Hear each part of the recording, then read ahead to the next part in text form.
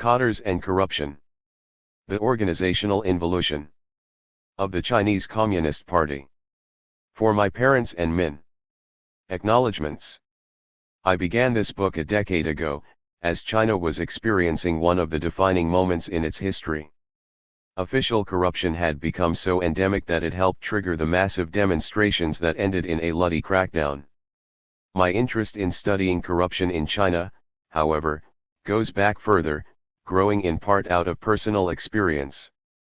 Growing up in a socialist state, I was exposed to various kinds of official misconduct and corruption.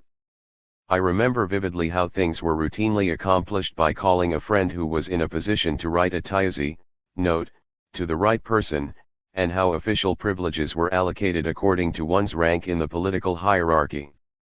But it was Kenneth Jowett, from whom I took a graduate seminar at Berkeley some years ago, who inspired my academic interest in corruption. His seminal work on communist corruption provided a starting point for my research. I have accumulated many debts to people who have kindly offered advice and assistance over the years. I had the fortune to work with high-caliber political scientists and an established community of China scholars at Berkeley. Robert Scalapino was my first mentor when I came to Berkeley in 1986.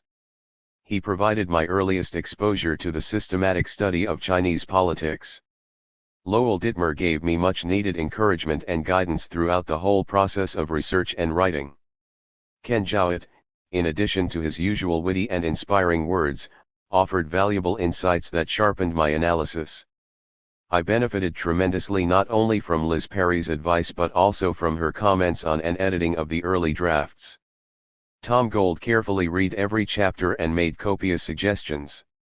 They all deserve my sincere gratitude.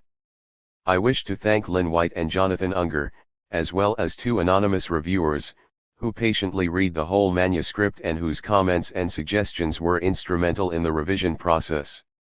I am grateful to many other people, including Kevin O'Brien, Ramon Myers, Thomas Metzger, Mark Selden, Dorothy Solinger and Christine Wong, who either read parts of the manuscript at different stages or supplied me with references.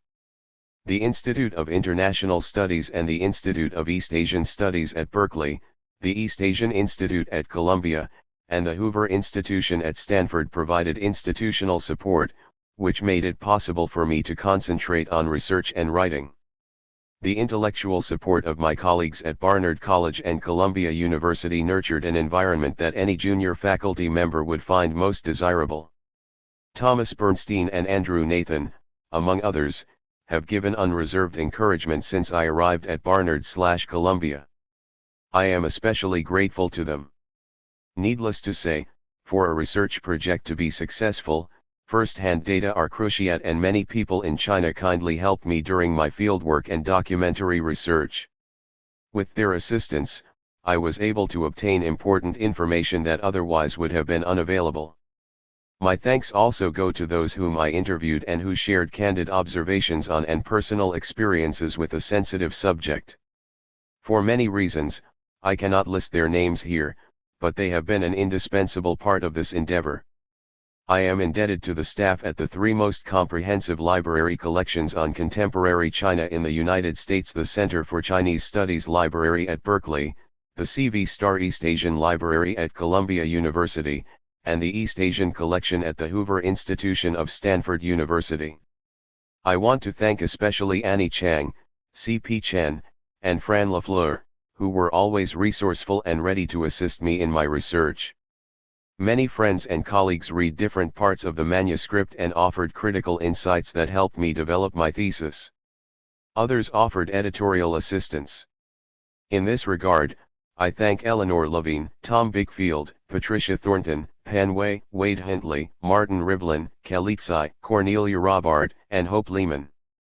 I was fortunate to have Muriel Bell and Nathan McBrien at Stanford University Press, who patiently guided me through the various stages of the production process. Sally Seraphine provided skillful copy editing with a deft editorial hand and expert care. My wife, Min, deserves the most credit. There has never been a moment's doubt in my mind that without her understanding and support, this book would never have reached its present shape. Her unsparing, yet apt, comments from a non-specialist's viewpoint often forced me to rethink my arguments and presentation. She has gone through much during these long, sometimes difficult, times. Her constant encouragement and urging is one source of my drive to accomplish this core task. I want this book to be a reward for her love and comradeship. XL. Cadres and Corruption. Chapter 1, Organization, Cadres, and Corruption. Why study corruption?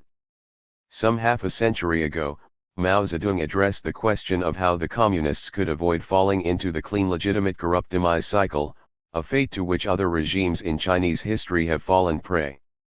He declared that we have found a new path that enables us to break this historical cycle. This is the path of democracy. Only when people participate in monitoring the government does the government become hardworking and non-corrupt. Only when everyone participates will the regime be preserved. LFL today, many sectors of Chinese society echo similar concerns. Many question whether the cycle of decline brought about by corruption has been broken and, indeed, whether the People's Republic has progressed very far at all along the new path of democracy envisioned by Mao. Despite the economic achievements of the last 2 decades, in 1997 China was rated as one of the world's most corrupt countries. In the 1970s, corruption among officials had become endemic in communist regimes worldwide. The anti-corruption CRI decree that SUDED from Beijing to Bucharest to Budapest in the late 19,805 caught the attention of both the leaders of these communist regimes and of outsiders.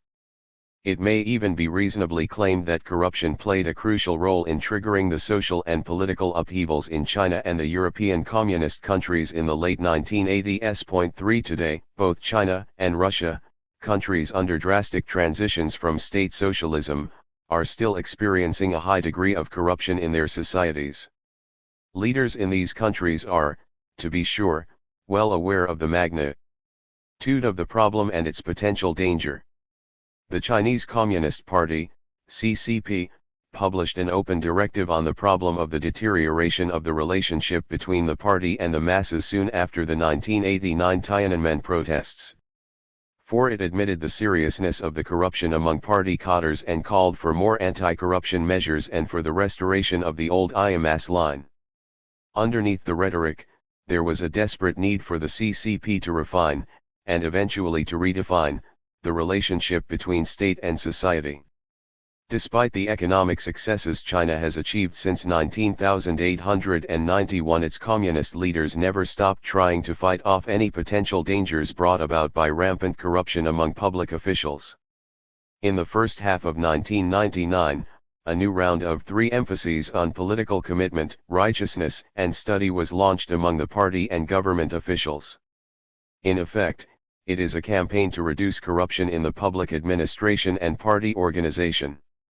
Can the CCP succeed in its efforts to control corruption?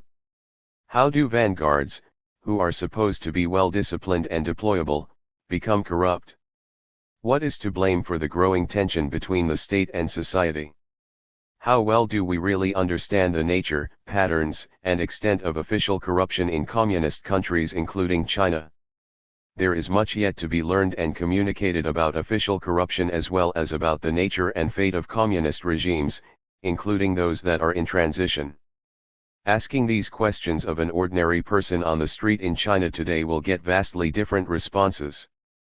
A peasant interviewee once remarked to a West End scholar, Chairman Mao said that the scriptures were good, except that from time to time they had been recited by monks with crooked mouths. I wonder about these scriptures. It seems that they have distorted the mouths instead. 5.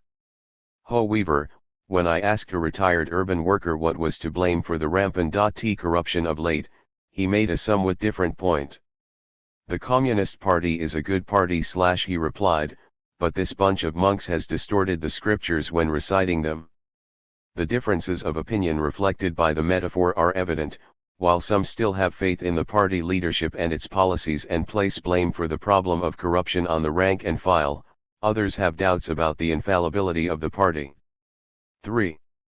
Similarly, within the scholarly community such questions remain a source of contention. Despite growing interest among scholars, however, so far only a few studies have been done on the subject of corruption in China. Corruption, of course, is nothing new to human society. For a long time people have realized that anyone in a position to exercise public power may be tempted to use such power for purposes other than those allowed by prescribed norms. Corruption has received a considerable amount of attention from the ancient philosophers down to contemporary social scientists. Confucius contended that only when those who govern remain clean, upright, and unseduced by greed can common people refrain from stealing. 6. Aristotle wrote, "There are three kinds of constitutions, or an equal number of deviations, or as it were, corruption of these three kinds. The deviation or corruption of kingship is tyranny." 7. Corruption has been on the social science research agenda for well over a century, and the intellectual discourse on corruption has become a highly developed, if not yet fully refined, component of social science. Yet despite such efforts, many questions about corruption remain unanswered, making this field an attractive target for scholars. As society develops, old paradigms often fail to supply adequate explanatory and predictive contemporary models.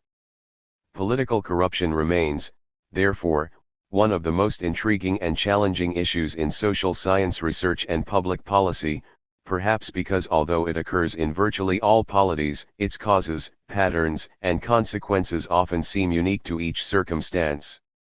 Objectives of this study. This book has a twofold purpose: it examines official corruption in China, and it also studies the organizational development of the Chinese Communist Party in the last 5 decades since coming to power in 1949.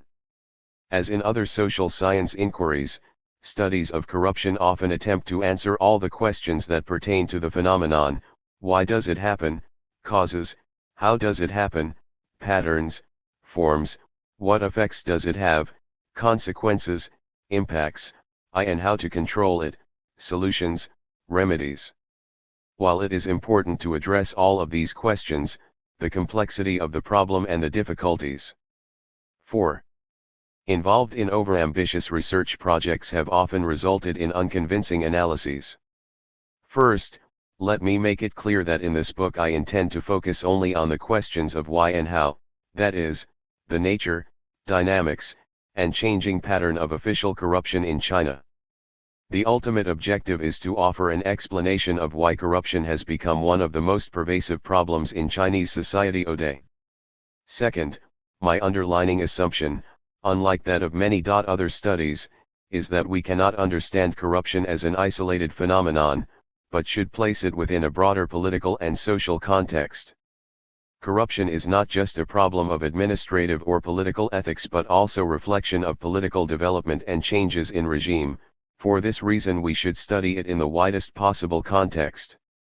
To the extent that this study examines changes in the behavior of China's ruling elite, broadly defined as the officialdom of the ruling Communist Party/state, it also seeks to address another issue of even broader significance: the nature of the Chinese communist regime and its evolution.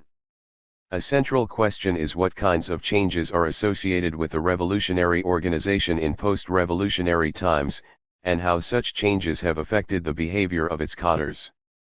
The principal line of investigation that I will pursue involves the nature of the CCP and the changes in its integration, maintenance, and evolution as a ruling party. These, I suggest, are the underpinnings of elite behavior, normal or deviant, in a communist context. In other words, I will attempt to analyze the cause of official corruption in China by tracing the organizational development of China's officialdom from the beginning of the communist regime in 1949 to the present. Third, on the theoretical level, I hope through this case study to arrive at viable conclusions with implications for comparative as well as Chinese studies. Like many other important aspects of post-1949 China, the issue of elite corruption rekindles an old debate: how much of the problem is uniquely Chinese, and how much is common to all developing regimes, communist or otherwise? Does corruption in a communist setting differ from that found in other political systems?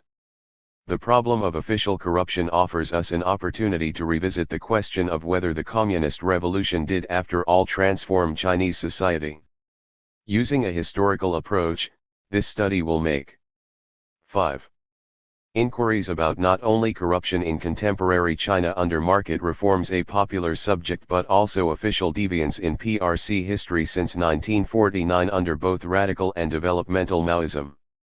The scope and methods of research. Let me emphasize that my focus in this study is official or cadre corruption, that is, corrupt acts committed by public officials. Corruption by non-officials bears a relation to official corruption but should be treated differently. Students of corruption have noted an important factor, the independent power of the bureaucratic elite, as distinguished from that of the political elite. They have argued that corruption is likely to occur when a bureaucratic elite is intermeshed with the political elite or is dominated by it to such an extent that the interests of top politicians dictate the activities of top bureaucrats in the performance of their duties. 9. But this argument has limited analytical power in the case of a political system ruled by a cadre party, where the distinction between political and bureaucratic elite bears little conceptual meaning because of youth collapsing of the official and political realms. 10. In this sense, the concepts of electoral corruption / administrative corruption, bureaucratic corruption / or even political corruption in its narrow sense, that are common in the Western literature on elite corruption lack relevance to communist politics. In studies of corruption in China, ample attention is often given to reported cases involving high-ranking officials, such as the automobile smuggling case of a deputy governor of Hainan province in 1987 and the corruption case of a former mayor of Beijing in 1996. Through pursuing these well-publicized cases, the government intends to show its resolve to curb official corruption and to ease tensions between the state and society. However, I believe that these high-profile cases do not excite the discontent and alienation of the people nearly as much as does the deviant behavior of lower-level officials who have daily interaction with and direct supervisory power over ordinary citizens. In this study, therefore, I give attention to lower-level cadres, including officials in positions below the county level in rural areas and the bureau level in urban areas. Corruption is a politically sensitive subject in all societies, for obvious 6. Reasons. Studying it in an authoritarian country is even more difficult. Serious methodological challenges are thus posed to those who take on such studies. As a scholar studying bribery once noted, there is always the temptation to quantify, yet quantification in corruption studies has never been systematically attempted. There are no existing sets of figures by which one could conclude that the Qing dynasty was more or less corrupt than the People's Republic of China or the Roman Empire. Corruption studies need not rest on a statistical basis, however. Researchers have adopted various approaches to address the issue, such as relying on legal case studies of economic crimes, news media reports, émigré interviews, participant observation, and so on. My own experience with investigating and collecting information on corruption cases shows that much depends upon how one defines corrupt behavior and whom one investigates. In this study, I use both textual and interview sources of information. I have interviewed many people during several field trips to China between 1991 and 1996, including both party cadres and non-party members. Given the sensitivity of the subject, I have omitted names of informants. When corruption in the PRC is under study, textual work can compensate for inaccuracies and sometimes for the reluctance of interviewees to speak about cases in which they are directly involved.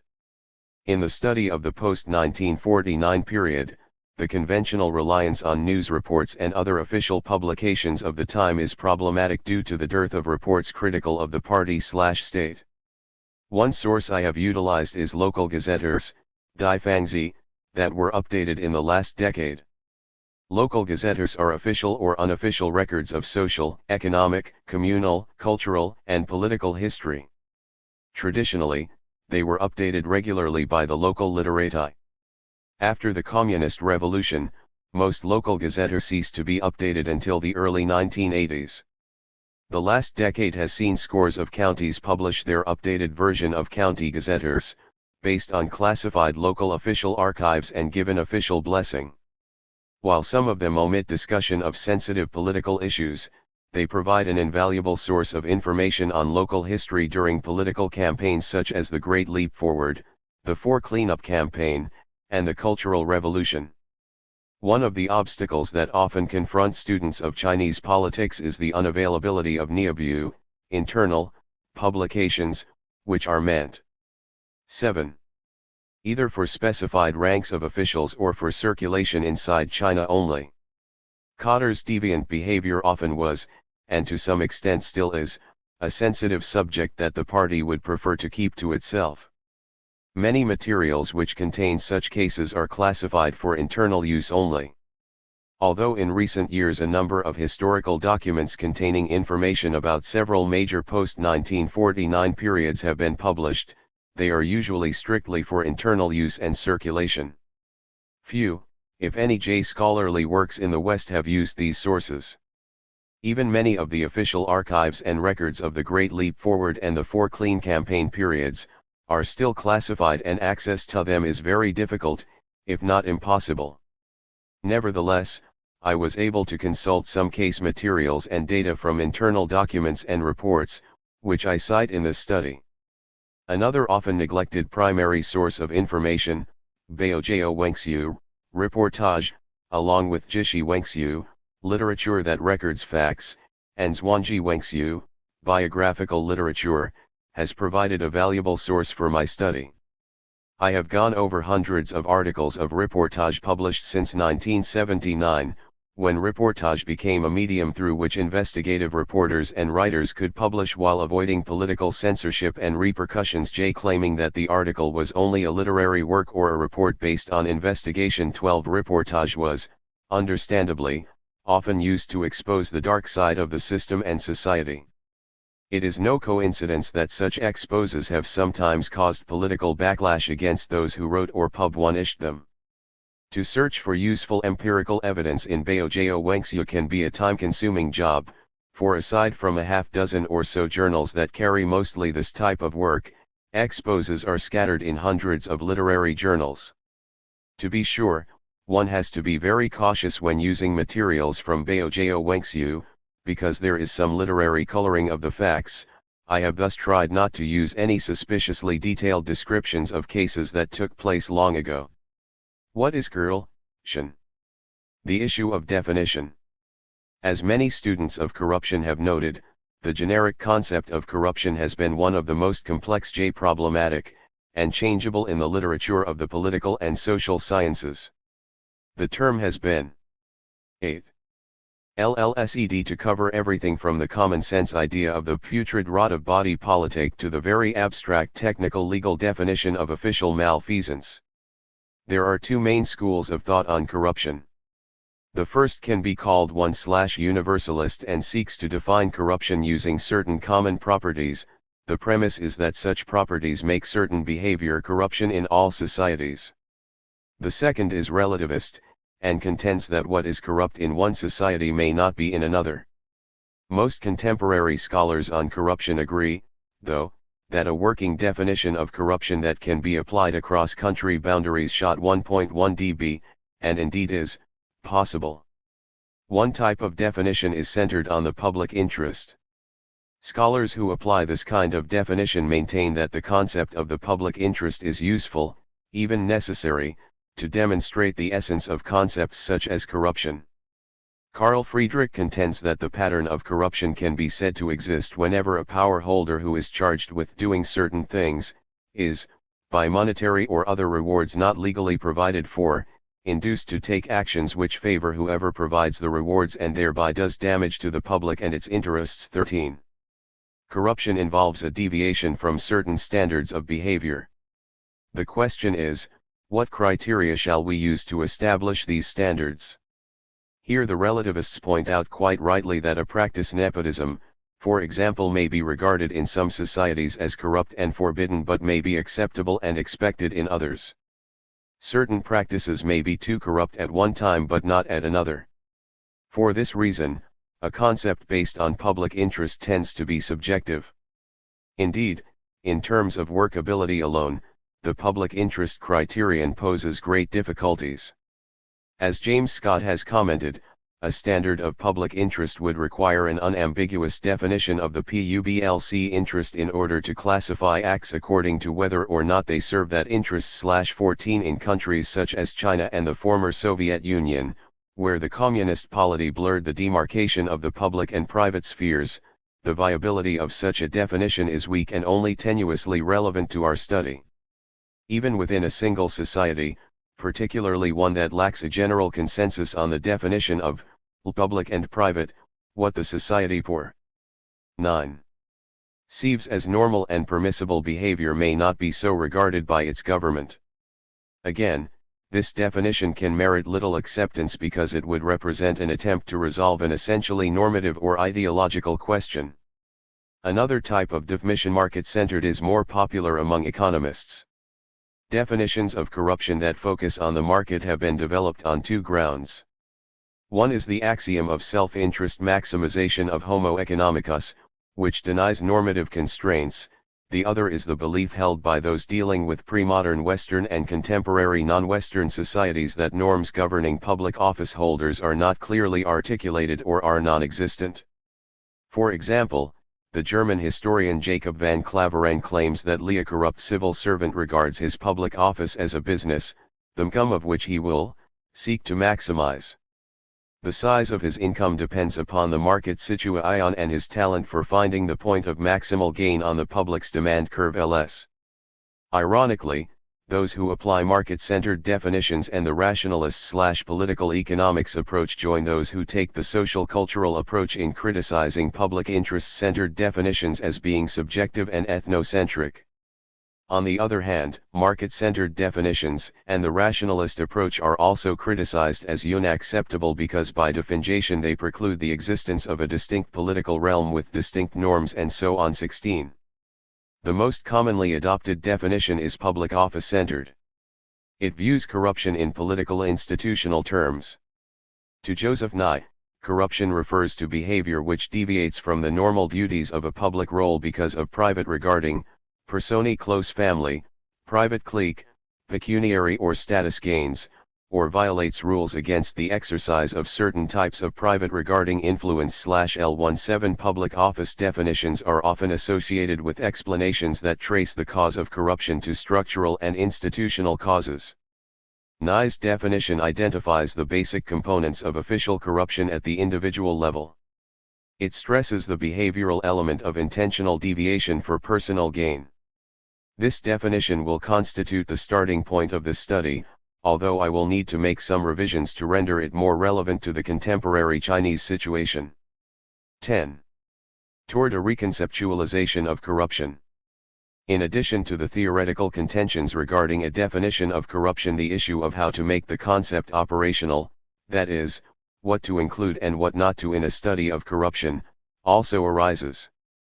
In today's social science vocabulary, as we can see from the variety of definitions discussed above, the word corruption has been used either too broadly, including everything from malfeasance, scandals, and the usurpation of power to bribery, embezzlement, and extortion, or too narrowly, referring primarily to material corruption, that is, deviant praxis in return for receiving some kind of material benefits. The issue of definition remains highly confusing and hampers the efforts to study the problem. The broad usage of the term corruption has existed for many years. Robert Brooks, in an essay published early in the 20th century on corruption in America, defined corruption as the intentional misperformance or neglect of a recognized duty, or the unwarranted exercise of power, with the motive of gaining advantage more or less personal. 18. Such a broad application raises the question of whether to consider as corrupt all forms of particularistic behavior in public organizations, or only those forms that involve pecuniary gain for public servants. Some scholars have recommended that all forms of bureaucratic behavior in which personal roles take precedence over organizational roles be deemed a problem of organizational control, and that corruption be viewed as a subtype of this more general organizational problem. 19. In China, the concept of corruption also poses difficulties in practical usage. Narrowly defined, it refers only to actions that violate the penal code and other statutes generally falling under the rubric of graft, including both taking, hui, and giving, huilu, bribes, the peculation of public funds, nyangongquan, embezzlement, tomvuo, and until the early 1990s, speculation and profiteering, tojidaeba. Point 20. In studies of corruption in China, often a narrowly defined, economic-oriented definition of corruption is applied. 21. These studies tend to trace the first appearance of corruption in the Communist Party/state to the end of the Maoist era, or roughly around the late 1970s when 11. The economic reforms began, and treat corruption as if it were a problem unrelated to the broader political and social context. The patterns of corruption, we are told, are mainly related to official abuses of power for tangible interests, and such abuses really only became possible on a large scale after the market began to emerge. Early studies were greatly influenced by the study of corruption of the Soviet apparatchik modeled after the second economy theory of Grossman. 22. This approach has led researchers to bury themselves in a seemingly endless maze of economic crimes, including embezzlement, bribery, profiteering, extortion, and the like, and to lose sight of the equally, if not more, important issue of official deviance that is political in nature. Naturally, researchers' attention was drawn to areas like Guangdong, Fujian, and other two open regions of China, where tremendous wheeling and dealing goes on, as well as to cases of officials in positions where they are likely to be involved in power for money games, such as foreign trade, officials turned businessmen, and official firms. From another standpoint, people also tend to perceive a whole spectrum of other behavior by officials as /I corrupt, by, in China. This broad definition of corruption can also be found in the official literature. Numerous terms more often metaphoric than explicit have been used to describe corrupt behavior, including by, decay, corruption, hua, immoral or scandalous activities, haifeng, unhealthy tendencies, and dang/angwenti, problems in party work style. Point 23. Any disciplinary problem in the party organization could be regarded as a corruption problem. In the Chinese context, then, an operational concept of corruption should facilitate the following considerations. First, it should be broad enough to include not only narrowly defined corrupt acts such as bribery, embezzlement, and backdoor deals, zuhuman, literally to going through the back door, but also such practices as nepotism, patronage, and statistical falsification, which do not necessarily involve monetary exchange or material gains. Second, it should emphasize the deviation of a public servant's action from prescribed norms, legal or organizational. Thus, both economic crimes and haifeng, unhealthy tendencies, would be treated as forms of corruption. Third, it should concern behavior deviant from prescribed norms that is also aimed at 12. Private gain. For this reason, concepts such as guanliaozuyi, bureaucratism, tuohkunzong, detachment from the masses, and wenchen excessive directives and meetings, which are usually regarded by the regime as problems of wrongful work style, would not be included. Instead of applying an ambiguously defined concept of corruption, I propose a broad conceptualization of official deviance, which refers to all forms of behavior that deviate from the prescribed norms of a regime, in which individuals or groups exploit the formal organization instead of working for it, and in which personal roles take precedence over organizational roles. The behavior itself, as conducted by public agents, may not be for private purposes. Official deviance so defined includes both corrupt conduct and non-corrupt misconduct. Deviant modes of operation such as statistical falsification and forming and using personal connections, guangzai, are examples of official deviance that are not necessarily corruption per se. 24. Corruption, then, can be conceived as a type of official deviance. All corruption by public officials is official deviance, but not all forms of official deviance are corruption. Corruption by public officials renders itself mainly in two forms, economic and non-economic corruption. They in turn consist of three subtypes: graft, rent-seeking, and prebendalism. Graft. Graft, the most common form of corruption, can be found in almost all countries. In its narrowest sense, corruption is often defined as graft. Conduct such as bribery, illicit kickbacks, embezzlement, and peculation of public funds belongs to this type of deviant behavior. What characterizes this type of deviance is that it often involves something of value given to, and accepted by, public officials for dishonest or illegal purposes.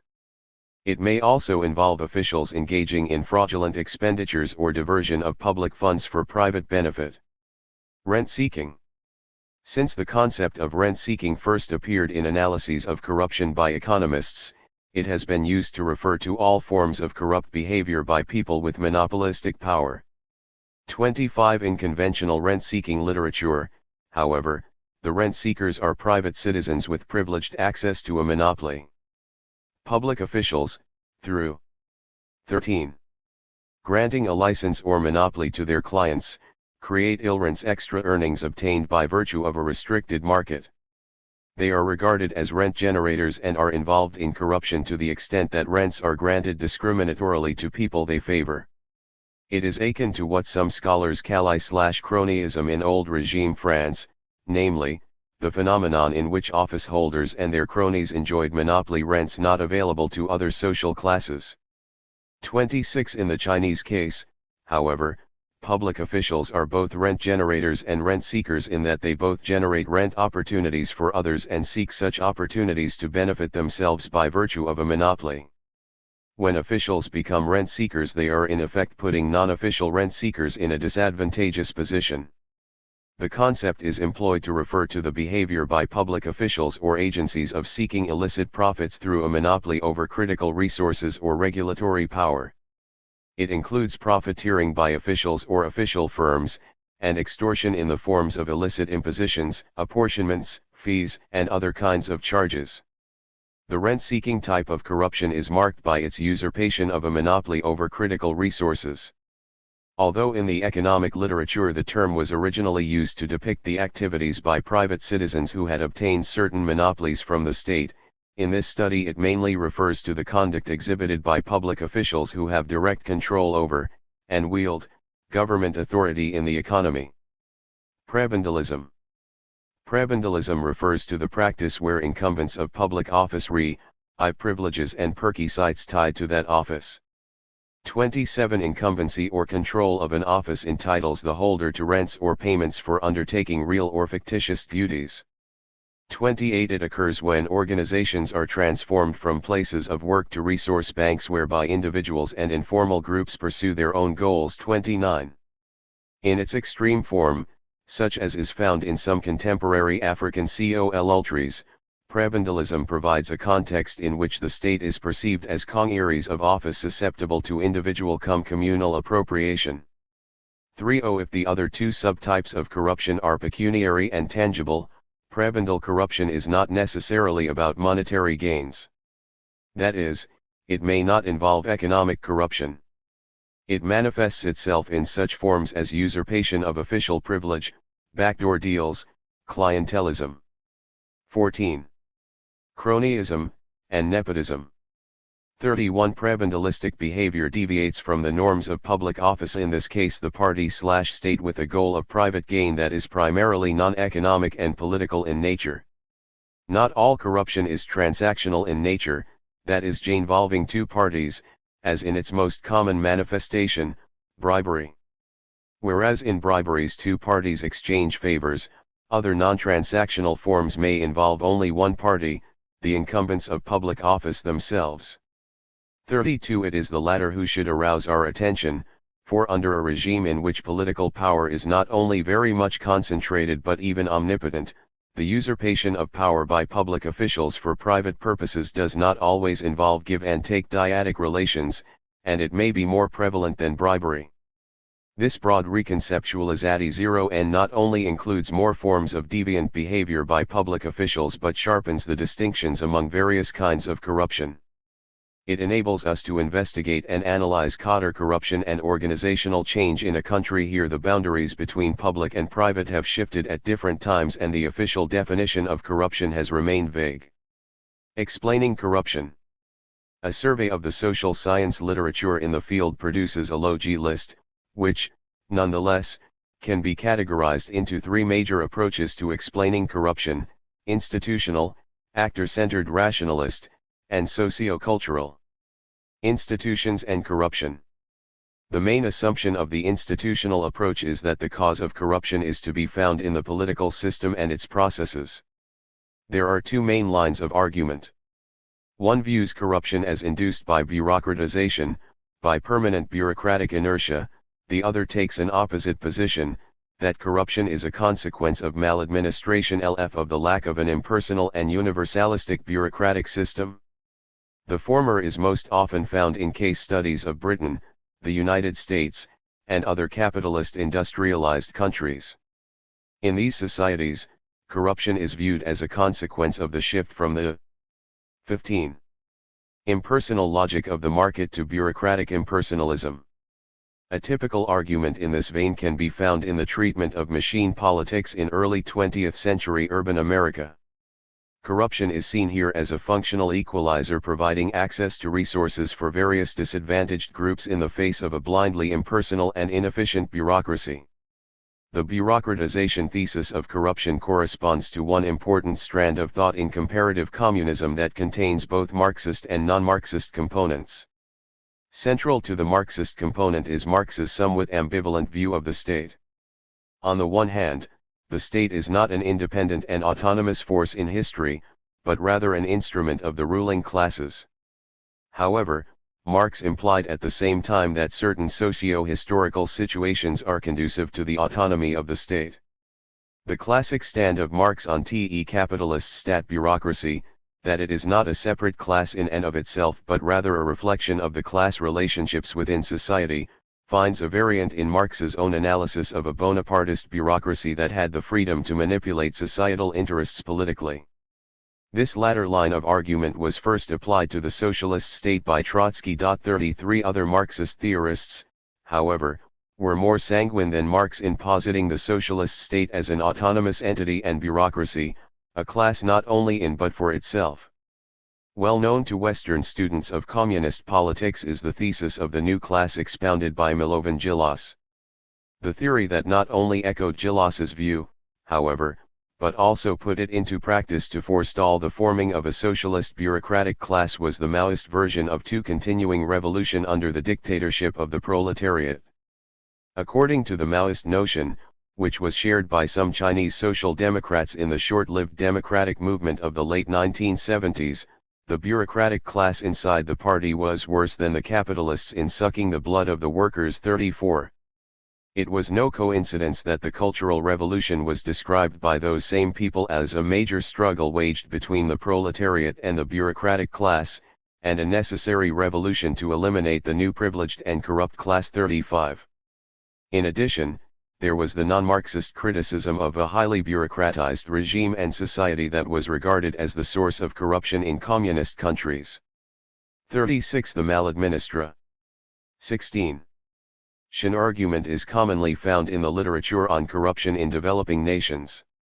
According to this concept, the roots of corrupt behavior lie in the politicization of bureaucracy.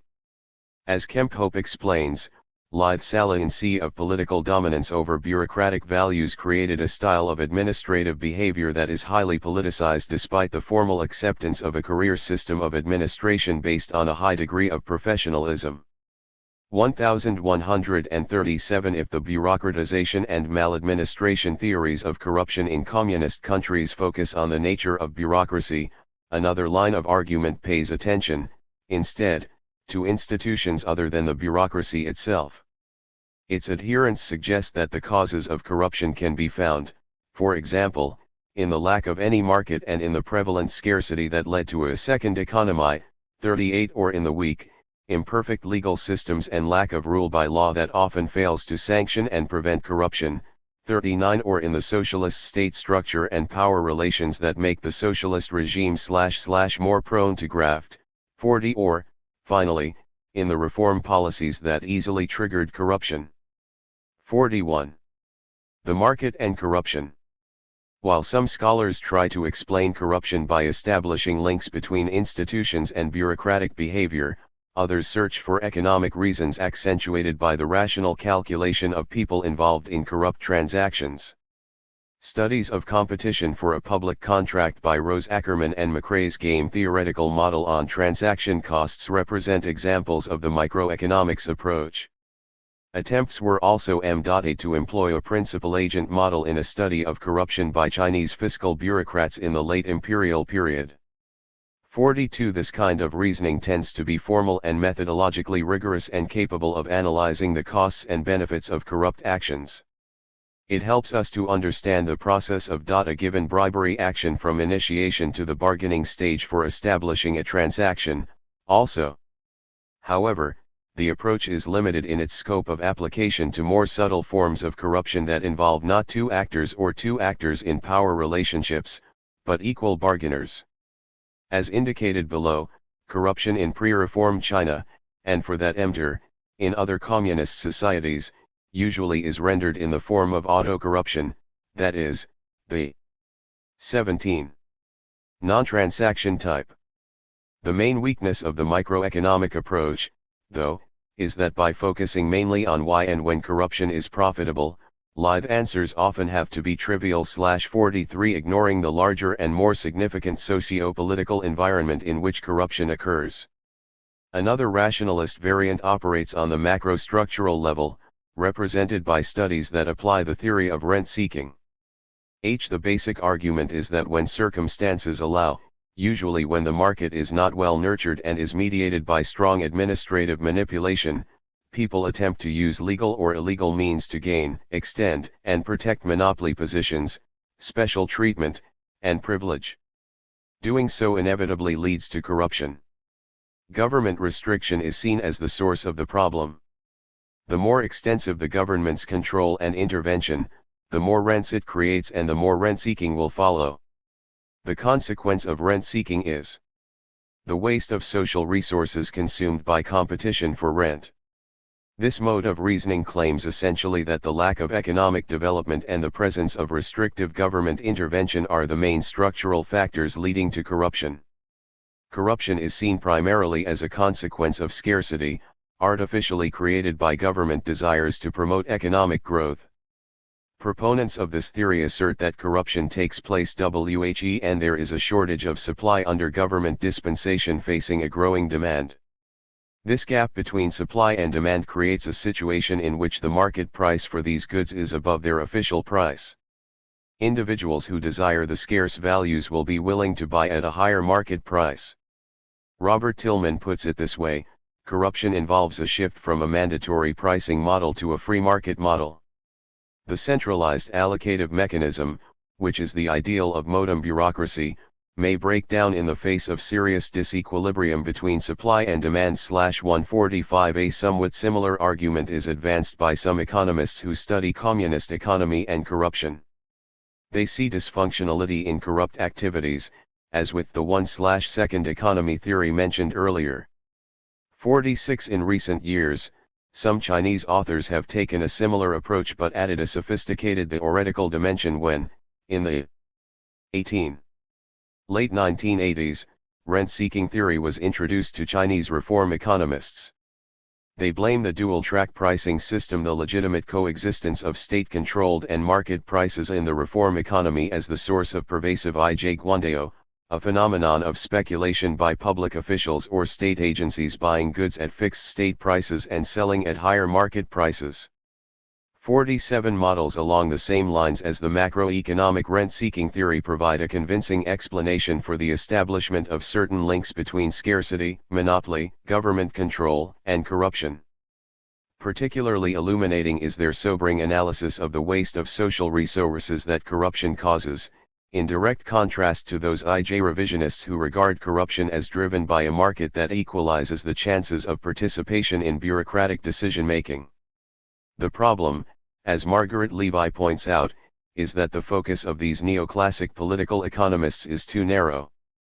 48. In her view, those who see the negative impact of government on the economy normatively advocate a competitive market as the most socially effective means of producing goods and services, turning a blind eye to the fact that inefficiencies are often caused by the market itself. 49.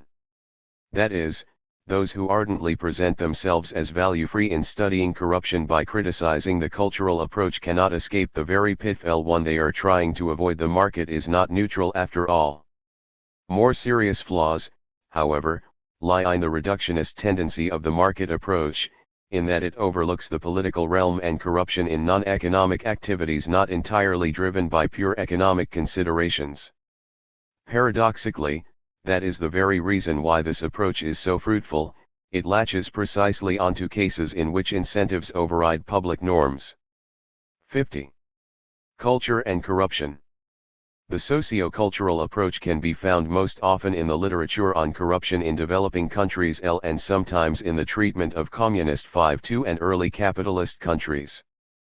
53. Although somewhat different in their analytical units, some studies being more psychological and attitudinal at the individual level while others are more macrostructural at the societal level, the analytical focus of this approach, influenced by Fred Riggs's ecological treatment of public administration.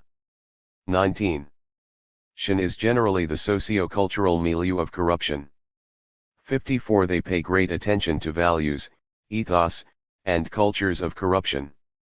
This strand of scholarship is labeled populist theories because it explains corrupt practices on the basis of certain traits of the public, such as, according to James Scott, a large immigrant population not steeped in the political culture of democratic widespread poverty, or low levels of education. 55 studies of this kind argue that these countries lack a well-developed market or institutionalized bureaucracy with strong pressures coming from society. They generally depict a weak state permeated by strong, often traditional, societal values and norms. 56 This approach is closely related to modernization theories, and some authors view corruption as in some ways functional. They stress the need for rapid development of the economy in developing countries, in a context that still lacks comparable and compatible political and administrative institutions to facilitate and sustain the resulting economic growth. This disparity creates pressure for finding solutions that are short of reform and forestall violence. Some Western scholars of Chinese corruption follow this line of reasoning. They emphasize that the true genesis of corruption is the mixture and incompatibility of Marxist virtues imported from the West and a traditional Confucian ethos still residing in the deep structure of society. 57 They consider that Chinese culture has a tendency to engage in corrupt practices because individuals do not internalize norms, and thus outside judgments circumscribe their behavior, creating a true culture of shame as opposed to a culture of guilt. In the PRC, the Communist Party has in fact failed to transform such a culture. 58 Thus, they argue, corruption cannot be stopped until the party successfully replaces the current value system with a stable and new articulated moral element. Cultural theories of corruption have found their counterparts in China, especially in the 1905. A typical article on corruption by Chinese scholars would usually blame 11 feudal influence as the source of unhealthy tendencies in the party and society. 59 While some Chinese scholars have been concerned with the existence of a/I culture of corruption that persisted for generations even after the communists took over, others soberly pursue the question of why feudal 60 values have not only survived but thrived.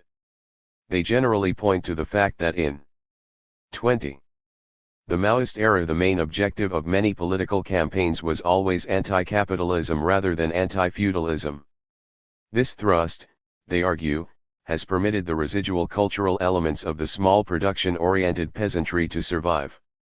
61 A simple and unbalanced cultural explanation of corruption contains pitfalls such as are often found among cultural theories, that is, assigning too much unwarranted explanatory power to the value system as an independent variable. Cultural theories identify significant factors but fall short of asking the more fundamental questions of how and what values have survived changes in society. In general, such theories provide a powerful answer to the question of why people do what they do, but they are often criticized as static and unable to encompass change. Questions of why and in what way the corruption-prone values and ethos survived the revolutionary changes remain unanswered. Organization and corruption. In addition to these three schools of mainstream scholarship, there is often overlooked organizational approach to corruption. This viewpoint regards corruption as a problem innate to all formal bureaucratic organizations, where the irrationality, uncontrolled behavior, and unanticipated consequences that constantly exist are derived from the bureaucratic vicious cycle. 62. Rooted in post-Weberian organizational theories, it considers corruption as a consequence of over-rationalization and over-institutionalization. Insightful as this approach is in calling for a closer look at organizational structures and operational modes, however, herein also lies its weakness. Criticizing the Weberian thesis of rational technical organization, proponents of this viewpoint suggest that informal human relations exist within a formal organization and require the attention of the organizational leaders. These relations need not be dysfunctional, and indeed may be beneficial to the achievement of organizational goals. While these post-Weberian organization theorists made contributions in highlighting the importance of human factors and informal organization, they fall short in accounting for the detrimental effects of informal modes of organizational development. Kenneth Jowett offers another organizational approach to analyzing corruption inherent in a particular type of organizational change, that of 21. Communist regimes. His approach explores the nature of corruption at the organizational level, which typifies corruption peculiar to communist regimes. According to Jowett, corruption refers to an organization's loss of its specific competence through failure to identify a task and strategy that practically distinguish between rather than equate or confuse, particular, members with, general, organizational interests. U63 to Jowett, corruption in communist societies is not so much a problem of improper behavior of individuals as a problem of what he calls regime corruption. Corruption becomes widespread and systemic when an evolving communist regime reaches a historical developmental stage of neo-traditionalism. 64. This approach not only captures the very nature of corruption in post-revolutionary movements but also is useful in interpreting the changes of a communist polity. It points to one of the generic features of communist systems, that is, the importance of an organization that has the capability to define and manipulate the interests of members. The focus on a ruling party organization, the Communist Party/state, that Jowett advocates for studying corruption in communist states promises potent analytical power in understanding this phenomenon, and I have adopted it in this study. However, two aspects of the thesis require some reformulation. The first concerns his conceptualization of corruption. By defining it in organizational terms, Jowett's arguments tend to confuse two kinds of corruption of organization and corruption in organization while at the same time trying to address both issues. This confusion makes it unclear how one may distinguish the weakening capacity of the organization, communist or other, to set norms for its members, corruption of the organization, and the increasing deviance by members of the organization, corruption in the organization. The main problem, then, is operational rather than theoretical.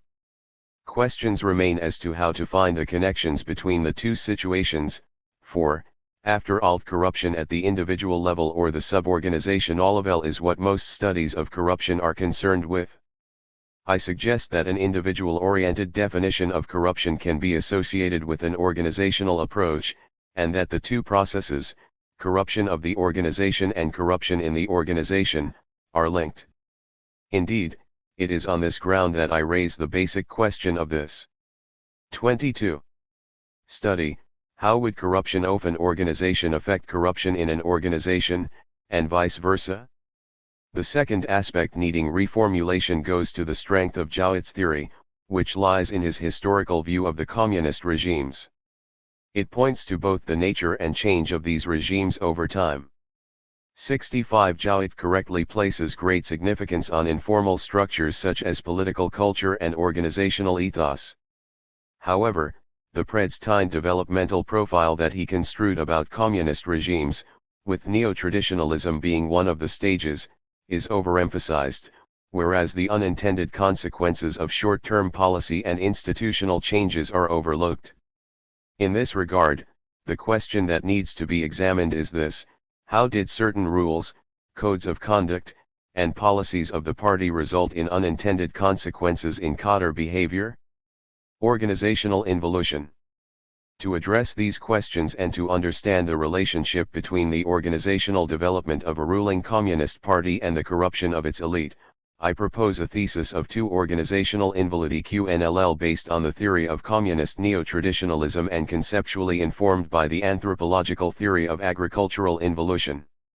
66. Organizational involution refers to a process whereby a revolutionary party, while adopting and expanding many modern, rationate empirical, impersonal, structures, refuses and fails to adapt itself to, and be transformed by, the routinization and bureaucratization that characterize modern bureaucracy. At the same time, it is unable to maintain its original distinctive competence and identity. Its members make adjustments and adaptations neither through revolutionary ideologies nor modern institutions and practices, but through reinforced and elaborated traditional modes of operation. Rather than evolving toward regularization and rationalization, the regime becomes indefinitely patrimonial. Drawing on Jowett's theory, the organizational involution thesis is based on the premise that the nature of communist organizations can inform us about inherent contradictions with an impact on political and 23. Social development after their coming into power, and that the results of such development are far from what totalitarian theories originally predicted. The involutionary change of a post-revolutionary regime results in a neo-traditionalism characterized by informal modes of operation, cellular institutions, personalistic networks, a ritualistic ethos, and corruption of non-economic forms. Organizational involution is unique in that it differs from other possible directions of change: evolutionary development, which maintains revolutionary integrity, and devolutionary development, which results in bureaucratization and abandonment of the revolutionary ideology and its goals. 67. It produces neither modern bureaucrats who are rational, role-conscious, and rule-oriented, as a devolutionary development of revolutionary organization would. 68. Nor well-maintained, disciplined, and committed revolutionary cadres, as an evolutionary process of continuous revolution ideally should. Instead, it produces disillusioned, status-conscious, undisciplined cadres. 69. Who, in the manner of pre-revolutionary, i.e., traditional, local officials, put the interests of the regime above those of more intimate secondary and primary groups. As a result of the process of organizational involution, the movement grows into an organization that upholds its formal revolutionary goals, operating under a set of formal, impersonal, and routine procedures. In fact, however, many of its own patterns of behavior and relationship mirror traditional, informal modes. The discrepancies between the prescribed organizational ideology and norms, the formal structures and rules, and the value system of its members become increasingly salient. A unique revolutionary movement that was once perceived by Lenin and some Western scholars as an organizational weapon and, in the terms of the human relations school of organization theory, prized as an institution rather than an/I organization, gradually becomes deinstitutionalized.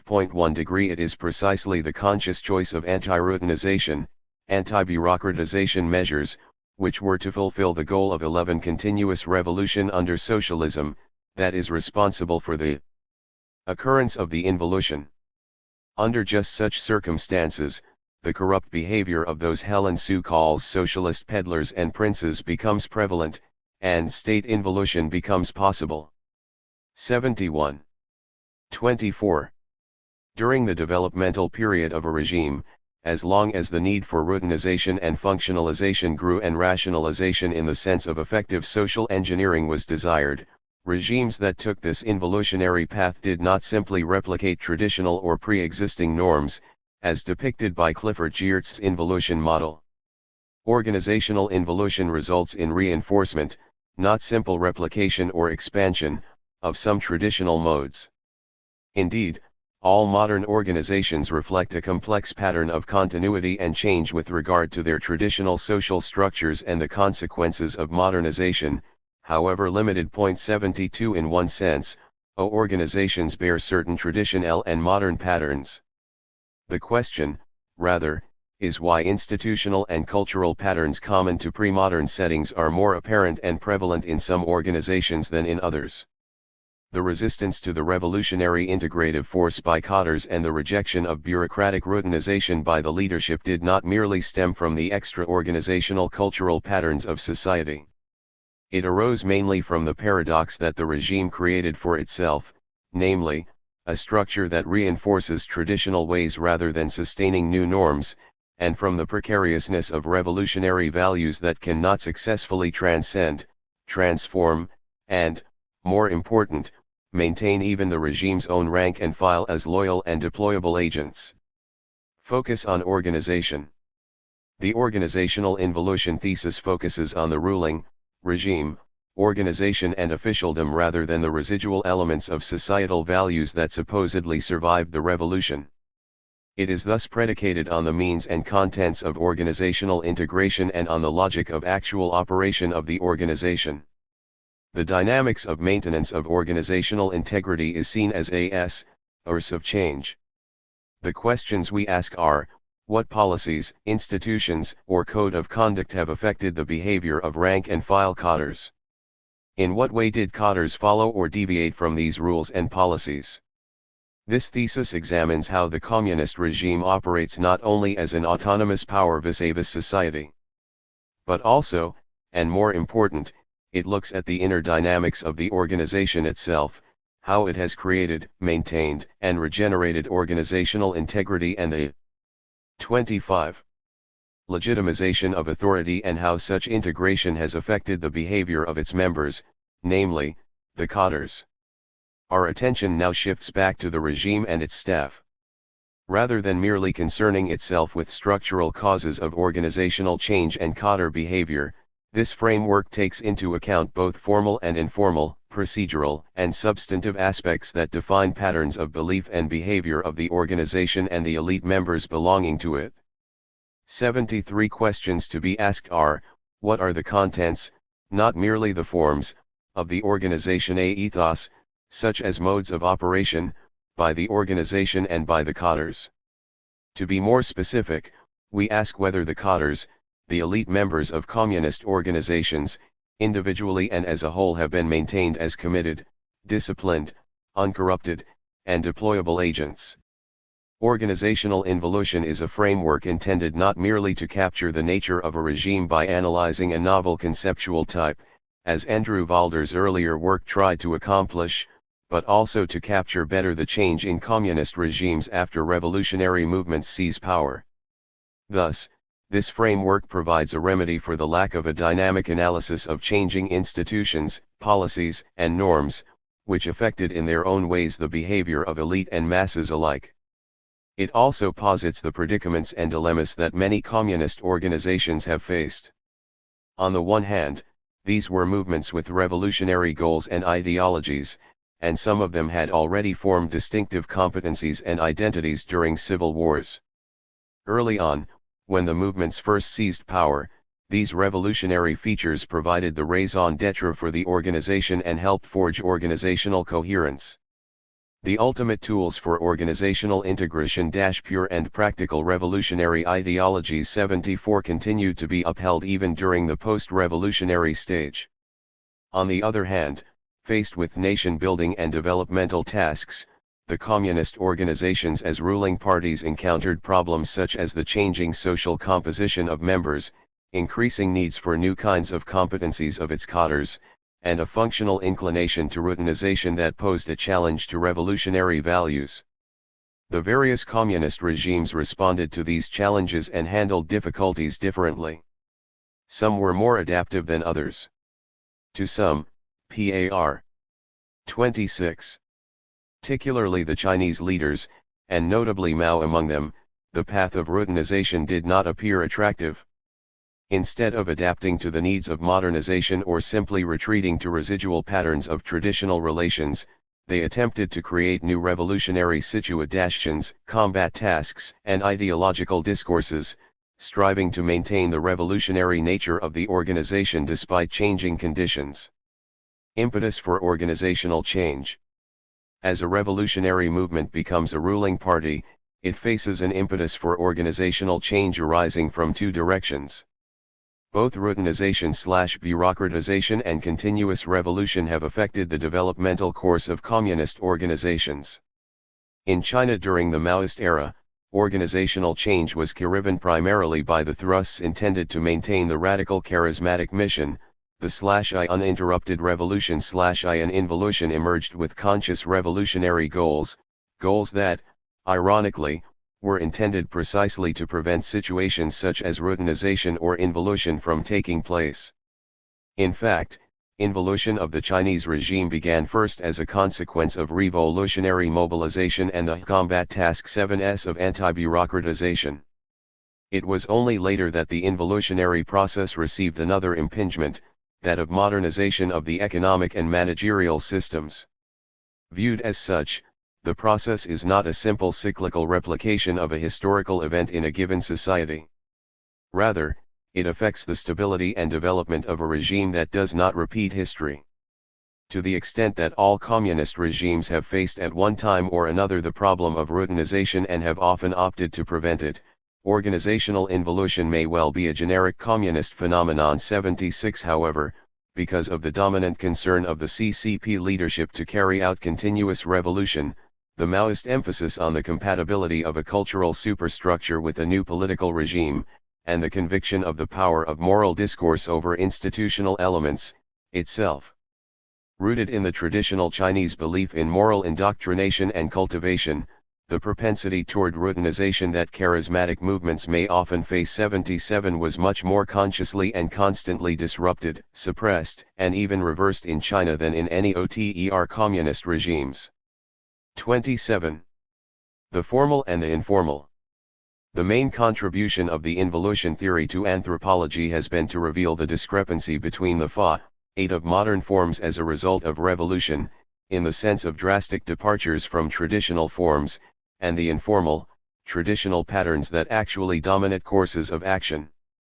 But in our current framework the divergence is not seen as one between youth attitudes, aims, and methods of the government, and those of the society in which they operate, 78 but between the prescribed formal norms and the informal modes of operation of the elite. When such a disparity exists we may speak of the existence of an elite culture. 79 that deviates from organizational values and norms. In organizational terms, when a deviation happens, organizational integrity and esprit de corps into which the regime and elite cultures are supposed to merge fails to be established or sustained. The proliferation of informal relations and modes of operation is an important component of organizational change in communist regimes. Formal institutional arrangements confine the behavior of institutions and the individuals within them, thus, informal rules and relations become established as a response to formal structural changes. On the one hand, organizational involution depicts a dysrhythmic course of change. 80. Even though it results in reinforcing traditional or pre-existing norms, there is no lack of rational institutions.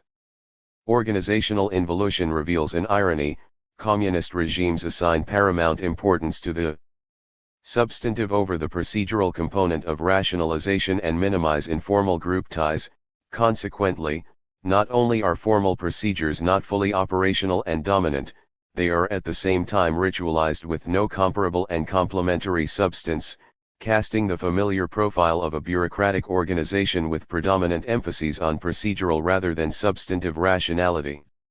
What makes the development of communist organizations unique is that ritualization occurs not only in the realm of formal procedures but also in that of substantive revolutionary ideology and values.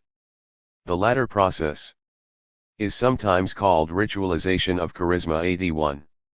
The one seemingly unsolvable problem of official deviance that has often confronted the Chinese regime, Xingshaizuyi, formalism, ritualism, can 28. And should be analyzed in this light. An organization may not only experience a displacement of goals in which flan instrumental value becomes a terminal value, as Robert Merton and others have noted 82, but also a displacement of rules, where ends become means. The former, manifested in the ritualization of the charismatic mission, is prone to what is called in the communist context bureaucratism, that is, red tape, losing touch with the public, and the like, thus decreasing the efficacy of members.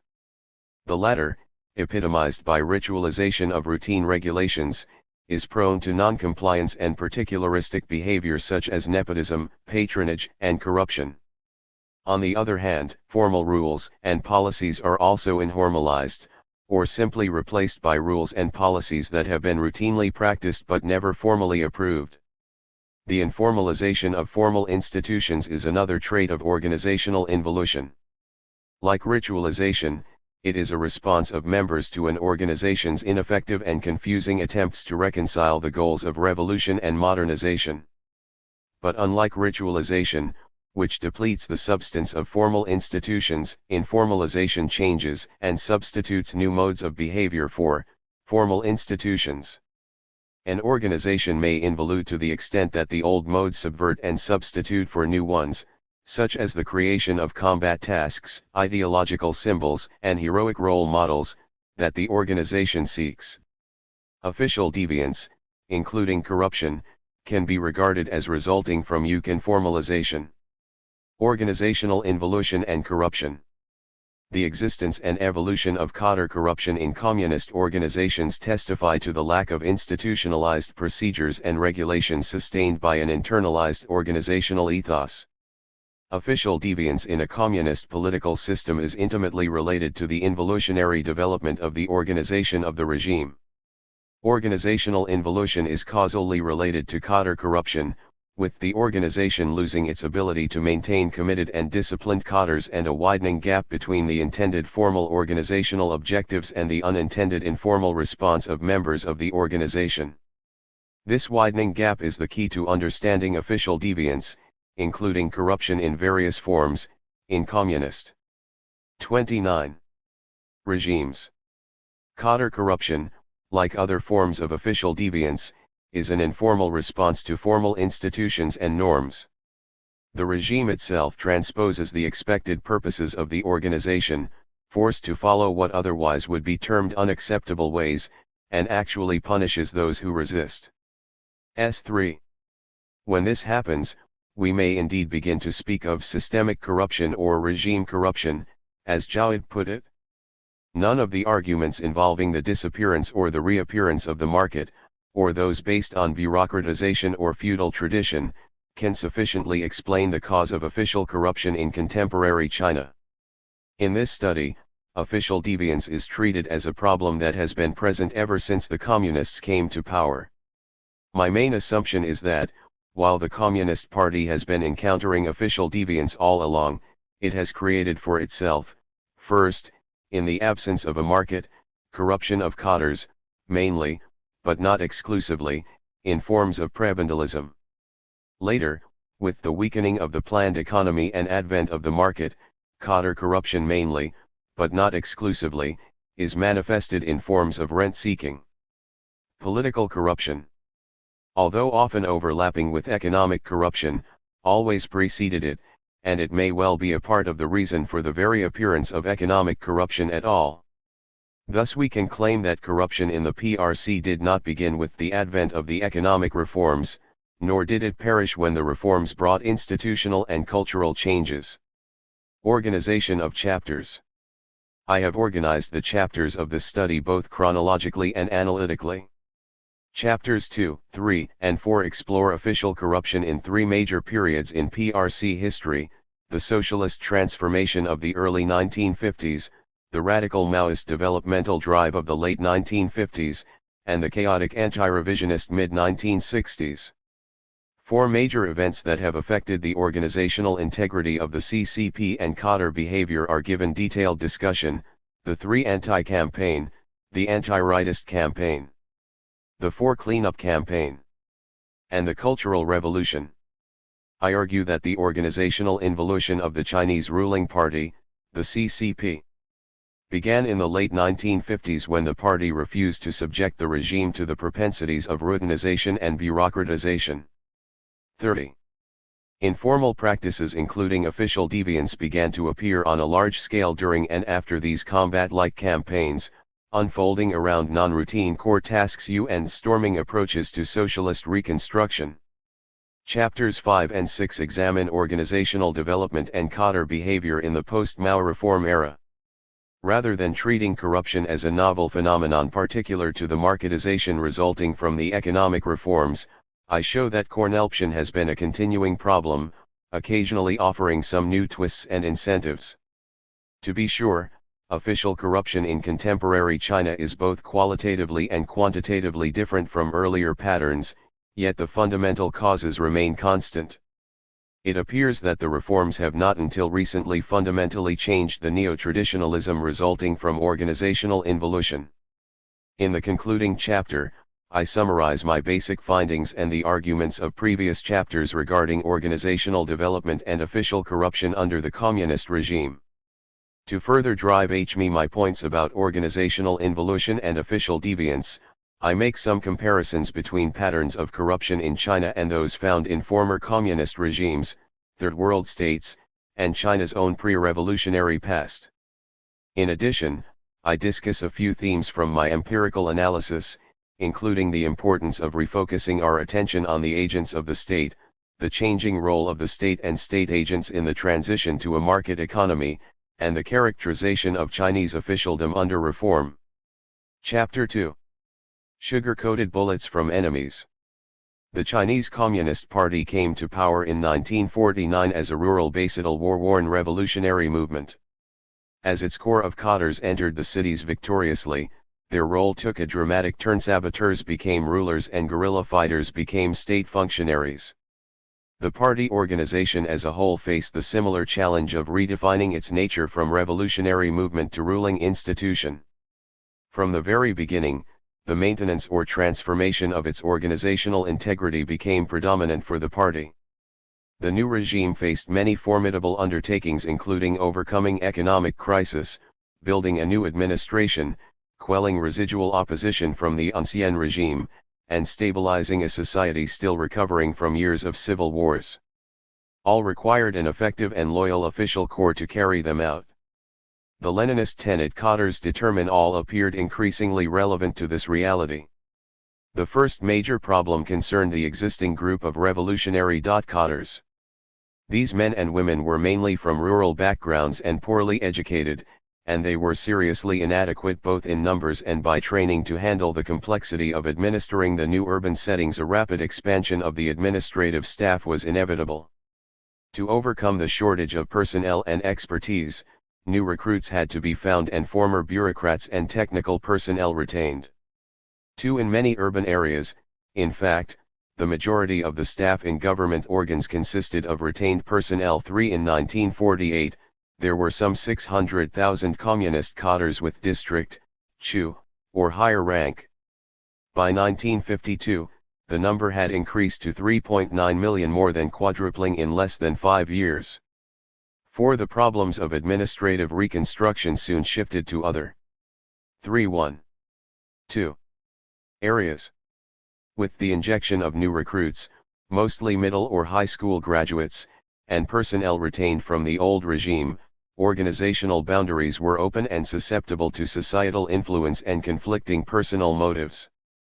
An official survey was conducted of trainees in the North China Revolutionary University near Beijing, a school especially designed to train the retained personnel in the new ideology. It showed that only 15.5% of trainees had been inspired by a desire to re-educate themselves and break with the past. In contrast, 32.2% were opportunists seeking jobs, 18.9% had enrolled. For the education, 10.4% wanted to protect themselves from persecution by the new regime, and 9.8% were simply looking for free board and lodging. A party rectification campaign was set in motion soon after the Communists came to power in 1949. It especially targeted so-called opportunist elements, who were believed to have joined the revolutionary ranks primarily out of career or other economic motives without tests of hardship and risk. Transforming and remolding these flawed elements entailed intensive training in ideology and political commitment, but training alone would not guarantee successful transformation. The new recruits and retained personnel were only part of the problem. Veteran cadres, Lao Ganbu, seasoned revolutionaries from the guerrilla period now had to face fundamental change of role. Before coming to power they had endured hardship and survived dangerous battles or risked their lives in covert struggles in cities under enemy control, but now as victors they had to leave the field for offices in the cities, where the new urban setting demanded more educated and skilled public officials. Spoils of victory, veterans and decadent lifestyles. Mao, wary of potential problems of waning commitment and corruption among the cadres, warned before the communist victory that because of the victory, meritorious and arrogant attitudes as well as longings for comfortable lives may grow in the party. Some communists were never defeated by enemies armed with weapons and were real heroes in front of these enemies. But once hit by the bullets. 3.3. Coated with sugar, they will be defeated. We must prevent this situation from taking place. FL6 Mao's worry was not unfounded. As with all communist revolutionary parties, the organizational capability to integrate members and turn them into able and loyal agents was pivotal to the success of the CCP. However, the party was never to be free from members' deviance, even during the Civil War, when it fought for its very survival. The self-same party that claimed to be fighting against a corrupt regime was itself infected by corruption. In a 1939 article, a senior CCP leader wrote about corruption among the cadres who were working in the base area government in Yan'an, Li. The administrative staff of the Shaanxi, Gansu, and Ningxia border region, from the chairman on down, all receive the lowest allowance. Yet, we, like all other human beings, have the tendency to enjoy ourselves. Now that we have had 3 years of peace, some comrades have immersed themselves in personal life, which requires more than the little allowance they receive. Thus skimming, misappropriation, graft, etc. occurs. 7. Another CCP official noted similar problems in the Red Army in the same period. A capitalist mentality is looming in the army, which can be detected from the following facts. Due to individualistic and private ownership thinking, some party members place personal life above everything else. They demand a new suit today and will want a blanket issued to them tomorrow. If their superiors refuse to meet their demands, they will slow down their work or stay in bed for many days. If they feel a bit sick, they ask for fish oil, vitamin E, and health enhancement items or force the doctor to issue a sick leave request. Individualism is also manifested in personal indulgence and a decadent lifestyle. Naturally, when economic difficulties preclude the fulfillment of their insatiable appetites, they would resort to embezzlement and graft. Corruption was not associated only with cadres working in the government and remedy units of the major base areas. Cadres who worked more independently in smaller base areas were even more prone to deviant behavior due to their lack of systematic training and proper 34. Monitoring. A study of the township-level cadres in the Huaibei base area found that in some townships over half the cadres were corrupt and decadent. Tanhuihua, in one place corruption among cadres was as high as 98%. 9. Even as the communists saw their hard-fought struggle nearing its final stage, deviant acts such as desertion and corruption took place in the ranks of the People's Liberation Army, PLA. The most serious problems were desertion and refusal of new assignments. In a telegram to the Central Command during the Northeast Campaign in 1945, General Huan Keqian reported that one division left Jiangsu province with a force of 32,500. Along the way to northeast China, some 3,000 men deserted. In the same campaign, by the time it arrived in the northeast, a regiment from central Hebei province had lost half of its 4,000 soldiers to desertion. When some officers were asked to set up patrols to prevent escapes, they themselves deserted. In the 3 years, 1945 to 48, of the Northeast Campaign, desertion was the main reason for the depletion of personnel in the PLA, and the tendency continued to be of concern. In a telegram to the Central Military Commission and Chairman Mao, General Lin Biao reported, "After the liberation of the Northeast, there were a lot of discussions in the ranks. Many soldiers, even officers, from the Northeast were afraid of going to battle in other regions, and feared leaving their hometowns. They felt that after land reform, they have not yet enjoyed peaceful lives. Therefore, desertion has increased recently. The 5th Army lost some 300 men during its move to Yi County, the 11th Army lost 600 in 6 days while moving to East Hebei, and the 11th Division of the 4th Army lost 200 in 5 days. As in many of the Chinese millenarian movements in history, peasant followers of the revolution did not know how to deal with a successful outcome in the fighting, and would ripically desert on the eve of victory. This phenomenon illustrates to some extent how precarious the values and goals of the communist revolution were among peasant stern soldiers. The peasants' motivation for joining the revolution was often simply to escape poverty and the harsh living conditions of China's rural areas.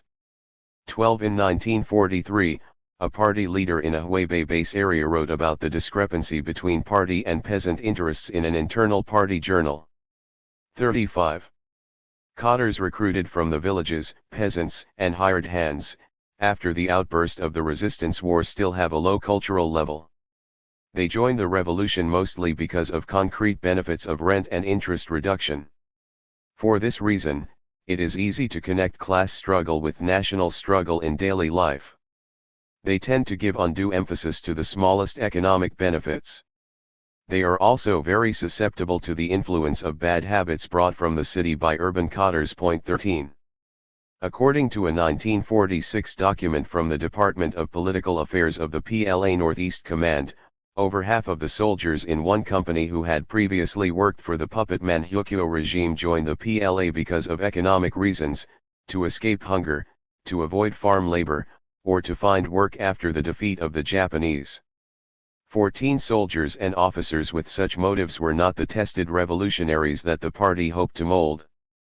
As combat tasks decreased, the party was confronted with the challenge of how to recast these soldiers, who were not necessarily revolutionaries, into committed, self-conscious agents of the party and state. On May 241, 1946, shortly before the PLA took over the entire Northeast, General Huang Keqian wrote to the Central Committee about problems in the victory-bound army. All except a small number of advanced army and civilian cadres are generally weary of war and aspire to peace. They want to sink into urban decadence and lavish lifestyles. None of the cadres from Jind of Hebei province are willing to accept jobs in rural areas. Everyone wants to go to big cities like Changchun and Harbin. Many army officers want to retire to work in civilian positions in non-combat areas. Once in the cities, some veteran cadres immediately strive to enjoy the booty and spoils. They demanded higher positions and more perquisites. 16 The party criticized veterans for their desire to enjoy at last a better material life after many years of sweat and blood, which the party assailed as unhealthy thinking. Even before the victory was achieved, many cadres of the newly liberated areas engaged in activities such as lavish banquets, searching for good housing and furniture, and hiring chauffeurs, all at official expense. As early as 1950, the CCP leadership expressed alarm about the growing corruption among veteran cadres and the bureaucratic squandering in state agencies. In many of the cases, the officials reprimanded were linked to lavish lifestyles or 36. Indecent behavior such as extramarital affairs, divorcing wives of peasant backgrounds to marry young, educated urban girls, and sexual harassment. 17 Profiteering of military goods and materials was common in the ranks of the Northeast PLA units, according to a military history of the 3-year Civil War. 1s In Beijing, of the 650 people involved in corrupt and decadent conduct, in the period 1949 to 51, 79 were veteran cadres, according to a report to the Central Committee from the party's Beijing Municipal Committee. 19 In Shanghai in 1950, the first year after the city was taken over by the Communists, 319 party members were found to have committed graft or other misconduct. A massive anti-corruption campaign was later inaugurated. 20. The Chinese Communist experience of governing guerrilla base areas contrasted with that of most other communist organizations in that it had a direct impact on its post-revolutionary organization building. The coexistence of a system of free supplies for veteran cadres and a more advantageous salary system for new personnel, including both retained and newly recruited officials, created discrepancies in income and standard of living among lower-ranking officials and state administrative staff. These discrepancies caused a considerable amount of discontent among veteran cadres, although many felt it politically too glorious to be on the supply list.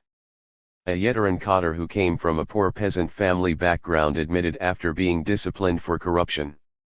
After coming to Shanghai, what I saw were high-rises, electric lights, telephones, automobiles. Everything. But gradually I became dissatisfied with living conditions. I noticed some comrades and new cadres were on salary, which made their life better than mine. They have fountain pens and wristwatches. I have nothing besides an old pen. I brought my bed cover from the countryside and am still using it. I felt that taking part in revolutionary work has cost me a lot. 121st. Many revolutionary veterans shared these feelings. When the new government was established in 1949, a large number of cadres who had been in the revolutionary ranks at the time of the founding of the PRC continued to remain on the supply list. Not only were their basic daily needs provided for by the state, members of their families also enjoyed free supplies and education. The veterans on the free supply list accounted for 83% of the total cadre corps in 1950, and was grad. 37. Usually reduced to 37% by 1955, when all personnel on the state payroll were converted to the salary system. 22 Still, in what remained largely a market economy, many veterans were envious of the retained personnel, former public servants from the Kuomintang regime who continued to receive salaries. 23 The veterans, who remembered the hardship they had endured during the Civil War, felt they were now regarded as country bumpkins with little money to spend and were being treated unfairly. Years before, when the free supply system was implemented, its intention was to enhance egalitarian treatment in the revolutionary ranks and to better allocate limited resources. However, treatment was not absolutely equal even during wartime. 24 Such unfairness had the unexpected consequence of propelling cadres to vie for higher positions, and thus get better treatment and more privileges. The free supply system lasted into the early years of the New China, and thus the problem of cadres seeking higher positions and better treatment persisted, fueled by the contrast with personnel on the state payroll, who had more cash at their disposal than did those on the supply list. 25 To further understand why this dual-track payment system became a source of cadre misconduct and corruption, we have to look into the origins of the free supply system and other institutions established during wartime that the Communist Party led people to believe contributed to curbing corruption in the communist ranks. Revolutionary legacy and corruption. A notion often propagandized by the party is that in the early years of the new government, corruption by officials was caused mainly by the untransformed society and residual elements of hostile forces. The party state has said little about how its institutions and legacies may have accounted for violations of party discipline and administrative malfeasance, and neither have scholars. One element previously ignored by scholars was the encouragement of economic production by party and government units, a supposedly revolutionary tradition that had been instrumental in the survival and expansion of communist forces. Positive economic and political contributions notwithstanding, many irregularities and deviant practices of individual cadres in the 38 communist base regions were rooted in such practices as the small institutional economy, Xiaobo, which was essentially sustained by the economic activities of government and army units.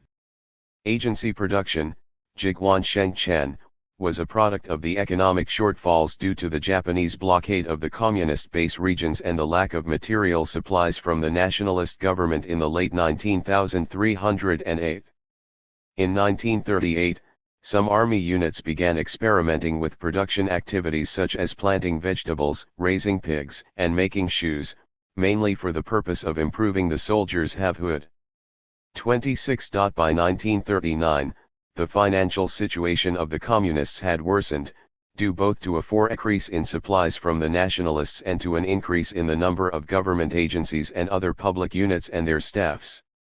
In January 1939, Mao Zedong formally advocated the idea of letting the army produce for itself. 27. In early 1940, a large-scale production movement, Dashenchen Yundong, was launched in a directive by the Central Military Commission. It called on every military unit to participate in production of all kinds, including commercial businesses. The slogans at that time were to feed and dress ourselves by self-reliance, and to develop the economy in order to guarantee supplies. 28. At first, only army units were mobilized to engage in self-sufficiency production activities. Soon other non-military units such as government units, public schools, and hospitals in Yan'an and the surrounding Shanganning border region were all participating. These activities were given the name agency production, Jiguan Shengchan. Similar production movements were also launched in other communist-controlled base areas in 1942 and 1943. Although set in motion in mass campaign style, the movement took on a permanent character. Encouraged by the CCP leadership, economic activities of military and administrative units lasted not only throughout the anti-Japan SE resistance and Civil War periods but also after 1949. In fact, it can be argued that the contemporary commercial frenzy of taking a plunge into the ocean of business 29 by government agencies finds its origins in this revolutionary tradition. The free supply system. In order to comprehend the imperatives of production activities in the guerrilla bases, one has to understand the free supply system. 39. Gongjizi, the institution that sustained the communist guerrillas throughout the civil wars. Under this system, essential supplies were provided at almost no cost to members of the revolutionary rank and file, including non-combat personnel and administrative staff. To a large degree, it was as much a product of economic necessity as a reflection of communist egalitarian principles, for a salary system would have required a much stronger revenue base than the communists had. When it was first inaugurated in the Red Army bases in 1927, the system basically covered meals, with no difference in standards for officers and soldiers. From army commanders on down to cooks, everyone was on a 5-cent daily meal plan. 3D. In the early years, the sources of revenue and food supply of the communists came largely from confiscation of the possessions of rich landlords, apportioned levies, and donations. Later, when some base areas had been established, communist authorities also relied upon taxation and revenues from a limited number of small-scale industries run by the base area authorities. When the communists formed a united front with the nationalists, they also received funding and some regular supplies from the nationalist government. 31. Although the items on the supply list varied from time to time and place to place, some key items remained throughout the whole period. Living allowances usually covered everything from food and miscellaneous daily allowances to a health allowance for women and subsidies for child care and children's clothing. All servicemen and non-military personnel also received uniforms or other clothing and a number of other daily necessities in kind. One basic tenet of the free supply system was relatively equal treatment of officers, soldiers, officials, and staff in the Communist Army and government. The anti-Japanese War, 1937–45, saw the development of the free supply system in a number of communist base regions. The system evolved from a non-differentiated system to one that had several scales according to one's position. Besides free meals, a 4 or 5-tiered meal allowance was provided to members of the army and administrative staff. There appeared 2, and later, 3, different eating locations and levels of dining standards: the big kitchen, Daizeo, for commanders and higher-ranking officials, and the small kitchen, Xiaozeo, for solders and general staff. Later, the medium kitchen, Zongzeo, was 40. Added to further differentiate treatment. Sometimes, different treatment was in kind rather than in quantity or convenience. In a communist-controlled northeast area before the war ended, for instance, the local PLA garrison issued an instruction suggesting that officers above Regi-mental rank drink cow's milk and officers of battalion and company rank drink soybean milk. Soldiers did not have such privileges. 32. In a few base areas, communist government officials also received living allowances. For instance, the chairman of the Jinchaji regional government received a monthly allowance of 18 yuan and the administrative staff earned 10 yuan. 33. The system was to continue after 1949. A large number of cadres who had been in the revolutionary ranks at the time of the founding of the PRI continued to remain on the supply list until 1955. Self-reliance and economic activities of units. In times of economic difficulty, the free supply system entailed self-reliance production by communist base area government agencies, army units, and other non-production units. Although called production / the economic activities were not confined to farming and manufacturing. Commercial retailing activities were also common. 34. The achievements of the production movement were impressive. It greatly helped to solve the economic difficulties caused by the Japan's blockade. By 1942, about half of the major subsistence necessities in the Shanganning border region could be produced 10 Cali.3s. The communist forces survived in part due to the economic activities of the units. In many instances, such activities provided supplements and funds to units insufficiently supplied by the central authorities. In other cases, they even generated a surplus. In 1941, the worst year the communist forces experienced in terms of outside aid and supplies, 70% of all supplies came from the individual units themselves. 36. The revenues from production by the 21 units directly under the auspices of the CCP Central Committee could meet 48% of these units' total expenditures in 1942. The proportion of revenues from self-sufficient production in the Shanganning region increased to 64% in 1943, 63% in 1944, and 61% in 1945. If the accumulated collective assets, funds and materials, of these units were indebted, their financial needs would be fully met by agency production. 37. 41. Collective assets or minor public family holdings, Xiaobo, varied in amounts and kinds. Some Red Army units had in their possession several dozen taels of gold. A government agency might operate several shops and small businesses. 38. Such activities were dubbed building up institutional households, Gaojiao, an expression that reflected the needs and nature of guerrilla warfare. In Yan'an, each army company, as a combat unit, had a production manager, who was often an experienced farm hand. In addition to farm production there were small factories and other lines of business. 39. 1 instance, an army regiment in the Jinchaji border region operated its production mainly in the form of a convenience store, a restaurant, a small food processing factory, and transportation. 40. The production campaign helped to improve the quality of life in the base region and to reduce the financial burden on local peasants. The campaign played an indispensable part in the survival and expansion of the communist troops and the base area government. 41. In order to stimulate more active involvement of servicemen and administrative staff in production, incentives were also provided to individuals in the units.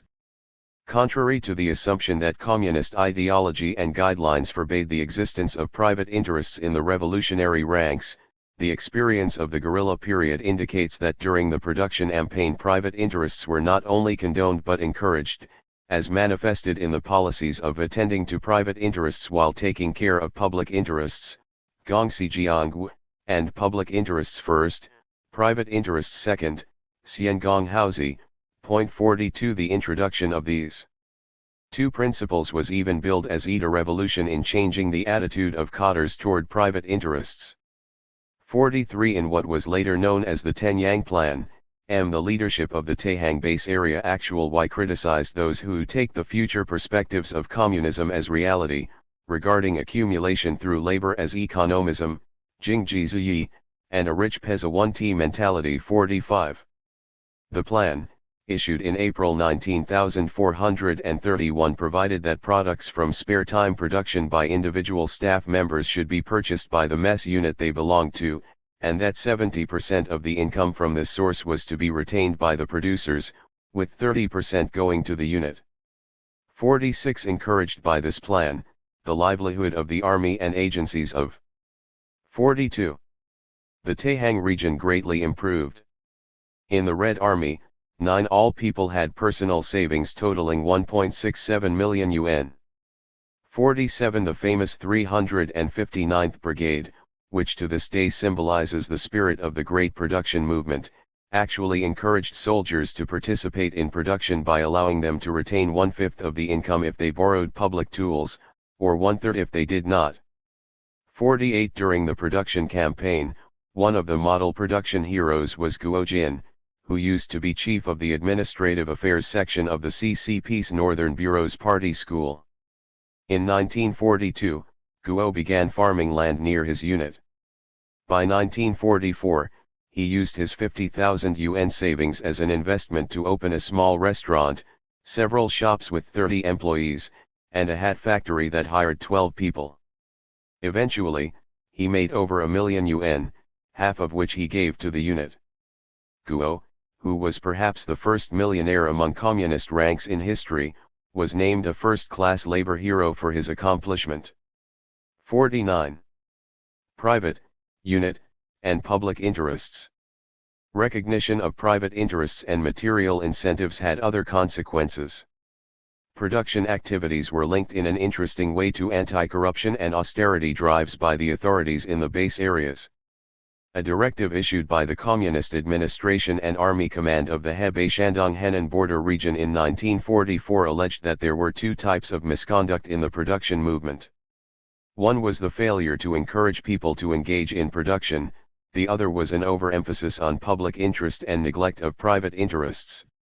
The previous anti-corruption and austerity drives, carried but simultaneously, this directive instructed, had been unsuccessful because they failed to consider the private interests in the army and government units.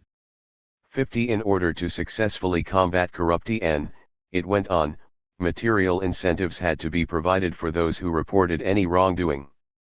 Such documents indicate a strong inclination to attend to private interests on the part of the CCP authorities. The same directive stipulated that after part of the output of the production quota had been saved for reinvestment in the unit's production, 80% of the profits should be retained by the unit to be used as funds for collective livelihood, and 20% was to be distributed among the individual pro. 43. Duchairs. The surplus beyond the output quota could be evenly divided between the individual and the unit. 51. The irony is that the production campaign, which was launched to sustain and improve the egalitarian free supply system, produced something else, scaled salaries and other incentives more like those found in modern factories than in an egalitarian guerrilla base. 52. By recognizing the economic interests of individual units, the communists in effect created a realm of interests distinguished from both the public and private realms. This was the realm of the Danwei unit, or Xiaogong minor public, as it was called in the Yan'an era, interests. 53. In that period, the demarcation between the greater public and the minor public was very clear. For example, by allowing units to have their own legitimate institutional household, the distinction between what belonged to the public, Gongjia, and to the unit was prescribed. There were 2 graft of public property and graft of unit property, both of which belonged to the category of corruption, yet any funds and materials recovered would be returned to different locations, according to an official directive. 54. Regarded as deviant behavior, though not categorized as graft per se, concealment by units of what should be reported and turned over to the authorities, such as grain seized from the enemy and fines, was a main target of the anti-corruption campaign carried out in conjunction with the production campaign. 55. As indicated in several official documents, corruption seems to have been a problem particularly associated with the production drive as economic stakes for units and individuals became increasingly important. In the Hebei-Shandong-Henan border region, an anti-corruption campaign was launched in 1944 in which all army, administrative, and educational units were ordered to have a 3 to 4 month long confession campaign for personnel to confess any corrupt behavior. Those who failed to confess would be subjected to denunciation at a later stage of the campaign. 56. What made it more than an ordinary political mobilization was the fact that in this campaign not only were individuals required to confess, or be exposed of their wrongdoing, but units were also required to do so. In order to encourage people to expose corruption, an incentive was created. 20% of the amount recovered would be rewarded to informants. 57. 44. Ye Jizhuang, who was in charge of logistics of the 8th Route Army, wrote about irregularities by army units that were pertinent to the supply system and production. Due to residual departmentalism, the phenomenon of underreporting income and overreporting expenditure and other kinds of concealment, de my FLL, 58 could not be eliminated. Although these are not corrupt acts by individuals, there exists an erroneous belief that the illegal acts of under or over-reporting can be legal if the income is retained by the public of a small unit, not by individuals privately. This is the main source of concealment. 59. The following passage from Mao Zedong/I on economic and financial problems indicates how he viewed the seriousness of the problem. Units of lower levels run their own show separately. There is little or no unified leadership, or coordinated plans and orchestrated inspections from above on policy guidelines and work content. Thus individual units do not know what is allowed or pretend they do not. Economic units not only refuse to assist each other, they fight and obstruct each other. They cheat both superiors and subordinates. Concealment and forged reports occur. What is especially serious is the graft and gambling among some cadres. Some of the cadres have become totally corrupted by material things. Oh, these evil phenomena can be found among the cadres in some army units, agencies, and schools to various degrees. From now on, the superiors of all army units, administrative agencies, and schools must take measures to make sure that general interests are attended to and policies well grasped.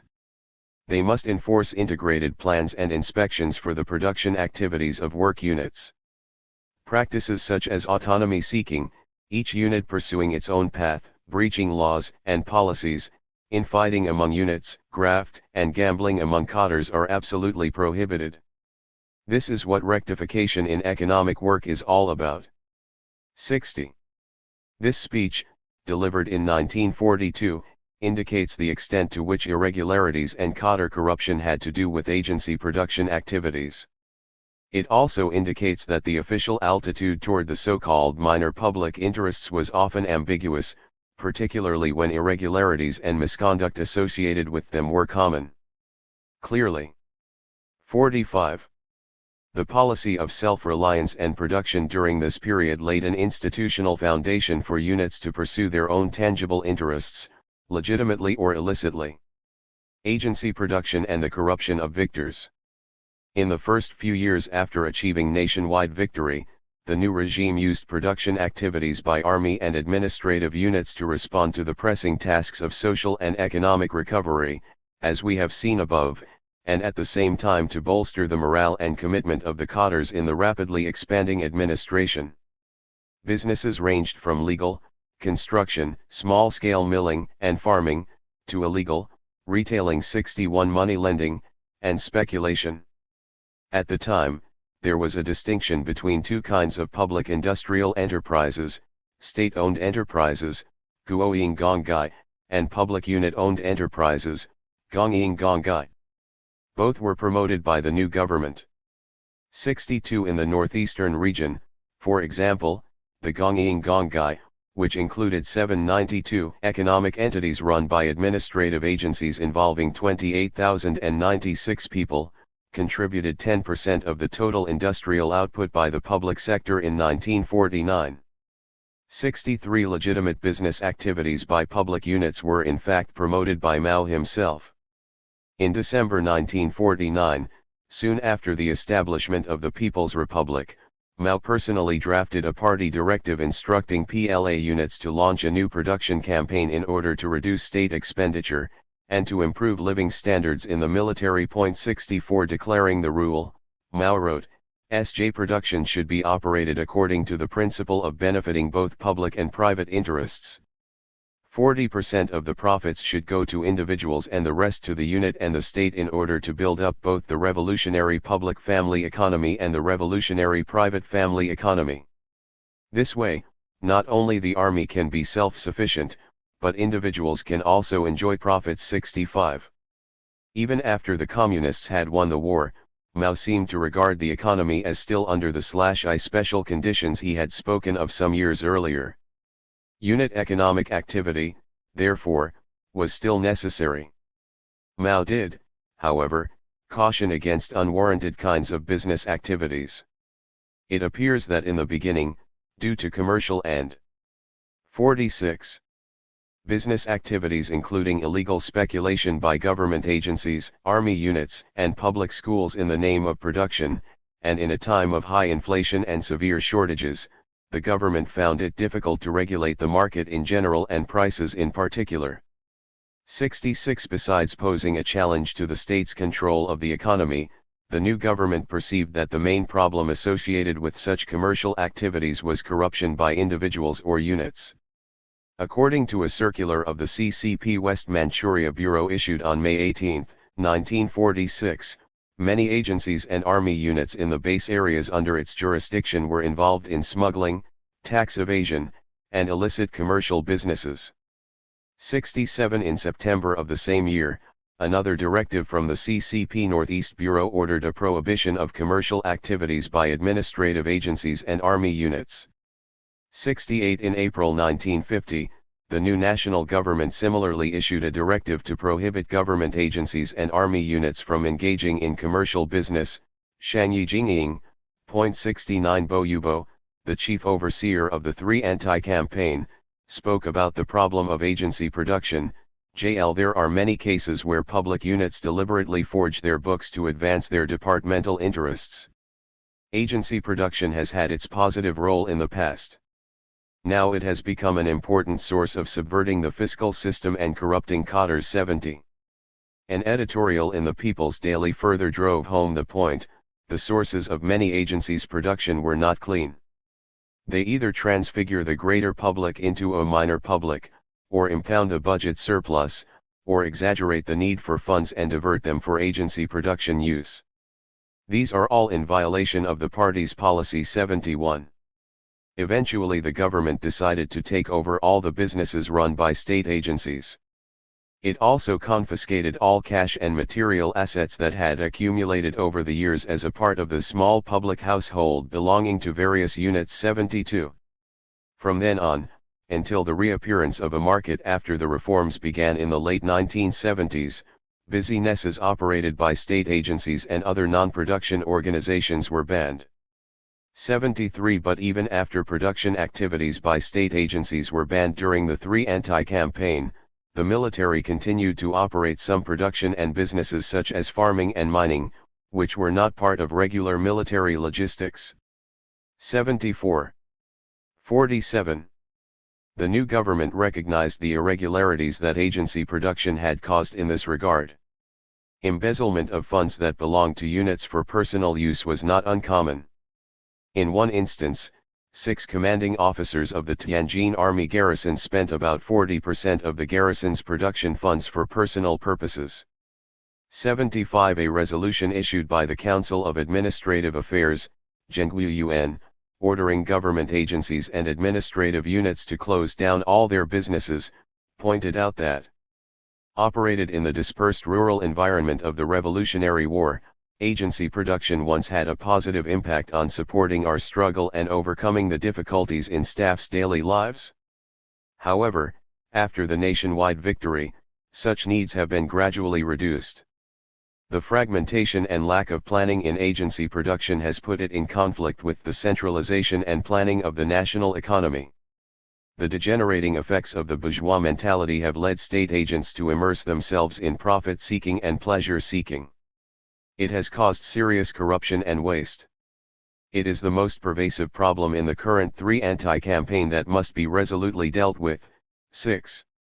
A decision of March 12, 1952, ordered that all the agricultural, commercial, manufacturing, transportation, and construction businesses, including all real estate, investment, and cash assets, run by state agencies, military units, public schools, and other not-for-profit organizations be immediately turned over to the Special Commission on the Dissolution of Agency Production, which had been set up by the government at various levels. 77. Although no national statistics are available, it is reasonable to assume that the assets of individual units were very large. In one province, Heilongjiang, assets of institutional households from 36 county-level units and 26 provincial units turned over to the state treasury were worth, in total 500,000 yuan. 78. Similar decisions were issued by some local authorities. For example, the Municipal Party Committee of Harbin issued a directive requiring that to all except financial, trade and business sectors be prohibited from running commercial or business activities. All the personnel in state agencies and army units who participate in industrial or small businesses dress in civilian clothes and the expenses of the production units affiliated with these. 48. Agencies and army units be paid from the profits of production, not from public funds, gongquan, or be reimbursed by the state. 79. Minor public versus greater public. After years of sporadic operation in fragmented base areas facing fiscal and economic difficulties with a rapidly expanding administrative core, the Communists found that local economic interests were increasingly at odds with the need to unify national economic and fiscal operations and to establish a viable central treasury. So contradictions between general interests, represented by the central government, and partial interests, of localities and individual units, became salient, especially when the government tried to stabilize the market and gain full control of the economy. Opposition from local leadership was also present. A case of concealment of grain output by local officials in Jiangxi province offers a telling example. In this case, 3 of the top leaders of Jiangxi province were criticized for permitting and even encouraging concealment of resources because they feared budget cuts by the central government. Their self-criticism of departmentalism stated that they were still influenced by vestiges of the old outlook of scattered management, which single-sidedly stressed local difficulties and failed to realize the circumstances of a unified national political system. 81. Establishing a demarcation between the greater public and the minor public, as well as their relationship with private interests, continued to pose a vexing question for the new regime. It was not a novel problem, to be sure. Even during the production campaign of the Yan'an period, agency production already had created a realm that held vested interests and had a life of its own. The discrepancy between greater public and minor public had become significant. Economic survival in scattered, blockaded base areas, however, entailed tolerance and even promotion of economic departmentalism, which, in practical terms, might have benefited the whole army in one way or another. Once it took over the official realm, the party found itself in need of redefining the boundaries that effectively separated official, the greater public, collective, the minor public, and private interests. The CCP, like other communist parties operating in the setting of a socialist state, 49.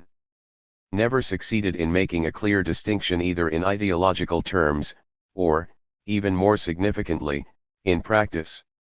While a practical distinction between state, collective, and private realms continued to be recognized, ideological studies were also meant to lead people to believe that minor publics were part of the greater public, not independent of it. Practically, though, things were not this simple. The bona fide collective sector, example cooperatives, Russian kolkhozs, Chinese jitaikiyi, notwithstanding, it is the minor publics in the state sector, particularly state agencies, that invoke deviance. When these agencies are supported by public budgets, and are at the same time allowed to raise revenues of their own, conflicts of interest between greater public and minor public inevitably occur.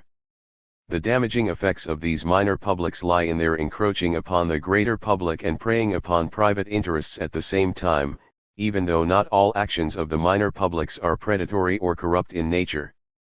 82 Ideological and practical contradictions and confusion arising from this task of defining, or redefining, affected how people regarded graft and the theft of public property. On the one hand, in some cases corruption was defined in a broad manner. Many of the denounced and prosecuted cases involved actions stemming from a conflation of public and private interests, gongxi bufen. A large number of officials were disciplined for misappropriation of public funds and jiagong jizi, benefiting the private by pretending to benefit the public. For example, a senior official in Guangzhou was disciplined for using public funds to buy a car and motorcycle for personal use, even though the car belonged to the agency, and for hiring 2 housekeepers at public expense. S3 Although there had been calls for curbing benweizuyi or L/departmentalism during the Yan'an era, the anti-corruption campaign in the early 1950s made it a serious transgression to attend to the interests of small units. 54 On the other hand, many cadres who had used illicit methods such as fraudulent reporting, padding of the books, and collusion with private businessmen to promote the interests of the minor public were regarded not as violators of the rules but rather as competent and good at managing business. 8s. Murky, sometimes self-contradictory, definitions of corruption affected the results of the anti-corruption drive in 1951, when pressures to meet higher quotas and revolutionary élan were at their peak. 15%. 50.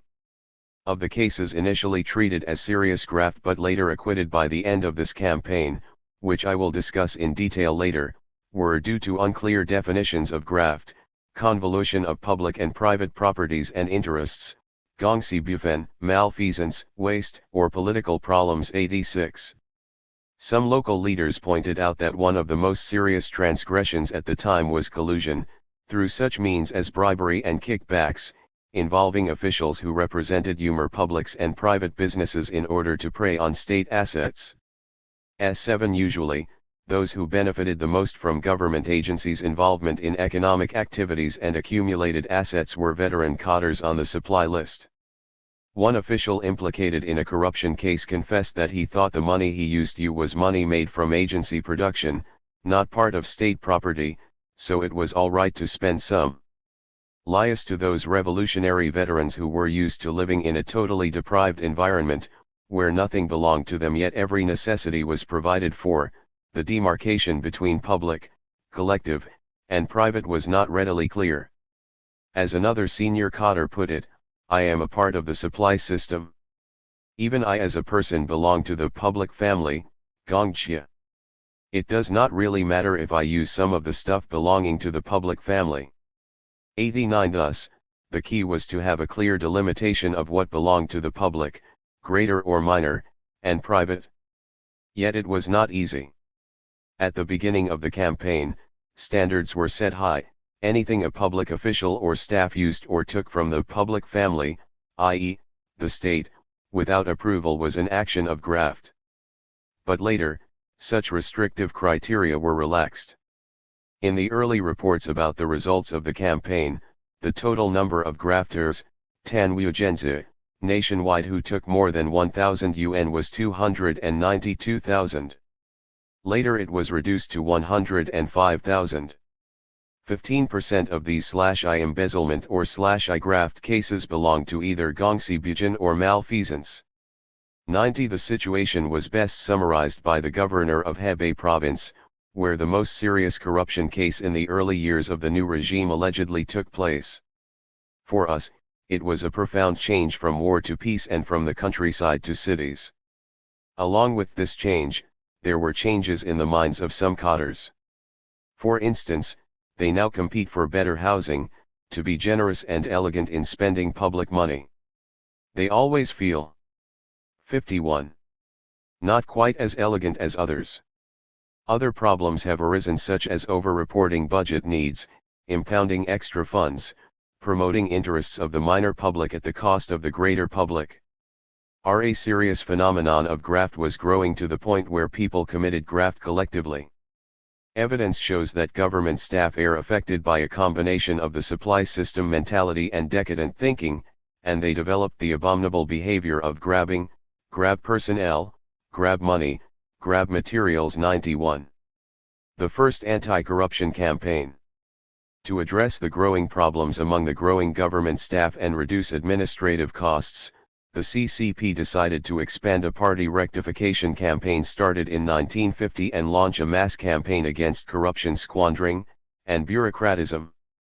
The campaign, known as the Sanfan or the Three Antis, was first carried out in urban government agencies in the fall of 1951 and lasted until May 1952.92. Although combating administrative waste and bureaucratism was a part of the campaign, the main target was graft, which, according to Teng Daiwan, then Minister of Railways, included all actions in which public funds, property, or materials are retained by individuals for private reasons, as well as the usurpation of power to steal, extort, and take bribes. 93. The campaign method. The most significant feature of this anti-corruption drive was the all-out mobilization of both party cadres and the general public. 94. As with previous political campaigns, this mobilization became a two-core task, thus, all routine work must give way to the anti-corruption drive. Like all mobilizations, the campaign defied regular procedures and routines. Streamlining and promoting production, eliminating corruption, and implementing economic austerity were declared as the main objectives of the campaign in a December 1951, resolution by the CCP Central Committee. 95. To lead the anti-corruption work, a special commission, the Austerity Inspection Commission, was formed at each level. All of the regular institutions, such as the party disciplinary inspection commissions, the administrative supervision commissions, the procurate. 52. And the courts, were to follow the directions of this ad hoc body. Special courts were set up within each government agency or other public units above the district level, CHU, or the military equivalent, the regimental level. These irregular courts had the power to subpoena, detain, arrest, impose fines, and sentence corruption suspects found in their own units. According to a resolution passed by the State Council on March 28, 1952, the heads of the agencies that set up these courts should serve as the chief judges, and the other judges were to be selected from among non-party activists. 96. The hallmarks of this revolutionary mobilization approach to corruption were manifested in other facets of the campaign as well. From the outset, Mao's personal involvement reinforced the campaign process. All major reports and telegrams from various provinces and ministries on anti-corruption efforts were read and commented on by Mao personally. It was Mao who sent several telegrams to provincial leaders, insisting that in every agency that disposes of large amounts of money and materials, there must be a large number of grafters who embezzled a large amount of money or materials. Mao urged provinces to search for these big tigers. It was also Mao who gave final approval to the execution of 2 senior officials found guilty of graft and embezzlement. 97. Well-planned and carefully coordinated campaign tactics were employed in the Three Anti-campaign. Peng Zhen, then mayor of Beijing, spelled out these step-by-step tactics. Methods are to mobilize all the forces to vehemently attack corruption. Initially, mutual inspections between superiors and subordinates as well as between units of the same level should be organized by the austerity inspection commissions. Next, we should call on people, from leading cadres on down, both party members and non-members, who have committed corrupt or wasteful actions, to make congestions and self-criticism. Then, we must mobilize everyone, especially the state administrative staff, to report and denounce any corrupt and wasteful behavior to the authorities. 98. In the confession phase, pressure was put on those cadres alleged to have committed misconduct, including embezzlement and graft, to 53. Confess rather than to conceal their actions. In Shanghai, the campaign was set in motion with self-criticisms by the chairman and deputy chairman of the city's austerity commission, followed by self-criticism by department heads. The climax was reached when the municipal government convened a confession meeting attended by over 10,000 officials. By then, 3,147 people had already confessed their corrupt acts. 99 The denunciation phase mobilized the otherwise passive masses, including lower-ranking officials and staff, to confront their corrupt superiors and expose wrongdoing, which they would otherwise not have dared to do. Mass meetings provided a chance for people to speak out without fear of repercussions. As a retired official recalled, many cadres, particularly young, new cadres, felt that no other political parties would have let lower-rank staff openly chastise, their superiors L00. People were encouraged to write letters exposing or denouncing any wrongdoing committed by anyone they knew. Special post boxes were set up for this purpose. In many instances, face-to-face denunciation of allegedly corrupt or squandering officials at mass meetings was also common. Mass mobilization exerted tremendous pressure on people who were suspects in cases of corruption and squandering. Suspects were given an opportunity to confess their wrongdoing in the initial stage.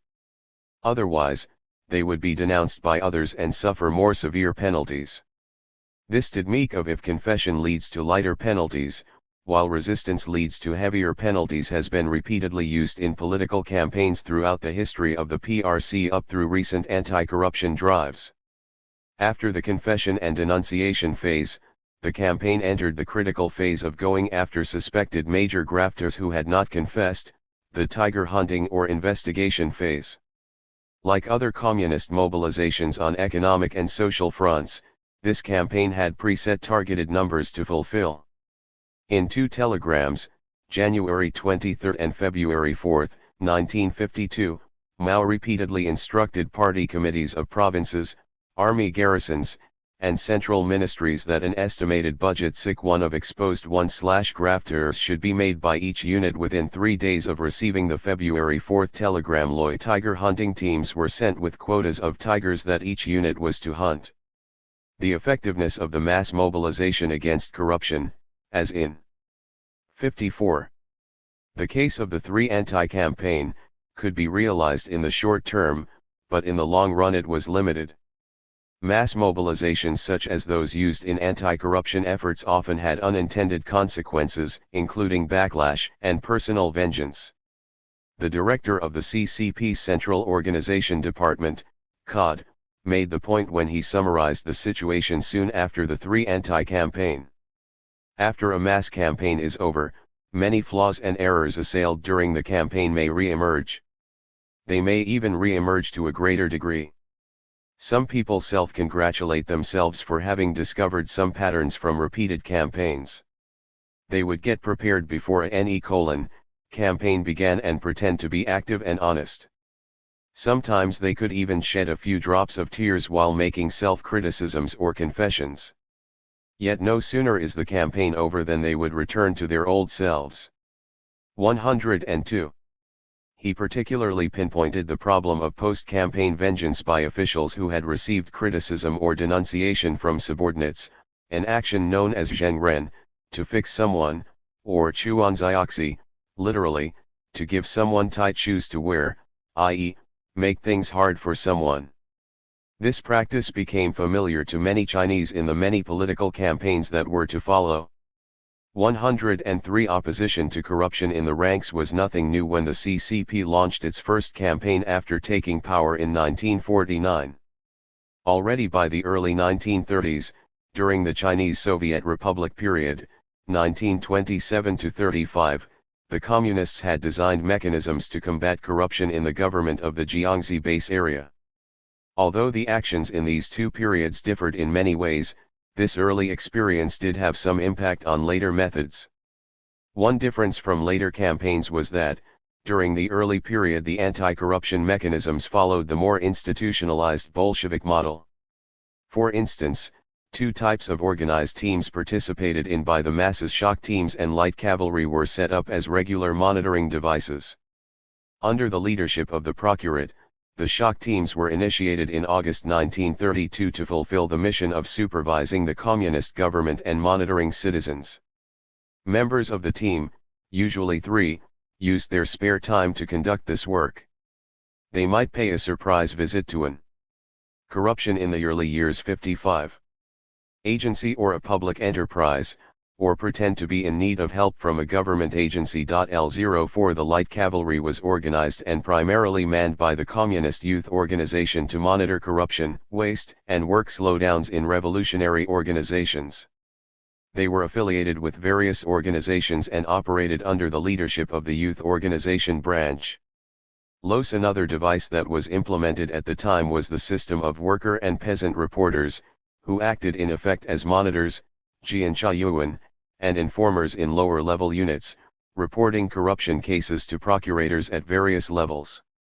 106 Irregular and mass-oriented as they seemed, they were nonetheless an effective deterrent against potential violators in government agencies. These methods were later replaced with more ad hoc measures, such as inter-party rectification and mass campaigns in the Yan'an period. The anti-corruption campaign of the early 1950s bore imprints of the organization building of the CCP in the 1940s rather than that of the Jiangxi Soviet in the early 1930s. The Tigers. Though the severity of the problem varied, as reflected in figures now available, petty graft was common among officials at all levels. In SCME places, as many as 43% of all cadres in county-level government agencies were involved in graft. 107 In Shanghai, China's largest city, 38% of cadres in government agencies and state enterprises at the time were found in the 3 anti-campaign to have committed graft. Embezzlement to various degrees, of which 3% were cases that involved more than 1,000 yuan. LOS nationwide are among 3.85 million cadres in government agencies above the county level who took part in the campaign. 1.23 million were found to have committed graft, or 31.4% of the total number of cadres. Among the grafters were offenders who committed serious graft, tanwuofenzi, and those who committed lapses of graft, fan tanwuokuo. 196,000 were CCP members, 16%. Of the total of 1.23 million people, 8.8% were tigers who embezzled more than 1,000 yuan. See Table 2.1, 109. Given the pressure from above and the revolutionary enthusiasm, lower-level officials were reluctant to reduce budgeted quotas, even when it was apparent that in fact there were few tigers. ILO. As a result, 56. Many minor misconduct cases were treated as corruption, and initial numbers of reported corruption cases from each province and major city had to be drastically adjusted. For instance, in Hebei, one of the most active, i.e., radical, provinces in the campaign, 10.5% of the initially designated corruption cases were later dropped for lack of evidence. In other provinces, final numbers were revised at the later stages of the campaign due either to miscalculations of the amount of money involved, 33%, overly severe punishment of minor cases, 47%, lack of a clearly defined demarcation between graft and malfeasance or other misconduct, 15%, or simply wrong judgments, 5%. Eventually, by the end of the campaign, the nationwide number of corruption cases by party/state officials involving 1,000 yuan or more was reduced 65%, from 292,000 to 107,830, of whom 10,00 G were sentenced to prison terms and 42 executed, fewer than Mao had anticipated. 1 Many who were initially accused of graft were spared of any disciplinary action, see Table 2.2. The 3 anti-campaign was mainly confined to urban areas and to government administrative personnel. While a relatively successful campaign was concluded in the cities, the party could not neglect another even larger group of cadres, low-level officials in the countryside, where the anti-corruption campaign was preceded and overlapped by a party rectification. Rural cadres, particularly grassroots cadres, Jizan Ganbu, were not mobilized to take part in the 3 anti-campaign, on the premise that corruption was less of a problem in the countryside. 112. However, the party leadership was aware that, despite the success of the three anti-campaign in the cities, among the rural cadres, from the county level on down there still existed serious problems of bureaucratic misconduct in the form of bureaucratism, commandism, and violations of law and discipline. The UNU 3 anti-campaign was thus commenced in the rural areas in 1953. Violations of law and discipline, Vifaluanji, and abuses of leadership authority were at the center of this campaign. These were attributed to the conceit and arrogance of old party cadres and to the remaining influence of the KMT style of governance on newly recruited cadres and retained personnel. Abuses included cursing, beating, illegal arrests, torture and other physical abuse, interference in the freedom of marriage, and persecution of those making criticisms. In Lintung, 58. County, Shaanxi Province, 51 officials were disciplined for disobeying party policies, Vifangens, during the anti-corruption and rectification campaign, while 730 cadres were sanctioned for graft or decadent lifest, RLES. L13. The anti-corruption campaign targeted mainly cadres in the cities, even though more than 100,000 specially trained cadres were dispatched to the countryside to lead the rectification of the problems in grassroots party organizations. 114. On the whole, the rural campaign was much less intense and was not given high priority. The Lu Zhang case. The corruption case of Lu Qingshan and Zhang Zishan in 1950-52 during the three anti-campaign was billed as Li's first serious criminal case of New China 11-5 and offers a compelling example of how the practice of agency production precipitated official corruption. Lu, the party secretary of a northern prefecture, and Zhang, the administrative chief of the prefecture, both veterans of the anti-Japanese war, were found guilty and executed for, among other things, embezzling state funds, leading decadent lifestyles, and sabotaging defense construction projects. This case has been used by the party/state time and again as an instance where the party is determined to punish anyone, including senior officials who were veteran revolutionaries with meritorious records, who was found guilty of corruption. But a closer look at this case reveals that most of the alleged embezzlement and diversion of state funds was in fact for the purpose of developing agency production, rather than for strictly personal use.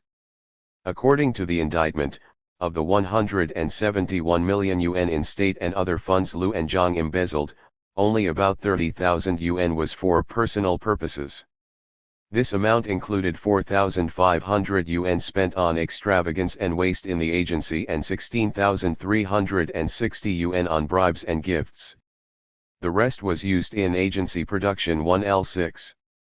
Lu often boasted of his experience in managing agency production and preached to his subordinates, all county party secretaries should promote agency production. Only when agency production is doing well, can the general work be carried out well. This is based on my years of experience. L117 under Lu and Zhang, the prefecture government had its own agency production management office, which legitimately ran 10 commercial or manufacturing businesses. Us. 59. According to one account, Li's main graft and theft Lu and Zhang committed on water projects was the diversion of the workers' living allowance full D to invest in agency production 119. Some of the money was later paid back. Bo Yubo also pointed out that Lu and Zhang could so fearlessly embezzle funds because they had agency production as a cover.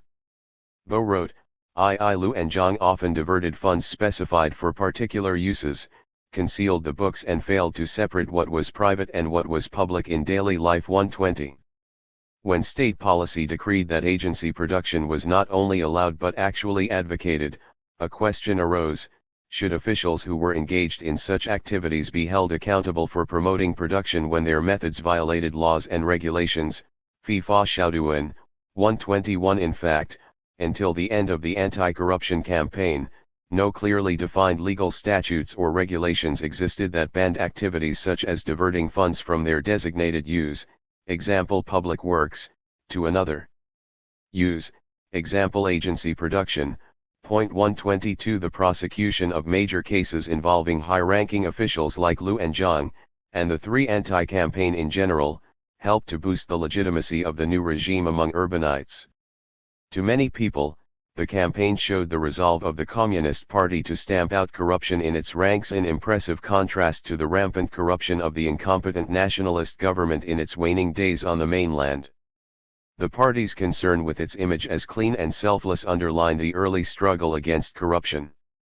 In many highly publicized cases, high-ranking officials who were involved in corruption received heavy penalties.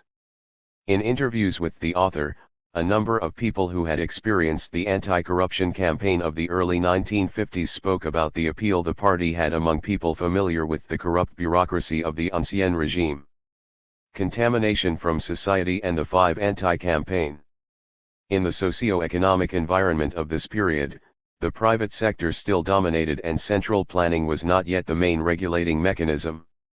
For the party/state, whose veteran cadres were mostly from peasant backgrounds and whose functionaries were mostly retained personnel from the old regime, the unreformed private sector obviously represented a dangerous environmental contamination/I from the 60 regime's perspective. If cadres were not totally committed and able to resist the temptation to live a better life, they were likely to be pulled into the water, la shui, by unlawful capitalists. Not only did the society remain essentially bourgeois, but the remaining influence of the old regime was also at work within the officialdom.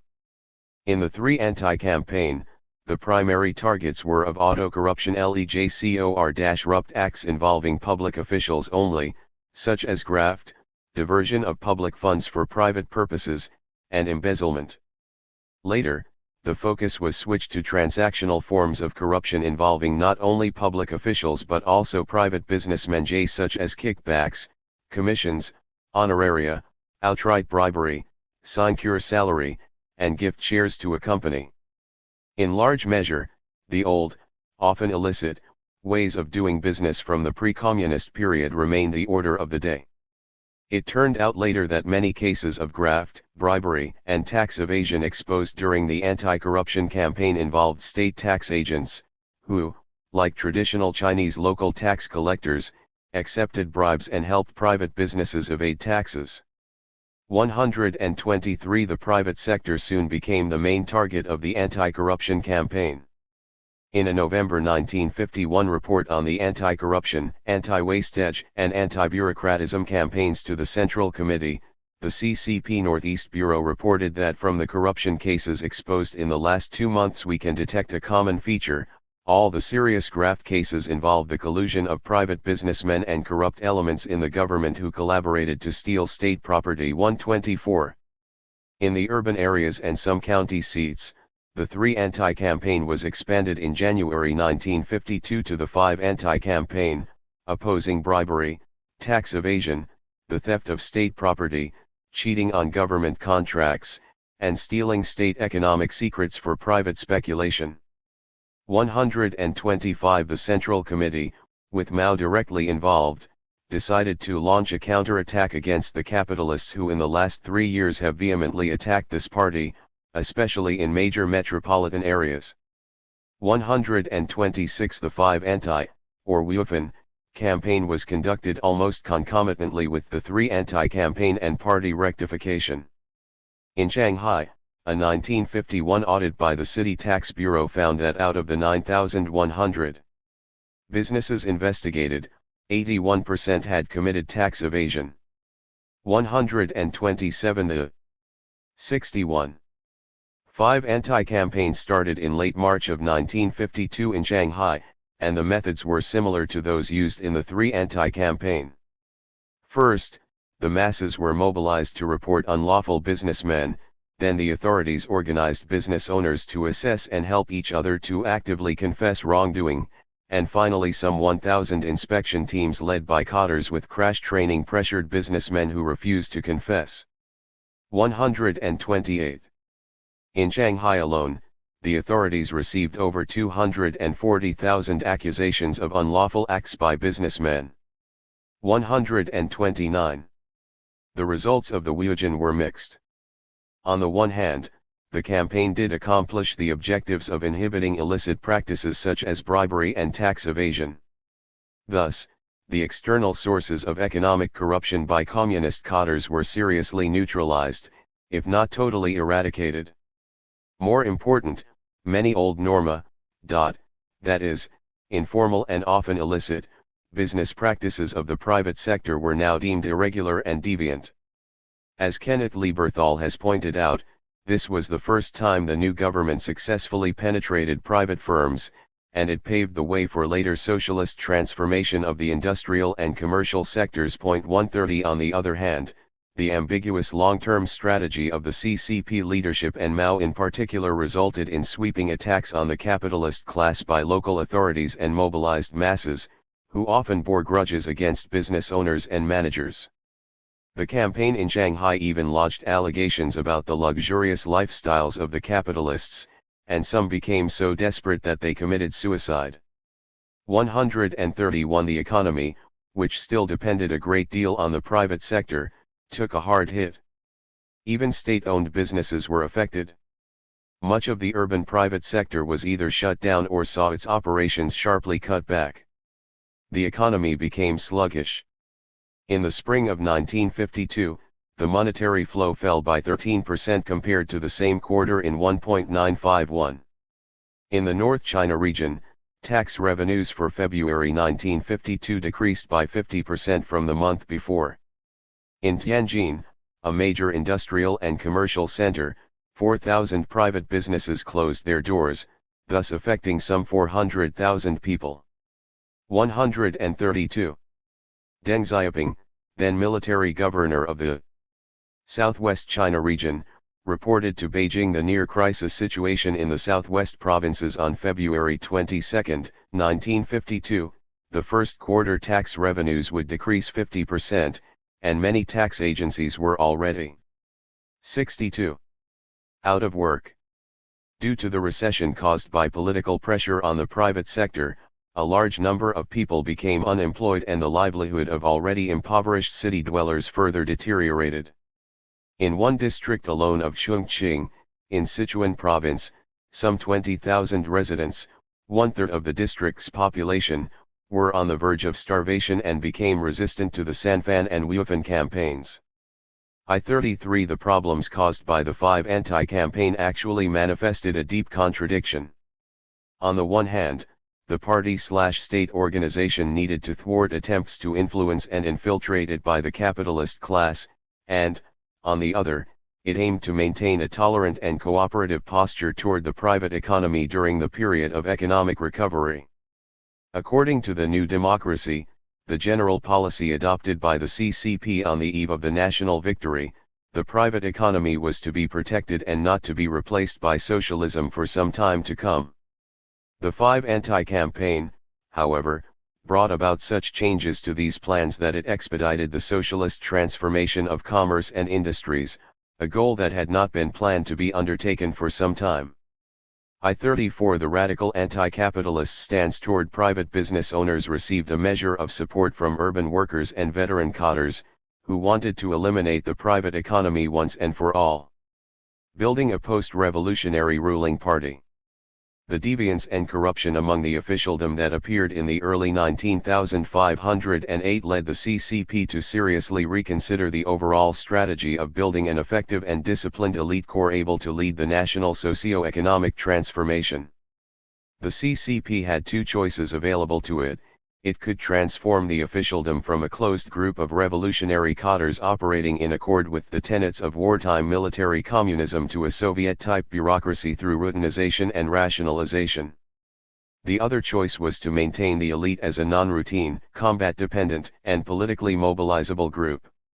Although the CCP remained determined to continue to maintain the party organization as a non-routine cadre corps, as epitomized by the mobilization methods employed in the anti-corruption campaigns, the 63 main thrust in the early years of the new regime was to embark on the Stalinist path toward routinization. It was generally recognized, during the first few years of the new regime, that it lacked both institutionalization and enforcement of regulations. The disregard for and lack of compliance with rules and regulations on the part of public officials made existing regulations even less effective. The official press drew an image of such a government official. He abides by the regulations of the state only in principle. He rejects mechanical compliance. When the rules benefit him, he will obey them, otherwise he will not. He calls this flexibility 135. Indeed, the Action Code Book of Communist Cadres, flexibility in carrying out policies handed down from above is allowed and encouraged under certain circumstances. As a cadre, one was expected to act obediently yet not dogmatically, as Franz Sherman noted. 136. Thus a Leninist cadre has a certain inherent quandary: how flexible should he or she be without infringing upon the essence of the policy? Herein lies the ultimate difference between a Leninist cadre mode of action, which is predicated on what Chalmers-Johnson called a goal culture, which defies rigid procedures, and a Weberian bureaucratic mode, which places paramount importance on procedural adherence. There is ample evidence that the Chinese regime was moving toward routinization in the first half of the 1950s. Between 1950 and 1956, some 4,000 legal statutes, ordinances, and regulations, new financial and accounting rules, and a personnel management system were drafted, passed, or implemented. 137. In the first few years of the regime, the judiciary and prosecutory institutions were directly under the leadership of the party and administration. The First National People's Congress in 1954, which produced the PRC's first constitution, marked the formal beginning of attempted institutionalization. The power and limited autonomy of the court and procurate systems were recognized by the new constitution. 138. With the establishment of a regular court system, the special courts composed of officials and citizen representatives that had been set up during the anti-corruption campaign were abolished. Initial drafting of criminal and civil codes was also commenced. 64. In 1957.139, state and party supervisory systems, which are crucial to the maintenance of administrative and party discipline, were instituted following the Soviet model as well. The supervisory institutions. The origins of supervisory agencies in the PRC can be traced to the communist government in the Soviet regions during the Civil War in the 1930s. These agencies were modeled after the Soviet system. One of the main functions of the Worker-Peasant Supervisory Commission was to prevent corruption and bureaucratism. After the communists came to power, a state supervisory apparatus was first established in November 1949 under the name of Central Supervision Commission. It was one of the four major commissions of the State Council, enjoying a higher status than ministries. It had the power to supervise and review the actions of state agencies and agents and to investigate accusations from the public against state agencies and agents for malfeasance and other unlawful actions. Local commissions were also set up from the administrative region, i.e., composed of several provinces, level down to the county level. During the PRC's first 3 years, the Commission's functions were limited. Although it was involved in some regular inspections and investigations in 1950 and 1951, the massive mobilization of the 3 anti-campaign overshadowed the Commission's routine functions. Ad hoc organizations were set up to lead campaigns such as the Austerity Inspection Commission. Among the 100,000 or so cases of graft/embezzlement that were handled during the 3 anti-campaign, only about 9,000 were discovered by supervisory agencies. 141 problem facing the new system was the lack of regular procedures for administrative sanctions. Different localities had different practices. For example, when reporting cases of administrative misconduct, some local supervision commissions sent them to the Central Commission, others to the administration of the same levies or to the personnel offices of local government, or directly to the State Council. 141 These practices were changed in 1953, as the first 5-year plan began to be implemented and the Communist Party/state moved toward further routinization and institutionalization. The supervision apparatus underwent a major expansion. Not only was each county required to 65. Set up a supervisory agency, but government financial agencies of provinces and large state enterprises were also required to establish internal supervision offices. By the end of 1953, there were 3,586 supervisory agencies nationwide and a 18,000 force of full-time and part-time supervisory officials, plus 78,000 more people supervision correspondents 142. The 1954 Constitution, which established the Ministry of Supervision, mandated the supervisory agencies with routine supervision, investigation, and recommendation for further disciplinary measures against administrative wrongdoing by public officials. Personnel management. Another major organizational development directly influenced by the Soviet system was a change in personnel management. As the CCP became a ruling organization, routine management of administrative personnel became a pressing task. Before 1949, the CCP had operated under the principle of undivided control of all cadres by the party Central Committee and the party organizational affairs departments at various levels.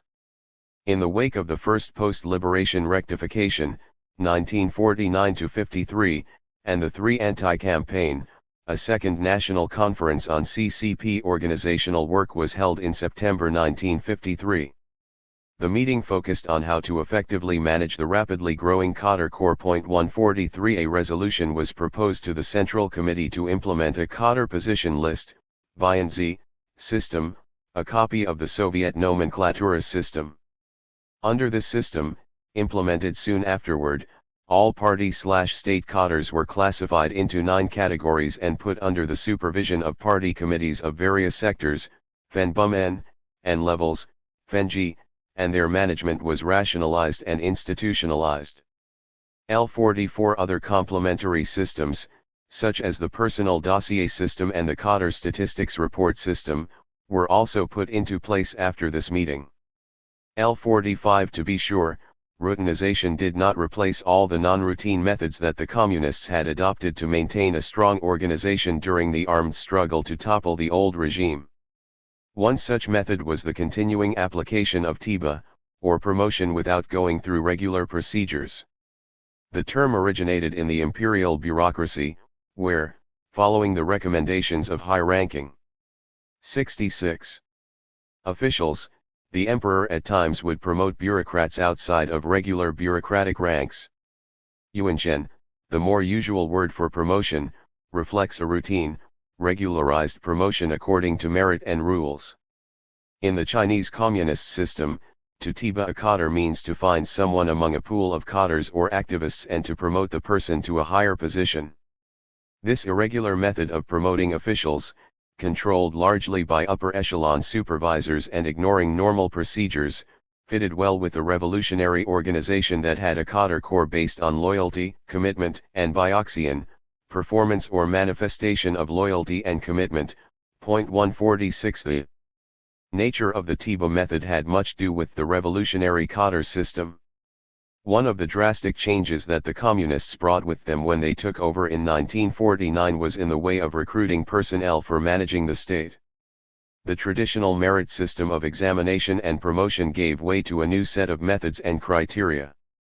Speaking of how to find, train, and promote officials in 1951, the director of the Central Organizational Affairs Department of the CCP, Enziwan, who was also Minister of Personnel, said that now everybody claims there is a serious shortage of cadres, but nobody knows where to find them, only with their eyes on the people working in the bureaus. The main source of cadres is the society where there is a large pool of activists. We should find and train them into cadres, and tiba those who are qualified through work and study. 147.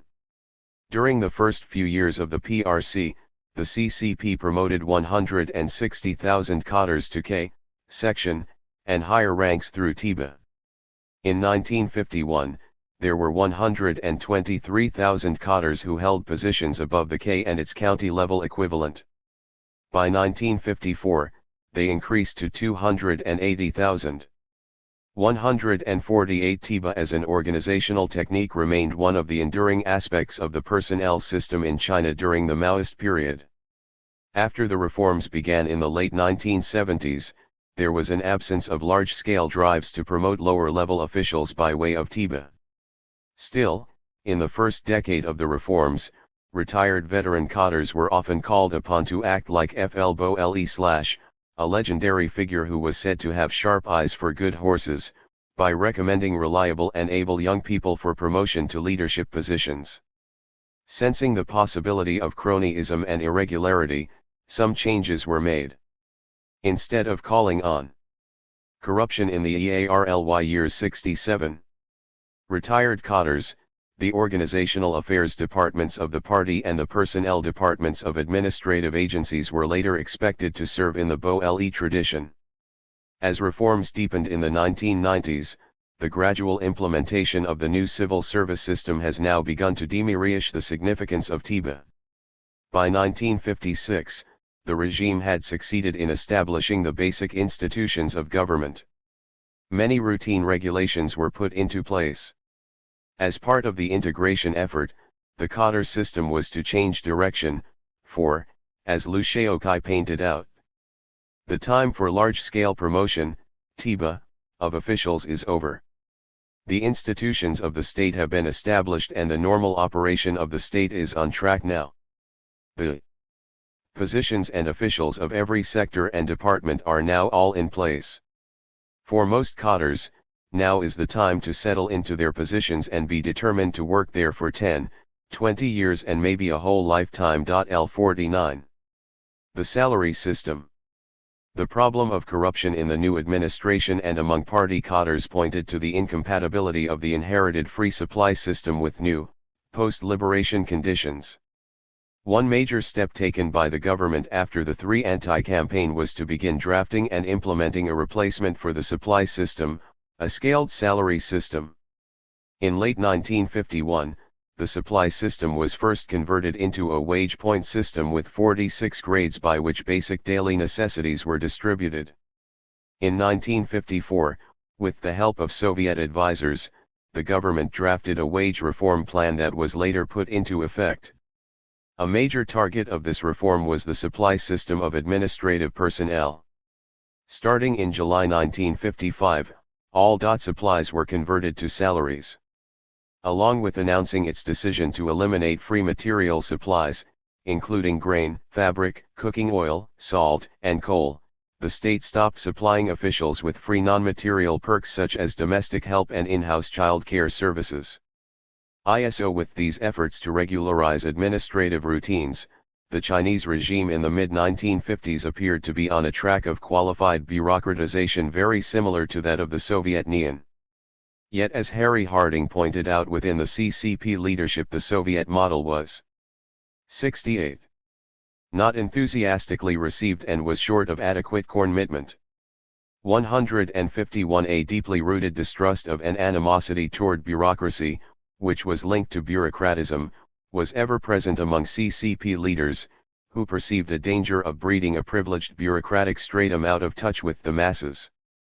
By late 1956, events in Eastern Europe had alerted the CCP to the serious consequences of a growing privileged cadre corps disengaged from ordinary citizens. Liu Xiaobo spoke of the possibility of nurturing an aristocratic stratum in the party at a CCP meeting that year. 152. Not long after this brief flirtation with routinization, the party and administrative organizations were thrown into another revolutionary situation, which was followed by political and economic chaos that was to last for over 2 decades.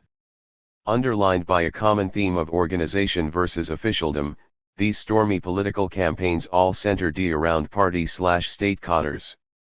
Cadres and the CCP underwent a transition from a revolutionary, rural-based organization emerging from years of guerrilla war to a ruling party managing a vast country and a large population. Although the Chinese Communists had a relatively larger cadre corps at the time of taking over power than the Bolsheviks had, they, too, needed a large number of experienced bureaucrats from the old regime to staff the administrative apparatus.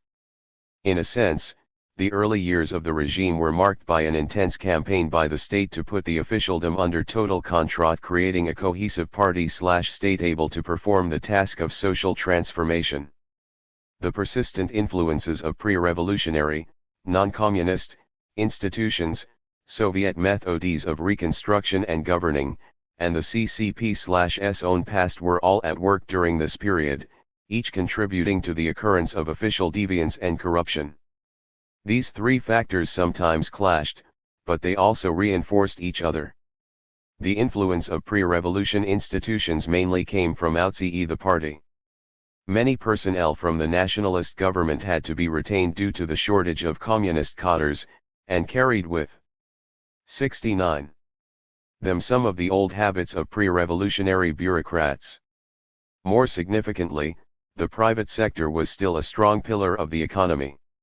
Using personal ties was a common mode of private business. A large number of corruption cases took place in institutions where corruption rates had run high in the pre-revolutionary era. In Beijing, for example, among 650 people who committed graft between 1949 and 1951, before the Three Anti-campaign, 514 were new recruits, including a large number of retained personnel. Besides those who worked in financial or business departments, the largest group of offenders came from the police department, 112 cases. A common feature of police corruption was shezangbohuan, i.e., not paying back debts they owed to the department's accounts. This vice, according to an internal report by Beijing city authorities, dated from the pre-communist period. Three similar patterns were found in Shanghai. 1. For other types of misconduct: seeking and accepting kickbacks from private contractors, accepting bribes, forging books and receipts, and profiteering off state-controlled materials and goods also bore salient imprints from the past and the untransformed socio-economic order. The new regime was well aware of the danger posed by AI/contaminating society. Many old institutions were still in force and many old relational modes still prevalent. The attack on the capitalist class in the Five Anti-campaign was grounded in the belief that urban capitalists were partly responsible for corrupting the revolutionary ranks and disrupting the economic order. The influence of some institutions and operational modes that the new regime inherited from the communist base area administration was also at work. Facing the new challenge of national unification and consolidation of power, these institutions and practices required review, revision, or repeal. However, the question of how much of the revolutionary tradition to maintain and how much to eliminate was initially not well addressed. Much of the cadre corruption had its roots in the murky and sometimes self-contradictory boundaries between the greater public, the minor public, and the private interests, which reached back to the Yan'an period. There was Soviet influence in centralizing administrative authority, formalizing chains of command, and creating a division of labor among specialized agencies in this period, particularly after the Three Anti-70 campaign. ISS direct Soviet impact on deviant and corrupt behavior was less consequential than the pre-revolution and guerrilla institutions. The tendency to continuously push the boundaries of the public realm and to expand the administrative core led to administrative waste and usurpation. But even though the Chinese communists had always been vigilant against bureaucratism, they did not fear bureaucratization as they did later in the late 1950s and afterward. One lesson the party drew from the Three Anti and Five Anti campaigns was that much of the existing party/state structure needed to be standardized, with core tasks and organizational strategies redefined. It was in the institutionalization of the new administrative structure that the CCP looked to the Soviet model. Among many institutions that were set up with direct assistance from the Soviets, the most significant were the Administrative Personnel Management, LE, the Nomenklatura, Supervisory, Control, and Administrative Salary Systems. As the Communists tried to consolidate power, the new environment rendered the task of maintaining a loyal, effective, and disciplined cadre corps a formidable one. As Ezra Vogel put it, revolutionaries who had provoked disorder became functionaries preserving order, publicists who had been criticizing authorities took on the responsibility of defending authority. 156 The cadre was becoming a bureaucrat. Such drastic reversals of roles and transitions of status undoubtedly contributed to disciplinary problems. IS-7 The anti-corruption efforts of the CCP in the early period of the PRC have been interpreted as attempts not only to fence off contamination from the bourgeois class and a hostile social environment but also to transform society as part of a broader program. IS-8 Such an interpretation certainly sheds light on the intentions of the leadership and nature of the early anti-corruption campaigns. What this chapter presents, however, is that although politically motivated to strengthen party organization and the new administrative corps, the anti-corruption, waste, and bureaucratism campaign was initially regarded as part of the overall economic recovery program, driven both by political and economic necessities. In the beginning, economic considerations were, in fact, more salient than political ones. The initial CCP Central Committee resolution on 71. Launching the 3 anti-campaign and other official documents regarded the 3 anti-campaign as part of an austerity and production promotion campaign. The resolution to provincial and military regional garrison CCP committees, issued on December 1951, stated that to carry out the core task of administrative streamlining, austerity and production promotion, a struggle against corruption, waste, and bureaucratism must be conducted. 159. Economic considerations were also evident in the leading office, the Austerity Inspection Commission, which was formed to supervise the 3 anti-campaign. This campaign, however, soon turned into a political mobilization centered on organizational rectification of the party and the new administration. The campaign took yet another turn to focus on the capitalist class, which the party held responsible, at least partially, for the erosion of revolutionary élan among the cadres. The new regime invoked a typical mobilization-style mass campaign to address the problem of corruption, one that set a precedent for anti-corruption drives to follow. In this campaign, cadre corruption, which mainly manifested itself in cases of petty graft, embezzlement, and taking bribes from private businessmen, was treated as a critical component of organizational development. That is, the issue was dealt with not simply in economic terms but also in political and organizational terms. How bad was the problem of cadre corruption in the early days of the communist regime? In any country, 1.23 million people found guilty of graft in a short period of time would be a tremendous figure. However, one factor to take into consideration is that many of these cases were so minor that in a different time and place they would not have been so designated. The term graft lapses, denoting relatively minor faults of this kind, was used by the CCP leadership to categorize one large group of cadres who were alleged to have committed wrongdoing. 2 major considerations may have affected the seemingly huge number. First, with a majority of cadres on the free supply list living quite literally in a big revolutionary family, the practical distinction between public and private was indeed minimal. Second were the legitimized institutional households or small public families, which further blurred the criteria of what could be legitimately possessed by members of the family, be they individuals or institutions. Another 72. Qualification lies in the unique features of mass mobilization. One feature was the pressure generated by genuine or pretended enthusiasm of leaders in an agency to designate a sufficient numbers of tigers. Another was the pressure for their peers to denounce those whom they suspected, yet a third was for cadres who feared for their careers to confess to even minor economic transgressions. It is one of the reasons why political campaigns in China have always been followed by waves of large numbers of petitioners clamoring for re-evaluation of the allegations against them or, better yet, complete rehabilitation. The 3 anti-campaign was no exception. 160 As a result of the efforts to build a post-revolutionary ruling party and to strengthen discipline among cadres, some of the immediate structural causes of economic corruption were eliminated. With the VAT sector weakened after the socialist transformation of commerce and industry up through the mid-1950s, corrupt practices involving the private sector such as bribery and profiteering were contained, if not eliminated. More significantly, the institutionalization efforts by the party/state put into place many formal monitoring and supervisory mechanisms to control official deviance. As the ruling party, the CCP organization appeared to be evolving in the direction of transforming from a revolutionary, combat-dependent, cadre organization to a routinized, post-revolutionary bureaucracy oriented toward running a centralized command economy. This trend did not last long, however. Chapter 3. The beginning of involution. Organizational involution takes place when a ruling party, in dealing with change of environment, opts to retain pre-existing modes and ethos rather than to adopt new ones.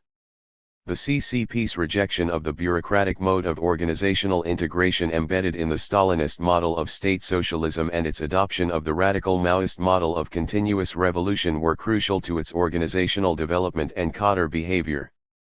The involutionary development began in the wake of the anti-rightist campaign.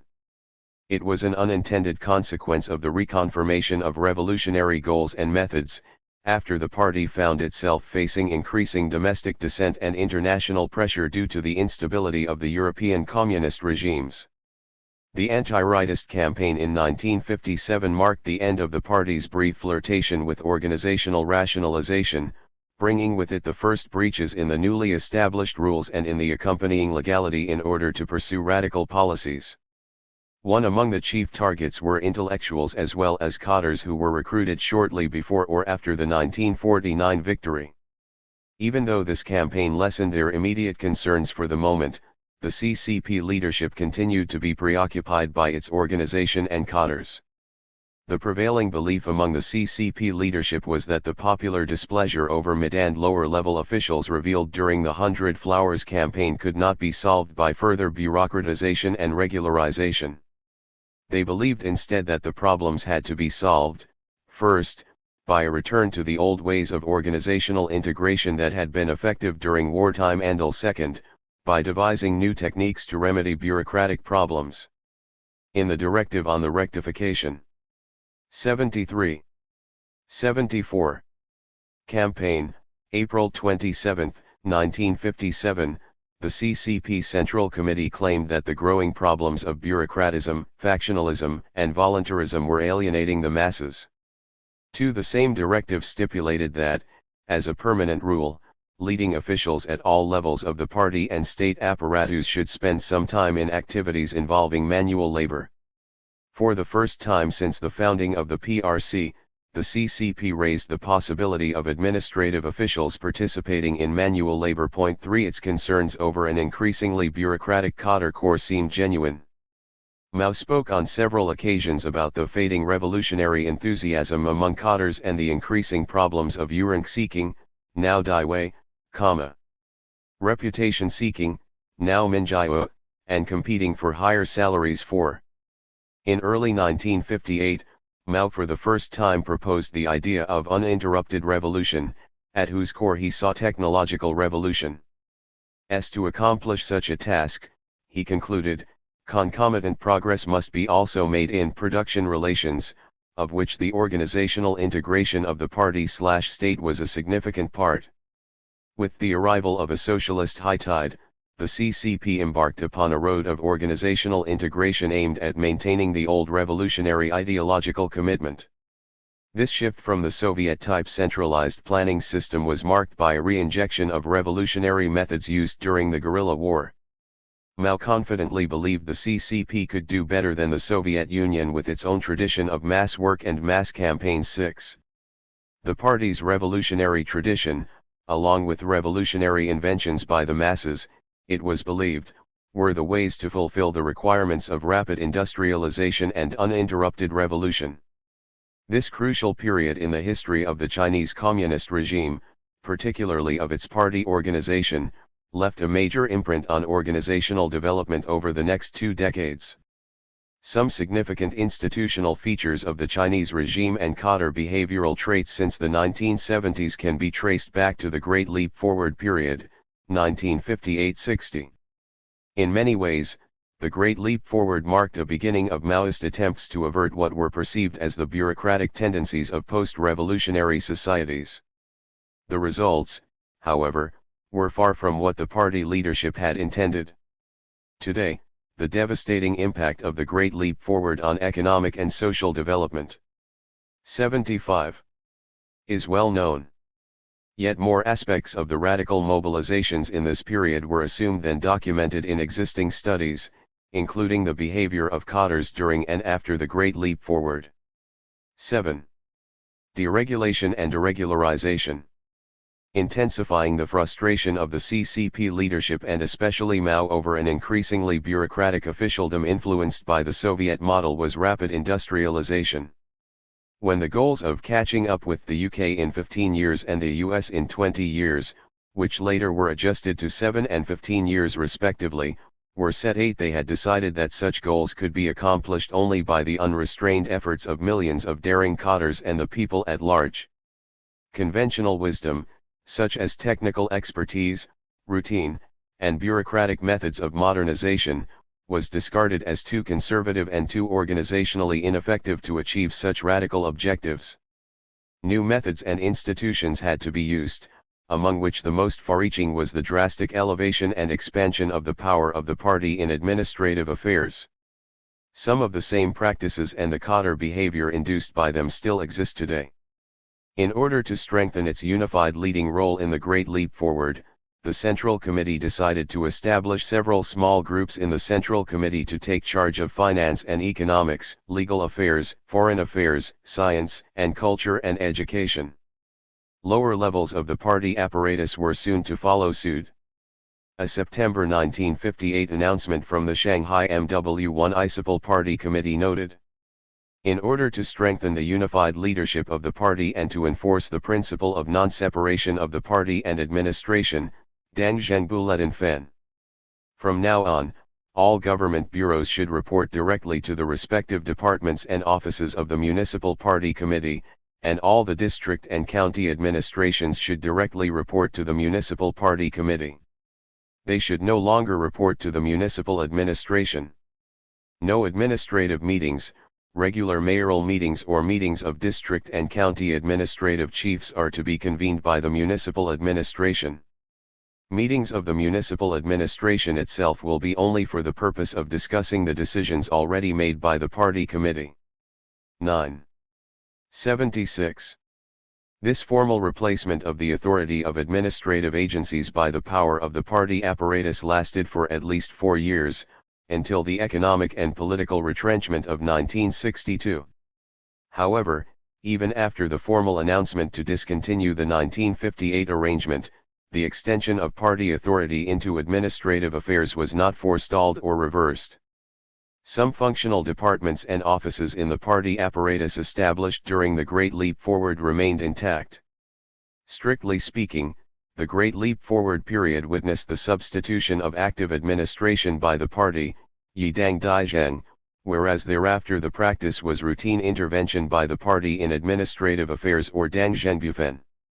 Xiaofang and manual labor. After 1957, Mao expressed on several occasions his disdain of public officials and his high expectations of the ordinary citizens. He criticized Stalin for promoting the practices of cadres decide all and technology decides all low as a part of the concern over the bureaucratism of the various levels of cadres, regarded in the post-revolutionary times as an unsolved problem of organizational maintenance. In early 1957, during the rectification and anti-rightist campaigns, the CCP first raised the issue of high-ranking officials taking part in manual labor. To Mao, the best practical means for cadres to be both read and expert, an idea Mao raised at the third plenary meeting of the 8th Central Committee in 1957, was to take part in farm work or manufacturing, because not only could they acquire technological know-how, but they could temper their revolutionary commitment and remain in touch with ordinary people. When the Great Leap Forward began to unfold, many places had already instituted a routine manual labor program for all party state cadres working in urban public agencies. In Shanghai, municipal agencies cancelled their regular meetings on Thursdays so that cadres could go to industrial or service units to take part in manual labor. In February 1958, the Central Committee issued another directive calling for a large-scale cadre downward transfer flow, Xiaofang, to the countryside. All cadres in government, administrative, and enterprise units were required to spend at least 1 month a year participating in manual labor. 12 By 1962, 2 million cadres had been transferred to 77. Rural areas to work in local governments and participate in manual labor. Eventually, among the 10 million or so Cadres, about one-third either had been transferred or were signed tip to do so. 13 The origin of Xiaofang can be traced back to the 1940s during the Yan'an era, but only in 1957 did it become a widely used, regular practice in communist cadre policy. 14 A unique method of combating what Leninist regimes call bureaucratism, Xiaofang became an important mechanism serving several consequential purposes. First, it was used for selecting cadres for promotion. Those who participated actively could expect to return to the cities and receive promotion, and those who lacked manual labor experience or took part grudgingly had less of a chance. Another of its purposes was to try out cadres who were already designated to be promoted but had little experience working in local governments. While manual labor is no longer regarded as a necessary part of cadre character building, to this day the use of Shijang for future promotion is still frequent. At times, Xiaofang served other purposes, to streamline party/state institutions and downsize excessive government staff, as in the 1956-57 Xiaofang drive, to punish those with problems in personal background or in political commitment, as in the Cultural Revolution, and to strengthen grassroots leadership by organizing mass campaigns and monitoring and disciplining those sent down. Despite the streamlining and downsizing of redundant state agencies it brought about, Xiaofang had a negative impact on effective administration. Instead of providing well-trained and capable bureaucrats, it acted against the need for rapid development in urban areas.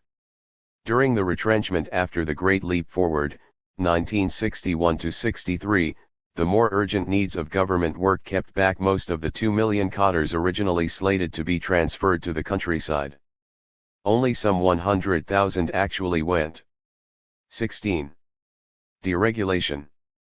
Another target of the Great Leap Forward was the existing regulations and rules. The Central Committee proposed to reform those that were, according to the leadership, obsolete, conservative, and inefficient, hindered socialist development, and inhibited the revolutionary initiatives. 78. Of the masses. The committee's concerns were with relations of production which are lagging behind the development of the productive forces and therefore are interfering with the development of the productive forces. 17. Mass mobilization was deemed the most effective method to achieve rapid development. The Central Committee launched a thorough review and overhaul of existing rules and regulations. In his speech at a Central Committee meeting in May 1958, Mao asserted that the vulgar are the most intelligent and the noble the most stupid. He argued that non-experts such as petty intellectuals, workers, peasants, and old cadres could and should supervise experts.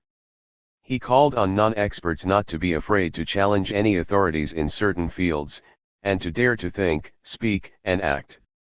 18 Two major decisions were made about government structure, on the grounds that some existing institutions, example the state supervisory apparatus and the people's procurate, had become overly independent of the party's unified leadership and that many of the functions of these institutions could be fulfilled by the general public through mobilization, to decentralize and to deregulate.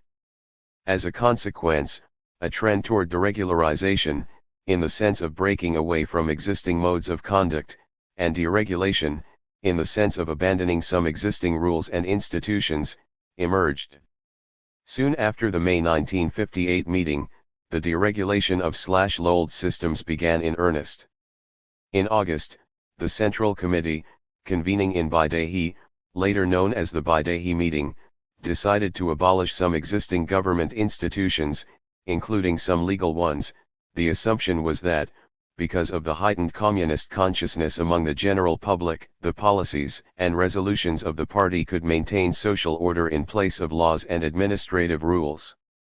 According to a directive drafted by Mao personally and first circulated within the party, the initiatives from the ordinary citizens should not be constrained by existing rules and institutions. On the contrary, they should be encouraged. Rules and institutions were to be broken.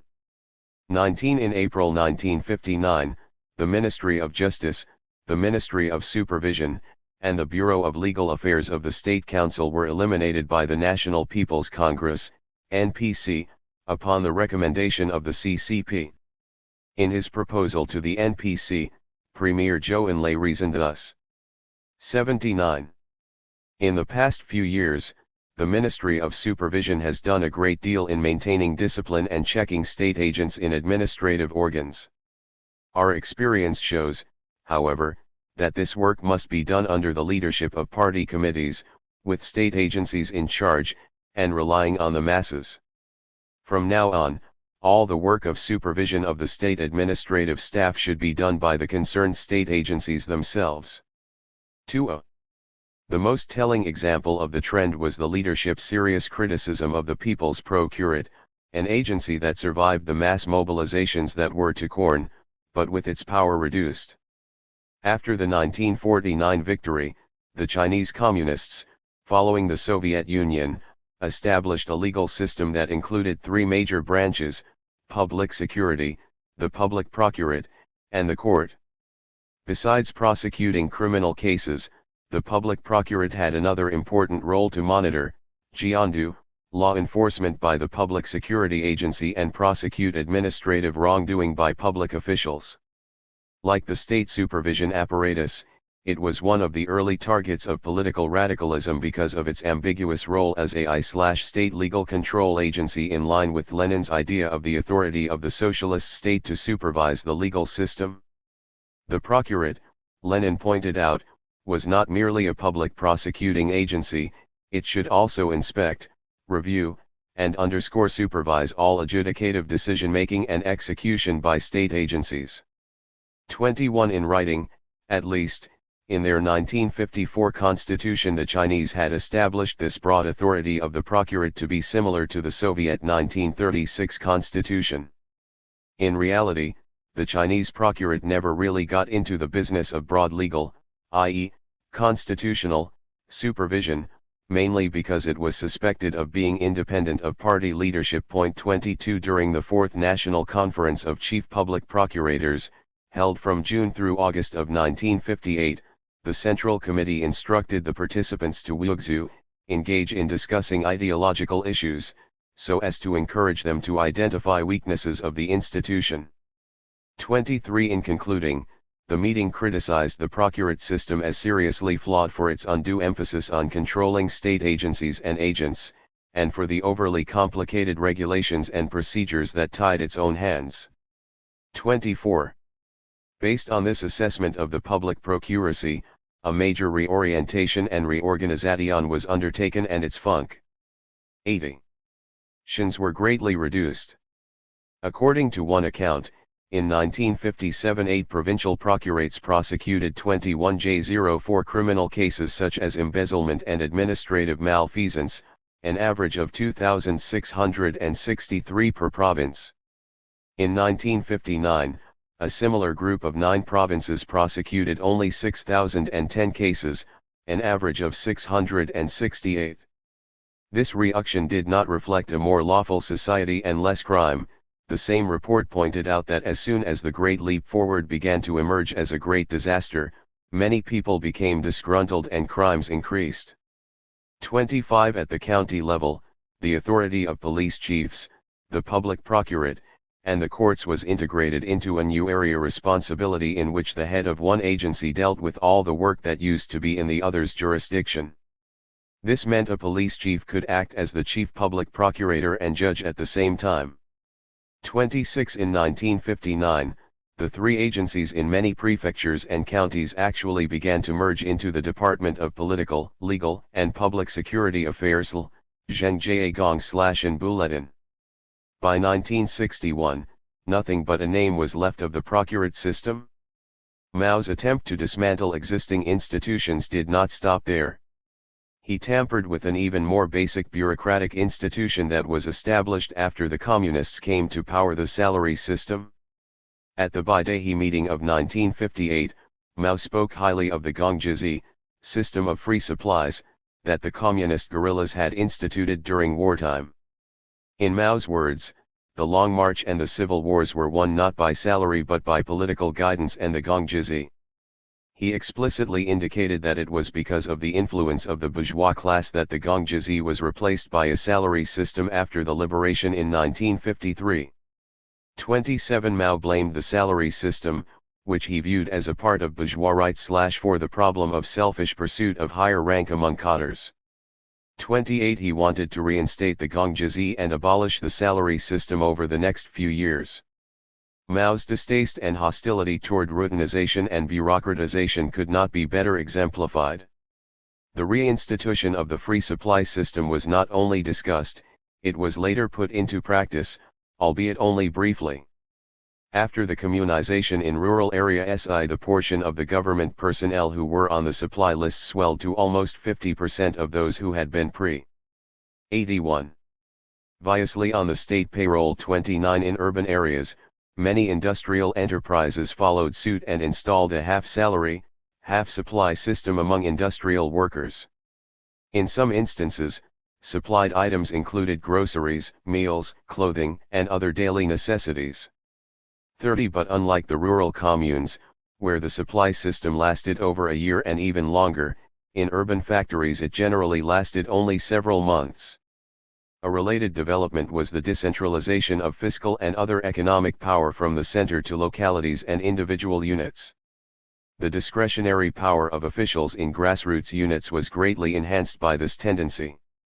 An urban residency registration system, Hyukao, was implemented, and a widespread drive was inaugurated to construct new walls around urban factories and other institutions, resulting in the conversion of these urban units into enclosed danwei, which would function as all-encompassing physical and administrative entities. This development marked a distinctive turn toward involution in the existing system, which for a while seemed to be becoming a modern organization. 31. Deregularization. In the view of the Maoist leadership, not only did some institutions and rules nourish an increasingly bureaucratic officialdom and become a hindrance to rapid development, but also the established modes of routine operations fed the bureaucratic tendency. Thus, in addition to reducing or dismantling existing institutions, the party also took aim at regular procedures. Evidence of such deregularization included both an increase in the number of non-legal, informal yet binding and effective forms of conveying official policy decisions and the substitution of formal legislation and regulations with more ad hoc policies, gents. Reliance on various types of documents, Wenjian, from the CCP Central Committee or government agencies mushroomed after 1957. Sometimes written in ambiguous terms, they were often issued after an official meeting and were often replaced by other, sometimes contradictory, documents. Many major policy decisions were announced in such forms as drafts, CAON, example 60 Work Methods Draft, issued by the Central Committee, preliminary opinions, Chubuyujian, example. II Preliminary Opinion Draft on Implementing Part Supply, Part Salary. 82. System in some enterprises issued by the Ministry of Labor, and Discussion Minutes, Huigao, example U Discussion Minutes on the issue of rural rectification policies, from the Central Committee, and Instructions, Pishi, example Instruction on the issue of sending down cadres, also from the Central Committee. The most intriguing example is an intra-party open letter, Dangne Gongkaisen, that Mao wrote to officials at all levels in April 1959. On a number of occasions the Central Committee handed down an approved report with instructions, Piswan Baojao, as a form of directive. In it, the leadership, usually Mao himself, would make comments and or give instructions about the report, which was often used as model case for others to emulate. For example, Mao commented in 1959 on a report from a provincial party school about how the anti-rightist orientation campaign should unfold through heated debates. Comrades, please learn from this and organize debates at provincial, prefecture and county levels, combine reading with debate and engage in a new round of rectification. 32. This short instruction along with a model case would provide the goal and methods as well as the timetable for the new campaign, during which the Central Committee issued more than a dozen such reports with instructions or comments as tentative and provisional as they may sound. the authority and normative power of these documents should not be dismissed. How clearly they were interpreted and implemented by cadres is another matter. It was very difficult for officials at lower levels to understand fully what the policies of the center really meant or how soon they would be replaced. Soon after the CCP Central Committee ordered a halt in the radical leveling and equalization drive, Yiping Erdao, in 1959, it launched the anti-rightist orientation campaign, Fanyuking, and a new round of party rectification to further attack those who had doubts about or had spoken against the previous radicalism. Local officials had begun to have false illusions and misjudgments, so they continued to enforce the leveling policy. 33 lower-level officials, however, saw in the Wenjian a certain spirit, Jingshen, of leadership intention that they knew they were expected to execute. Such informality and short-lived effects, however, made it difficult and risky to do so. 8. Commune Party Secretary of that period recalled his experience in an interview with the author. There were so many Wenjian during that period that we had to attend meetings or organize meetings all the time. We had to take all Wenjian from above seriously as if they were laws. Sometimes they were very vague, so we had to figure out what was the hidden message behind them, Linghui Jingshen. The thing is, if you executed a policy that turned out to be successful, then it was because the policy was good. If you foolishly executed a policy that was later repealed or replaced, the error most likely was yours. 34.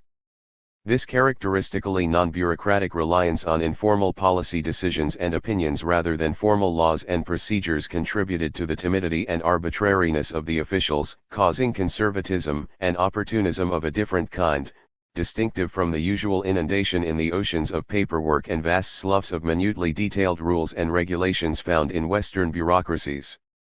Pinghai, politicizing the officials. During the Great Leap Forward, organizational work was propelled by a radical utopian thrust. The guiding principles of organizational work were contained in a Central Committee directive issued in January 1958, 60 Work Methods, Draft.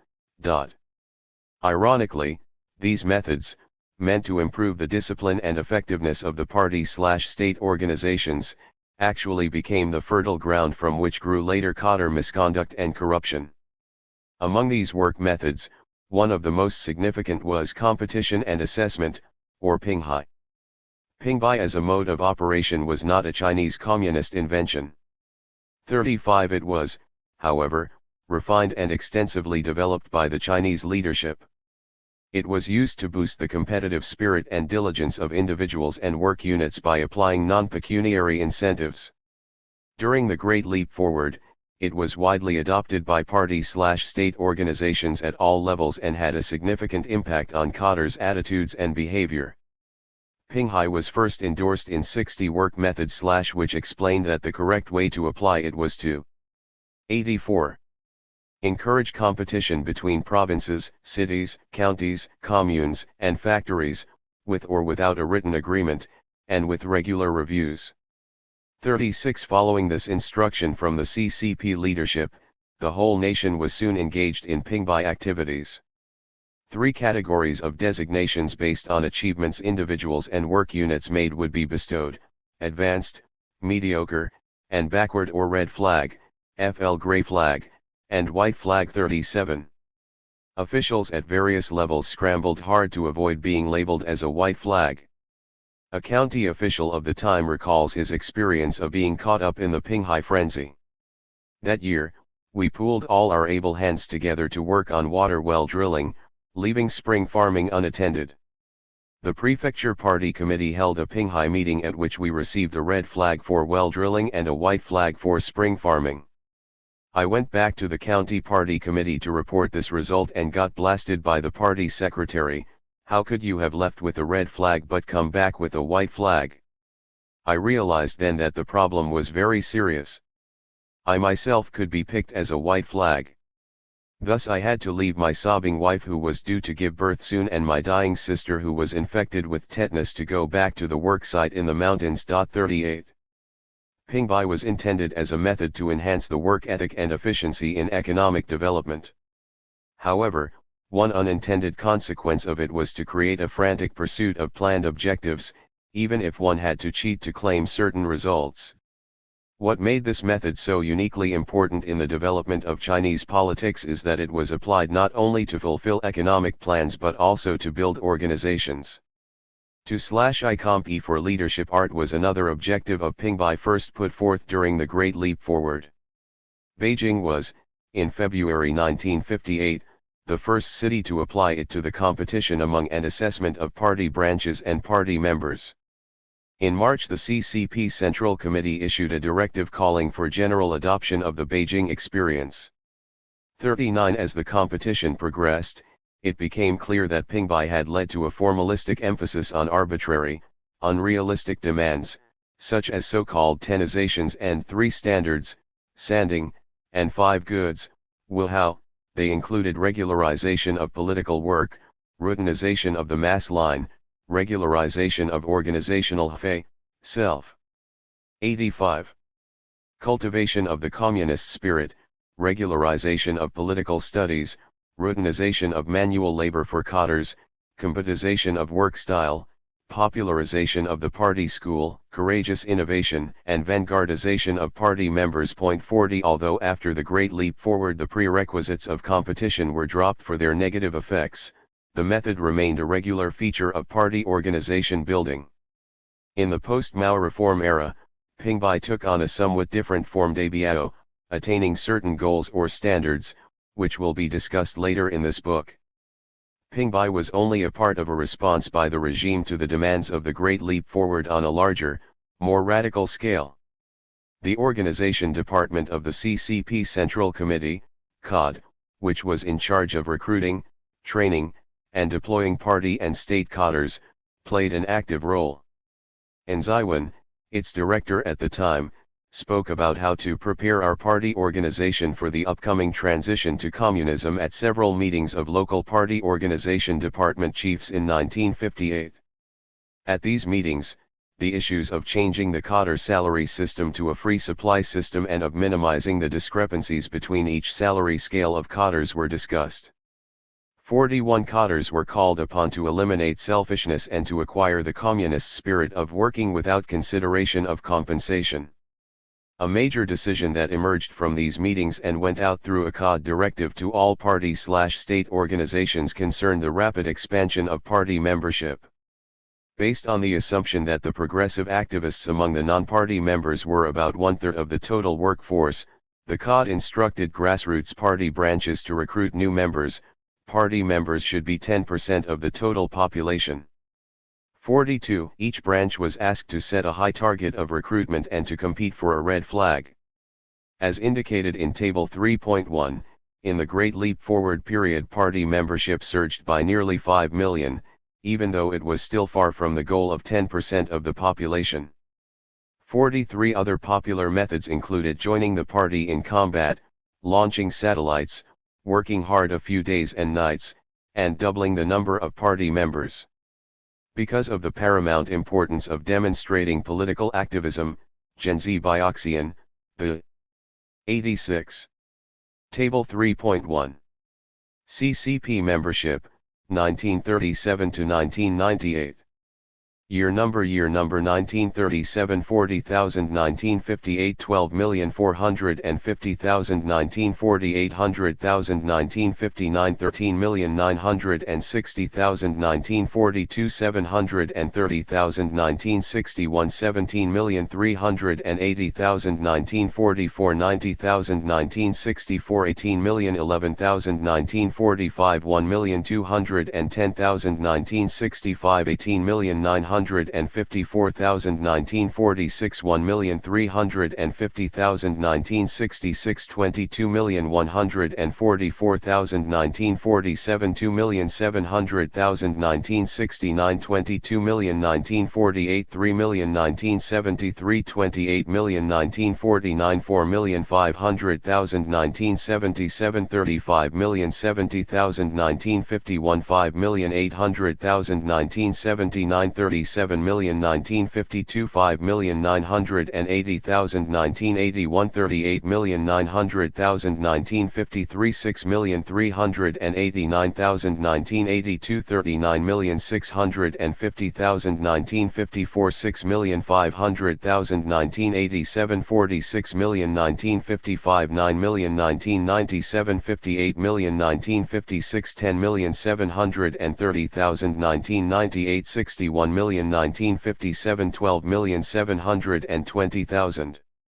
Sources: RMRB, July 1, 1951, September 14, 1956, July 1, 1953, February 18, 19,541 February 17, 195 6, October 19, 1957, September 28, 1959, July 8, 1997, June 28, 1999 Ima and Huang, Zhongguo de Zhuocean Yujinlian, Zhao Shengui, Zhongguo Gongchandang Zhu Zi Shigong.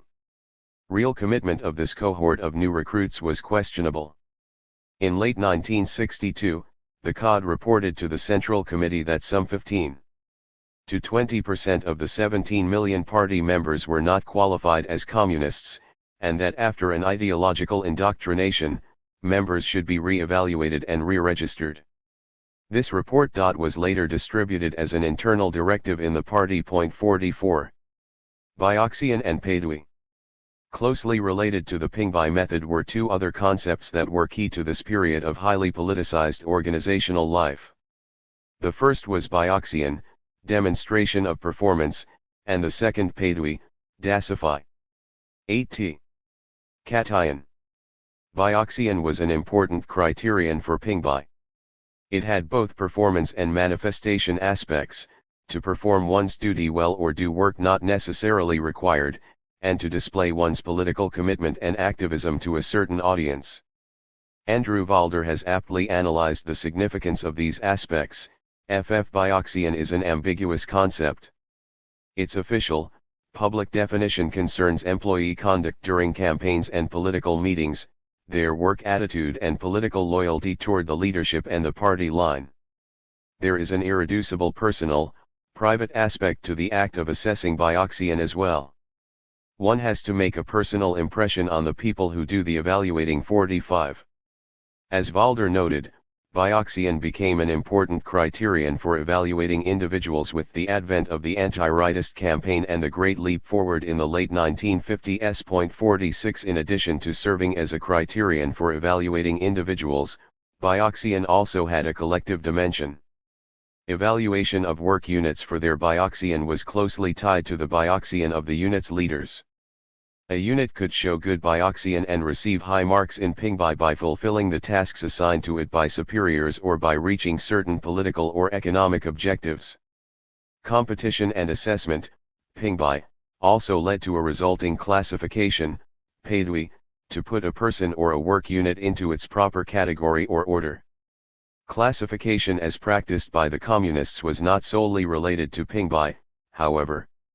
Open competition and assessment gave the authorities a legitimate reason to categorize people or units. Leninist parties share the practice of classifying people into social classes and groups by economic status, which determines the kind of treatment each person received.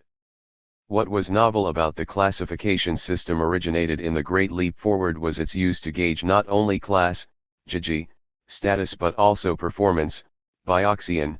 47. Thereafter, the classification system used by the Chinese Communists had both dimensions to it. For instance, the well-known 5 black categories, landlords, rich peasants, counter-revolutionaries, bad elements, and rightist cadres, used both kinds of classification, the first 2 categories being based on social class and the other 3 on political Bioxian. People in these categories became constant targets of political campaigns after 1957. As in 88. The Pingbai of economic activities, grassroots organizations were also evaluated for their performance and classified into groups. In the 1959 Rural Rectification Campaign, communes were classified into 3 categories: the good, the not so good, and the bad according to their performance and the organizational loyalty of cadres in power. Later, in the socialist education campaign, party branches, brigades, and production teams were also classified, but into three similar categories based on yet another set of criteria. Even among the supposed vanguard of the progressive class, party members and branches were divided into different classifications. There were excellent party members and two advanced party branches as well as third category, i.e., backward, branches and third category members 48. This practice, particularly the tripartition, still goes on today. Pingbai and classification were often manipulated through the use of very concrete and vivid symbols. The encounters such as the following were not rare in the years of the Great Leap Forward. According to Yang Zhigong, a village party secretary went to attend a commune cadre meeting about production output. Upon entering the gate of the commune headquarters, he noticed a gigantic board on the front wall. It had a huge diagram on it, marked with rockets, airplanes, automobiles, wagons pulled by cattle, and turtles, which symbolized the speed of progress. It was entitled Lithe Pingbai Diagram of the Autumn Output of the 5 Hilapu Commune. He concluded that soaring rockets might cause dizziness and riding a turtle would look stupid. So he decided to follow the upper middle range reports others had made and reset an airplane. 49. Using this classification system significantly affected the behavior of cadres as well as ordinary people. People or units in different categories received different political and economic treatment. To be a new advanced worker, Xianjing Gongzuoji, or to compete for the best, Zheng Shanju, were used as effective tools in mass mobilization. There was great pressure on JL third category cadres or JL third category party BRanks that had not fared so well. At the Baidahe meeting in August 1958, the Central Committee made some tough disciplinary rules regarding cadres who could not meet the lofty goals of expanding steel. 89. And iron production. There were 6 degrees of sanctions, warning, issuing demerits, deprivation of position with probation, probation within the party, deprivation of position, and expulsion from the party. 50 Many grassroots level officials received punishment of various degrees for their 1/conservative, /I cowardly behavior. To cadres, performing well, or at least appearing to do so, was more important than adhering to rules and procedures. The practice of classification thus contributed to strengthening the goal orientation, and weakening the rule orientation, of the party. Pingbai and related methods also reinforced status consciousness among officials and the general public. Prestige, a heroic aura, and special political treatment which were all the more significant in a society where material incentives were not tied to the marketplace but to political status were used to induce loyalty and conformity. Consequently, status consciousness became more dominant than the role consciousness that is characteristic of a legal rational bureaucracy. Cadre misconduct, the 5 tendencies.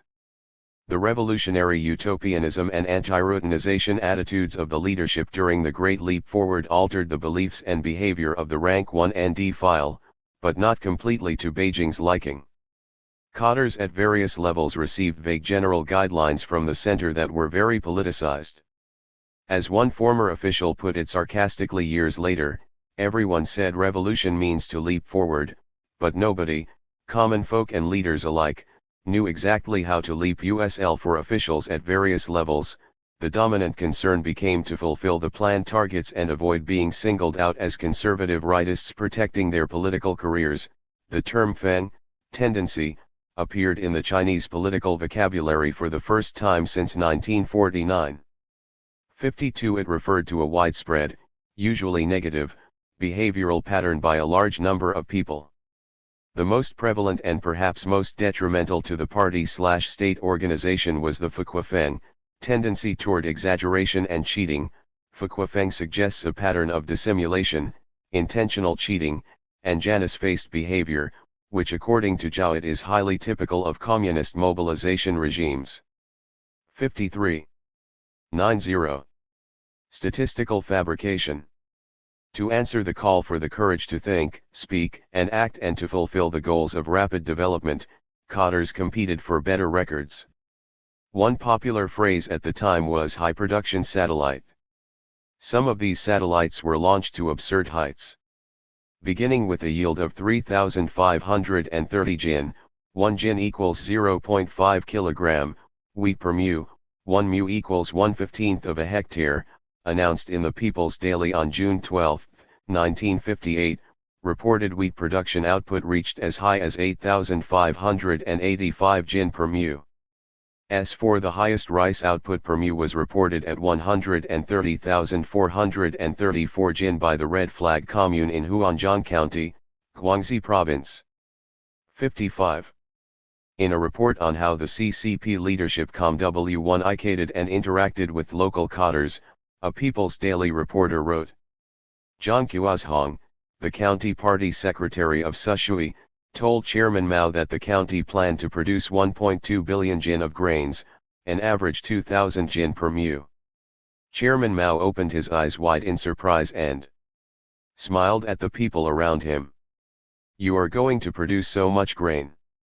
But you just got 90 million jin for the summer harvest, you have to have another 110 million. You have 310,000 people in your county, how can you consume so much grain? What are you going to do with it? No one in the room was prepared for such a question. After some hesitation, Zhang replied, we can use it in exchange for machines. It's not only you who have more grain, every county has surplus grain, Chairman Mao said. It's good to have more grain. The state may not want it. Peasants themselves can eat more.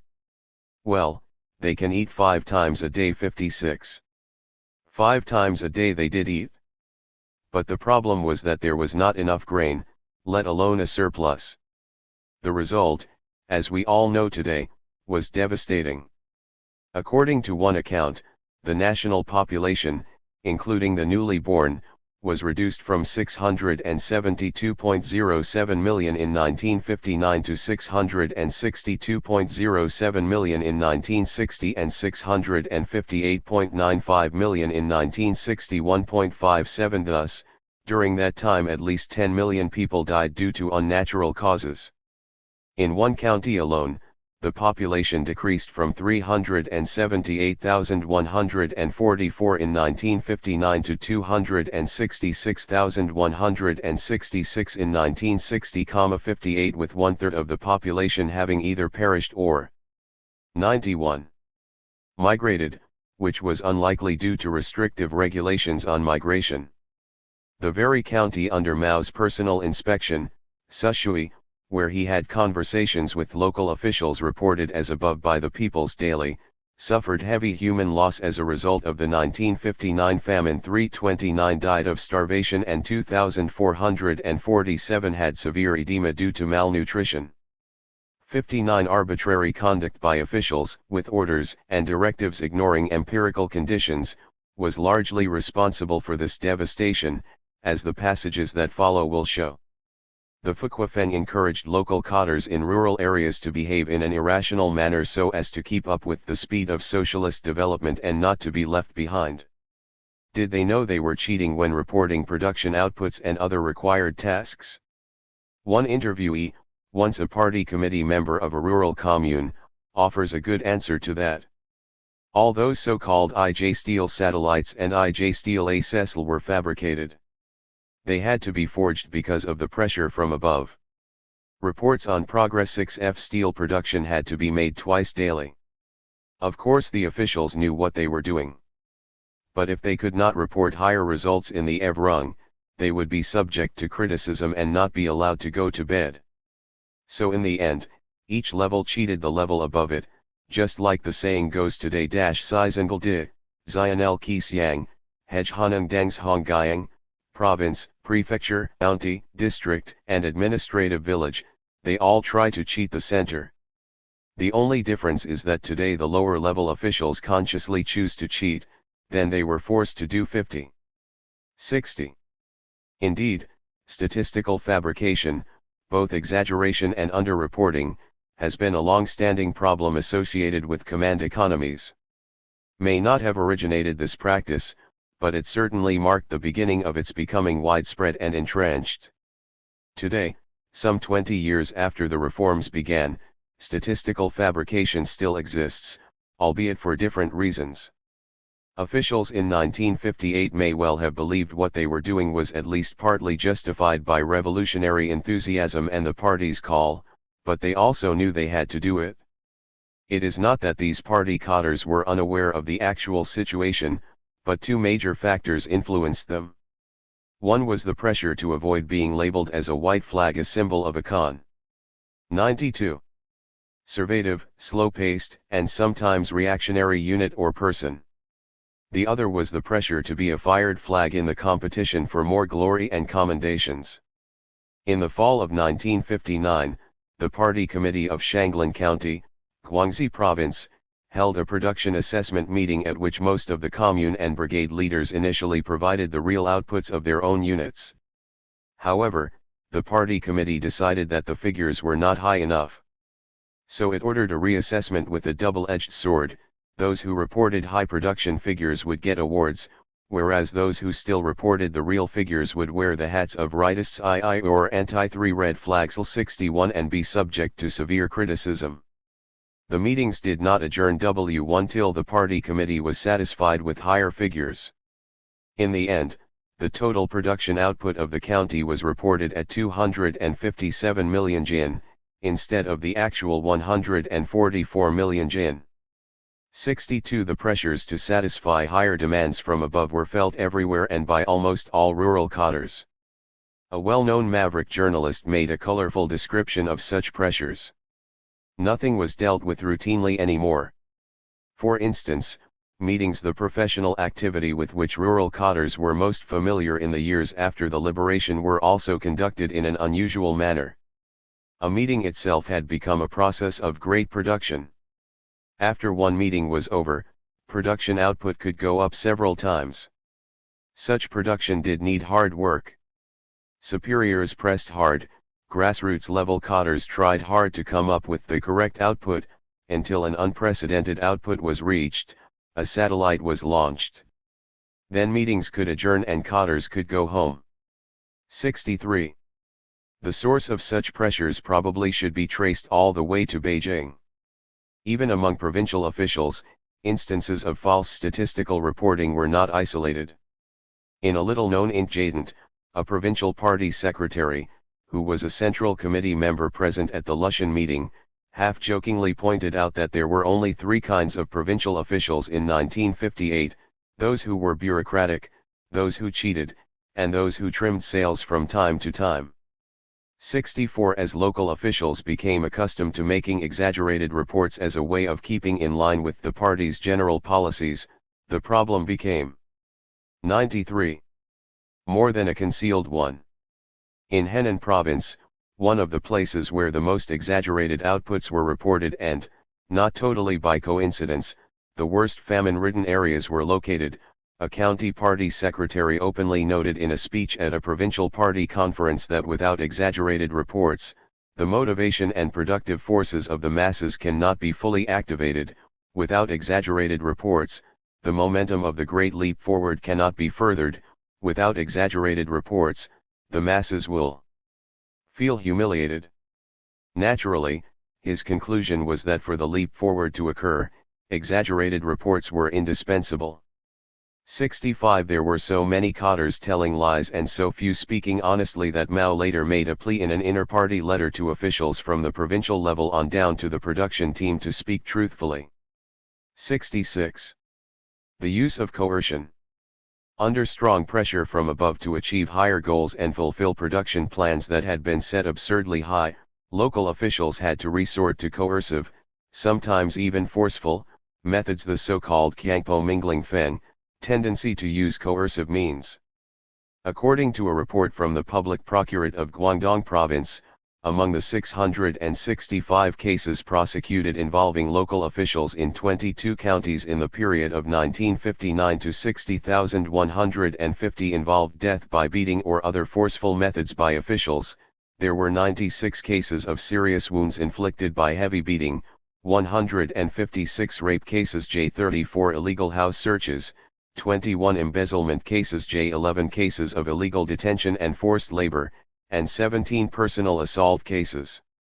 67 years later, Wang Guangmei, the widow of Liu Shaokai, recalled the widespread physical assaults by local officials that she and her husband witnessed in 1961 when they visited Hunan.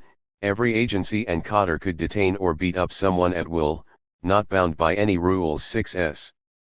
The cases of violation of law and discipline by officials, particularly in the rural areas, were so widespread that the Supreme People's Procurate issued an internal directive in December 1960 to all local agencies calling for relentless prosecution of such cases. 69 In Angwo County, Hebei Province, a district party secretary and a village party secretary convened a meeting of villagers to force them to join the public canteen with their private grain inventories. Before the 94 meeting, it was ordered that 2 horses be prepared ready to drag those who failed to hand over their grain. At this meeting alone 5 peasants were dragged by horse, 18 were beaten, and 20 more were physically abused, example tied to trees and exposed to chilly winter winds. In the same county, among 609 officials at the commune level, 181 were involved in beatings and physical abuse of peasants. In one village, 70% of the peasants received some kind of physical abuse. 70 in the model county Sushui that Mao personally helped promote to national prominence, the words of County Party Secretary Zhang Qiuzhong, who presented his county to Mao, became laws. One of his lesser-known 1/A achievements as it came to light years later was to have arrested 4,643 people in 1958 alone. All this was done during the time his county was praised by the party and official media as one of the first to leap a step closer to communism. Zhang, speaking to another county party official, could not conceal his bewilderment at what he had been able to achieve. Detention is so effective. It can stimulate activism in production. 71. One of the worst incidents took place in Shaoyang County, Shaanxi Province, where under orders from the county party secretary a target of collecting 98 million jin of grain and 1 million yuan of cash was set, despite the fact that falsified reports and exaggerated plans had already caused a shortage of food in the fall of 1959. Commune and brigade officials went out to search for grain and money using forceful methods such as illegal detention, beating, and torture. In the end, 167 people lost their lives to unnatural causes. 48 were disabled, and 842 people suffered from hunger-induced edema. 72. Cadre privilege. With all the revolutionary zeal and appeals for inculcation of the communist spirit, one would suspect there would have been less privilege seeking by grassroots level officials. Evidence shows this was apparently not the case. Collectivization, particularly communization, elevated these cadres, as agents of the state, to powerful positions and made them highly susceptible both to political pressure and abuse of power. Another deviant official tendency, Ganbu Teshu Huafeng, widespread privilege among cadres, was a direct result. 95. Examples of this hellish combination of deviant zeal and indifference to the people it was meant to serve abound. Angwo County, for example, was one of the many locales that suffered a serious famine in the winter of 1959. While the disaster was taking its toll, the families of the county party secretary and administrative chief passed the time in a resort, with chefs, doctors, and servants at their disposal. In a village where 80 people died of famine and some 300 left home to try to survive elsewhere, the home of the party secretary retained its own kitchen and never stopped cooking, although no one else in the village was allowed to maintain such private facilities. 73 In Sushui County, the first county in China that claimed to have entered the communist stage, communization brought the free supply system into the life of the peasants. It turned out later that not only did the new lifestyle not last long, there were many cases where local officials abused power for private purposes. The following conversation between an official investigating cadre wrongdoing and a peasant who experienced the communist heaven shows how powerful officials at the grassroots level exploited communization for their own personal interests. Did the officials also eat in the public canteen? Yes. They ate inside the canteen and ate good stuff. We common folks ate outside and ate thin soup. Have you heard sayings like those who work get meals, those who do not also get them? We had many sayings like that. Here is one: Gongjizi, Hanjizi, Genbuzzi, Bujizi. What do Galwan Buzzi and Bujizi mean? Genbuzzi means cadres had the power of distributing supplies. They held in their possession the things belonging to all of us. Bujizi means they supplied nothing to US 74. Blind commandism. Previously I mentioned another serious misdeed of grassroots level officials during the Great Leap Forward, Zayas Hiwi Feng, or blind, sometimes absurd, commandism in agricultural activities by local officials. 96. A 1962 report by a county government made this assessment of its own errors. The errors we made in blind commandism of production during 1959 and 1960 were very serious with detrimental consequences.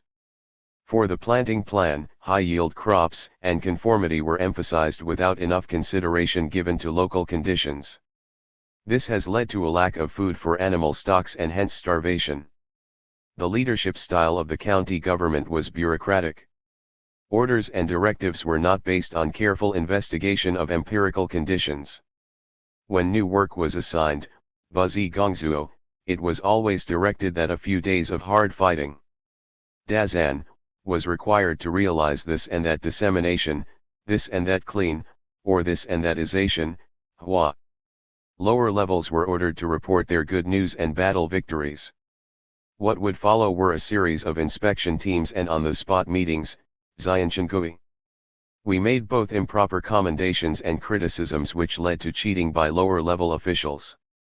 Some of them only planted the fields by the roadsides for inspection teams to see while leaving large squares of farm fields unattended. Commandism not only existed in agriculture but also in other areas of work as well. 15. The problem of commandism was rooted in the conviction among the CCP top leadership, notably Mao, that daring and innovative thinking could boost agricultural and industrial production. When Mao discovered that in some areas high planting densities and deep plowing could help raise grain production, he personally advocated these techniques for the whole country as an efficacious way of farming.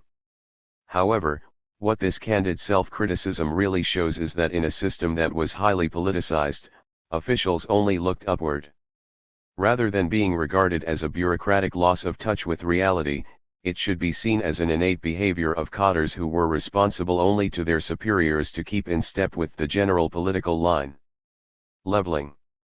Feverish collectivization also caused what Mao himself called Gongchan Feng, which literally means a tendency to communize properties/I local officials, out of revolutionary enthusiasm or not, confiscated the 97. Private property of peasants, including land, houses, cash, grain, cattle, and even furniture, so that everyone could live as equals. Such leveling swept the whole countryside at the peak of the Great Leap Forward, as we now know.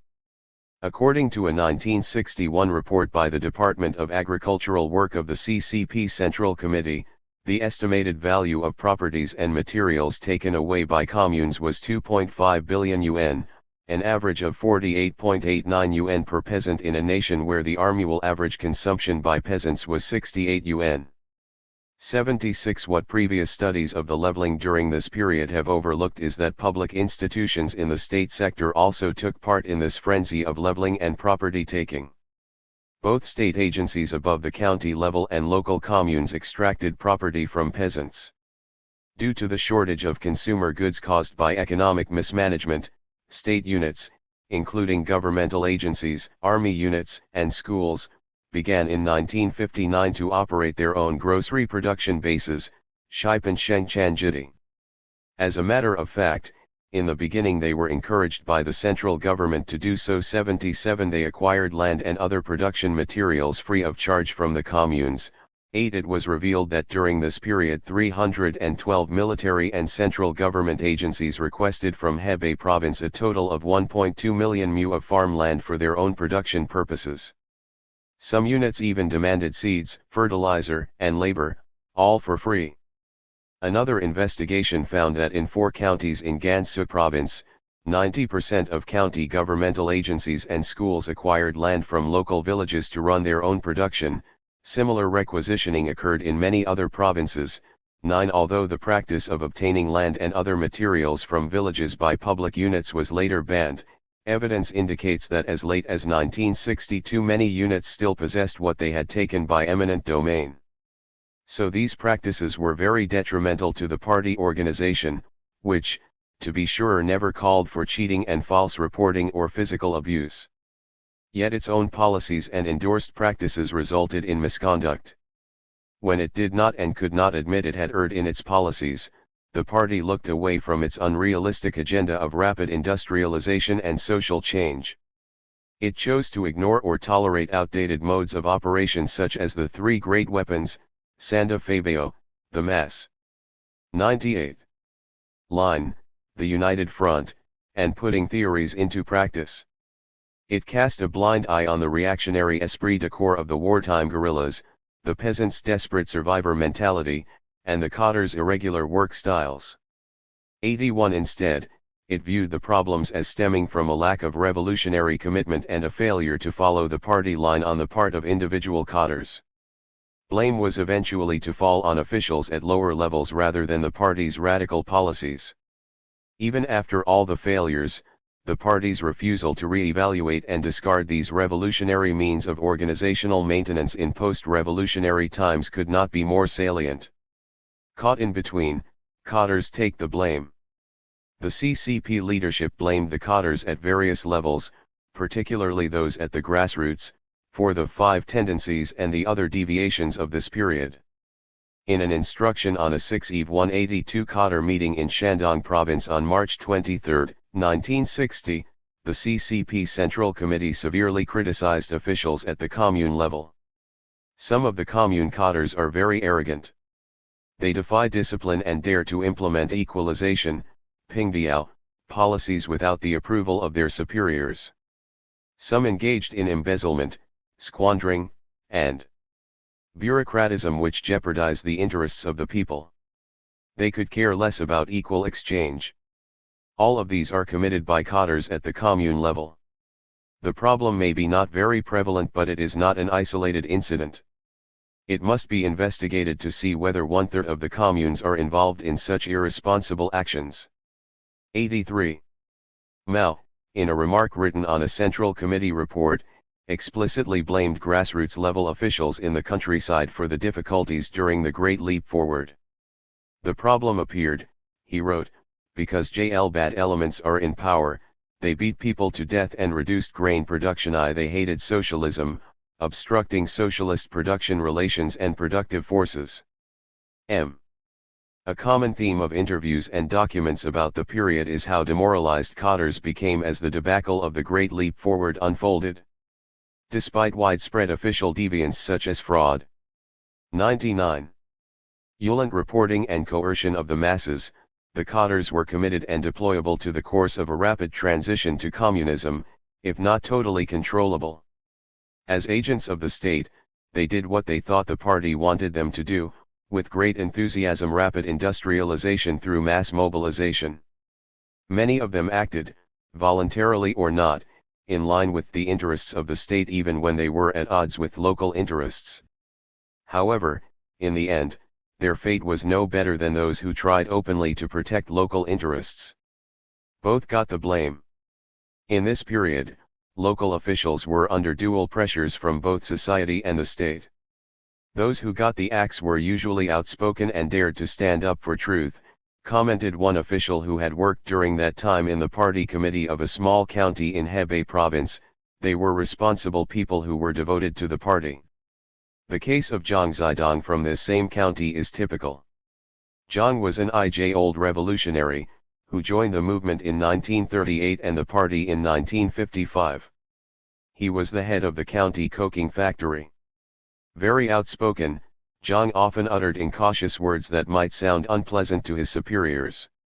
During the anti-rightist orientation campaign in the late 1950s, he was expelled from the party and stripped of all his positions for his rightist stance, on the evidence of 24 sentences spoken on various occasions.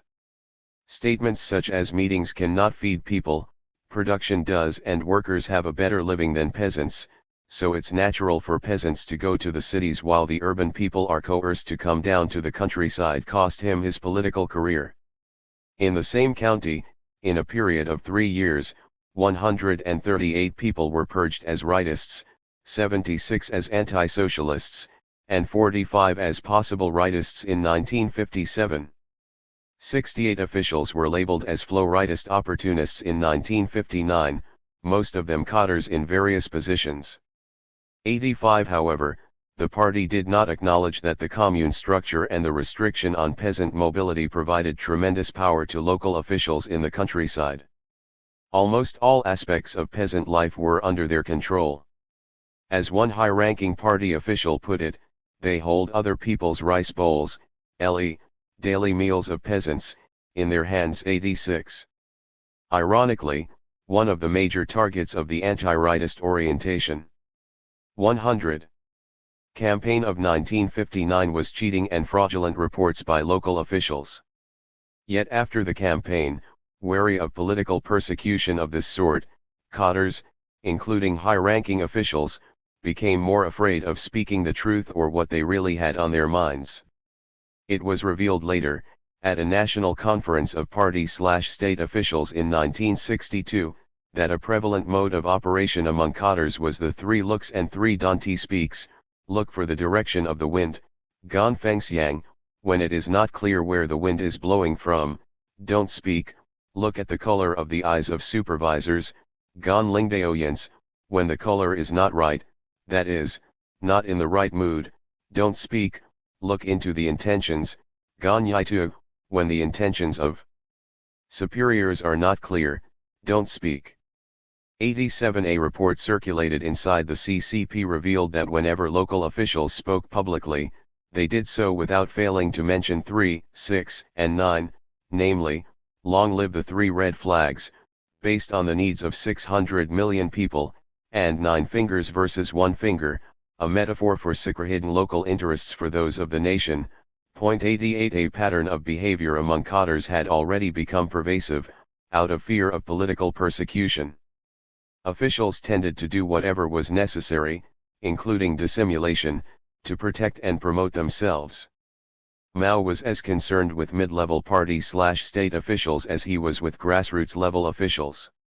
He wrote in an internally circulated letter to party secretaries of ministries, provinces, and major municipalities. In making and executing major policy decisions, the grassroots-level officials, party branch secretaries, workshop chiefs, and floor leaders, and activists must be consulted. Party committee secretaries, factory party leaders, district party secretaries in cities, leaders of city party committees and the government, as well as the bureau chiefs of the central government cannot always be trusted. Many of them have almost totally separated themselves from the masses, becoming arbitrary and dictatorial. When instructions coming down from above are not to their taste, they would act with double dealing or simply ignore them. Only when they are attacked from both their superiors and subordinates can their wrongful views be corrected. After listening to them long enough, we may even be assimilated and make mistakes. 89. Mao's distrust of mid-level officials is apparent in this letter, originally written in March 1959. But he was only partially right in his 101. Assessment of the cadres in a time of revolutionary change. Mid-level officials were indeed failing to feed policymakers in Beijing with accurate information, a practice that broke down the critical information flow between the party leadership and the grassroots. Mao warned, it is so dangerous if information from above can't reach down and information from below can't go up. Shangqing Bunanj Zayada, Zayaking Bunanj Shangda. However, these officials acted in this way not because they were hopelessly out of touch with reality but because their vision and information were limited by the political demands from Beijing. Some of them were clearly aware of the real situation and the needs of the masses. But most of these mid-level party/state officials had few choices in making decisions about such issues as future plans for their own units. A case in point is the dilemma that officials of Shahi County in Hebei province had to face. In August 1958, the CCP central leadership made an appeal to the whole nation to engage in a mass campaign of producing iron and steel. Shahi, like many other counties then, organized an army-like command headquarters for the campaign with the county party secretary as political commissar and the county head as commander-in-chief. All went well, with over 100 cadres from all levels working with 40,000 strong laborers day and night. Officials of the county party committee worked their hearts out to execute the decision of the leadership. In the beginning they received some commendations from provincial and prefecture leaders. However, trouble came when Shahi reported their already exaggerated daily production output of 50 tons of iron in a local newspaper while other counties reported over 1,000 tons per day. The prefecture party secretary personally called the county party secretary and asked bluntly if he felt shamed by the reports. At the county party committee meeting that followed, the county party secretary conveyed the phone message from above. For 10 minutes, there was dead silence. Nobody wanted to speak out. Their dilemma was captured by one of the participants who recalled the event. Nobody wanted or dared to tell lies because the communists were supposed to be truthful, yet without telling lies, the pressure was on and everyone could feel it. At that time, everyone was scared of being 102. A rightist, for the anti-rightist campaign was just over with several hundred people in governmental agencies and schools in that county. Having lost their jobs or having been sent to labor camps after being labeled as rightists, 90. Sure enough, the next day a report of daily production output of over 1,000 tons was made to the provincial party committee, and the county leaders called a meeting of communes, brigades, and production team leaders to make detailed plans for their part in enforcing the new production target. 91 mid-level officials were later hit hard by a major political assault during the new round of the anti-rightist orientation campaign after the Lushan meeting in the summer of 1959.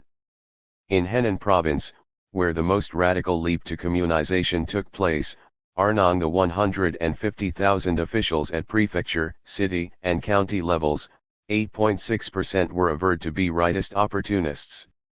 Among officials holding positions of county chiefs or party secretaries or higher, 22.4% were accused of being rightist-oriented, yuking.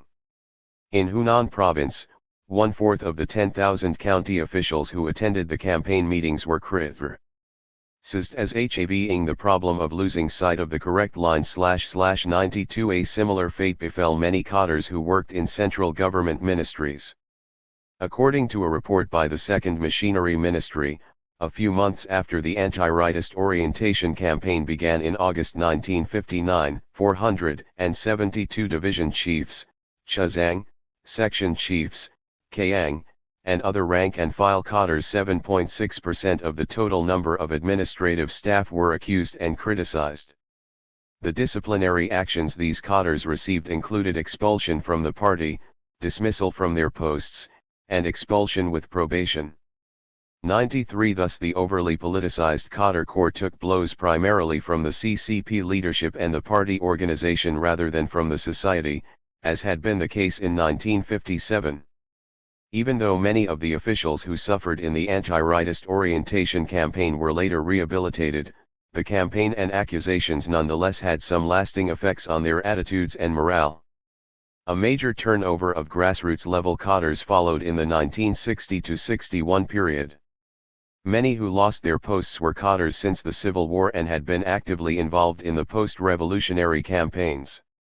The turnover was largely a result of 103.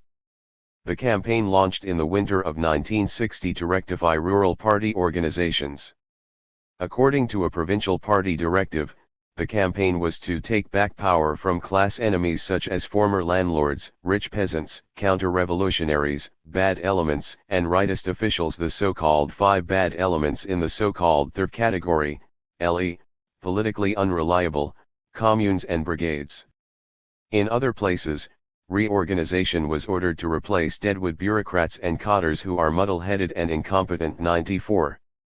In one typical case, a work team was sent down to a commune to solve problems of organization and leadership. The local officials were brushed aside and political activists were mobilized to carry out the work of remaking the class order. All the cadres in that commune had to be examined on their class background, personal history, bioxian, and social relations to determine their niche in the classification of the 5 elements. Harsh treatment of officials was not isolated. A party secretary was forced to stand on the legs of an upside-down table and then spat on by passers-by. In this commune alone, half the 12 members of the commune party committee were accused of being a bad class element.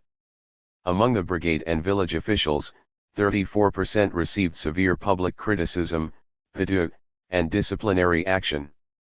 95 years later, Nziwen, the director of the COD during the Great Leap Forward, spoke about the detrimental effect on cadre ranks of the Great Leap Forward, pointing to the heart of the problem.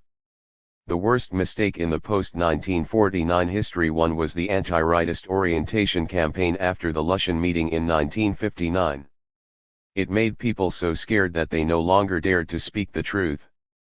The damage done by this campaign to the mode of operation of the party was worse, in some respects, than the harm the Great Leap Forward had done to the economy. It took a long time and a lot of effort to heal the trauma it caused in the party ranks. 96. As the revolutionary radicalization of officialdom reaching an unprecedented height in the late 19,508, a startling number of officials underwent either severe criticism or disciplinary action between 1958 and 1961, according to the statistics of 23 provinces. 4 to 34 million cadres received some sort of disciplinary action, not including those who were treated as class enemies through legal actions. 97 The political poor. 104. Performance of party members in administrative or leadership positions was closely scrutinized. Many were criticized and punished by the party for a lack of revolutionary enthusiasm and for being insufficiently active in carrying out the party's policy of rapid socio-economic transformation. In 1958 alone, 500,000 party members, both cadres and non-cadres, received disciplinary action. The number of people expelled from the party at that time equaled 80% of the total number of expulsions from 1951 to 1957. 98 The party organization felt the impact of the Great Leap Forward immediately after the economic catastrophe. During this period some pre-revolutionary forms of official deviance, which differed from the irregularities induced more directly by the revolutionary fever during the Great Leap Forward, began to occur on a large scale at the grassroots. A case in Shula County shows how the Great Leap Forward affected rural officials. An internal investigation report by a Prefecture IF4 cleanup work team in 1965 reported widespread gambling among county and commune officials, a social problem that had been contained, if not wiped out, after 1949. It noted that such activities first reappeared in 1960 and then gradually got out of hand. In fact, 167 work units, or 23% of the units of that county, were involved in providing gambling venues. A commune party secretary always brought along a set of playing cards whenever he went to villages to inspect work. Another official lost all his money in gambling and had to offer to stand guard outside the gambling house in exchange. All told, 139 county or commune officials took part in gambling activities, almost a quarter of the cadres in the county. It was not hard to understand why such illicit activities could last several years when, in 29 of the 31 communes, either the party secretary or commune director or both were involved. As one indication, cadre corruption and misconduct cases prosecuted in the wake of the Great Leap Forward increased, particularly in the early 1960s. Table 3.2 is an example of the kind of cases that were prosecuted. 99 Official corruption and misconduct were perceived by the leadership not simply as transgressions by individual cadres, but rather as serious political threats to the existing socialist order. After the mid-1950s de-Stalinization in the Soviet Union, the Chinese Party began to be more 105. Table 3.2. Cases prosecuted by the People's Procurate of Heilongjiang Province, 1963. Embezzlement, abuse of power, graft. Law enforcement officials 25. Economic and financial officials 151-39. Other state agents 74-65. Grassroots level officials 156-90. Other 21-27. Total 404-226. Source: Owendae Zongguo de Jianchaz Hiju. IL includes illegal searches, illegal interrogations, and torture of detainees. BL includes staff in public security, the court, and the procurate. Other 4, 5, 16, 51, 1, 77. Alert to a possible revisionist threat in China. In the wake of the failure of the Great Leap Forward and the open Sino-Soviet split, the CCP took new cognizance of the sources of Soviet II revisionism. Stratification in the socialist countryside had enabled cadres to become the rich and privileged. Containing disciplinary problems among cadres was regarded as crucial to preventing similar revisionism from gaining ground in China. Deng Zhihui, a major figure in agricultural affairs in the 1950s and 1960s, expressed a concern that represented the stand of the CCP leadership. Privilege seeking by cadres most seriously alienates the masses. Common folks are discontented with them. This is very dangerous. If these cadres do not change, they will become the fertile grounds for future revisionism. 20 years from now, China may see revisionism. Don't think it is impossible. After the old generation passes away, these guys are likely to become Khrushchevs. The chairman of Soviet collective farms, belonging to the privileged strata, earn a high salary. They are scared of war and combat. We have to solve the problem, otherwise it can become very dangerous. LOL. The leadership was correct to place the focus of attention on cadresy. After all, the party's ability to control its agents was weakened after the 106.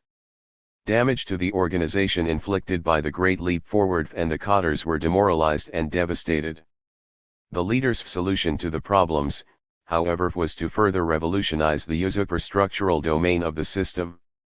For the first time in post-liberation history, cadres who carried out policies that turned out to be disastrous were later blamed for many of the consequences.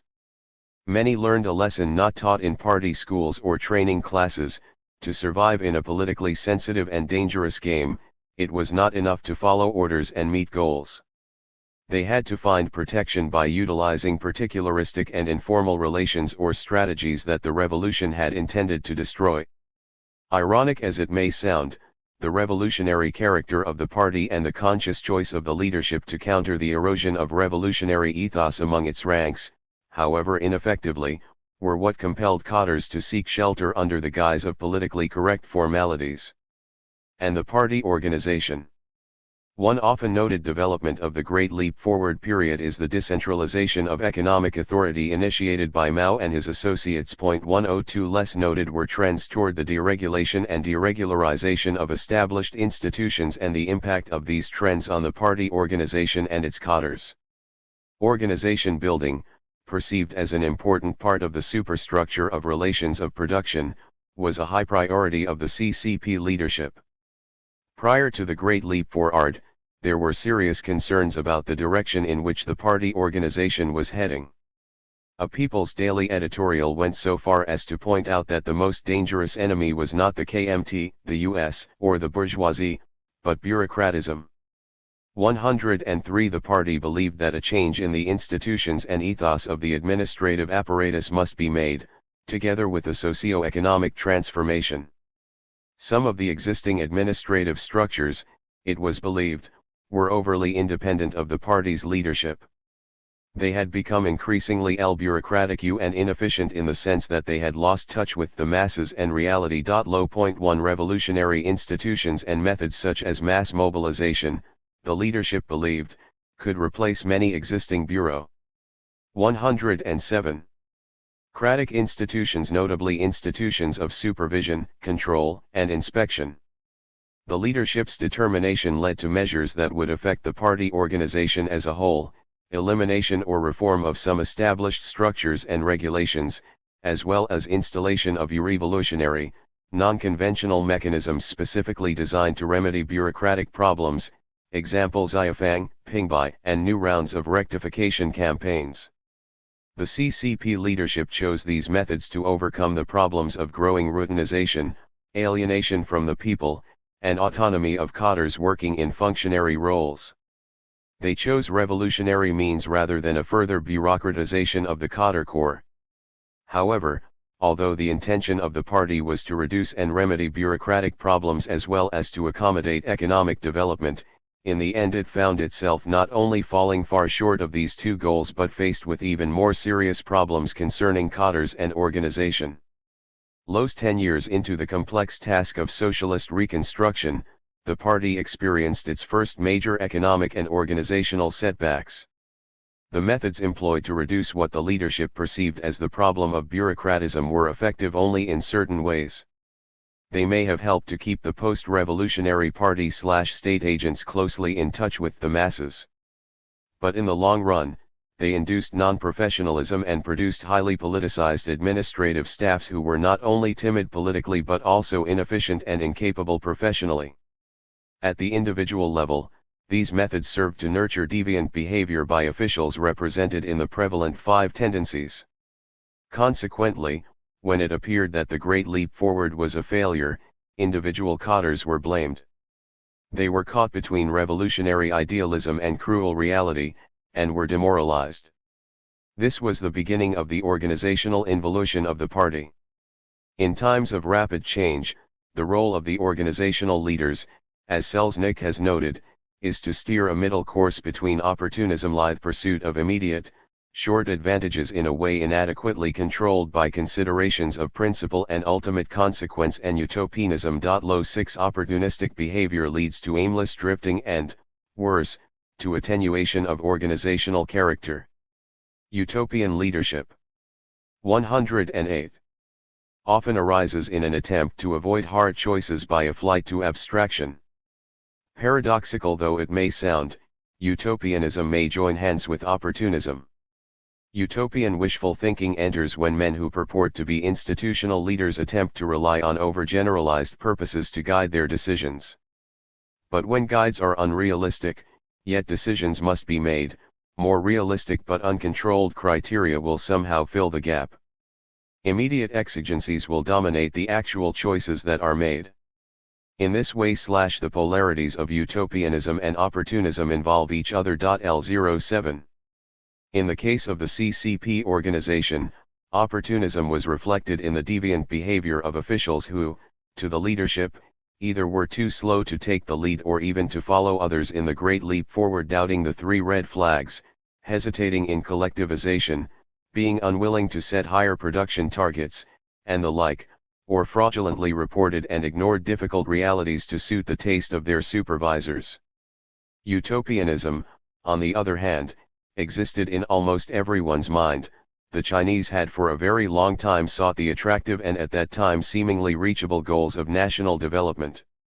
In the Great Leap Forward, opportunism involved utopianism in that cadres took an opportunistic approach in order to meet the utopian needs of their superiors all the way up to the Central Committee. They joined hands to reinforce each other. Under a utopian banner, opportunism became the predominant mode of operation. This situation was not what organizational leaders intended. Furthermore, when it eventually led to devastating consequences, the people who took the blame were those rank-and-file officials who acted opportunistically but were not the real sources of such opportunism. Thus, the Great Leap Forward was followed by political campaigns, almost all of which were aimed at investigating and disciplining party cadres. The distrust Mao and other CCP leaders felt toward grassroots-level cadres mainly originated in this period and found its ultimate expression in the launching of the Cultural Revolution in 1966. The debacle of the Great Leap Forward clearly reflects the failure of organization leaders to balance revolutionary idealism with a realistic assessment of the situation. Despite its lofty intentions, the party, as a 109 whole, could not move forward without being compromised by the uncontrolled reactions of the rank and file, which were due, precisely, to its refusal to give up revolutionary utopianism while rapidly modernizing the economy. The party leadership applied a radical storming approach to economic development, but it refused to let the routinization of a charismatic revolutionary organization occur or continue. Mass mobilization, as Mao put it at the time, was still a premium method to be relied upon in doing everything, including the production of Steel 108 cadres who were incapable, not innovative enough in following policy lines, and unfaithful or unreliable in communicating information up to the central leadership were seen in political terms and led to what Harry Harding calls an internal remedial approach L09. This Maoist approach to the bureaucratic problem was based on one of the most important philosophical tenets of Chinese revolutionarist significance assigned to subjective human agency in determining an objective outcome. It was believed that only by changing the internal human condition could an effective and committed organization be maintained and the socialist revolution be accomplished. External constraints on human behavior were secondary.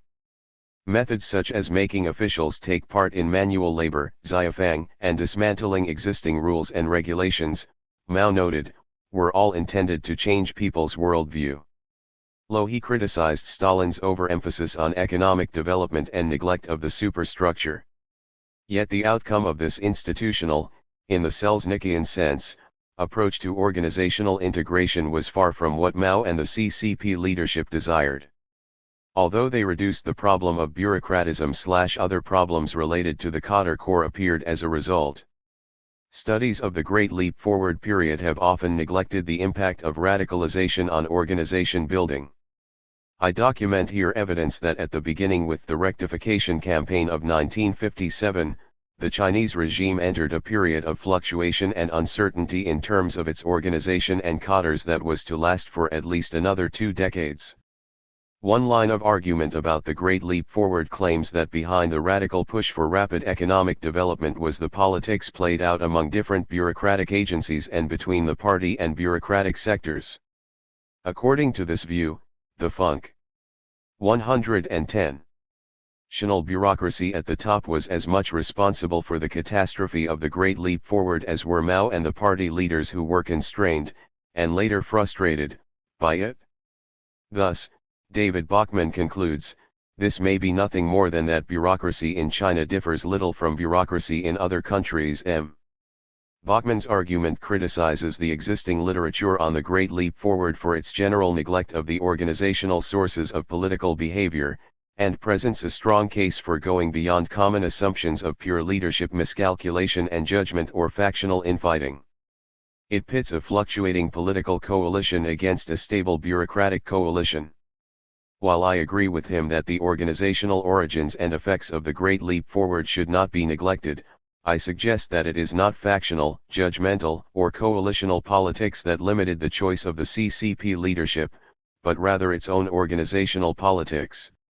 By organizational politics I do not mean the contradictions and bargaining between the political and administrative rank and file, between organizational goals and the mode of elite behavior.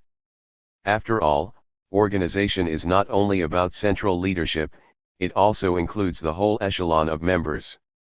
Although there is evidence that Mao was disgruntled over the increasingly uncontrollable ministries in Beijing 112, the lulching of the Great Leap Forward and its attendant mass mobilization were not simply a result of bureaucratic bargaining.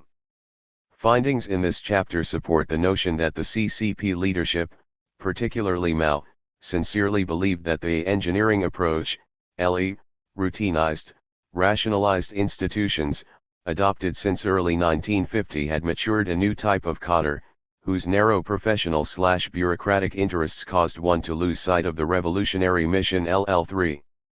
Many of the measures implemented in this period, both economic and political, were based on this belief rather than on the outcomes of bureaucratic politics played out in Beijing. Studies of the Great Leap Forward have shown that this failed attempt seriously undermined the legitimacy of the regime, particularly in the countryside. 114 However, it is worth pointing out that the discontent and estrangement were directed more toward local officials and activists than toward Mao and the party itself. Peasants still believed that Mao did not know their plight and he was their last hope and ultimate savior. 111. It is often argued that bureaucracies everywhere tend to have stable preferences and to be conservative. In the case of the party/state during the Great Leap Forward, heavy pressures came from the leadership for debureaucratization with the goal of radical change. 116 Mao seemed to believe that rationalization had gone too far, not that it remained incomplete, and that bureaucratization was producing conservatism. 117. But there is little evidence that the bureaucracy had any head-on conflict with the party, at least concerning policy execution by agents of the party/state. On the contrary, the officialdom itself was very politicized and enthusiastic, whether out of real personal conviction or not, at the height of this revolutionary storming on both economic and political fronts. Cadres, political and functional alike, felt the heat of revolutionary enthusiasm and became active participants. The problems of official deviance that occurred during and after the Great Leap Forward were more related to the politicization of officialdom than to the loss of revolutionary goals by cadres, which is how the leadership perceived it. In a revisionist argument about the Maoist discourse and practice on bureaucratization, Martin King White contends that a major push toward further structural bureaucratization of Chinese society was launched during the period of Mao's ascendancy during the Great Leap Forward, and seemed most infected by Soviet gigantism. Liate. No evidence that I have found substantiates such an argument. On the contrary, the Maoist leadership, despite the gigantic size of bureaucratic organizations, rural communes experimented with a novel form of organization sustained by revolutionary norms, and bearing little resemblance to the structural bureaucratization White attributed to the Soviet patterns. 119 Unlike the typical bureaucratic problem of conservative rigidity and an inability to adjust readily that is usually caused by what Robert Merton has called lithe displacement of goals, officialdom during the Great Leap Forward was plagued by a lack of clearly defined rules and regulations to which it could render conformity. Conformance in this case was judged not by adherence to rules but by adherence to revolutionary goals. This development led to a formalism of a different kind, the displacement of rules fostered by the tremendous symbolic significance of ends, an antithesis of Merton's theory. 12 Hence the serious 112. Organizational problem that bothered the leadership was not rigidity or inefficiency but deviant behavior characterized by disinformation and unpredictability. Even if we assume that cadres do pursue stability and security, the history of the Great Leap Forward demonstrates that the Chinese bureaucracy under Maoism was more vulnerable to political pressure.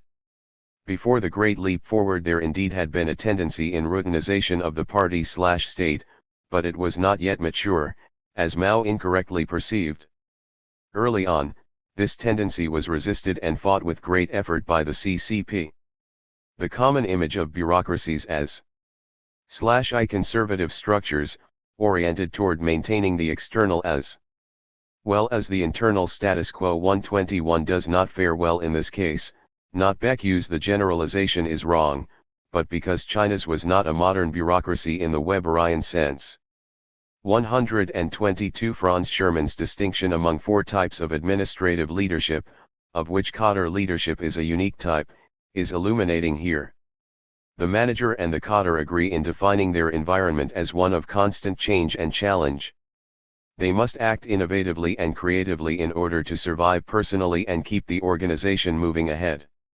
Both types of bureaucrats, on the other hand, are primarily oriented to routine, maintenance, and stability. Modern bureaucrat and manager agree that techniques and expertise are the basic means for organizational integration. In contrast, the traditional bureaucrat and the cadre regard human organization as most significant for achieving this goal. 123. It was the intention of the CCP leadership to sustain a cadre, not bureaucratic, mode in its post-revolutionary administrative staff, in spite of changing tasks and environment. To that end, new objectives and a new environment were manipulated through revolutionary symbols into combat situations. Cadres were expected to be daring and capable agents in this new round of struggles. Seen in this light, change and radicalism, rather than the status quo and conservatism, were the main dynamics behind the actions of party/state agents. These agents acted in the way they did not because they resisted the change and radicalism that originated in the organization's leadership, but because they tried to be in line with the leadership and did what they thought they were 113 supposed to do. In the end, when the objectives could not be reached, the leadership did not question its own organizational principles imposed upon changing reality but blamed the rank and file. The two intertwined factors, politicization and insecurity of the official, demeaned certain behavioral patterns.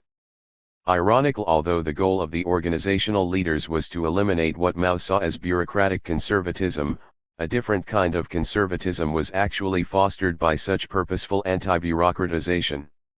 This new form of conservatism compelled officials to take a sluggish course of action, guess the intentions of superiors from ambiguous policy pronouncements, and avoid taking responsibility, all exactly the opposite of what the party had intended to do by politicizing the cadre ranks. The organizational problems of the late 1950s and onward lay not in intra-bureaucratic conflict and bargaining between the political leadership and functionaries, but in the sharp contradiction between the goals of rapid industrialization, on the one hand, and systematic deregularization on the other. What underlined the tension was a growing gap between the interests of the organization and those of the rank-and-file cadre members, rather than a divergence of the interests of the bureaucracy, and different interests among various agencies within it, and the interests of the party.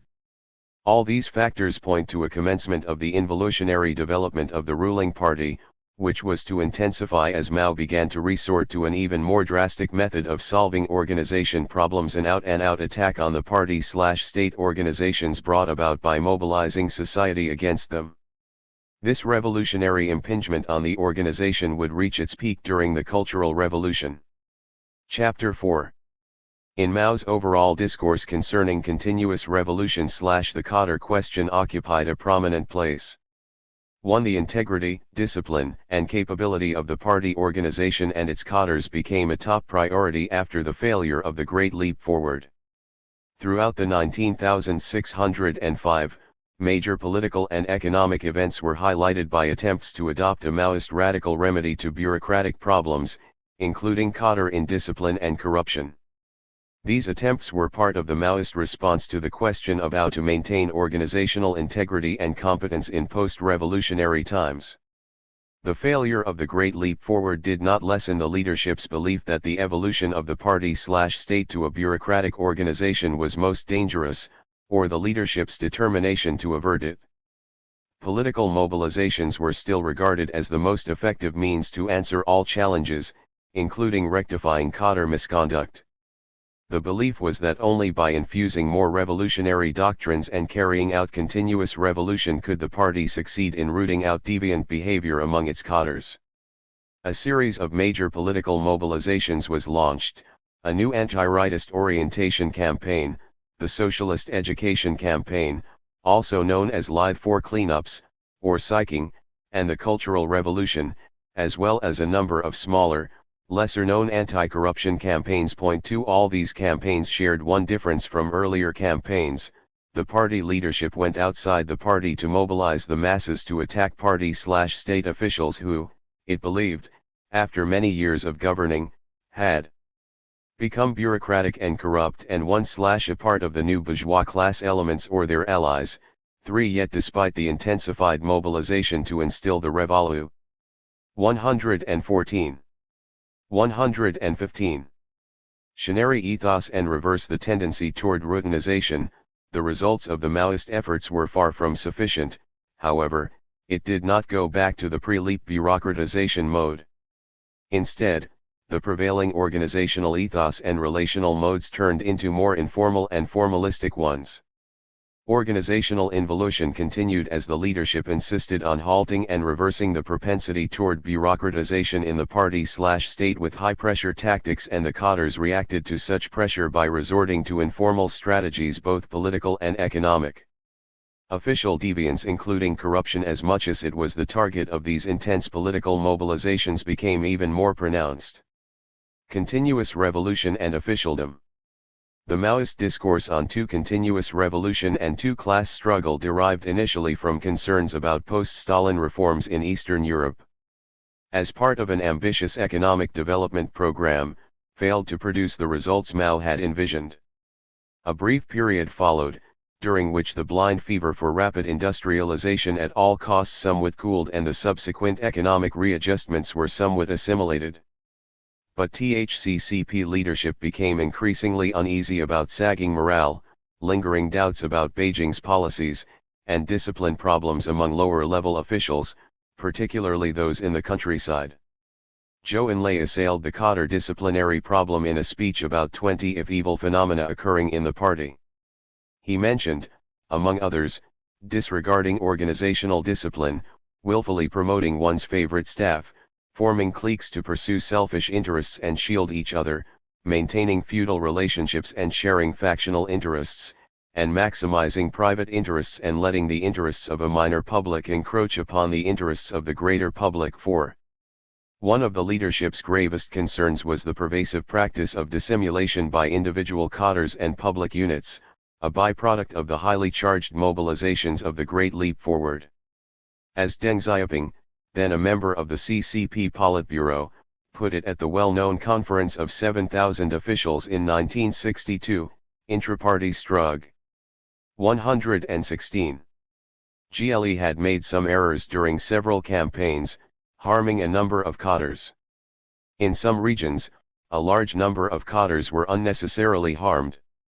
Due to a lack of implementation of the rule of democratic centralism, and the over-hostile attitude toward officials, there developed in the party a vicious tendency not to speak or report the truth out of fear. Chen Yun, who declined Mao's invitation to speak at the plenary meeting of the same conference, warned at a smaller session later of the danger of officials concealing the truth. Ultra-party life has not been normal in the past few years. The phenomenon of speaking out only one-third of what one wants to say and reserving the rest is very dangerous. For the party, it ought to be fine for people to say something wrong, but it is dangerous when people do not speak out. The revolutionary course is doomed to fail if this continues. 6. Reporting only what higher-level officials wanted to hear and omitting the negative became extremely prevalent in the bureaucratic hierarchy, so much so that when CCP leaders were preparing the 1962 budget, they discovered that in the previous period, 1958-61, all of the annual fiscal revenues reported had been exaggerated and deficits had been concealed by the State Council's financial officials. 7. Such cheating at the very top showed that it was indeed pervasive and that the worry of CCP leaders was justified.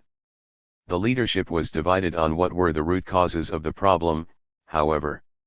Some, such as Deng Xiaoping and Chen Yun, believed that the source of such dissimulation was the intensified political mobilizations themselves, and they called for relaxed treatment of cadres. Others voiced their concerns regarding the advent of an increasingly bureaucratic administrative corps similar to that of the Soviet Union, where the Communist Party under Khrushchev had become an organization of the high-salary and rural rich strata. Liu Shaokai offered a more direct criticism of the cadre ranks. We have all kinds of official status. Not only is resident housing allocation done according to ranks, but so are the number of desks, sofas, and chairs one can get at no charge from the state. Such a system of status fosters the tendency among officials to seek special treatment. 9. Mao was even more blunt. Officials were becoming increasingly lazy, which might lead to greediness, Chan, grabbiness, Jean. 117. Graft, 10, and eventually decay, Bien. L0 He saw the sources of the problem as lying in the officialdom's mentality of seeking a comfortable life, and in the cadre's lack of ideological commitment.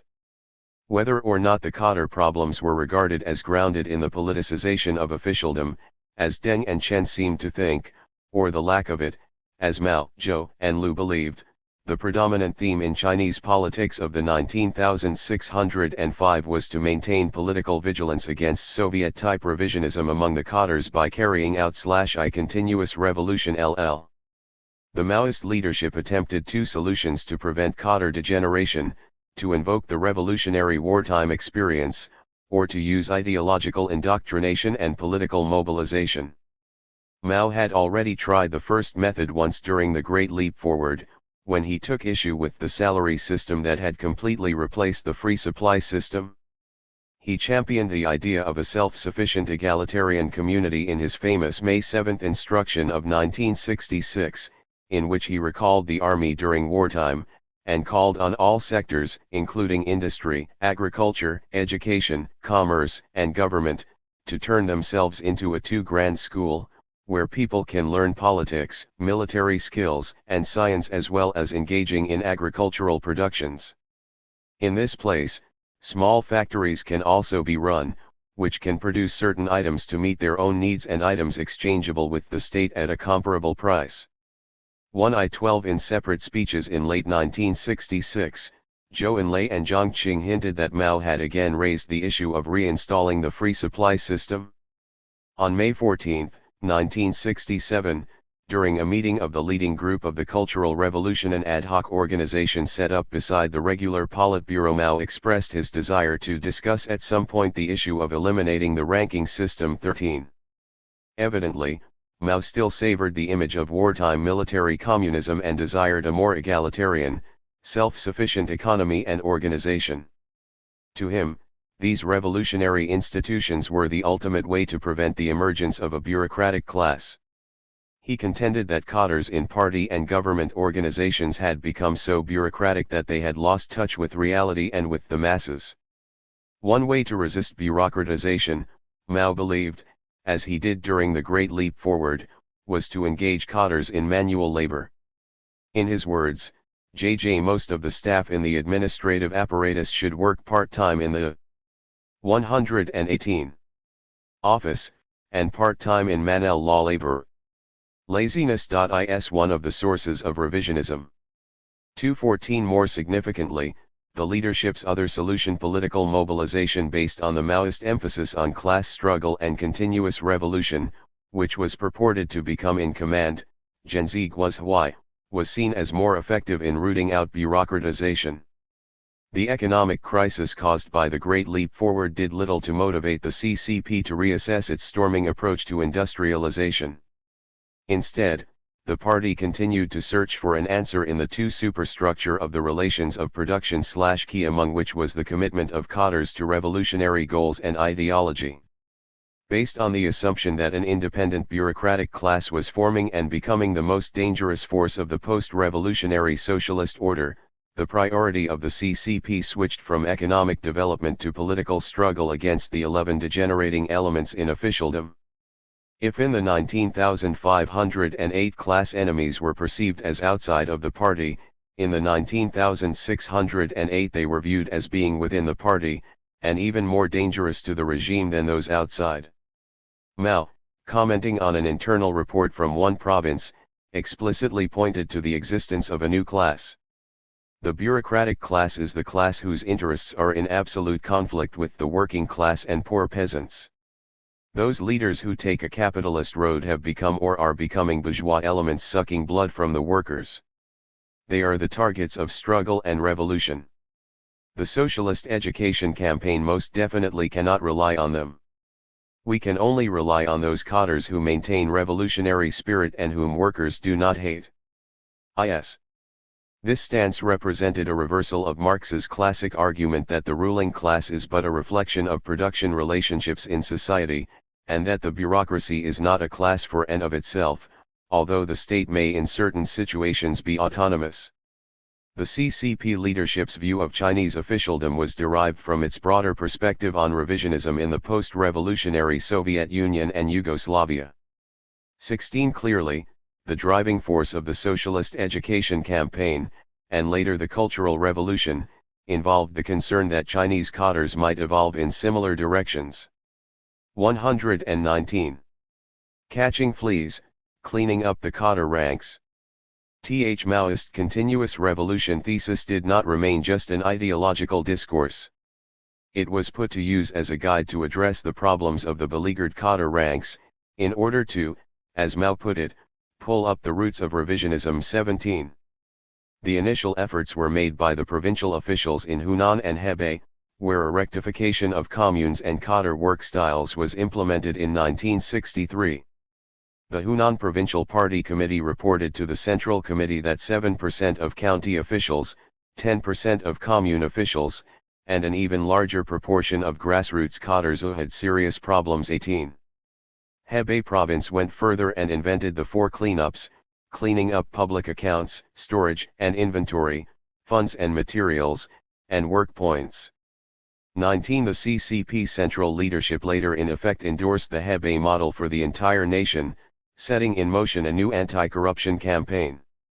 If the metaphor for the corrupt elements in the 3 anti and 5 anti-campaigns was tigers referring to corrupt high officials and businessmen, the new metaphor in the 1963-66 anti-corruption campaign was fleas, petty corruption by lower rank officials, reflecting the change of targets.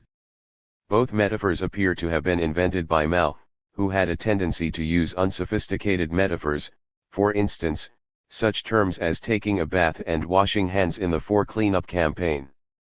On several occasions, Mao used /I fleas too to refer to those who committed graft or other violations. 20. Such a choice of words, casual as it may seem, reflected Mao's assessment of the situation in the cadre ranks. Tigers were limited in number but big and powerful, whereas fleas were small yet great in number and hard to catch. As he put it at a high-level meeting on the anti-corruption drive, the more graft cases that are exposed, the happier I am. Have you ever caught fleas on your body? The more you catch, the more pleased you are. 21. The Socialist Education Campaign, which had 2 components, the new 5 anti-campaign in urban areas and the 4 cleanup campaign in the countryside, was intended to avert revisionist tendencies within the party as reflected in the discipline problems among lower-level officials. 22. 120. The Urban Campaign. In the cities, a new 5 anti-campaign opposing graft and pilferage, speculation and profiteering, extravagance and waste, departmentalism, fencenzuyi, and bureaucratism commenced in March 1963 to rectify problems of official deviance. 23. The campaign was mainly carried out in government agencies, the commercial sector, and consumer industries, where, in the period of post-leap consumer product shortages, misconduct and irregularities such as graft and backdoor deals were most prominent. 24. During this campaign, special efforts were made with instructions from Beijing against graft/pilferage and speculation/profiteering. According to an internal report from the Central Supervisory Commission, in the 1,800 units where the anti-graft and anti-speculation drive was underway, 15,100 people, 3%, OU of a total of 410,000 people who took part in the campaign were found to have committed graft or speculation. 25. In some places, as many as 7.6% of those who took part in the campaign were found to have been involved in graft or stealing state assets. 26. Some aspects of official deviance of this period resembled those of the previous anti-corruption drive, the 3 anti-campaign. One example was the seemingly perpetual problem of extravagance and banqueting with public funds by and in government agencies. In Heilongjiang province, for example, a survey of 23 public units found that between January 1962 and August 1963, there had been 224 such dinner parties or banquets. 27. Another target, departmentalism, a synonym for deviant behavior and irregularities committed by public units, was a persistent problem with roots in the guerrilla period. The internal instructions from the Central Committee to launch the campaign pointed to practices of concealment, to enriching the minor public by encroaching on the greater public, and the involvement of government agencies in commercial activities. 28. In Heilongjiang province, for example, an investigation found that the Provincial Post and Telecommunication Administration fraudulently reported the number of telephone operators in order to receive more fabric to make uniforms. A reported 1,000 additional operators in whose names additional fabric was received by the agency. 121. In fact did not exist. Cases such as this where government agencies tried through various means to build up small coffers by cheating on the higher authorities, were common in other provinces as well. 29. As in earlier periods, there were fuzzy boundaries between the greater public, the minor public, and the private. This situation intensified after additional socialist elements such as communal dining halls in both rural and urban areas were introduced during the Great Leap Forward.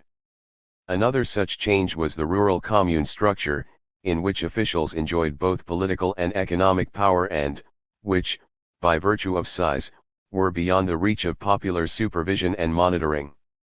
This concentration of power in the hands of commune officials played a significant role in inducing illicit behavior. According to a 4 cleanups investigation of misappropriations averaging 300,000 yuan in Shanghai's suburban counties Indiana 19631, each of the 21 communes had no clear explanation as to what the money had been spent on. 30. A familiar type of misconduct by officials in the anti-corruption campaigns throughout the Maoist period was duokai duozan, eat more than one's share and take more than one is entitled to. In the urban 5 anti and the rural 4 cleanup campaigns, duokai duozan was often cited in the official press and internal reports. It was treated as a serious transgression because the violator took advantage of either the public or collective interests at a time of economic difficulties. But it was never clear how much was too much. Many of the transgressions were marginal cases of conflation of public and private interests, gongxi bufen, gaining petty advantages, zhanzai, or taking more than one is entitled to, duokai duozan. Even Mao, speaking about how to make officials pay back what they had taken, admitted at a high-level party leadership meeting that duokai duozan is a very complicated matter. It's mainly because people like us have cars and houses with heating. I cannot afford a chauffeur plus a secretary with my own salary. 31. The broad targets set at the onset of the campaign notwithstanding, confusion prevailed as to what constituted graft and theft of public property and speculation and profiteering. Ultimately, this confusion adversely affected anti-corruption efforts. 2 factors may account for the differences between this 5 anti-122 campaign and that of 1951-52. First, the material shortages during the post-leap period appear to have been much greater than during the early post-1949 period, due partly to the Great Leap Forward's attempt to industrialize, which had created demand for production inputs. This was evidenced by the fact that during the first 5 anti-campaign, the sectors in which the most grafters were caught were the tax bureau and the police department, whereas in the later campaign the most misconduct-plagued sector was commerce. 32. Second, whereas in the early years of the PRC, the private sector was still a viable part of the economy, the vitality of private business in the national economy had been drastically reduced by the end of PRC's first decade, after the socialist transformation had been accomplished. The state had monopolized the power of allocation and redistribution of resources as well as products. The legitimate sphere of non-controlled purchases and sales was kept at a minimum, much smaller than in 1952.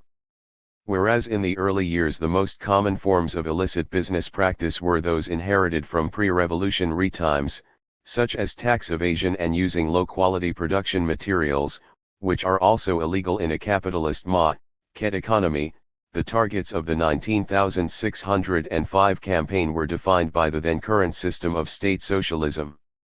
More significantly, the new 5 anti-campaign was intended to tighten up organizational control over public units and individual cadres emboldened by the decentralization and weakened institutions of the Great Leap Forward.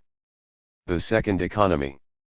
After the failure of the Great Leap Forward, the CCP was forced to retrench from its unrealistic industrialization policies in early 1961. the economy was plagued by severe shortages of production materials and consumer goods despite a good agricultural harvest in 1962. This period of retrenchment saw the emergence of free markets and other activities of the Yuskand economy. In Wuhan, for example, nearly 100 farmers' markets had sprouted by February 1961. Additionally, by the end of 1961 as many as 140 large production material trading warehouses which had disappeared after the state monopolized the allocation of all production materials, reappeared in 13 major cities. 33 at the same time, the number of underground or unlicensed PRI. 123. VAT businesses, Dixia Heigongchang, increased rapidly. Black markets in the selling and buying of ration coupons for grain, fabric, and other rationed goods were booming. At the end of 1962, it was estimated that 3 million people were active in this underground sector, and, according to official criteria, 10% of them were involved in illegal profiteering.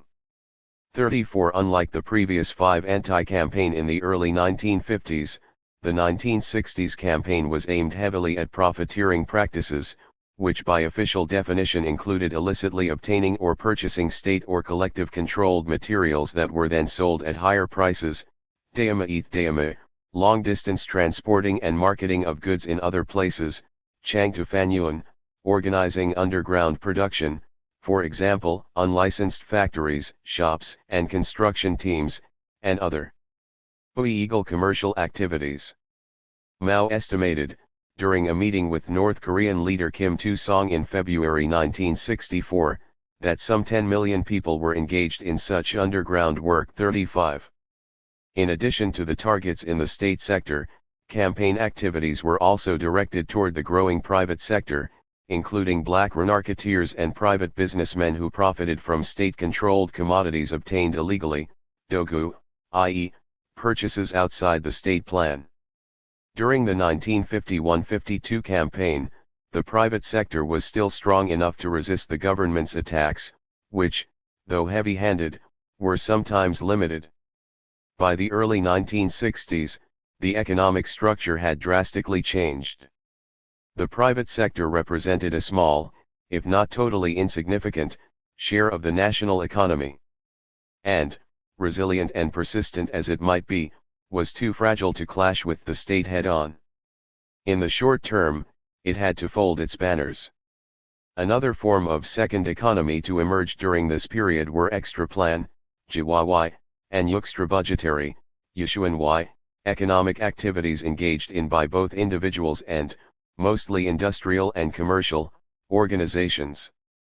Many studies of the second economy under the state socialist systems have pointed out that activities of this type represented a rational response by public units, productive or non-productive, to survive and to fulfill production plans when the state was not able to meet all their needs for raw materials and capital goods supplies. A phenomenon shared by other state socialist countries. Enter. 124. Prizes use of powerful purchasing expediters, known as Kaiguyuan in China and Tolkeiki in the Soviet Union, also emerged in the Great Leap Forward period, when rapid industrialization inflicted production material shortages and economic planning was left with numerous loopholes. Supplies often could not meet the needs of production as laid out in government plans. Thus a policy known as searching for rice to cook, Zayamai was advocated by the authorities. As a result, extra-plan purchasing and selling activities became widespread. Price gouging and profiteering naturally occurred. Armed with funds or materials, hundreds of thousands of expedited purchasing and sales agents are floating around in major cities, in effect creating a gray market of their own. Soon such practices were out of state control. Despite the government's attempt in 1959 to rectify what it called lithe chaotic situation in purchasing work, extra-plan purchases and sales continued to increase. According to a survey in Shanghai, there were more than 50,000 Kaiguyuan temporarily stationed in the city, and they brought in some 100 million yuan for procurement in the city in 1960.36. The practice continued well into the 1970s. 37 During the same period, Representative offices, banqichu, of provincial governments in Beijing also proliferated, with similar offices of government agencies and large enterprises in major cities. These offices function to develop useful connections in the central ministries and lobby for MOE in plan and extra-plan material and fund allocations. Some provincial offices in Beijing also ran their own guest rooms, serving the needs of visiting officials from their own local government. 38. The Iskand economy is a complex historical phenomenon associated with state socialism. 39. It is difficult to categorize it as either legitimate, in that it was functional for the Timets, or illegitimate, in that it was harmful to central planning and general interests. In some parts of the country and in some periods, governments acquiesced. Except for a brief period in 1961–62, throughout the 1960s the government perceived the second economy as an illegal undertaking that hampers the economic order, further galvanizing shortages, and undermining people's interests. 40. It reflected the Chinese government's ambiguous stand toward extra-plan activities, at times restrictive and hostile, at others tolerant and acquiescent. 125. Troubled rural cadres. In rural areas, the anti-corruption campaign was even more pronounced. The economic crisis caused by the Great Leap Forward had left scars on the Chinese rural landscape, where millions of peasants had died or suffered from hunger and malnutrition. The part's brief embrace of private farm plots and a relaxed policy on the rural free market in the first 2 years of the 1960s made local officials and peasants who had maximized the opportunity better off than others. More significant factors that affected the behavior of rural officials included rapid changes in policy and the lack of institutional stability, such as the lack of a well-established accounting system and frequent turnovers of rural officials as a result of political purges. The anti-corruption drive that began as a new anti-graft, squandering, and bureaucratism campaign was launched in rural areas in 1960.41. Unhappy with the results of this campaign and facing continuing problems among rural cadres, the CCP leadership decided to expand it to a broader socialist education campaign in November 1961, which eventually evolved into the now well-known Four Cleanup campaign in 1963.42. The primary targets of the Four Cleanup campaign were local officials, who took advantage of their official positions and control of collective funds. In Shanghai suburbs, for example, the initial stage, self-confession, of the campaign exposed that local officials had embezzled or peculated large sums of money. In the 175 communes that were involved, embezzled or peculated funds amounted to 3.1 million yuan, an average of 18,000 yuan per commune. 43. The central leadership was concerned with growing social inequality resulting from the abuse of office by officials for personal gain. Investigations found that officials were the ones most likely to be pros emperos, despite the economic plight suffered by the rural population after the Great Leap Forward. In Hebei province, a survey of 71 families of poor and lower-middle peasant background showed that 28 familles in which someone who worked as a village official lived a better life. The 43 families in which no one held an official post suffered from exploitation by the 4 unclean officials, Sibuqing Ganbu, and their lives were increasingly impoverished. 44. The same investigation, 126, detected the presence of abuse of power by officials from patterns of redistribution of housing, food, clothing, income from family sideline farming and education of children. It found that in another village in Baxian County, 571 poor and lower-middle peasant families on average lived in one-room housing, mostly built with clay blocks, while 233 officials' families lived in 1.9 rooms, mostly built of more expensive bricks. 89 of 167 newly built houses since 1961 belonged to officials' families. Some of these houses were built using disaster or poverty relief funds impounded by village officials. 45 in Longhua County, the officials of a village sold over 1,000 jin of surplus grain at higher market prices in 1963. Meanwhile, some poor peasants from the same village had to buy grain in order to feed their families. In Zhaoxian County, a medium-income county in Hebei, in one village 7 peasant families made do with 4 winter jackets and 1 pair of trousers for every 3 persons. The 4 Cadre families had 7 winter jackets per individual. In Baxian County, there was 1 child in school for every 18 Cadre families. For every 71 poor peasant families, 1 child was in Shu 1.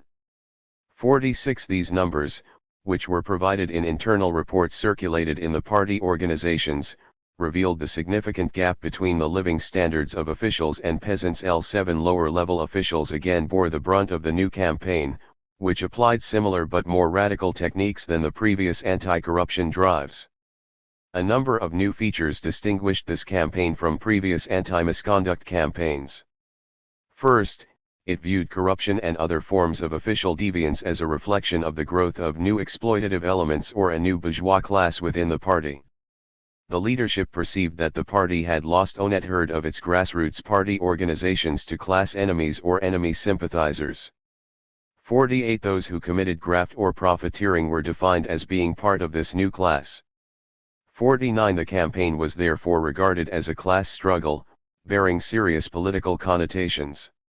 A second feature of this campaign was the recruitment and training of non-party member activists to join the work teams, Gongzuajawi, sent down from provincial or county governments. Non-party member peasants in rural areas were also mobilized to form poor peasants associations, which, for a short period, were empowered with person. 127. Nel and allocative discretion to be reckoned with. 50. Rural cadres were put under strong pressure.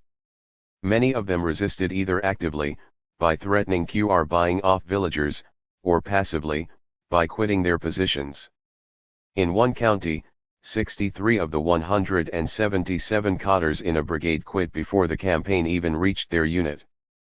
51. The words of a production team head indicate the mental state of rural cadres during the 4 cleanup campaign. Leto be a cadre costs too much. Family plots are not well taken care of, and my wife complained a lot. Every year, I would get fixed, Zheng, i.e., criticized and or reprimanded. I may as well quit once and for all. 1152. Consequently, a large number of cadres were reprimanded with various disciplinary measures. In many places nationwide during the 4 cleanup campaign of 1963-66, the statistics indicate that the annual average number of cadres to receive disciplinary actions was higher than in any other political campaign to date. No national figures are available, but the cases in tables 4.1 and 4.2 offer evidence that the numbers of cadres reprimanded were matched only by those reproved in the earlier anti-rightist orientation campaign of 1959-62. Many cadres were relieved of their positions and replaced by newly recruited activists. This campaign resulted in a major surge of newly admitted CCP members and newly promoted grassroots officials. The use of the THIRD method lived up to its full expectations. 53. In the later stages of the 4 cleanups, the CCP admitted 940,000 new members, in 1965, and 3.23 million, in 1966, most of whom had been activists in the campaign. 54. Anti-corruption as class struggle. As efforts to strengthen grassroots organization, the 4 cleanup and 5 anti-campaigns went far beyond the limits of a narrowly defined anti-corruption drive. Their function as part of class struggle and continuous revolution was underscored by more comprehensive purges. It is for this reason that the results of the anti-corruption aspects of the campaign are difficult to assess. Among the cadres subject to disciplinary action or stripped of their positions, many were purged simply because of impure family or personal backgrounds. Chushan Boyo. In an internal report, the Office of 4 Cleanups of the Hebei Province Chale government lists the elements of Lia completely rotten, Landiao commune, in which not only was the commune leadership totally degenerated but most of the top officials of brigades and local enterprises were corrupt. 1. In this commune the party organizations were impure and were controlled by bad elements. Among the 10 party secretaries and commune heads over the years, 6. Have problems in their class background or past, i.e., pre-liberation experience. 2. Profiteering by commune leadership through a farming machine factory run by the commune. 3. Graft theft and extortion. 4. Gifts and banquets at public expense. 5. Moral degeneration and sexual promiscuity. 55. 129. These venal actions were not without correlation to each other. The belief was that if someone engaged in corrupt acts, he must be from an impure class background, and vice versa. This belief was especially strong in rural areas, where class categorization was much more comprehensive. As chaotic and destructive as it was, the Cultural Revolution kept up the constant theme of anti-corruption, anti-waste, and austerity, part of almost every political mobilization in prehistory. No sooner was the initial stage of the Cultural Revolution over in late 1969 than a series of articles appeared in the official press, such as Red Flag and People's Daily, on / class struggle in the economic realm / assailing existing waste, graft, and speculation in every sector of our society. 56. This series marked the inauguration of a new one attack, 3 anti-campaign, Yi de San Fan, attacking counter-revolutionaries, anti-graft and theft, anti-profiteering and speculation, and anti-waste and lavishness in many localities in early 1970. However, because constant political mobilization and reconstruction of the badly damaged institutions remained the core task of the day, problems related to economic misconduct were not given priority. During this new anti-corruption campaign, which was based on the assumption that waste and graft were intentionally caused by a small clique of class enemies, 57. The importance of containing graft, speculation, and waste was again overshadowed by the political two-core task of purging political dissidents. Many who were found guilty of corruption were also accused of being counter-revolutionary. In Baishui County, Shaanxi Province, for example, the campaign lasted more than 20 months. By the end of 1971, about one-third of 3,003 corruption cases were deemed to be politically oriented, including vicious verbal assaults on the leadership, and 2,057 had to do with economic crimes. 58. In many places, the campaign was completely intertwined with factional infighting among officials and activists. Once a faction was ousted from power, the one that took over would accuse the people of the other faction of having been / corrupt. 2. As with campaign-style anti-corruption efforts, numbers were often exaggerated and cases mishandled. In Shikang County, Henan Province, an initial 6,656 people were implicated for having / economic problems / but after further assessment the number was later reduced to 766. This process of re-examination and consequent reduction happened frequently during 130 anti-corruption campaigns in the pre. 59 officials were frequently later found to have been unfairly wronged. Thus, at the height of political radicalism, every wrongdoing became politically motivated and the goals of prosecuting economic crimes were often lost in the political power struggle waged at all levels of the system in the wake of the Cultural Revolution. Zuhuman, opening the back door. In the state socialist economic order, characterized by a lack of markets and the existence of perennial shortages, the practice of making deals or obtaining things, usually consumer products, through personal connections was common. It was known in China as Zuhuman, going through the back door, or Kaihuman, opening the back door. Many thought that this practice first appeared in the wake of the Cultural Revolution in the early or mid-1970s. However, its origins can actually be traced back to the early 19,605, when the debacle of the Great Leap Forward left its imprint on the daily life of urban residents. Unbalanced industrial development and agricultural failure resulted in a scarcity of basic daily necessities and consumer products in retail stores. Many consumer and food items were either rationed or put on controlled access. The shortages were particularly acute in large cities such as Shanghai and Tianjin, where residents sought other means to obtain hard-to-buy goods. Their strategies included purchasing from acquaintances or relatives working in the commercial sector. Since retail shops had only empty shelves, and coming out the front door with goods would elicit suspicion, people with connections bought merchandise literally through the back door. Hence the beguiling of Zuhomen. The earliest evidence of Zuhomen appears in an internal directive from the Department of Commercial and Financial Work of the CCP Central Committee in June 1959. 60 Zuhomen thus began as an informal response, by both individuals and institutions, to economic problems caused by the failure of the command economic system. To the party organization, Zuhomen added to an array of informal modes of operation that were detrimental to Orga. 131. Organizational integrity and discipline. It was an important element of organizational involution. For the most part, the people able to buy rationed or scarce items through the back door were Cadres. Even more alarmingly, Zuhomen was also used by the privileged group of high-ranking officials who enjoyed special supplies, Tegong, during the most difficult economic times.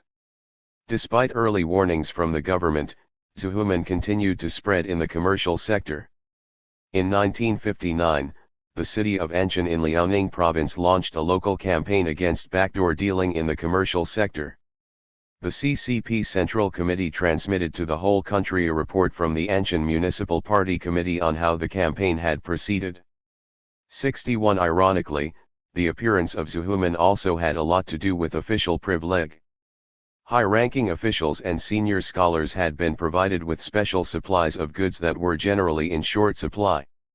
In order to obtain these goods, some local governments tried to include more officials on the special supply lists. Lower-ranking officials, on the other hand, tried to get the goods through the back door. In October 1960, the Central Committee issued a directive titled JL Reforming the System of Special Supplies for High-Ranking Officials and Prohibiting Backdoor Dealing, 62 attempting to halt the practice. Nevertheless, the situation did not improve. Liu Shaokai wrote after reading a report on the Zuhomen phenomenon in August 1961, "If not rectified immediately, it will damage all of our programs." How to put an end to Zuhomen in the commercial and grain sectors and let the masses monitor the distribution of grains and consumer products is one of the most pressing tasks for US/63. The practice became so widespread that the central government convened a special meeting to counter backdoor dealings, corruption, and speculation in October 1961. 64 Li Xiannian, the vice premier in charge of finance and commerce in the State Council, spoke about the problem of Zuhomen at this high level meeting. Zuhomen is caused by the shortage of commercial items. There are different manifestations of Zuhomen, some are for personal need, some for eating and taking more than one's own share.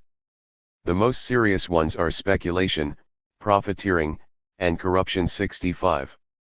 Li revealed that the phenomenon was not confined to the commercial 132 sector. It exists in every sector, he warned. There are so many case materials submitted by local governments that one can hardly read them all. 66. Despite this meeting and an anti-Zuhomen campaign in the commercial sector, the practice did not disappear, but actually spread beyond the commercial sector. In 1962, Premier Zhou Enlai spoke about it in his speech at the National People's Congress meeting. 67. On May 9, 1962, the CCP Central Committee, in a report on the anti-Zuhomen campaign conducted in the commercial sector of 21 provinces, instructed that the campaign has far-reaching impact and must be carried out to the end. The report criticized some local governments for failing to curb the practice. People at the higher level continue to have access through the back door while people at the lower level are hard-pressed not to use it. Xiaofan Shangzhu, Bianfan Bianzhu, .68 in 1963, after issuing a directive that regarded Zuhomen as one of the problems existing in the commercial sector. 69 The CCP Central Committee issued another Directive 70 to curb illicit practices, including the Zuhomen, in all walks of life. Zhou Enlai, in a 1963 speech depicting 20 bureaucratic traits, again underlined the problem of seeking enjoyment and avoiding difficulty, stretching out a long hand, and Zuhuman, one person being an official, the whole family benefits, giving gifts and throwing banquets. 71. As a typical informal and deviant practice, Zuhuman existed through the early 1980s, when reforms opened many other doors. Even during the Cultural Revolution the practice did not cease. In 1968, for example, the CCP Central Committee warned against Zuhuman, mainly in consumer items, in an urgent announcement on fiscal austerity. 72. Why did Zuhuman occur? Zuhuman in its original form entailed a transaction through informal channels, in the absence of the market, between the staff of a state-run store who had discretion over certain goods, and a buyer who might have something to offer in return or simply had a close relationship with store clerks. The official view at the time on the cause of such a practice was both political and practical. Liu Shaoqi voiced a typical Maoist opinion on a problem related to the party organization, that it was a struggle between two lines. We should bring this practice which may corrupt our ranks and damage our course up to such a high level of ideological consideration. 73. Li Xiannian, in his speech on Zuhuman, echoed this view and added. 133. Indeed, there are objective conditions where there is a material shortage due to the 2-year famine. But all the people have suffered from shortages. The nation is facing difficulties, state agents are being tested. There are many reasons why Zuhuman occurred. First, in the last few years political indoctrination work was superseded by busy professional work. Second, both the quality and quantity of the staff in the financial and commercial sectors declined because they were sent to assist industry and agriculture. Third, we revoked some rules and regulations, an action which may not have been rational. Some of those revoked regulations have not been replaced by new ones. In order for the back door to be shut closed, the front door must be kept open. Yet we do not have well-established institutions in place. 74. Evidently, the shortage of consumer products could not by itself explain the appearance of the practice. Before the Great Leap Forward, there were also times when consumer goods were scarce, yet Zuhuman did not become a common method of acquiring things. The cause may also lie in the rapid nationalization in the 1950s of the commercial sector, which peaked during the leap when all urban industrial and retail businesses were forced to merge with, or switch to, state-owned businesses. 75 State-run retail shops and department stores were the only places where people could buy daily necessities. The rise of informal strategies and the Jalskand economy could not all be attributed to the economic impulse and rational calculation. Informal modes occur, and at times prevail, when formal mechanisms fail to instruct and constrain the behavior of organizational members. The deregulation and deregularization during the Great Leap Forward led to a significant degree of confusion of norms in the wake of a major economic and political crisis. What the Great Leap Forward did was as detrimental to the organization as to the economy. It is arguably the beginning of a trend toward increasing separation between the organization's goal of keeping the revolutionary combat spirit alive and its members' own search for certainty and routine. Cadres, in the political crossfire and with minimal certainty about formal institutions, would find new possibilities in such informal or deviant practices as Zuhuman, Guangzai, or graft. Similar patterns could be found in the ensuing year's fall. 134. Lowing the Cultural Revolution, when instances of Zuhuman again rose to a new level of intensity. The Cultural Revolution and its impact on cadre behavior. The Cultural Revolution began, according to the Maoist interpretations, as a continuation of the efforts to rectify the party organization weakened by the post-revolutionary propensity to routinization.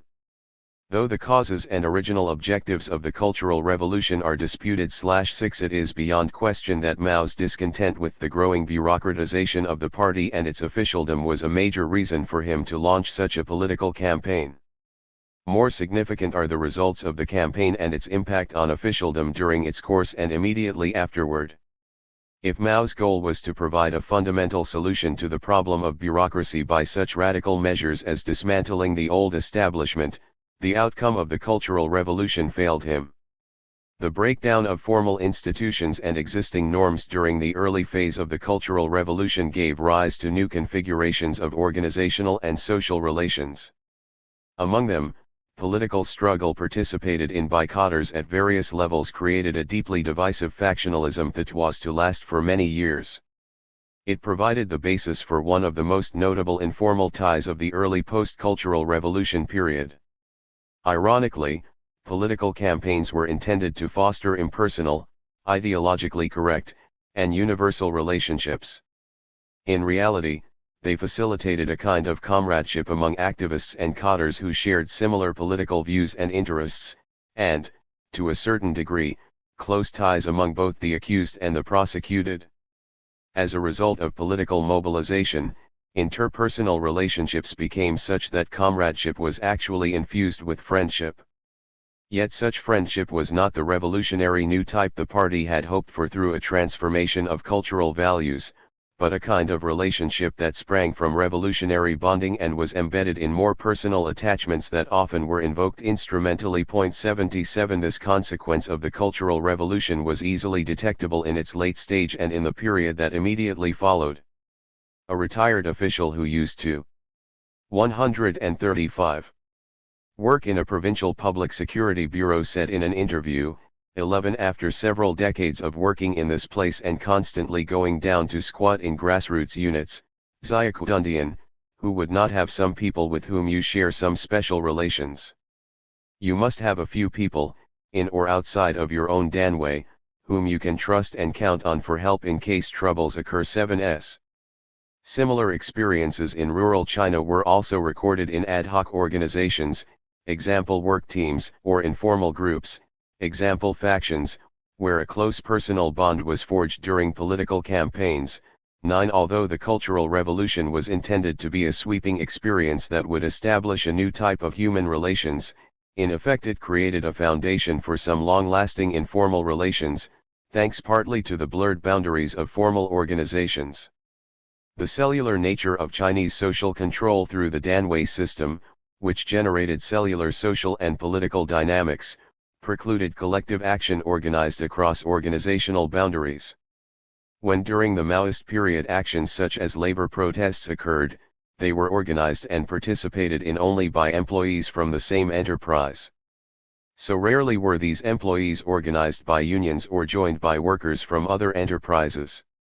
During political mobilizations such as the Cultural Revolution and the Socialist Education Campaign, the routine confines of the work unit were broken for the sake of an overriding core task. People from different institutions were able to have non-routine interactions, participating in ad hoc groups across formal unit boundaries.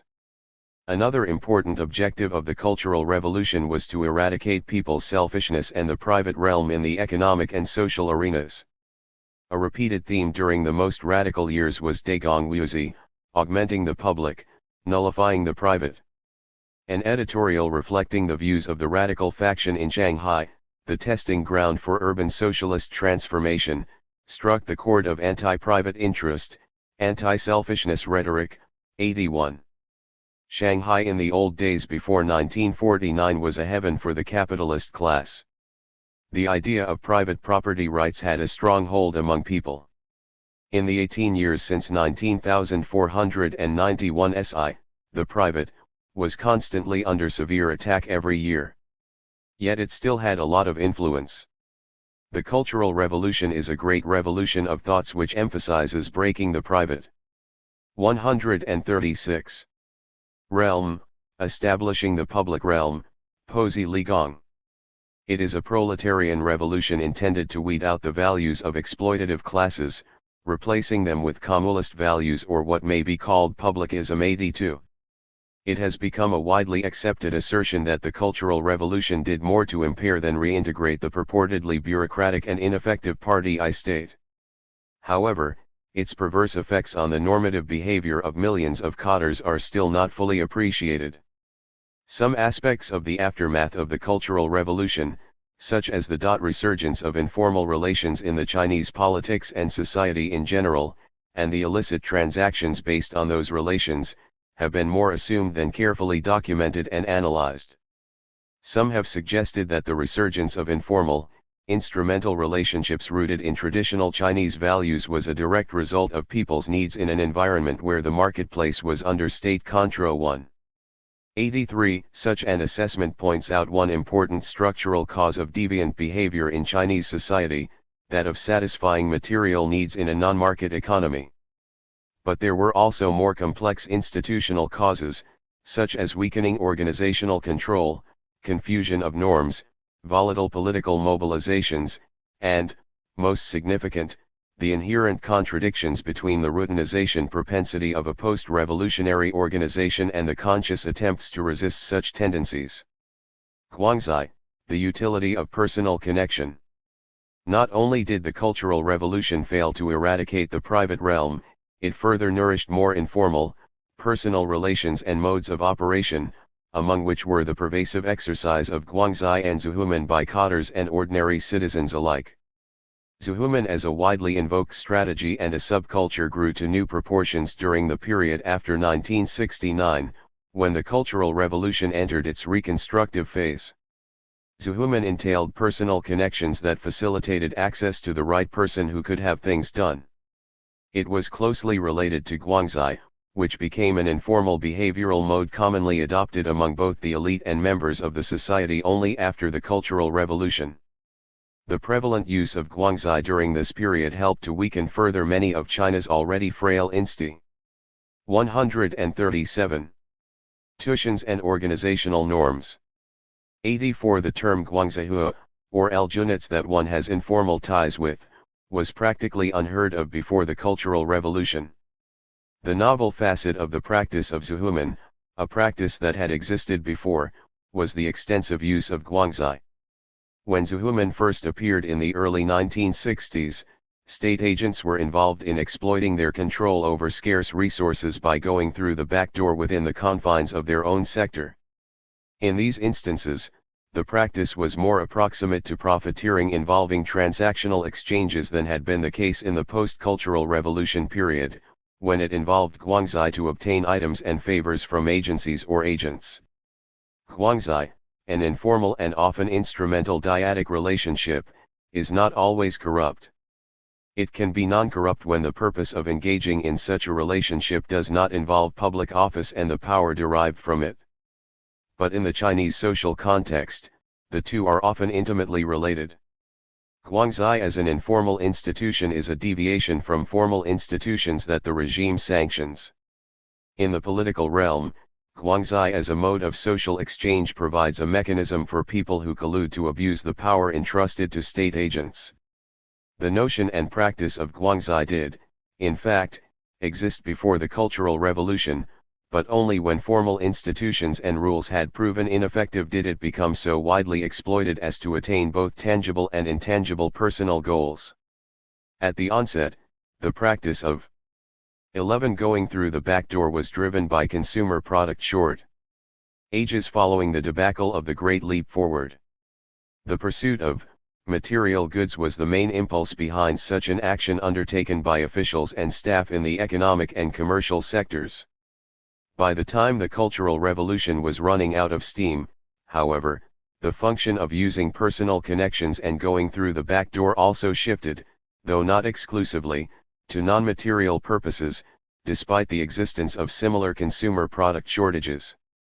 Zuhuman was employed to serve other purposes, in addition to obtaining material goods, such as to advance a career or to rehabilitate purged officials and, in the case of urban youths, to avoid being sent to the countryside, to obtain urban residency or college admission, to return to cities, and to join the military. Many of these were personal efforts. 138. Related to redressing the wrongs and destruction of the Cultural Revolution. Influence peddling was another important objective for people weaving a network of connections. As one media report put it, if you strain the relations with a senior official to the extreme breaking point, he can turn off the engine of your car and stall your movement. But he can also lubricate the engine well and make it go fast. 8s A popular saying at the time captured the essence of Guangxi as an effective tool.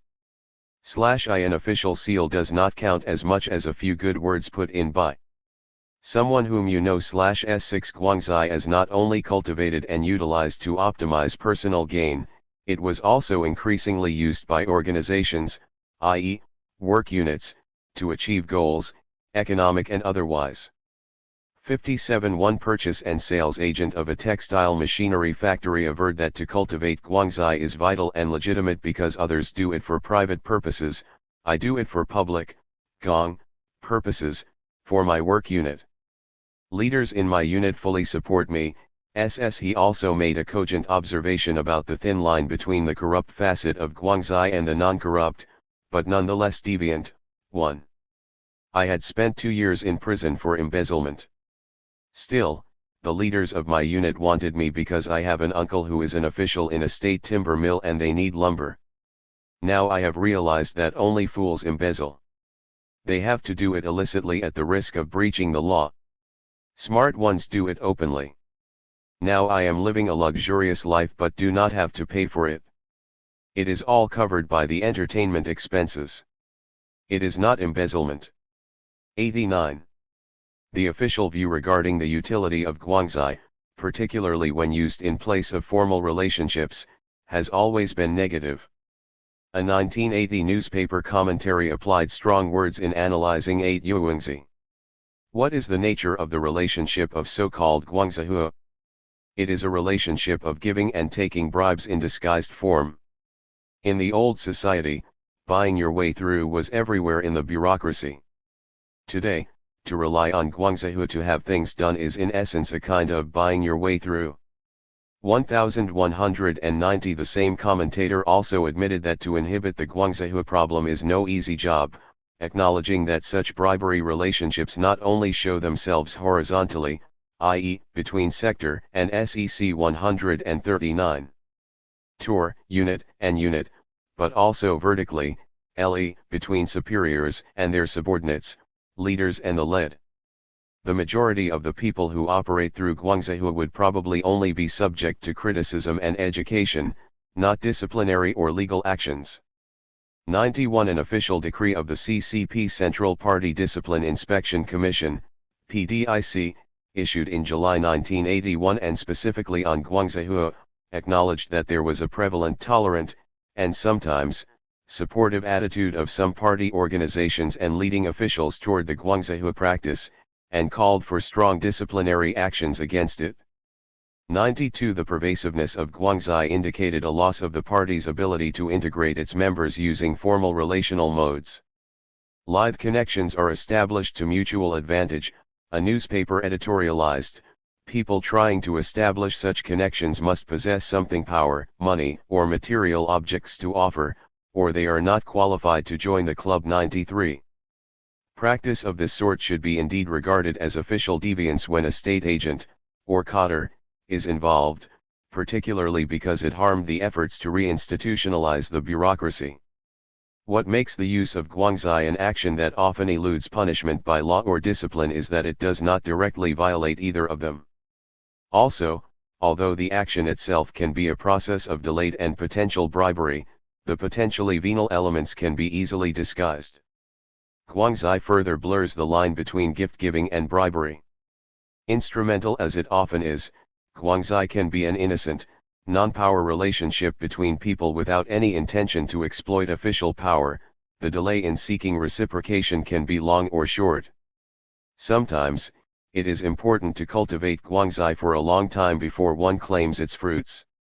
The experience of a mid-level official at a provincial bureau of cultural relics, who expressed his frustration as a newly appointed deputy section chief, offers an example of a short-term Guangxi deal. As soon as I was appointed to the position, I found myself besieged by all kinds of gifts and well-wishers. People came to me with booze and cigarettes. But they would always want something in return even if they did not say it. Once a guy from a county cultural affairs bureau came with a big fish, a 2-footer. It turned out that the next day, my agency was going to decide on the 4 million yuan budget. He came for the purpose of getting more funds from the province. It is sometimes hard to refuse the gifts because of face. 94. 140. Rediscovering the value of power. The party/state organization came out of the Cultural Revolution with great damage to its organizational integrity and discipline. Purged officials gradually re-emerged during the later, post-Red Guard period. 95 Many returned to their old positions as the result of post-mobilization rehabilitation and liberation, an idiosyncratic aspect of the Maoist regime. One thing they had learned from the Cultural Revolution was the insecurity of their positions and the precariousness of their power. Among those who had endured the constant pressure of continuous political campaigns and party rectification drives, especially those who suffered to various degrees, the power of office had never been so valuable. For new cadres, who had been activists from humble backgrounds incorporated into the leadership ranks, the power that attached to their new positions appeared especially tempting. 96 Power, Quanli, they discovered, could be used in dictating to the formal chain of command in the organizational hierarchy for official purposes or in disposal of resources. It could also be used informally to attain personal objectives. A popular dictum in the late Maoist period was Yuquan by Onkuaki zo jei power has to be used, otherwise it will expire. 97.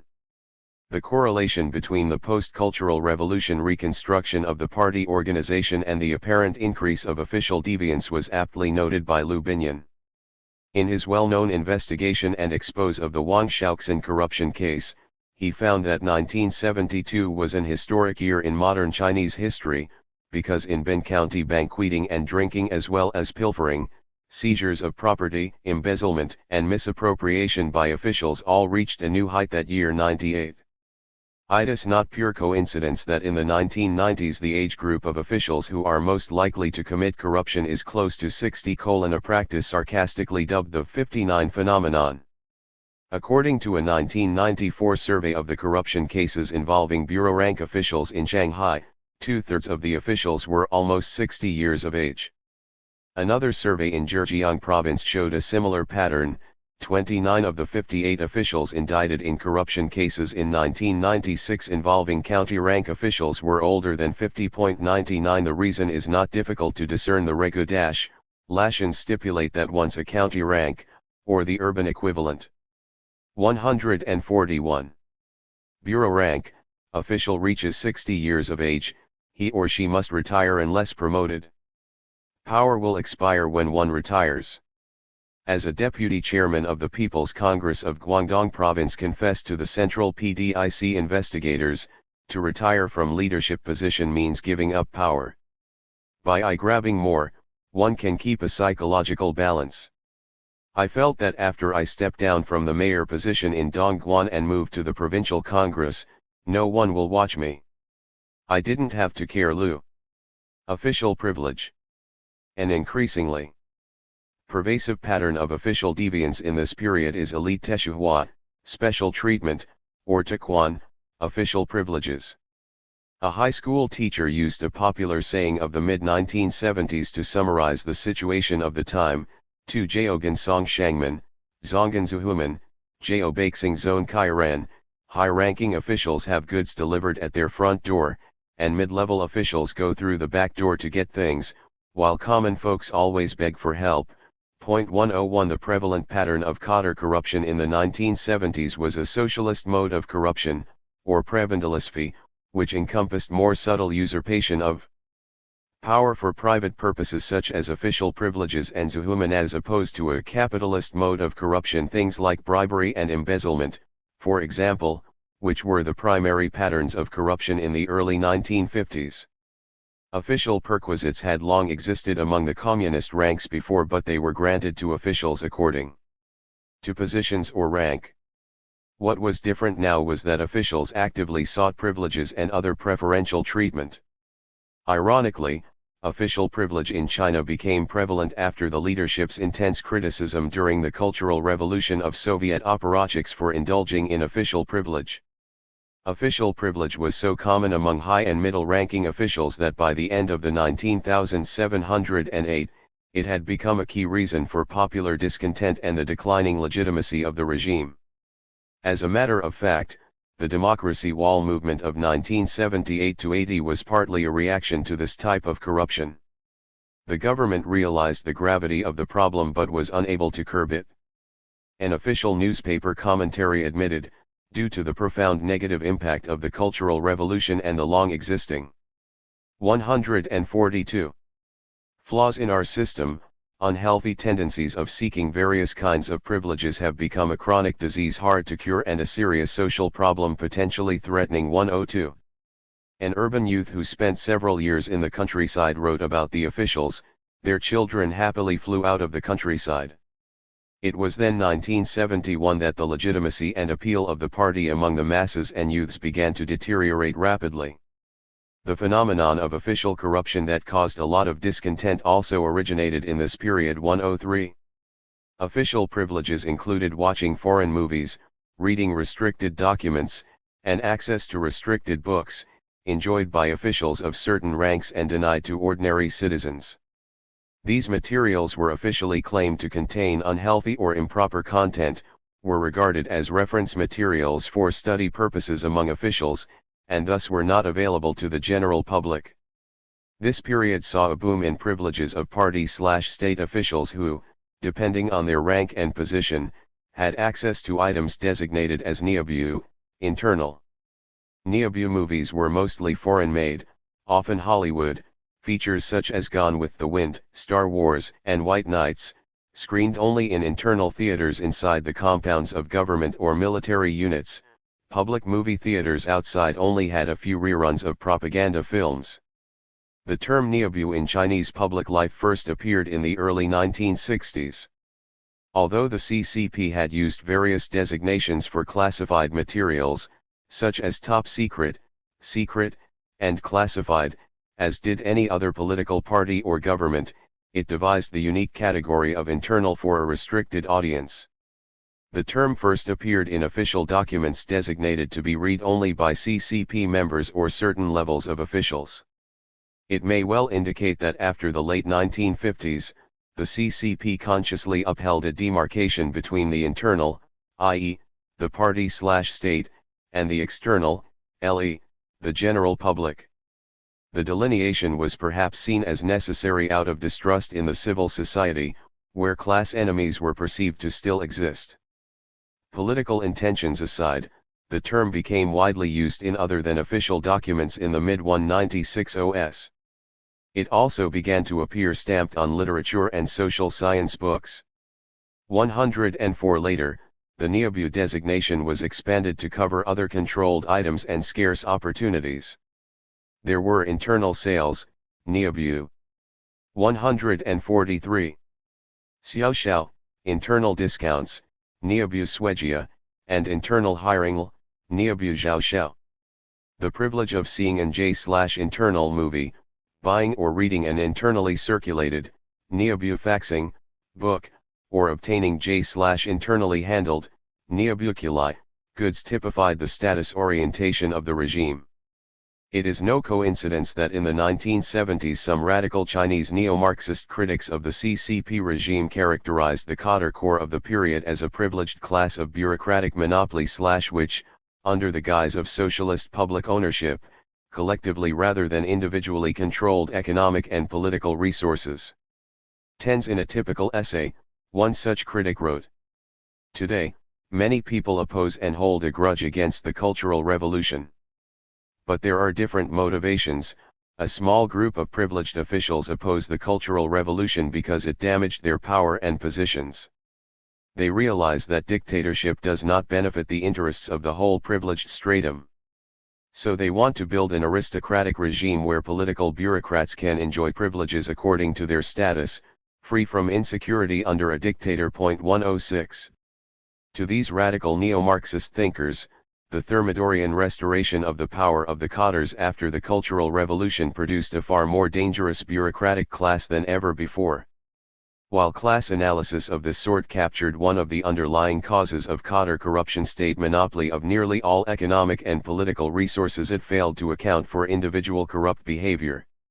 In this sense, a self-reflection of a senior CARE who joined the revolutionary ranks before 1949 was more cogent. Since the first day I joined the revolution, I have always been trained to uphold the principle that the communists work for the interests of the people, The people are masters, we are their servants. However, years of experience have led me to believe that there are gaps between theory and reality. Who is the servant? Who is the master? My decades-long career as an official tells me that my direct superior is the master and I am his servant. I am not a servant of the public but a servant of the leaders. Years ago, before the Cultural Revolution, when I worked in the general office of the municipal government, the goals were 3 servings serving my soup. 144. Rears, serving my agency, and serving the masses. In fact, serving superiors was the premier objective. This is true not only of the general staff offices but also other departments. What decides the fate of the departments is not the public but superiors who have power. This is absolutely true. When your superior notices and commends you, you will be successful one way or another. Otherwise, when you receive blame and give negative impressions, you are nearly doomed. We are supposed to be servants of the public, but we have actually become the masters of the public. 107. Unhealthy tendencies in the party and society. Zuhuman became rampant in the initial reconstruction stage of the Cultural Revolution. In the early 1960s, when Zuhuman first emerged as an informal, illicit way of obtaining consumer goods in short supply, it was utilized mainly by people with discretion over certain products for purposes of getting something tangible. By the end of the Cultural Revolution, however, it had become a routine procedure to get not only material things such as consumer goods but also other less tangible benefits. One notable practice was the seeking of competitive career opportunities for young people who had borne the brunt of the dislocations caused by the Cultural Revolution. This practice had become so widespread and involved so many people that the CCP later called it an unhealthy tendency that was endangering the party's legitimacy. In 1972 alone, the CCP Central Committee issued at least 3 major directives on the problem of Zuhuman. 108 Mao, frail and feeble and in the last years of his life, was said to have personally issued orders several times to inhibit the practice of Zuhuman. 109 In 1974, during the Criticizing Lin Biao and Confucius campaign, a CCP Central Committee directive was issued in response to increasing criticism raised in many units against their top officials who had tried Zuhuman to get their children into the military or college. 110 The directive, based on Mao's instructions, influenced by the radical leaders in the CCP, acknowledged that this issue will implicate several million people, and that there are good people who came in through the back door and bad people in through the front door. It required that the political campaign not be sidetracked by anti-Zuhuman sentiment. Apparently. 145. The concerns of the Maoist leaders over official deviance were overshadowed by more political considerations. These directives and instructions had limited, if any, effects on curbing Zuhuman. Backdoor military recruiting. Initially, using the backdoor to obtain scarce opportunity was evidenced in the frenzy to join the army that took place even before the reconstruction stage of the Cultural Revolution. With politics in command, the stature of the military was elevated to an unprecedented height in the 1960s, after Mao first advocated that all people should learn from the PLA in 1964. Mao wore the green PLA uniform when he first appeared on August 18, 1966, to meet the Red Guards. A few weeks later, when he again met with Red Guard representatives, Tiananmen Square was a sea of green, filled with students in clothing imitative of the green PLA uniform. PLA officers became top leaders in almost all public institutions when regular civilian leadership ceased to function. The military was perceived as the most politically correct segment of Chinese society, and offered the best career opportunities for young people at the time. In the winter of 1967, after 2 years without annual recruitment, the PLA began recruiting in both urban and rural areas, stirring up a frenzy to join the military. It was so hard to even get a chance for physical exams that every recruiting station was surrounded daily by hundreds of youths dreaming of becoming PLA soldiers. Opportunities to do so became extremely scarce, and the people most likely to get in were those with powerful guangzai and able to use the back door. The most often utilized, and perhaps most effective, type of connection was an too old comrade or an jail old colleague, typical reliable guangzai of one's parents. It is not surprising that those who had the best chance to be recruited were the children of high-ranking PLA officers. One survey found that of 418 military personnel in the Chengdu garrison whose parents were high-ranking military officers, 358, 86%, entered the PLA during the 1967-79 period, when competition to get into the military was at the highest point in prehistory. 1L2 During this period, a taizi, a handwritten note, from someone who had a guangzai in charge became a popular method of getting things done.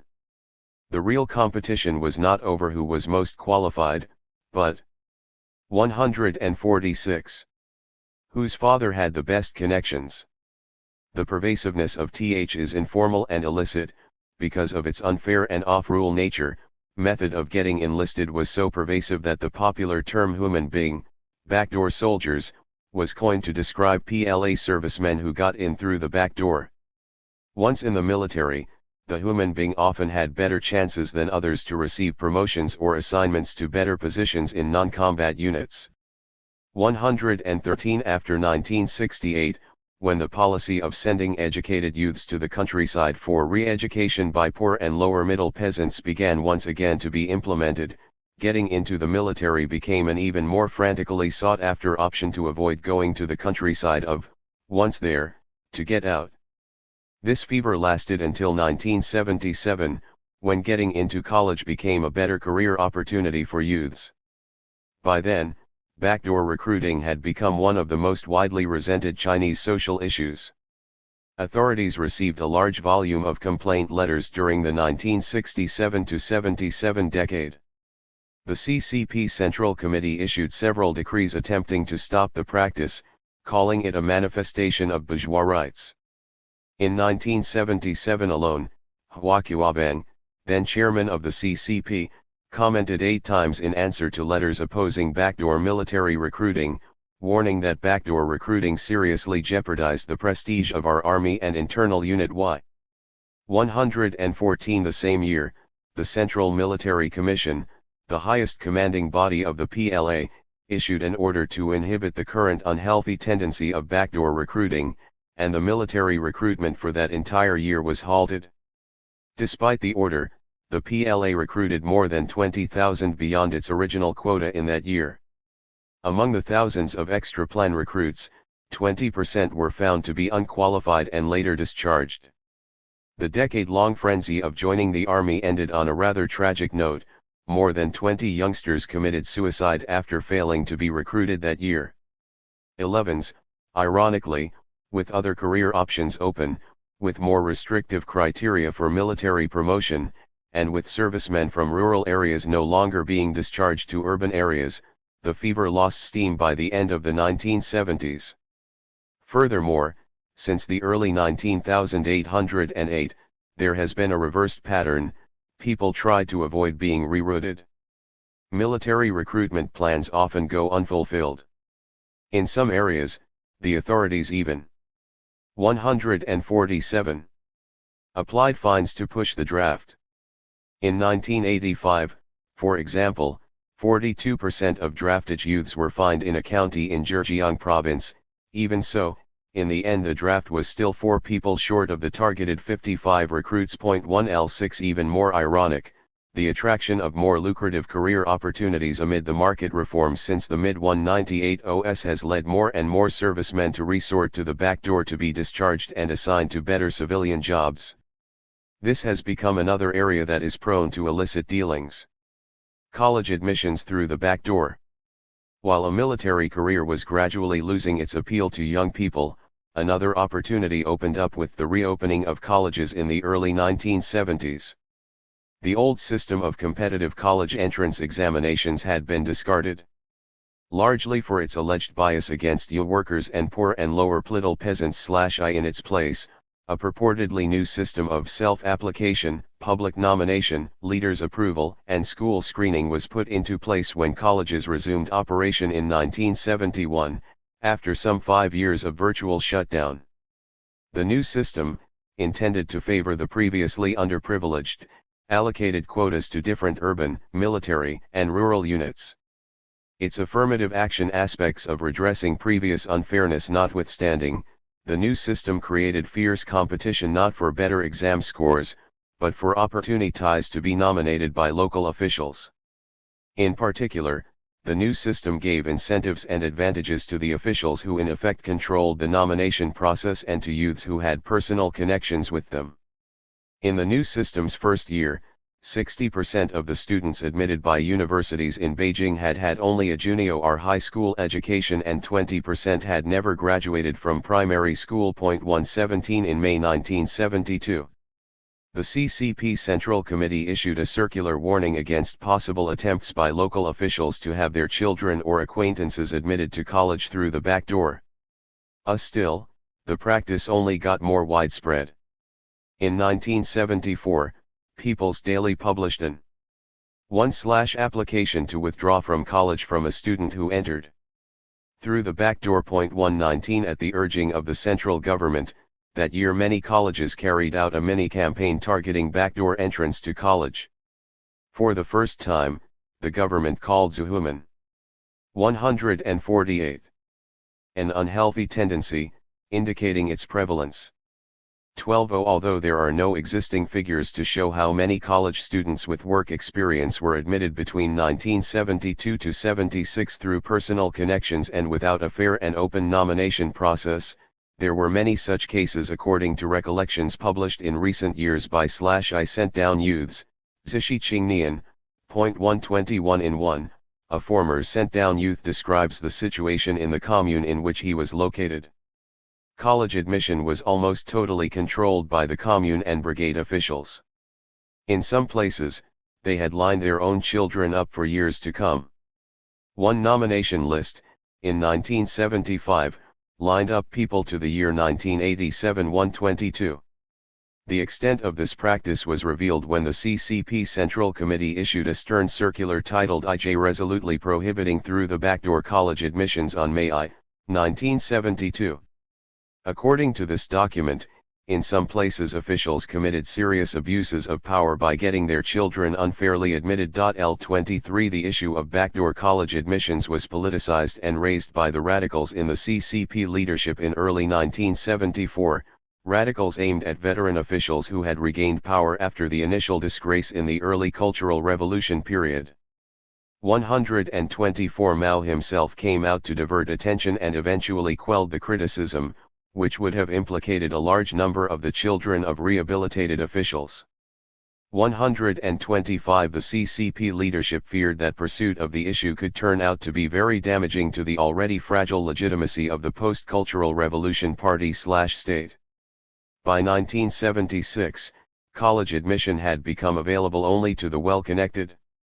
Even before the annual admission drive began, people had already begun giving gifts, hosting dinner parties, and calling on their guangzai to prepare for another round of the admission process, which did not require any test scores. Zuhuman in college admissions further heightened the utility of informal and illicit methods in the Chinese society. Most youngsters believed that a good father was better than a good high school education, for a father with power and connections could get them into college, while education could not. With Deng Xiaoping's personal intervention, the Ministry of Education decided to resume the entrance examinations later that year. Some 11.6 million. 149 people took part in the resumed entrance examinations of winter 1977 and summer 1978. 126 Since then, competition through exams has diminished the rationale and opportunities for Zuhuman in college admissions. Returning to the city. College was but one path of escape. For millions of urban youths who were in the countryside to receive lire education by peasants. Only a very small number of these two sent down youths 127 would have the chance to go to college. Aside from joining the military, the two most convenient ways to return to the city were to find employment in an urban enterprises, Xiaogong, or to be sent back to the city for medical reasons, Bingdui. Such opportunities were scarce, and people needed a competitive edge human in order to make it. Iabaka. Two features stand out from the many cases: the pervasive use of the backdoor channel and cheating. A widely known open petition letter, signed by over 1,000 educated youths in Yunnan province, characterized the situation this way: "All of us being sent down youths, why on earth are our fates so different? Children of parents who are in powerful positions are long gone, smiling over their good fortune. Those who have personal connections quietly slipped away, without stirring up any trouble. Those who have money bought their way out, gone without a trace. Those who are left behind are people like us who are from ordinary family background. Treated like a pile of dumped garbage." J128. Even before 1971, when sent-down youths were first allowed to be hired by urban state enterprises and began leaving the countryside, one sure way to get out was to come up with medical reasons that would deem one unsuitable for rural conditions. Cheating was very common. 129. After 1971, there remained a limited quota on the number of former urban youths sent to the countryside who were allowed to be hired by urban employers. Out of some 18 million urban sent-down youths, only 1.6 million had been hired away from the countryside by May 1973, many of whom had resorted to Zuhuman. 130. The pervasive problem of using Zuhuman to return to the city prompted the CCP Central Committee to issue a decree to stop the practice. EPI. 150. Continuous revolution and continued involution. The cadre ranks experienced the most dramatic events in the second decade of communist rule. Maoist attempts to reverse the trend toward bureaucratization not only failed to produce committed and disciplined cadres, but ended up generating more unintended consequences. While all the mobilizations waged during this period had as one of their objectives attempted to root out corruption and other misconduct among cadre ranks, they nonetheless created additional organizational problems, characterized by growing informal institutions and intensifying informal behavior among cadres. Gave rise to the informalization of formal institutions, as reflected in dissimulation and formalism. Ensuing political mobilizations such as the Four Cleanup Campaign and the Cultural Revolution, many of which had eliminating official deviance as one of their major goals, nurtured informal institutions and modes of operation, such as the Second Economy, Zuhuman, and Guangzai, that were the antithesis of formal, regular institutions and norms. The attempted continuous revolution resulted in a continued involution of the party organization, which, in turn, encouraged rather than eliminated official deviance. In this same period, organizational constraints on individual cadres were also the weakest in CCP history, due to the total breakdown of institutionalized rules and regulations. Monitoring mechanisms ceased functioning. Informal relations prevailed, superseding formal and regularized relations in many instances. The restoration of pre-cultural revolution institutions did not reduce informal behavioral and relational patterns. It actually intensified them. In writing about the impact of Maoism on Chinese industrial organization, Andrew Valder offers this observation. By the death of Mao, therefore, there were these two additional ironic aspects to the Maoist legacy in industry.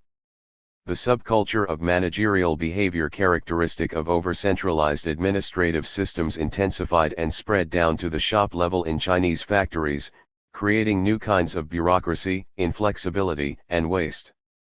And the quasi-legal underside of backdoor deals and petty corruption characteristic of Soviet-style systems and decried by Maoists as symptomatic of revisionism. 151. Grew to new proportions in China as a direct result of administrative changes made during the Cultural Revolution. 13.2. This profile of the industrial sector could be readily used to depict the very staff party/state cadres working in various sectors and units. The proliferation of informal strategies and personal connections was not unique to the Chinese. Striking similarities can be found in former communist countries when they underwent a neo-traditional phase. While things often had to be done through Guangzai and Human in China, they were done by Pilkunovjadent Irela, 2, Pol acquaintances and connections, in Romania or by Blad in the Soviet Union.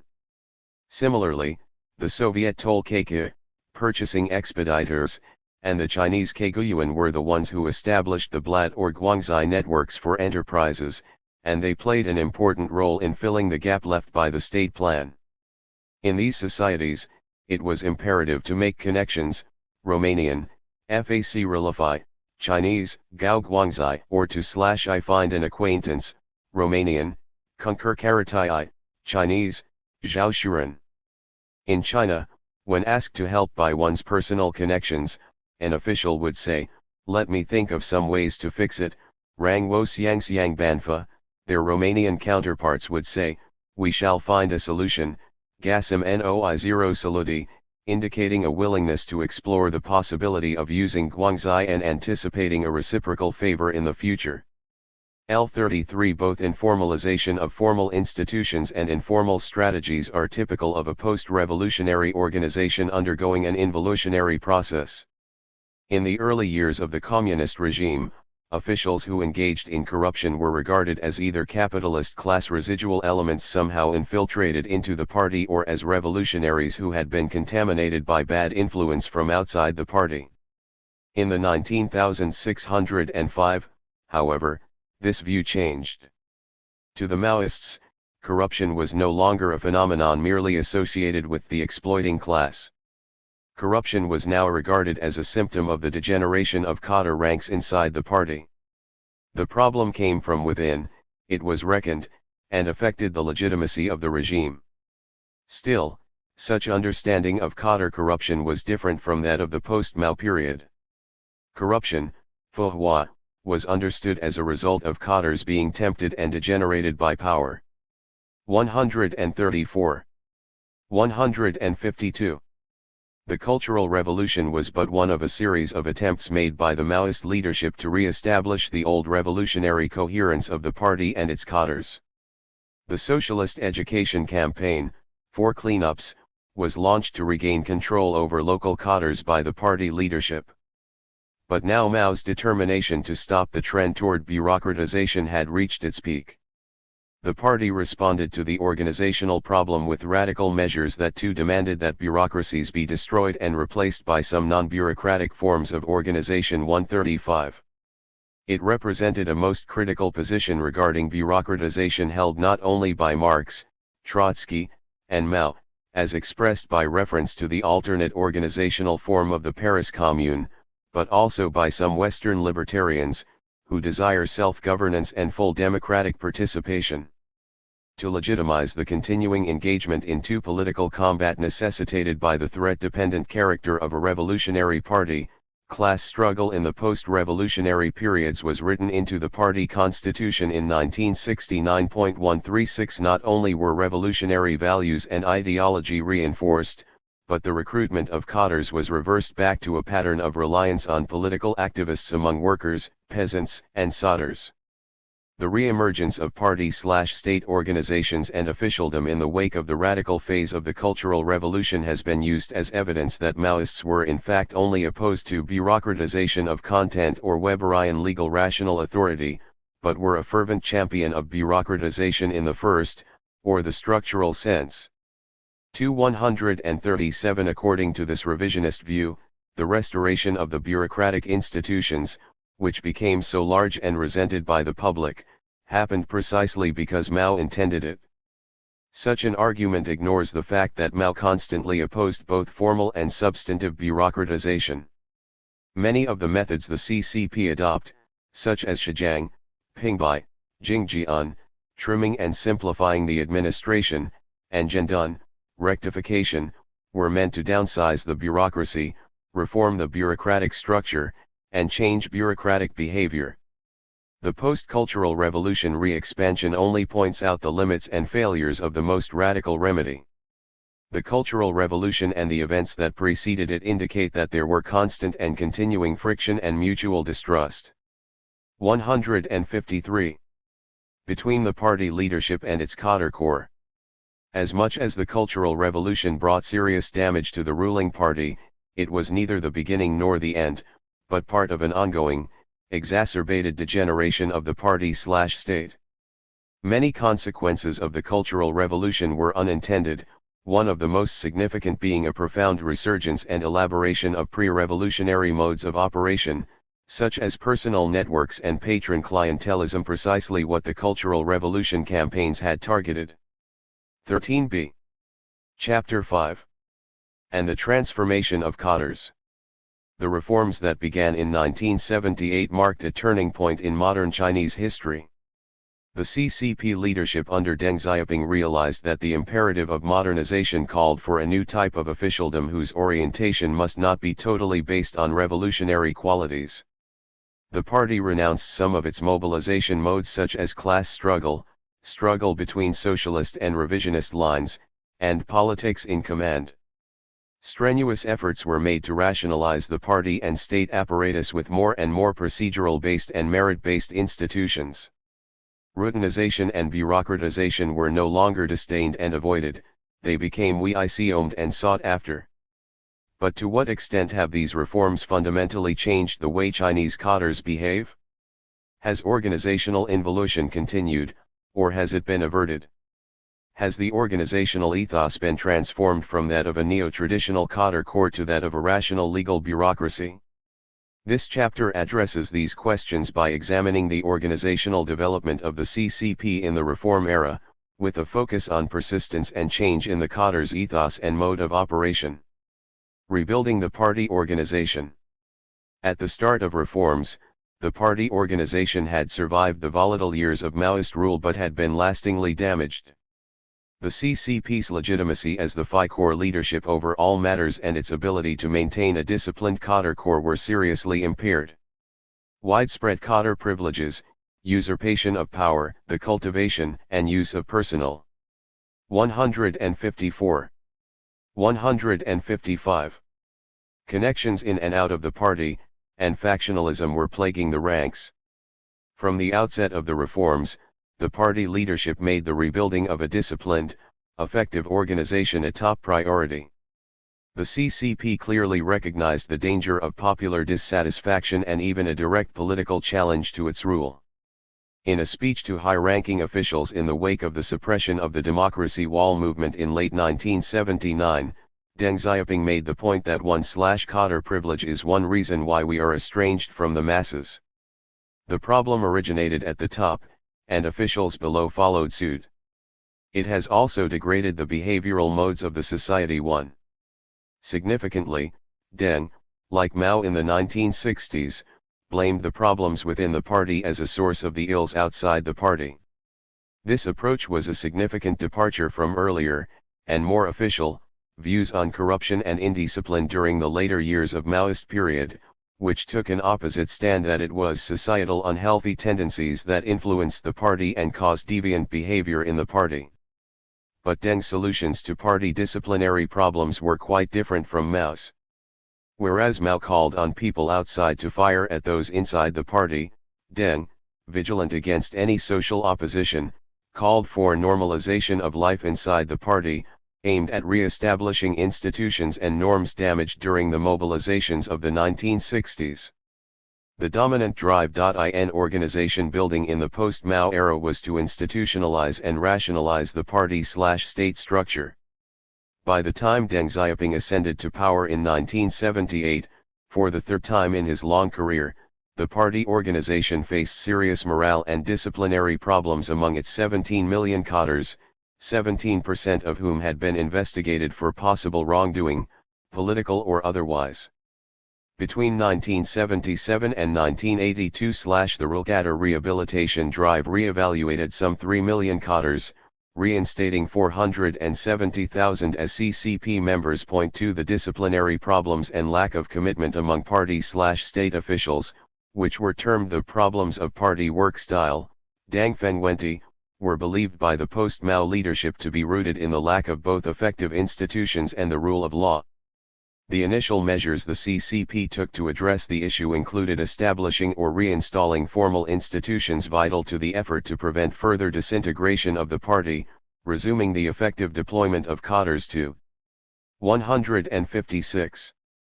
achieve political and economic objectives, and promulgating rules and regulations aimed at curbing official misconduct.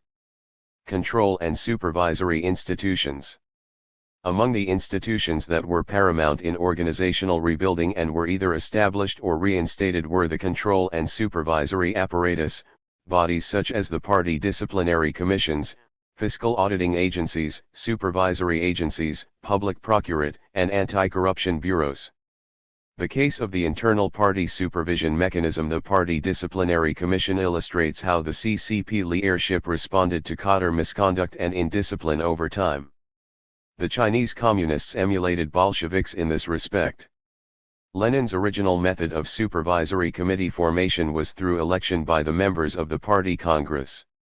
The supervisory committees had autonomous power apart from the party committees at the same levies and operated independently of the regular party apparatus. 3. In Chinese Communist terms, this is a typical institutional arrangement of vertical leadership, tiao. Under Stalin, the mechanism deteriorated from a body with rank equal to the party committee to a department working under the direction of the latter. The status of the Supervisory Commission was first written into the party charter in 1927, in the early days of the CCP, with the stipulation that it be a separate body elected by the Party Congress and not responsible to the Party Committee at its own leave. 1. 4. After the Zunyi meeting of 1935, at which Mao's role as the party and army leader was confirmed, the CCP ceased to hold regular party congresses. Thus no supervisory commissions were in operation until 1945. The CCP 7th Party Congress in April 1945 changed the relationship between the Party Committee and the Party Supervisory Commission from one of equal stature to a lead-angled relationship, with the former electing and guiding, Xiaobo, the latter. The party charter revised at the 8th Party Congress in 1956 reaffirmed the subordinate role of the Supervisory Commission, which would submit itself to the direction, Lingdao, not even Xiaobo or guiding, of the party committee at the same leave. 1. 6. Therefore, by 1949, the CCP had failed to establish the kind of effective internal party control mechanism that Lenin had envisioned. This supposedly self-supervise 157 ing body could not function independently, due to its subordination to the party committee. 7. In 1959, during the Great Leap Forward, another control mechanism, the state supervisory apparatus, Qiajiajian Chajiguan, was declared unnecessary and abolished altogether. 8. Until the 1979 restoration of the internal supervisory system, the Party Disciplinary Inspection Commissions, PDICs, which had been dismantled during the Cultural Revolution, there was virtually no regular control mechanism to supervise the behavior of party/state cadres. Even though these control and supervisory bodies have been functioning since their reinstallation in the late 1970s, their lack of autonomy in investigating and disciplining corruption and other official deviance cases has seriously limited their role. Often their work is subject to intervention from local party and government leaders. Such vulnerability to intervention has, according to one provincial party disciplinary commission head, hindered anti-corruption efforts, resulting in local corruption protectionism low. From cadres to civil servants. One of the earliest and most important policy initiatives of the administrative and organizational reforms was to abolish lifelong cadre tenure, and introduce methods of appointment by selection or election that were based on ability rather than political loyalty. Scientific management of cadres was introduced in the early 1980s, even though it was not quite clear to many what it was to entail. Seminars and conferences were held to discuss administrative reforms, particularly those involving the cadre corps. The very concept of cadre, Ganbu, was debated and challenged by scholars in academic journals and at conferences. Why slowly and sometimes regressively, the old nomenclaturist system of cadre management was weakened, though not totally eradicated, giving way to a significantly decentralized, diverse, and merit-based system by the late 19,805.12. As the reforms progressed, the focus shifted from changing the management of leadership echelons to more fundamentally transforming the existing system of the administrative corps, The Cadres system. To replace an overstaffed, incapable cadre corps with a lean, well-educated, yet politically loyal civil service became the main objective of the 158. Administrative reforms. At the 13th Party Congress in 1987, it was decided that the dubiously defined corps of Xiaobo, state cadres, should be rationally disaggregated. Heli Genja. LT also announced that the existing uniform cadre managing system should be replaced with a scientific classification system. 13. A new emphasis was to be put on CAI, ability, instead of the virtue, as the primary criterion of cadre recruitment and promotion. Indeed, the four criteria established by the party to select a new generation of cadres: youth, education, revolutionary loyalty, and professionalization have underlined the reform of officialdom throughout the first 15 years of the reforms. 14. Recruiting better educated and younger people into the official corps was a great success, particularly in urban state agencies and certain other units. The increasing recruitment of better educated people into officialdom is not mere rhetoric. Although national figures are not available, it is safe to assume that an increasing number of officials have received at least a high school education. The promulgation of the temporary provisions for state civil servants in 1993, which mandates recruitment of certain levels of government staff through an open and competitive process, has brought about a gradual transformation of cadres into state civil servants. New recruits must pass civil service exams in order to enter all central ministries and provincial bureaus in 28 provinces. Some locally designed examinations have also been instituted for the recruitment of local officials. The highest-ranking officials recruited through open examinations so far have been deputy bureau chiefs at the provincial level. 16. However, the entry through exam, or open competition, process still remains limited. Since 1994, only 1,722 people have been hired by central ministries through civil service examinations. 7. Exit from a job is supposed to be made too scientific also. Under the cadre system, unless an official had been found politically liable or guilty of certain administrative and criminal offenses, he or she could keep the job for life. Beginning in 1994, many local governments have implemented regular annual evaluations of civil servants. The new system allows government agencies to fire personnel whom they find incompetent and also allows personnel to resign from government positions. This, too, has been a slow process. Nationwide, only 5,500 people were 159 fired and 16,000 resigned from government jobs between 1994 and 1997. 18. In Beijing, only 98 out of the 90,000 civil servants were removed from their positions in the annual evaluations since 1994 due to incompetence or malfeasance.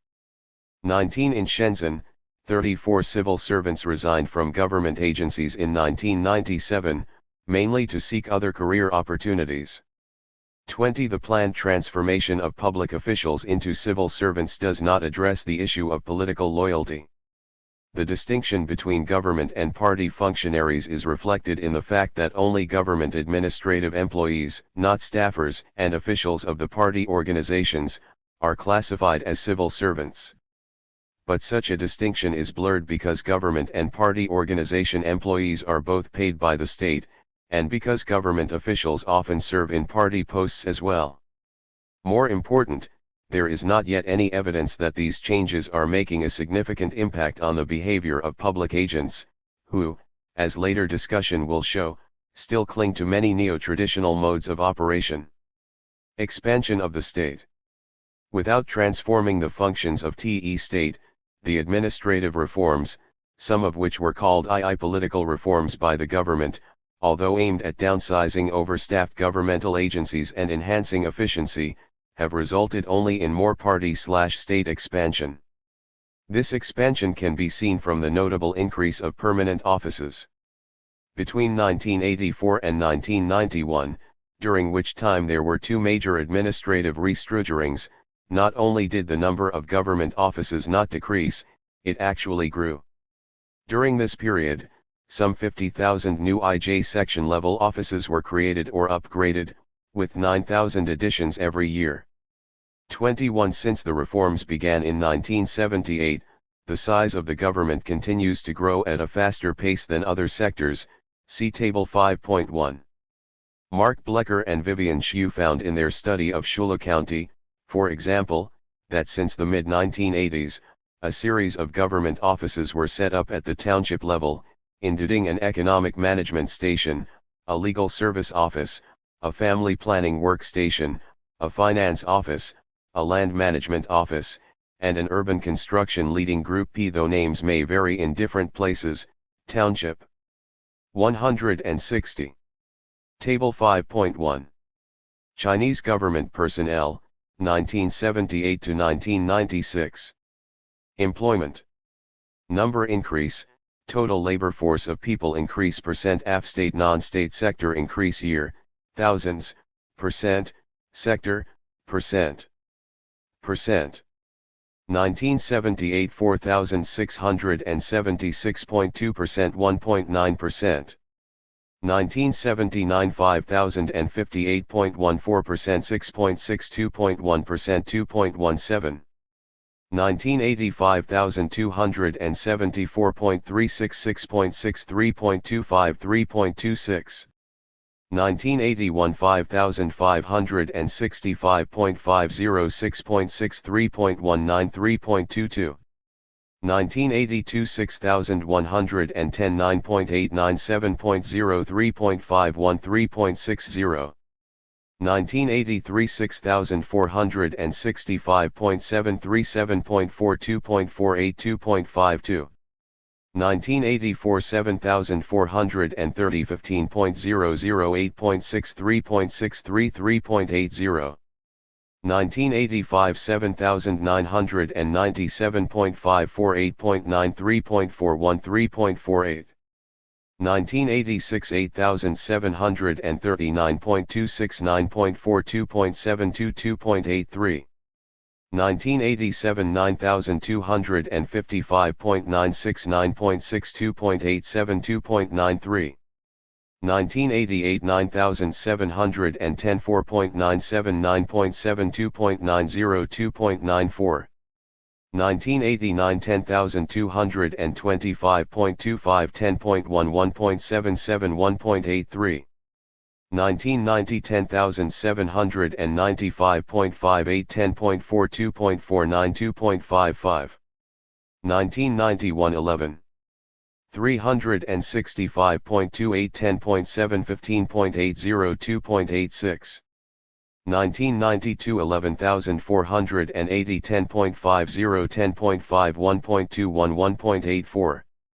1993 10,300 minus 10.28 9.4 1.50 1.32. 1994 10,330 0.29 9.5 1.28 2.04. 1995 10,420 0.87 9.5 1.21 1.20. 1996 10,934.89 10.0 1.27 1.33. Source, based on data from Chinese Statistical Yearbook, Ch. Nessa Labor Statistical Yearbook, 1978 to 1998. See also Hu Jiayang, Wakuo Genfugamo. Governments are also outfitted with many branch offices, Peishijigu, of county administration, the so-called 7 bureaus and 8 stations, Kizuo Bazan, consisting of the Industry and Commerce Administration, National Tax Bureau, Local Tax Bureau, Public Security Bureau, Land Management Bureau, Environmental Protection Agency, Post Office, Grain Station, Cotton Station, Power Management Station, Industrial Management Station, Road Management, Farm Machinery Station, Veterinarian Station, and Water Management Station. These offices, plus 161 local supply and retail cooperatives, credit cooperatives, and the courts, make township government structure more complex and differentiated than it was in the Maoist period. According to a recent survey of township government in Henan province, a typical township government has more than 30 functional agencies in added ion to the party committee, People's Congress, and administration. 23. We may call this vertical expansion, namely, an increase in the number of functional or regulatory agencies at the local level as a result of the newly developed regulatory functions of the state.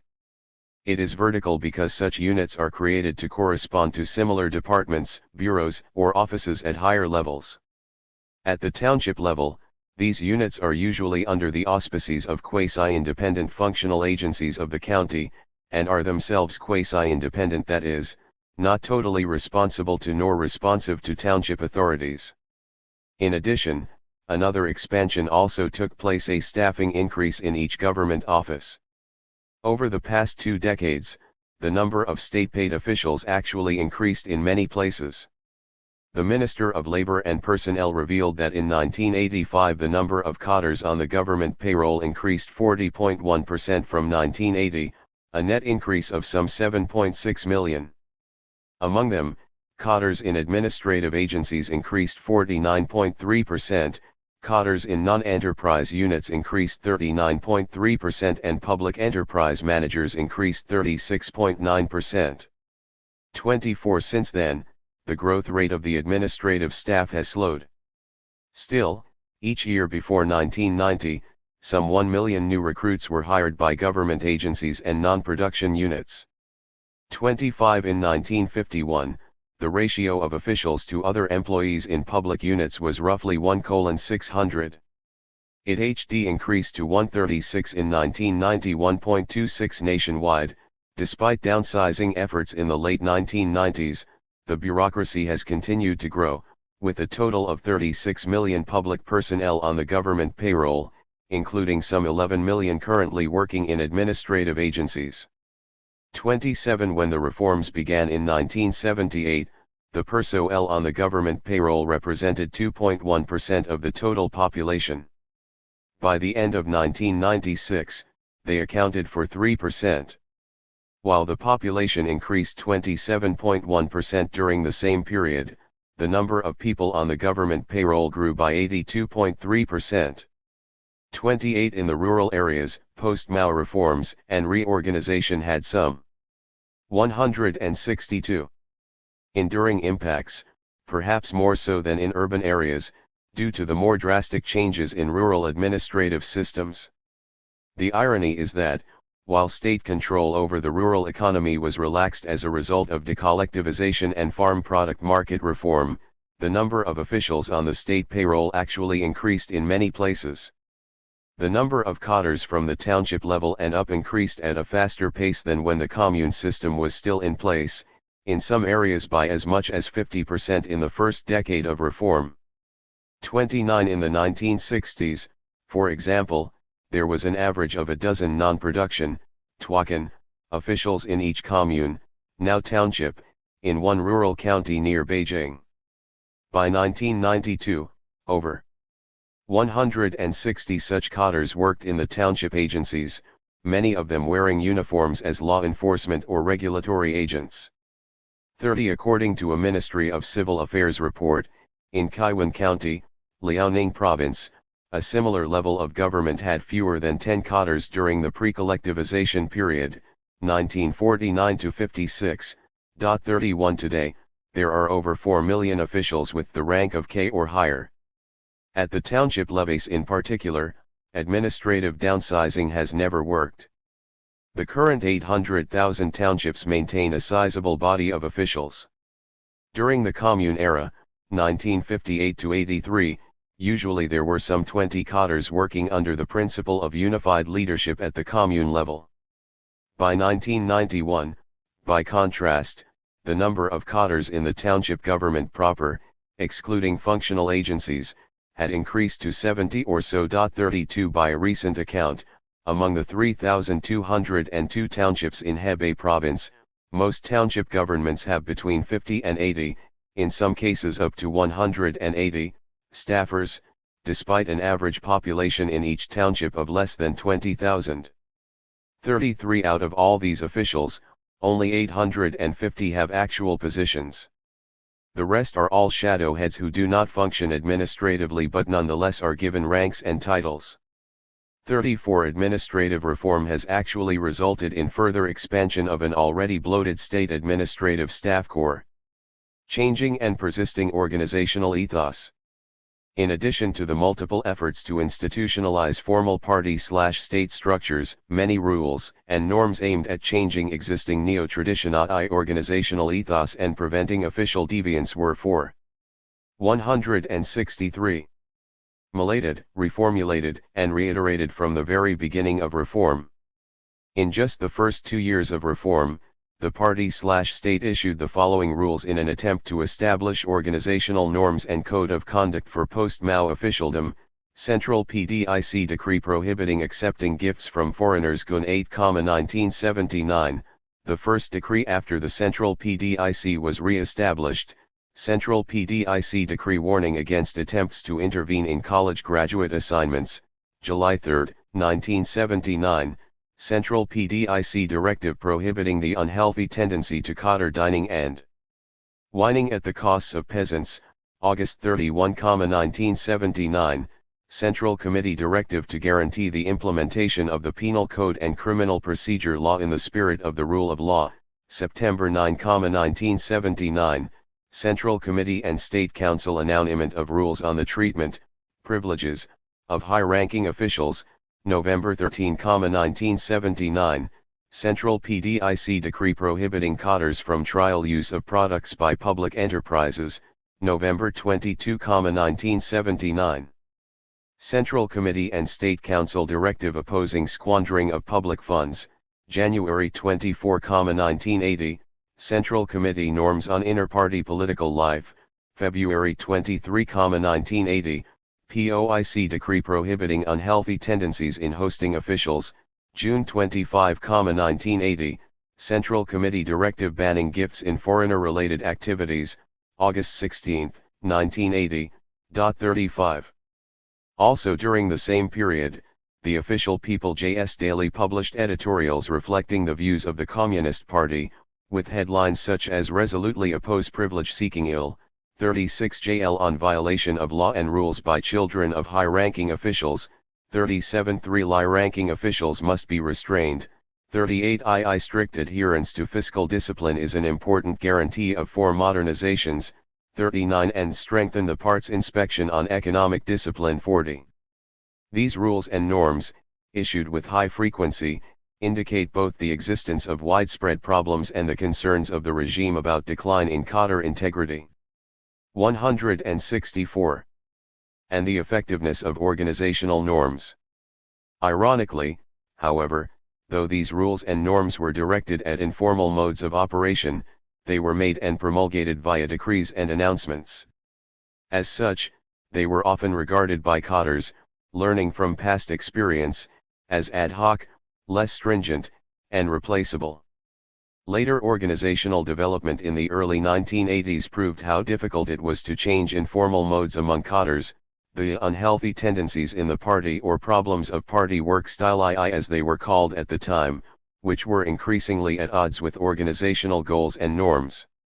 In this section, I examine the informal constructs that existed and grew within the party/state. Ultimately, what are officially regarded as problems of party work style are problems of organizational ethos and cadres' modes of operations.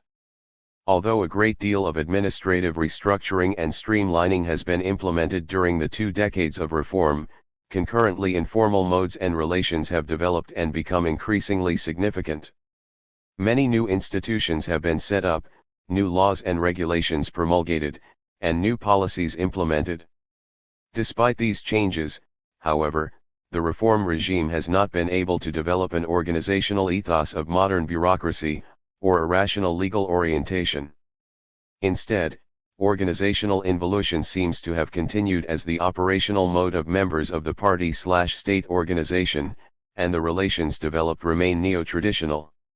Agents of the state and members of society often opt for informal, personal ways of coping with formal institutions. 41. Deployable agents no more. After the Cultural Revolution, a great number of cadres, including emancipated veteran officials, had to be reassigned to new positions, after some years of idleness or manual labor in the /LMY 7th Cadre schools. By early 1980, 2.9 million people had been rehabilitated, many of whom had been officials before the Cultural Revolution. 42 One of the first problems the Communist Party confronted was that cadres refused their new assignments. The ability to deploy cadres was once a distinctive characteristic of communist parties. In a detailed study of the post-revolutionary elite in China, Hongyang Li has noted one remarkable aspect of the Cultural Revolution, that, despite 10 years of chaos and 165 purges, the majority of the elite managed to regain political power. 43 Many rehabilitated officials became prominent reformers, carrying out sweeping reforms. Yet the rehabilitation of cadres at various levels also had other effects, including cadre resistance to authority. This is particularly salient in light of the new requirements for officialdom, to be younger and better educated. Newly promoted officials have a competitive advantage over senior cadres. A People's Daily Commentary reveals such a threat to the party's well-being. The phenomenon of disobeying assignments by the organization and insisting on personal preferences still exists in many areas. These comrades often make excuses of unsuitable areas, unfit posts, health problems, or this difficulty, or that problem, in order to bargain with the organization. Some cadres want their job assignments to be satisfactory not only to themselves but also to their families. Otherwise, they would allow their family members to make unreasonable demands on the organization. If they can achieve their own objectives, they would refuse to report to work for 1 or more years. Such tendencies have obstructed the discipline of our organization and weakened the combat capacity of the party. 44. In one province, 361 cadres of various ranks refused to accept job reassignments after the Cultural Revolution, and stayed idle for up to 3 years. 45 In the early years of the post-Cultural Revolution period, it was common for family members to intervene in the job assignment decision-making process. Su.ch intervention occurred most frequently among mid-level cadres whose positions were above division chief, chuzang. In many instances, if family members, usually spouses, found new job assignments undesirable, they would go to the party organization department and use their old COI elections to exert pressure on those who had been their subordinates. A case cited by the COD is typical. During a unit leadership reshuffle in 1980, a senior official expressed his intention to retire from his formal position to become an advisor.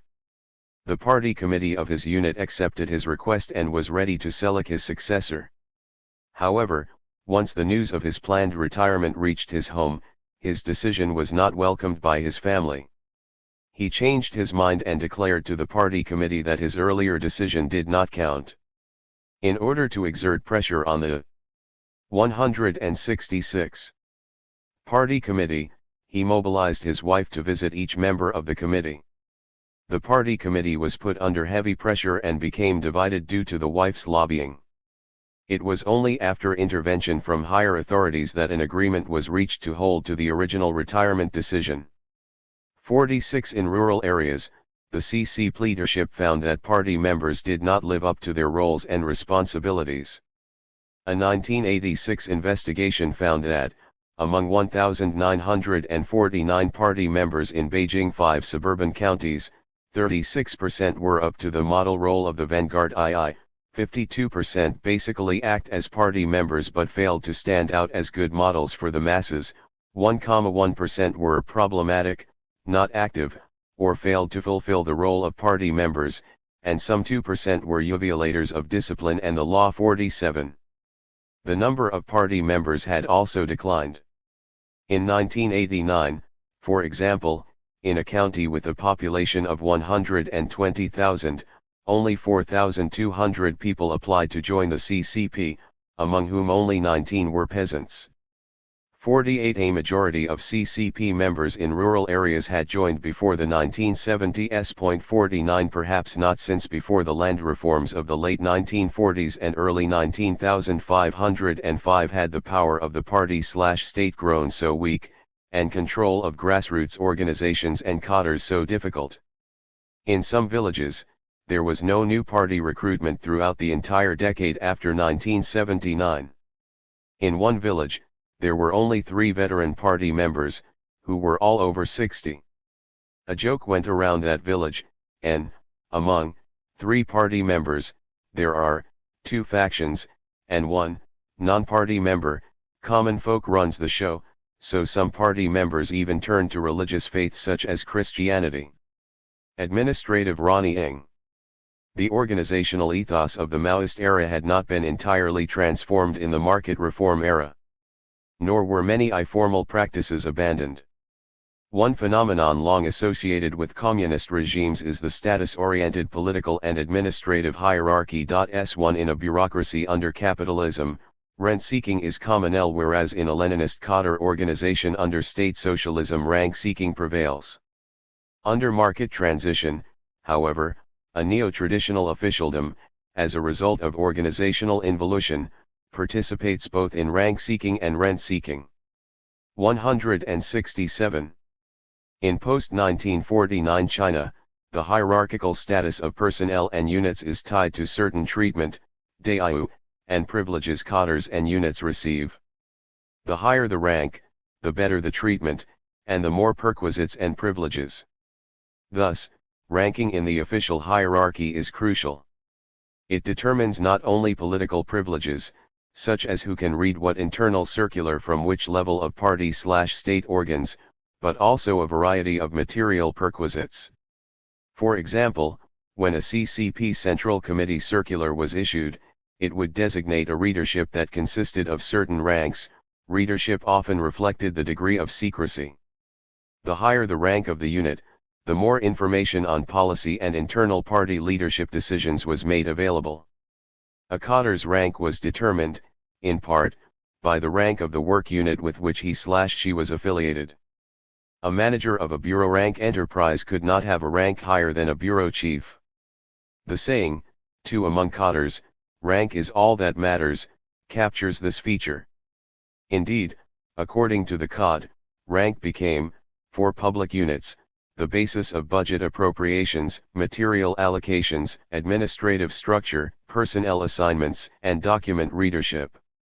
For individual cadres, it was the basis for a host of perquisites, access to classified internal circulars, which enhanced information about leadership's intentions, thus reducing uncertainty, attendance at meetings at certain levels, the use of office supplies, transportation privileges, business travel per diems, reception protocols, salaries, housing, medical care, scarce consumer goods, reunion of separated couples/52 acquisition of urban residency for spouses 53 funeral arrangements, widows' pension standards, and even post-mortem access to columbariums. 54 The consequence was a pervasive apparatusization, jiguanhua, of non-production units and administratization xinzhenghua, of industrial enterprises, as well as fierce competition for higher rank in the official hierarchy among individual cadres.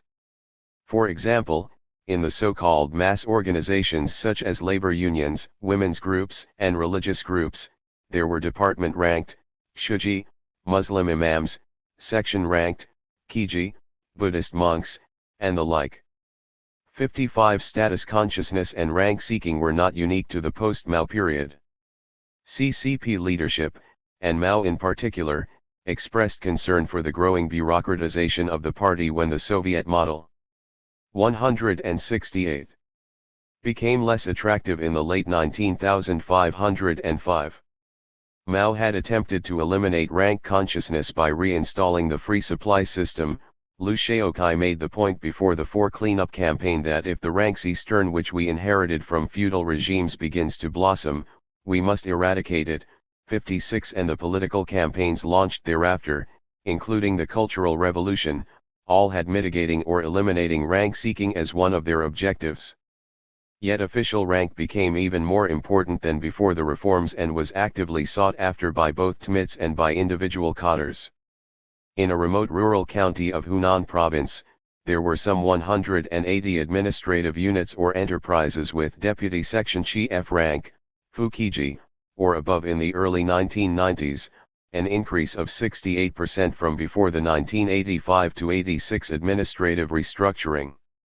57 as the ranks of cadres are comparable to those of their units. Among the 4,659 government officials in the same county, Los 8 held deputy section chief rank or higher. 41% of them did not have genuine positions. 58 when asked to compare rank seeking in the Maoist and post-Mao periods, a retired mid-level official made this observation in an interview. Certainly we understood the significance of cadre rank. There were cases where officials squabbled over which rank they should receive when a few administrative ranks were accessed. 59 but people did not feel it was as imperative nor were they as desperate as today. Now cadres go out of their way to get a higher rank 60. More recently, the administrative ranking practice was formally replaced with transitional measures after 1996. Non-production units, Shidanwei, were no longer given designated administrative ranks, but heads of a given unit would still be assigned an administrative rank. 61 The effects of such reforms have been slow and limited. Administrative rank remains significant today. Years after the industrial reforms began, most large and mid-sized state-owned enterprises still maintain certain designated administrative ranks. Formalism and dissimulation. Some of the informal cadre strategies that existed well before the reforms have shown remarkable continuity and tenacity. One of them is dissimulation, as manifested in such practices as false reporting, deceiving superiors, staging shows, zokuakane, and covering up miscon. 169. Duct and errors. This kind of behavior is a far cry from the tradition of seeking truth from facts that the CCP has always boasted of. In 1986, Hu Yaobang, then the party secretary general, commenting on the attempts to cover up wrongdoing by a local party committee, noted the extent of the problem. Now cheating, deception, and cover ups between party organizations at one level and another, and between party members, have become terribly pervasive in some localities. 62. An internal publication of the COD admitted that, despite years of tireless efforts to cure this chronic disease, dissimulation had only become more common among party members, especially high-ranking officials. It said that those who cheated not only got away unpunished, they actually benefited from such acts, getting promoted. 63.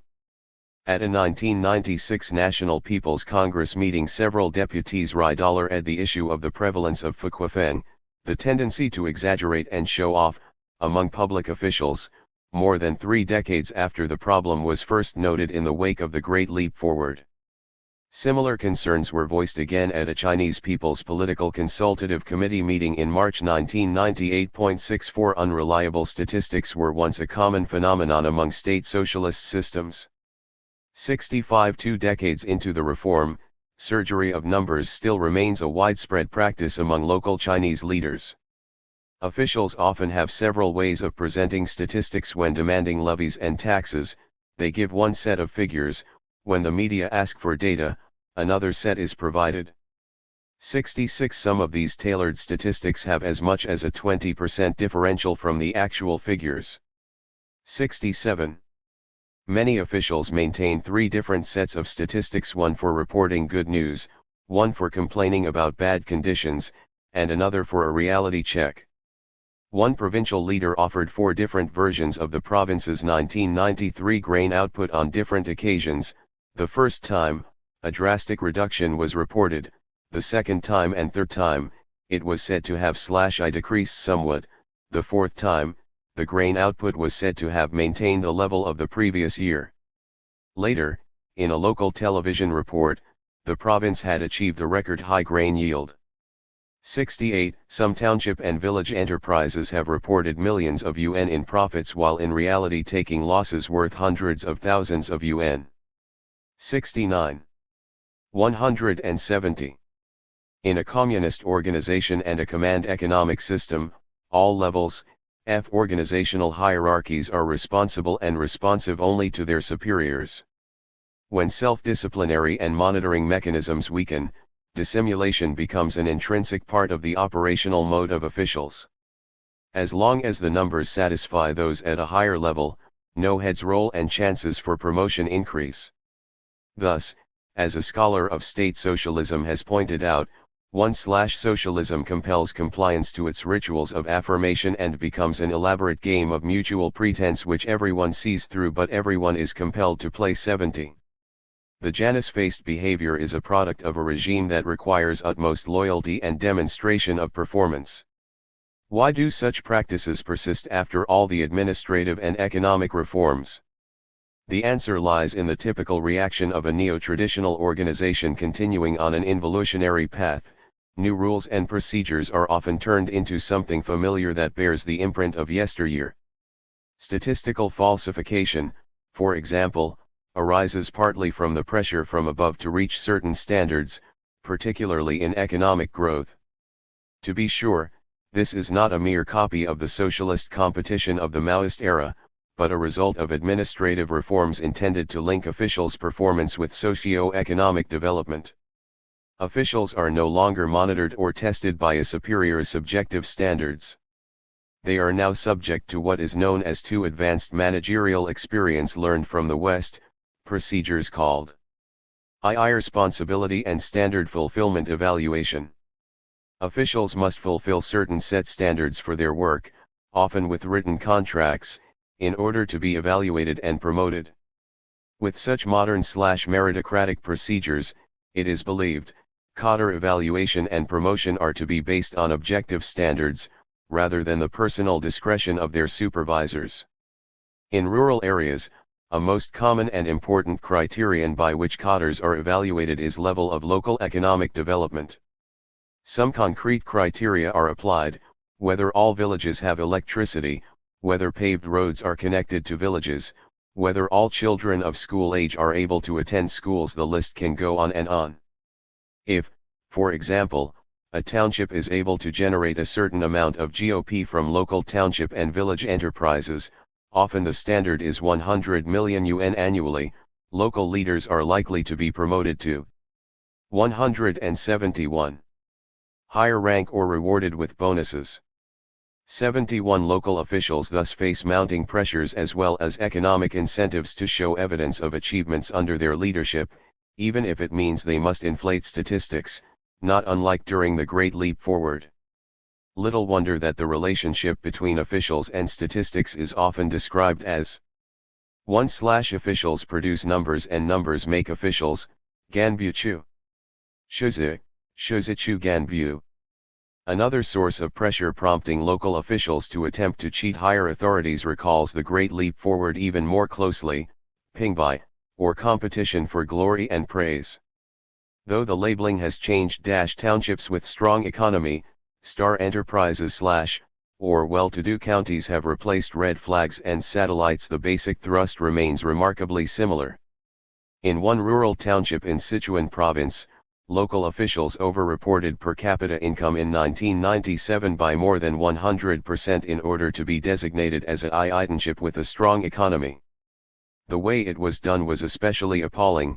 Grain output was overreported by 43%, the navel orange output, a local specialty, was also exaggerated. But, the rest of the purported income came from the sale of blood from farmers, who had been told by the township director that blood extraction would benefit their health. 72 The pursuit of lofty goals is not done simply for the personal advancement of officials.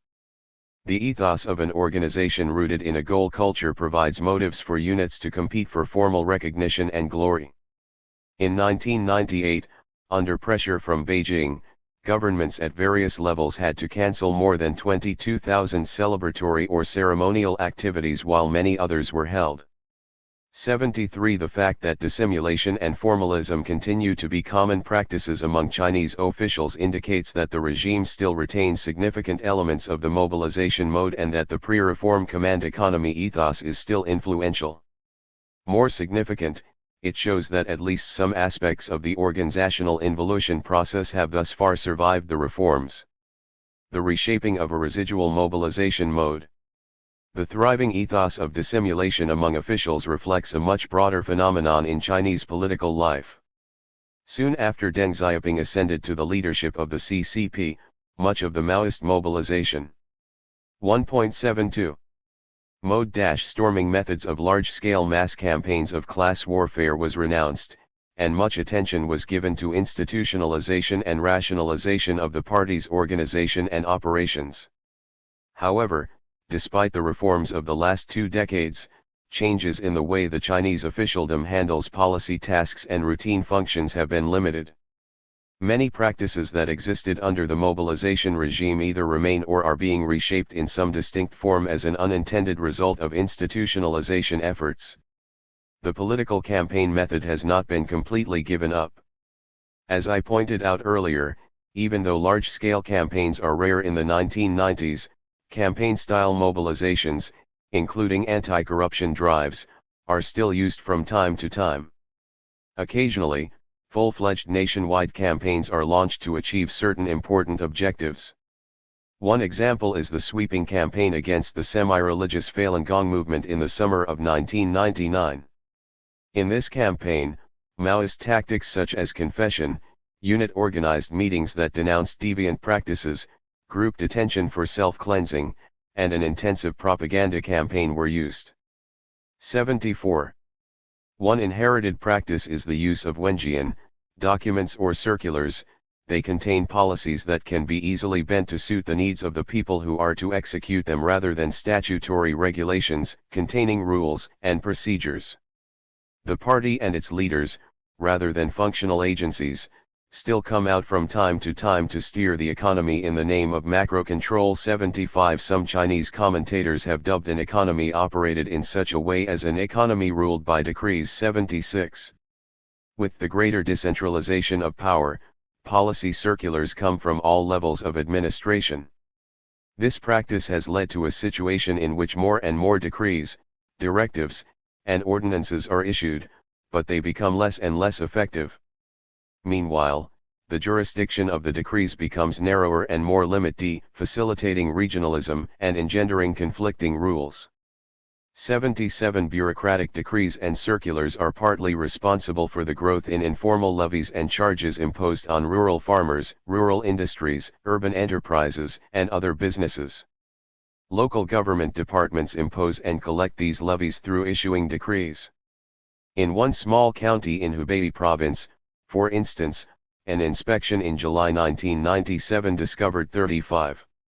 The post-Mao reforms 173. Decrees that illicitly imposed charges on farmers that were issued by various county agencies. 78. The preoccupation with one/core tasks, zhongxing gongzuo, remains another important feature of the functioning of the Chinese party/state.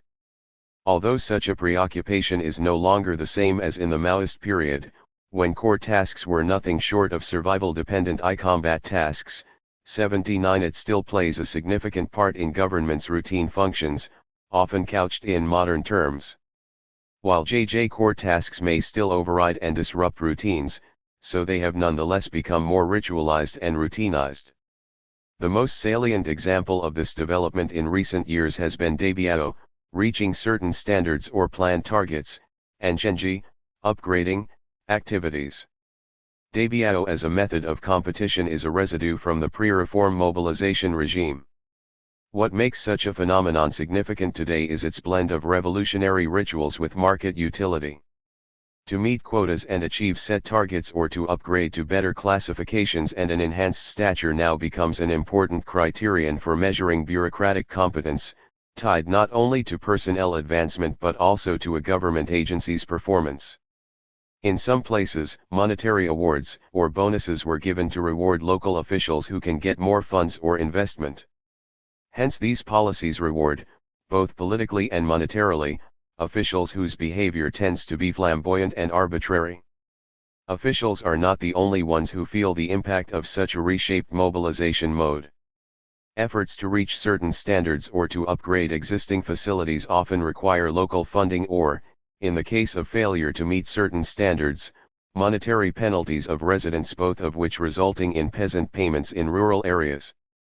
This has been a major source of the growing burden on the peasants in recent years. 81 According to one official report, there have been as many as 40 different kinds of dabiao activities in the countryside that required peasants to pay for them in one way or another, among them militia training camp dabiao, rural school building dabiao, senior home construction dabiao, elimination of rodents dabiao, newspaper subscription dabiao and insurance purchase dabiao. 82 In 1991 alone, there were 619 various kinds of dabiao competition and inspection activities in Shandong province. 83 It is no coincidence that in an urgent decree on reducing the burden 174 of peasants, March 19, 1993, the CCP Central Committee and the State Council ordered all dabiao activities that required payments by peasants to be eliminated. The effectiveness of this decree remains questionable, however, as long as such practices as core tasks and competition to achieve certain set goals persist. In many places, dabiao activities continue as usual. In at least one case, dabiao has led to the suicide of a farmer who could not afford to pay his local Reaching Rural Electrification Standard Fund 85. Indeed, at the meeting of the National People's Congress in March 1996, Vice Premier Zhu Rongji blamed dabiao activities as one of the sources of the bouncing back, fan 10, of financial burdens onto peasants. 86 The residual influence of the mobilization regime also hinders attempts to rationalize the government structure. A given government organ often takes up newly designated core tasks, creating new ad hoc offices to handle them. These offices often become semi-permanent, because of the ineffectiveness of the policy or an inability to implement it, necessitating new staff to operate them. A 1990 investigation of township governments in Pingwu, a suburban county near Beijing, found that half of the staff's workload was devoted to core tasks. In this township, the newly implemented annual evaluation of cadres had three criteria: functional work, 43%, core tasks, 43%, and dangui zhangwo, that is, discretionary assessment by the party committee, 14%. 87 In the same township, 8 different such ad hoc offices were set up in just 1 year starting in 1989.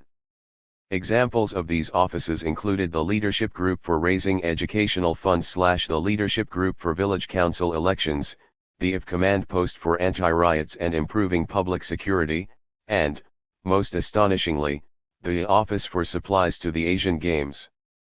SS. When a nagging problem persists and policies to address it are rendered ineffective, core tasks often become part of the routine, and the office created to deal with them becomes semi-permanent. One example is the office in charge of reducing peasant burdens set up from the State Council on down in the government. The peasant burden problem, the imposition by local government agencies of numerous levies, fees, and other charges on peasants, has been on the core task list ever since the late 1980s, but it remains unsolved. Reducing peasant burdens. 175. Thus has become a routine effort. Ironically, one of the main reasons for such exact ions by local government is a bloated government and its costs. To address the problem, which apparently requires urgent and resolute attention, an office especially devoted to solving the problem may itself be a source of increasing financial costs of government. Guangxi in the market reform. Unlike the phenomenon of special material treatment and official privileges, the importance of which has gradually diminished, though not disappeared, with market reform and with the increasing availability of consumer products, Guangxi, as a mode of informal social exchange and relationship, has not only survived the changes but become more refined and complicated than it was in the late Maoist era. 89 A senior CCP official, who had once been in charge of the COD, contended in the mid-198os that bureaucratism, usurpation of office for private interests, Guangxi networks, and money fetishism were the four major / epidemics currently plaguing the party.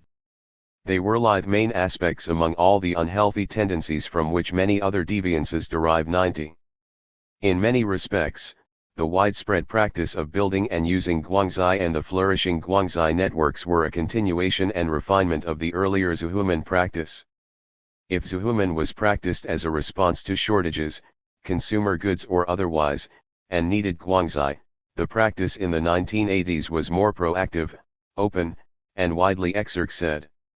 By the early 1980s, guangzai was more openly used not only by individuals but also by units. In July 1980, the Central PLIC issued a directive to denounce the unhealthy tendency of guangzai which it assailed as a disguised bribery relationship. 91 The Commission required party organizations at all one evils to curb the practice of guangzai, connected persons or units. Any individuals or units who were found guilty of this practice would be subject to punishment. 92 As an indication of the failure of this and other similar efforts, the vocabulary used to describe this informal strategy evolved and the term guangzai was replaced by guangziwang, web of connections, and guangzixiu, the art of guangzai. By the late 1980s. 93 A county party organization department head has distinguished for 176 The past Mao reforms. Categories of guangzai relationships: 1. Links of kinship with relatives. 2. Links with ex-colleagues, old friends or acquaintances. 3. Factional ties left over from the Cultural Revolution. 4. Those involving exchange of money or materials. These relationships often intertwine and knit into a web in which many cadres are connected. 94 Although personal networks had never been really eliminated even during the most radical revolutionary transformation periods, the use of connections in the post-Mao reform era is more complicated, entrenched, and powerful than before.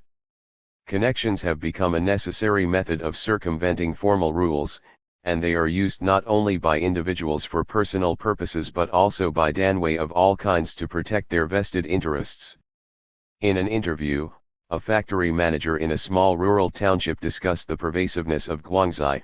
Factories of our size and type often have to stash aside a certain amount of money each year to spend on developing connections. Without good guangzai, you won't get too far. Sometimes we need materials which are hard to obtain, else sometimes we need to be shielded from more inspections and fines for not meeting standards. These all require some work in cultivating good relations with various parties. 95. Connections are instrumental in securing bank loans, securing construction contracts, and avoiding quality inspections, among other things. The significance of guangzai can be seen in an employment advertisement by a company in Zhengzhou. The company, which was hiring public relations and salespersons, openly indicated its preference for the children or other relatives of high-ranking officials, high-level managers, and officials serving on boards of directors of other firms. 96 A similar phenomenon is found in foreign joint ventures. Guangzai ties can help managers of joint ventures circumvent bureaucratic control. 97 Using connections can also get someone off the hook. When he or she faces criminal or disciplinary charges in an anti-corruption drive. Such was not the case in previous anti-corruption campaigns, especially those of the 19,508. During the three anti-campaign of 19,521 no one would come out to twist arms for those who were told guilty of corruption. There was no backstage boss to support them. Today, however, corrupt officials not only often have a vast web of guangzai they can count on to achieve their goals, they have patrons who may offer protection even. 177. After they are F01MD guilty. 98 According to employees of party and state control agencies, in almost every case investigated or prosecuted, people have tried to intercede for those under investigation or after they were disciplined. 99 One survey, N equals 664, found that when peasants were asked whether in actual life personal indebtedness, ranking, stood higher than the laws of the state, 20.6% of respondents answered positively, while 34.7% chose to answer not quite so. 00. The large part played by connections in an economy being transformed from central planning to markets distorts the process of transition. Some Chinese scholars have characterized China's economy as one of 30% power, 30% guangzai, 40% market. Some commentators simply call China a guangzai economy 102 or a ranking economy 103. Officials may blame their environment and external factors for their engaging in guangzai and related informal relations and deviant behavior. A high-ranking official in a mid-sized city spoke candidly with the author about zuhuman. You ask me if I cultivate and use guangzai. To tell you frankly, I don't have to go through the back door, the front door is enough. I have been working in this DTY for over 20 years. I know one or two important people. It is easy for me to have things done, openly, not furtively. Here is an example. My grandson took the high school entrance exam some years ago. Somehow old Wang of the Education Bureau got to know about it and offered to help him pass. I was criticized by some people for abusing power, but I was not aware of the thing at all. You can't blame leaders for le guangzai and zuhuman. It is often the fault of those who work under the leaders. 1 degree 4. What he did not say, however, is the reason behind such actions by his subordinates. In a system where loyalty to and good relationships with one's superiors are vitally important, actions by old Wangs should be seen as rational and shrewd because of possible future payoffs. Another informant, the director of a provincial bureau of commerce, commented on how leading officials get involved in personal networks. Nowadays some people seem to always pick on leading cadres. Once any flaw is found, they'll allege that it is an unhealthy tendency. I am outraged by this. Why only picking on leading cadres? They are also 178 human beings who have relatives and friends. They must consider Qingmian, affection, 210s. He did not shy away from his own experience. I don't care what others say. I have set some limits. The higher you go, the more people come to you for help. Le guangzai and zuhuman cannot be avoided. One can make some connections and go through the back door, but one needs to be aware of limits. The back door should not be open too wide and allow too many connections. Absolutely no illegal stuff. Many people gave me gifts. I accepted all of them, never refusing them, so long as they didn't give me hundreds of thousands in cash. I accept gifts for the sake of revolutionary work, not for my own private gain. 106. While some officials blame outside influences that force them to conform in guangzai relationships, others bluntly acknowledge the rationality of such actions. The director, FA County Bureau of Material Supplies, admitted in an interview. When you are in this position, you can't avoid le guangzai even if you want to. They would knock on your door and befriend you.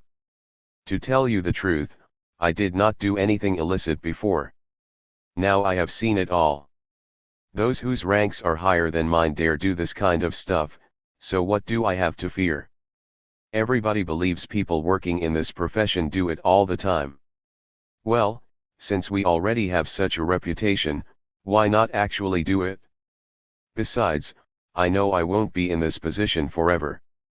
Don't you know the saying that you quan by onkuaki zuofi, power will be invalid if you don't use it now? When it becomes invalid, you won't be able to use it even if you want to. A saying goes, to give others some convenience, you yourself will find convenience later. I want to make more guangzai while I am in power so that when I leave, I will not be too badly off. Look at those retired cadres. Nobody wants to deal with them anymore. They can't even get things done. It's a real lesson. 107. At a provincial People's Congress meeting, the party secretary of Hebei province declared, with much frustration, that because so many people had tried to twist the arms of high-ranking officials by using various forms of guangzai, he had decided to refuse to receive visitors who would come to his office or home to seek official positions. Yao Guan. 179. He blasted those who try to find patrons, Xiaobo, who seek, buy, and sell official positions, who collude to form factions and cliques, and who weave networks of nepotistic relations. Lob, to be sure, not all guangzai or informal relationships are corrupt or illicit.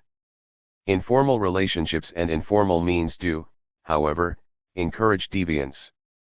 What we find here is that, in organizational terms, informal relationships and means have gained ground as dominant relational and action modes vis-a-vis formal relationships and means. Intertwined with other forms of informal and primary relations, such as familial and lineage ties, and the latter have already undergone a rapid renaissance. Despite years of social transformation in urban and rural China, they further weaken formal organizational ties that the party has always intended to maintain. Urban cadres and nepotism. One of the most noticeable yet rarely discussed phenomena in government agencies and public units of the reform era is nepotism. Scholarly analyses of post-1949 Chinese socio-organizational relations involving communist cadres have pointed to the predominance of patron clientelism.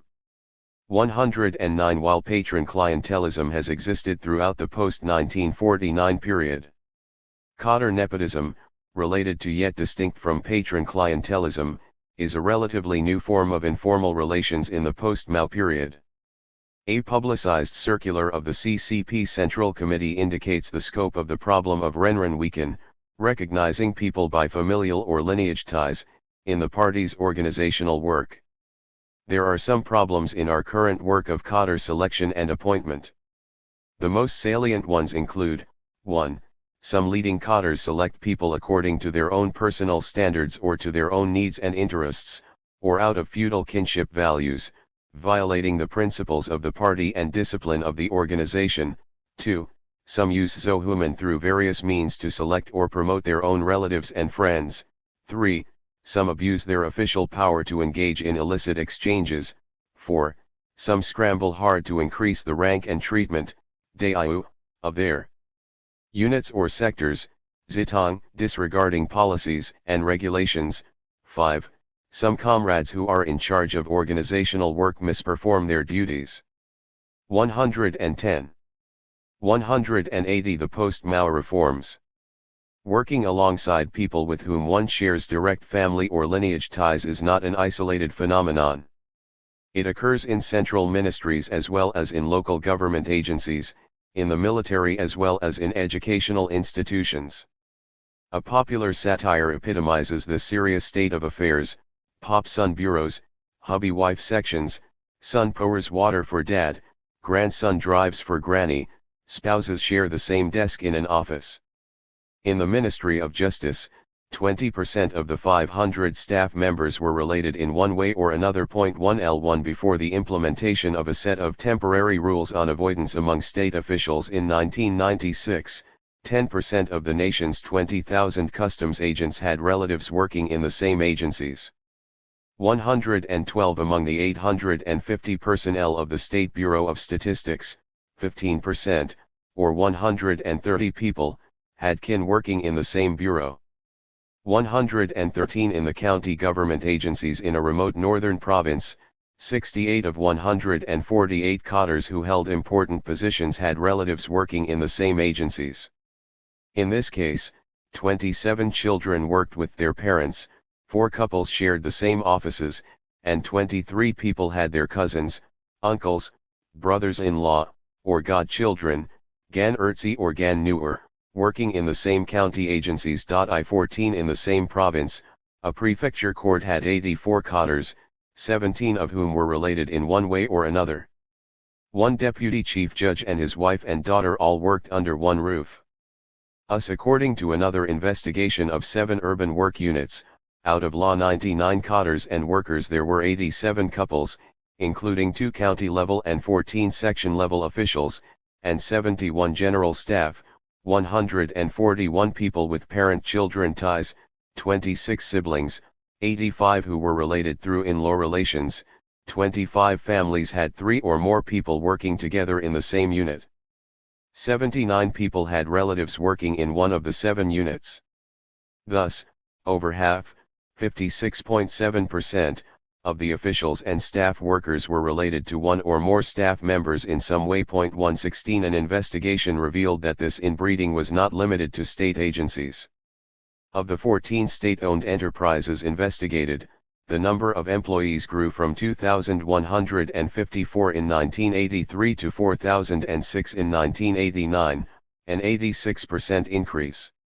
During this 6-year span, the number of employees who were related directly or indirectly increased 4.75 times, from 251 to 1,822.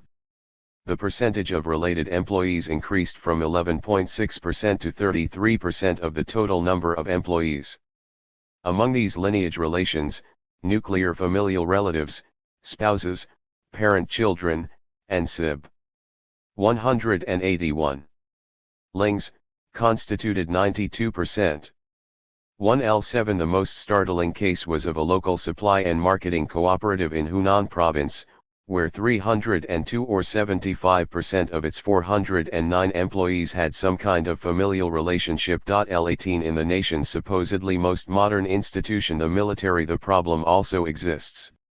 At 1 PLA Air Force Division headquarters, 8 out of 12 division rank officers were either related among themselves or to someone else in the same division. 119 It was estimated that, nationwide, 10% of the cadres in local administrative agencies had relatives working in the same agency, and in some places as many as 30% by the late 1980s. 120 Cadre inbreeding in the workplace often imperils formal organization and relationships. In some cases, people with kinship ties manage to thwart corruption investigations at the unit level.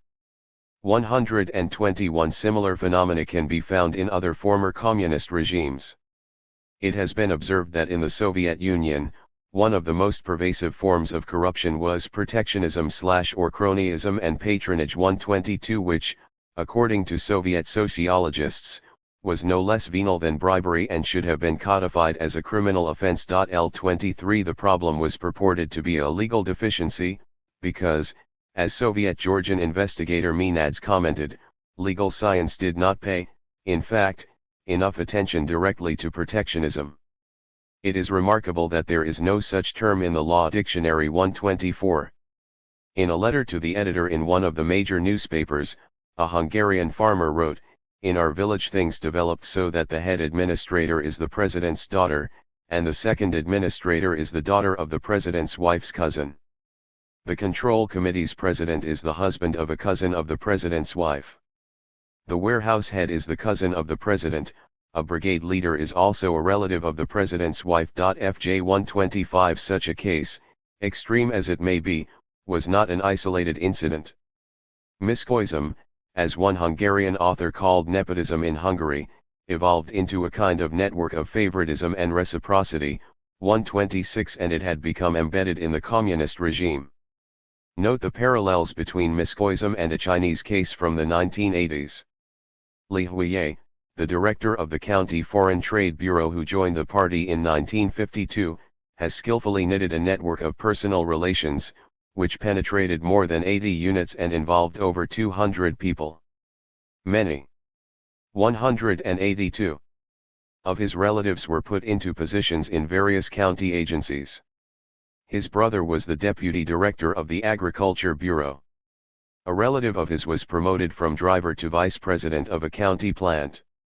Another relative was supposedly unfit for legal work. Yet he, with the help of Li, left the procurate for the Bureau of Justice, and joined the party 6 months later. 12.7. Although there had been some local efforts to remedy the problem, 12's a national regulation on avoidance of conflict of interest and promotion of job rotation came into effect only in June 1996. The regulation in the form of temporary measures, Zhansing Banfa, promulgated by the Ministry of Personnel stated that 2 civil servants must not work in the same unit as, or deal with matters concerning, anyone related by family ties. 129 Even so, only a few localities have begun limited implementation of the regulation since the announcement.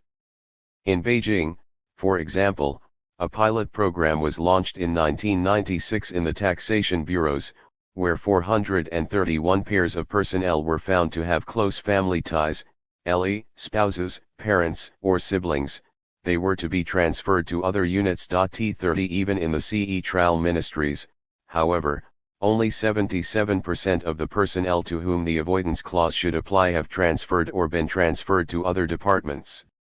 131. Throughout the history of the CCP there was no lack of anti-localism and anti-sectarianism efforts on the part of the party. Since it came to power, the CCP has not let up its vigilance against potential forging of primary relations at the cost of organizational ties among its cadres. There were de facto practices of posting non-natives to key positions after 1949, when many wartime army cadres were put into administrative posts throughout the country. In provinces in southern China, northerners who had marched south with the People's Liberation Army during the final battles with the KMT occupied most of the high and middle-level positions. The resulting friction between local officials and those from the north, who often did not speak the local dialects, became a prominent issue during the 100 Flowers campaign in 1956–57.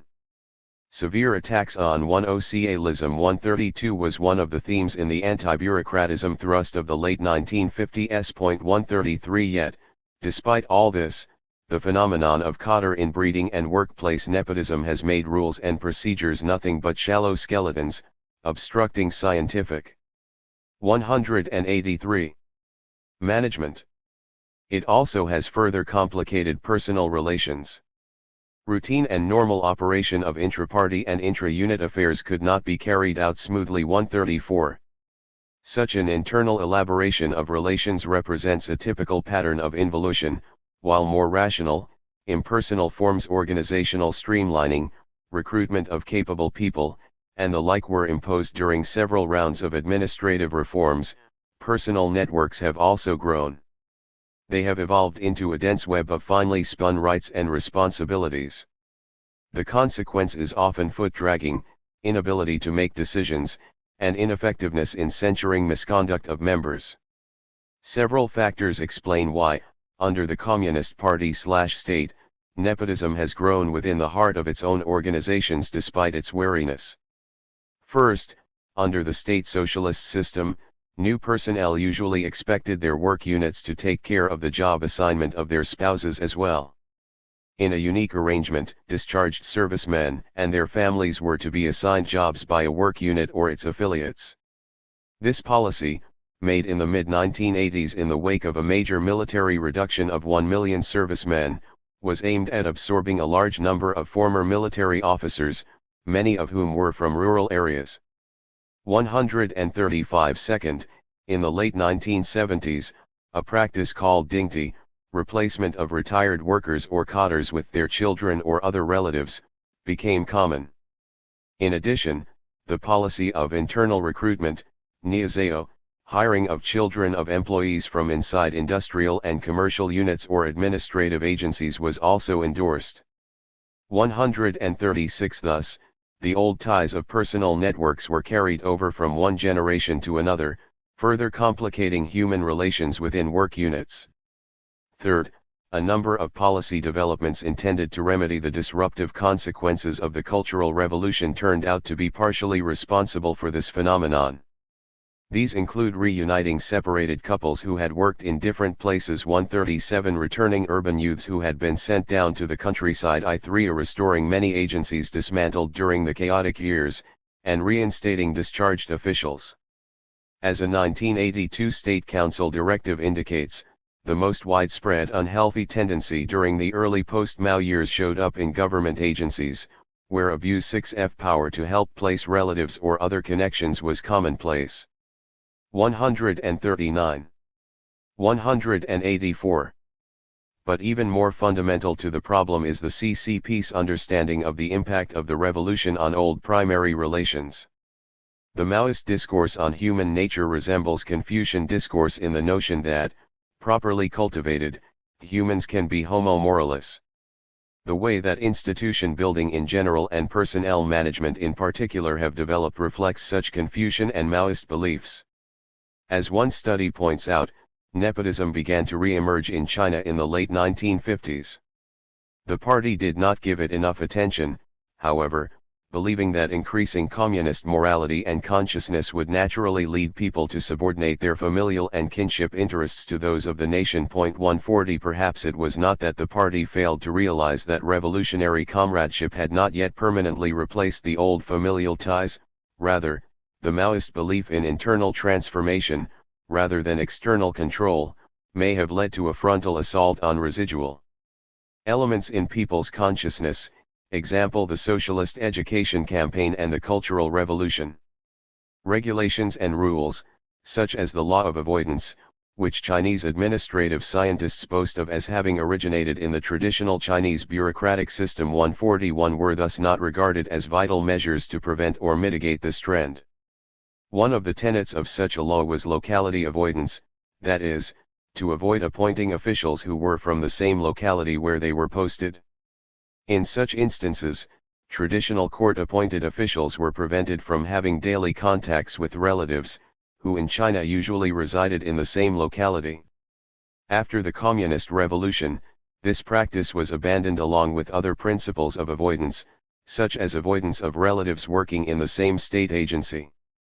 The hope, then, was that once the law of avoidance was re-established as a rule in administrative reform, the problem of nepotism would be mitigated.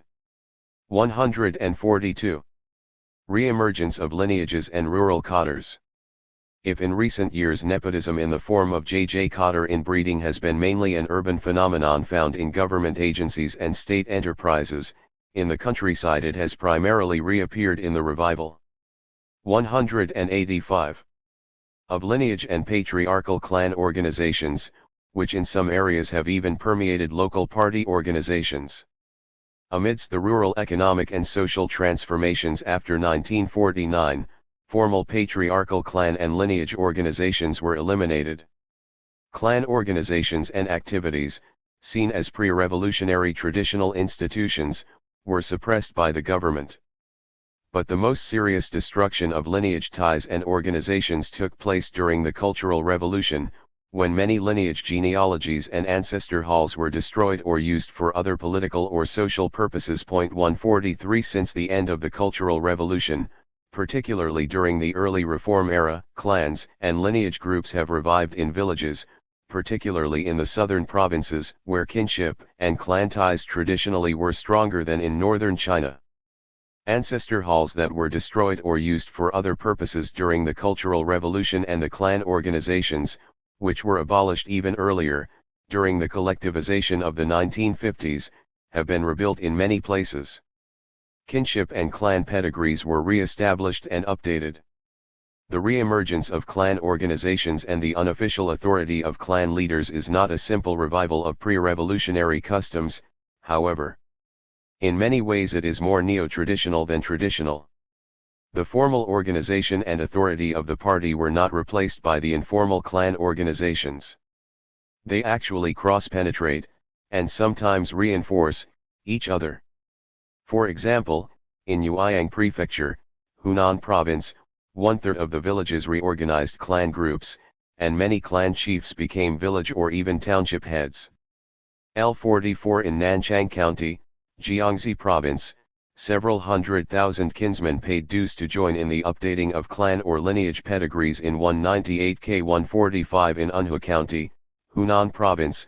Out of 273 villages, 230 have established clan organizations such as Qingming Committees 146 and King Committees / and 574 people were selected by kinsmen to become their clan or lineage heads. Among them, 38% were CCP members and / or officials. 147 The dependent relationships in the revived clans have been strengthened through the power of rituals, rules, and economic activities. One of the most significant effects of this development is that the authority of the patriarchal clan and kinship organizations has changed the dynamic of the relationship between the party / state and peasants. 186. As well as affecting the behavior of rural cadres. In Yueyang Prefecture alone, from 1988 to 1990 there were over 600 armed brawls between rival clans, involving more than half of the villages in the prefecture. 148 The most violent case took place in February 1990 in Tiantai County, Zhejiang Province. There, 5,000 people were involved in a 43-village, 7-township, 8-clan, 2-way bloody armed battle. 149 Many such violent clan clashes were organized and instigated by party members and village officials, who were simultaneously village heads or township directors and clan chiefs. 150 In Wugan County, Zhejiang Province, a Li kinship committee in one village stipulated that the jurisdiction of the village party branch was limited to managing only production activities. Any civil and legal matters that involved the Li clan were to be taken care of by the kinship committee. LSI Some village officials served concurrently as clan chiefs and refused to follow state policies unless they advanced clan interests. 152 State power has been seriously challenged by the growing power of the clans, both overtly and indirectly. In many instances, clan organizations protected criminal suspects who were clan members and even beat up law enforcement personnel when they tried to detain suspects. 153 In these areas, clan ties have often been more important than state rules. A popular peasant saying goes, "It is better to rely on the clan than the government, it's better to go to the clan head than to the township head." The reappearance of strongmen in rural China is powerful testimony to the neo-traditionalization of authority relations that characterizes the involutionary development of the regime. Regime organization is permeated by clan organizations. Not only do clan heads become village chiefs, but in some cases party secretaries or village chiefs take over as clan heads. L54 The patterns of relationships among rural party organizations permeated by clan and kinship groups are basically particularistic and dependent.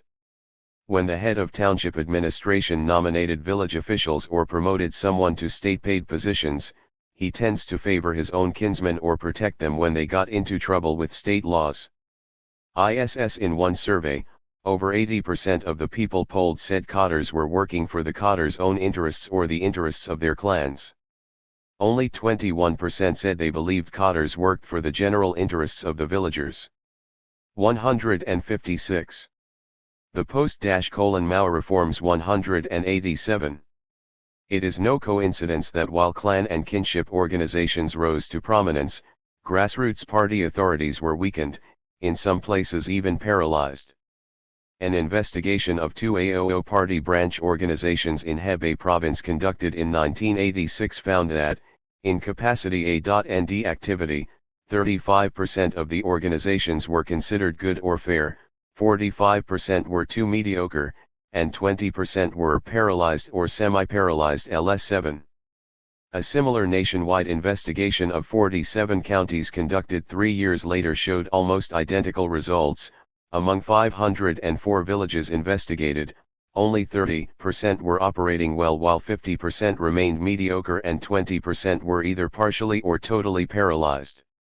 ISS The same investigation found some areas in which /ID's functional village party branches constituted as many as half of the total grassroots organizations. The report estimated that there were 180,000 such paralyzed organizations in the rural areas, which had jurisdiction over a total population of some 100 million people. A county party secretary admitted that rural party cells were rife with internal strife.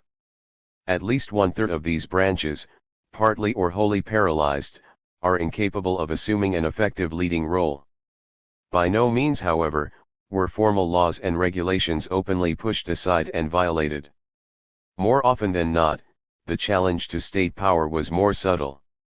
The activities of DAN organizations often expanded under the guise and protection of legitimate rules. In the 1989 election of township officials, for instance, different clan groups mobilized to elect their own candidates to posts in Tiantai County in Zhejiang Province. 159 There were also instances where the requirements of the state, such as taxation, grain contract fulfillment, and population control, had to be met with the help of clan organizations, particularly their leaders. At the same time, the revival of clan organizations and lineage relations facilitated official deviance, including corruption among cadres. In one instance, a village party secretary was found to have embezzled 900 yuan from public funds, but the authorities did not lodge any disciplinary or legal action against him because he had kinsmen working in the township government. 160 It appears that the state has reacted cautiously to the subtle challenges posed by the neo-traditionalization of rural society. A town in Hunan province had in its official record book some 290 village councils. 188. In 1985, established as a part of reforming local governance. However, Indiana 19891 new statistics showed that there were over 500 village councils. It turned out that the additional 200 or so councils were set up mainly by lineage clans, despite those that already existed. In villages where there is but a single family surname and a single lineage, there is only one council, but in villages with more than one lineage, sometimes there are 3 or 4 councils, which all elect village heads. 161. Village elections implemented since 1988 have done little to change the dominance of rural lineage groups in some southern provinces. A recent investigation found that many village council elections were influenced by clan leaders. 162. The end of involution? With the passing of Mao and beginning of reform, the party/state entered a new historical stage. The objectives of the reform regime are clear: to transform the old economic system in order to achieve economic development and to maintain its political authority. Crucial to achieving such goals is an effective, disciplined official corps. The party organization and public administration that survived Mao's 2 continuous revolution hardly met such criteria when reforms began in the late 1970s. Organization building took place, with the emphasis on institutionalization and enhancing the efficacy of formal rules and codes of conduct. Wary of the cadre corruption and widespread official deviance, the CCP leadership intended to avert the involution in the party organization by recasting its organizational ethos. As a reforming regime, however, the party did not completely give up what it knew the best: mass mobilization, with core tasks overriding routines. The decade of the 19,808 actually began with a major crackdown on economic crimes and ended with an anti-corruption campaign as a result of the 1989 popular protests. How successful were the efforts to apply old tricks to curb corruption and other misconduct? Apparently successes have been quite limited. As we will discuss in Chapter 6, corruption has become more pervasive. A simple explanation of the failure to inhibit worsening corruption among officials would be that reforms and marketization also brought greater opportunities for illicit activity. 189. Ties and strengthened the influence of the materialism innate in a market economy. However, the question still remains: why is a cohesive, strong organization, as the CCP was once built, not able to resist such materialist temptations and maintain organizational discipline? The answer lies in the decline of the coherence and discipline of the regime organization, which explains why the misconduct of individual agents of the party/state has gotten so out of control. The findings herein suggest that the organizational involution of the party has continued. To be sure, there has been a strong thrust to rationalize the government in order to enable it to lead a successful transition. The tendency for Chinese officialdom to continue many of its neo-traditional practices persists, however. The capacity of the party organization to maintain committed and disciplined agents is still seriously impaired. It is unable to resist being penetrated by informal groups such as rural clans and the Falun Gong sect, whose organizational capacity, ironically, has overshadowed that of the CCP. 163 The gradual changes in the functions of the government in the economy and society have made substantial inroads in cadres' behavior. Nevertheless, however many changes there may have been, the post-Mao period has seen not only a continuing boom in informal relations and operational modes among cadres but also a new development, to wit, the informalization of formal institutions and rules. Informalization fills the gaps created by the inadequacies of formal institutions. As we have seen in the cases of Guangxi networks, Zhuqiang, and the revival of lineage groups. Chapter 6. Corruption in contemporary China is often seen as a function of changing political economy, particularly the transition from state socialism to a market economy. Such an assumption is not wrong. As the reforms unfolded and widened, more opportunities for public officials to seek private gain by abusing the office emerge. The organizational roots of the corruption problem, however, should be also taken into account. What has changed from the pre-reform period is that new opportunities for corruption, mainly in its economic forms, presented themselves to an officialdom inundated with informal relationships and accustomed to informal strategies. At the same time as the ability of the organization to maintain a committed and disciplined officialdom was diminishing, the temptations afforded by the emerging economic structure grew stronger. Precisely because of these new opportunities, communist cadres have not been as resistant to reforms as they were expected to be. They were quick to adapt to the changing game of the new politico-economic structure. Though rank no longer brought with it perquisites only a few could enjoy, public power provided chances for lucrative rents or transactional profits for rank-and-file officials. Corruption has changed its patterns, amounts involved, and locale. All the while, something remains little changed: the new transactional, market-based corruption still takes place in a neo-traditional, rather than bureaucratic, organizational setting. From the very beginning of the reforms, the problem of corruption was recognized as a serious challenge to the regime. In a 1982 resolution on cracking down on serious criminal activities in the ECO. 191. Nomic Arena. The CCP Central Committee and the State Council openly admitted the severity of the corruption that had arisen since the beginning of the reforms. There are many ills existing in our economic and political life. What's especially unsettling is the fact that in the last 2 or 3 years, activities such as smuggling, embezzlement, bribery, profiteering, and theft of state properties have increased dramatically. In some places, the situation is quite grave.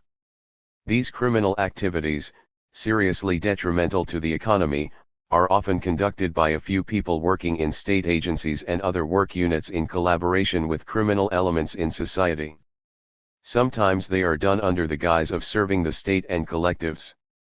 Some are even supported by leading officials.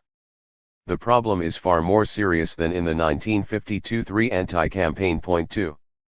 Significantly, this is an official depiction of the situation in the early years of the reform.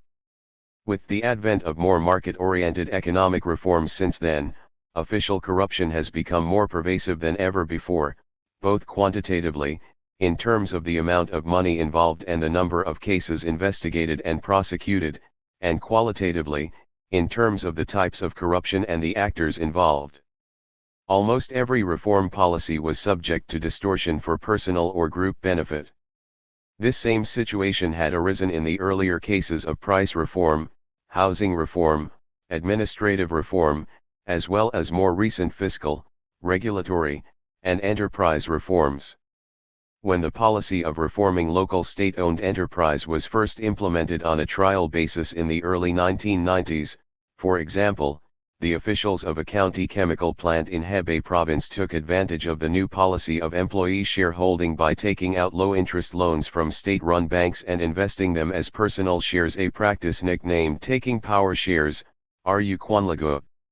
Ordinarily, banks would not have lent to private investors without collateral. Among those who pocketed tidy profits in this fashion were both the factory director and the party secretary. An official in the County Bureau of Chemical Industry even took a loan from his own plant to invest as private shares. 3. The county officials had been so corrupt in this case that Jiang Zemin, the party secretary general, was prompted to comment that if this is indeed true, then we communists are destroying ourselves. For the 192. Communist Party is keenly aware that this case is not isolated, as are the Chinese people. Changing patterns of corruption. As the old economic system is replaced by an emerging market economy, economic corruption has replaced non-economic corruption as the dominant form. This is not to say that official deviance rooted in the pre-reform mobilization regime no longer exists.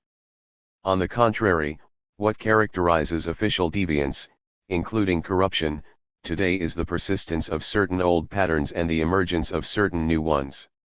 In the last 2 decades, the underlying pattern of corruption has gradually changed from whom one knows, prebendalism based on guangzai, to what one controls, graft based on one's discretion over resources, and how much one pays, rent-seeking based on market logic.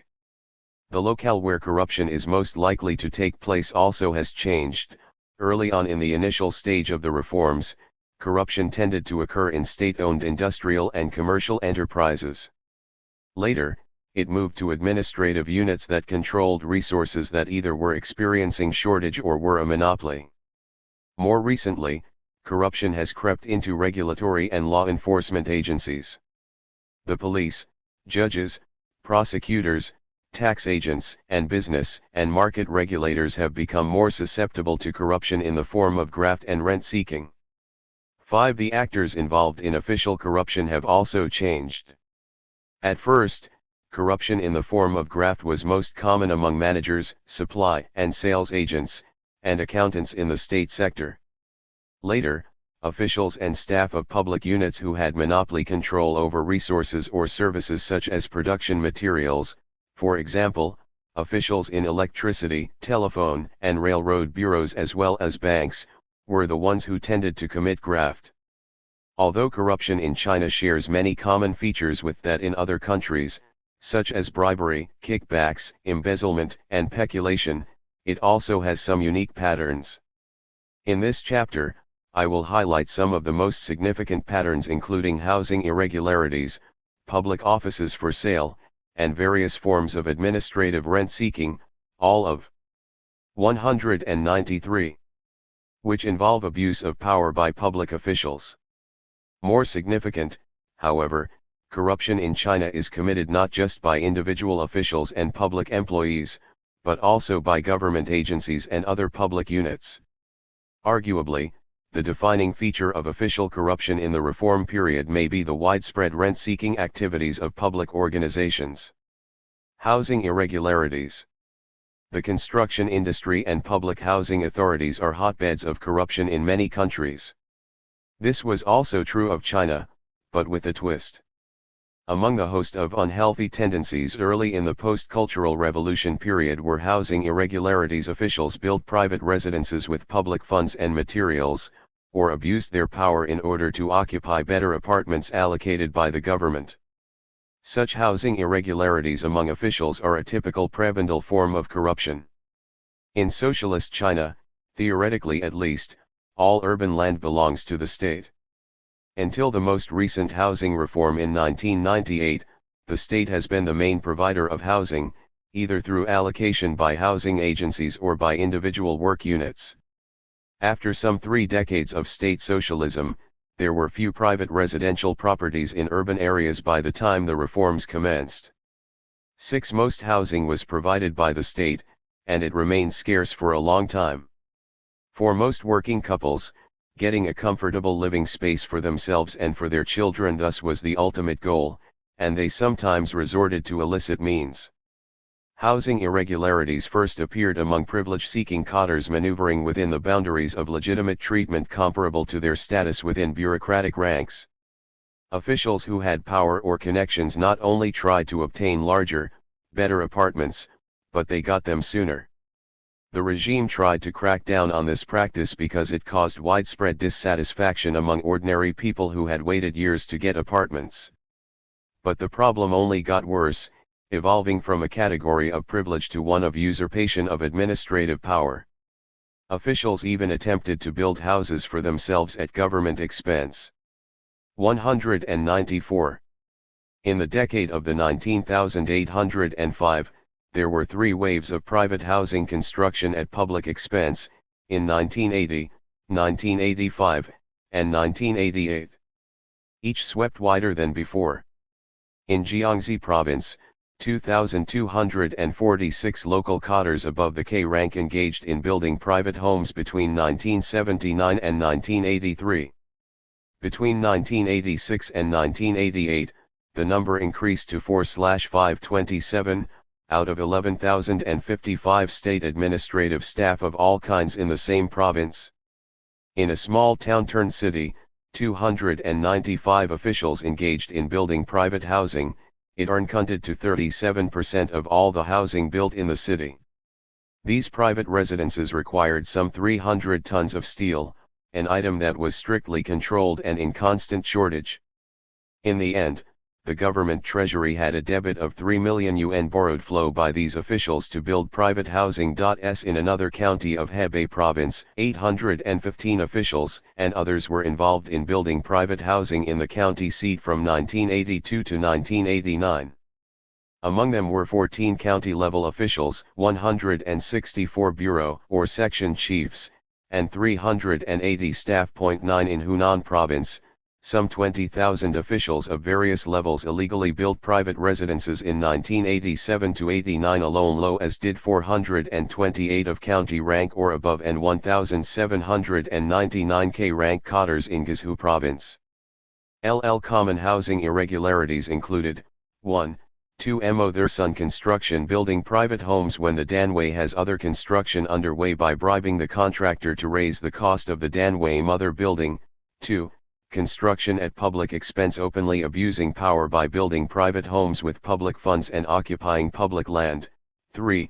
Obtaining housing space exceeding the regulations for public housing assignments. P. Controlling housing irregularities among party/state officials was one of the four main targets of an anti-corruption drive soon after the 1989 crackdown on mass demonstrations.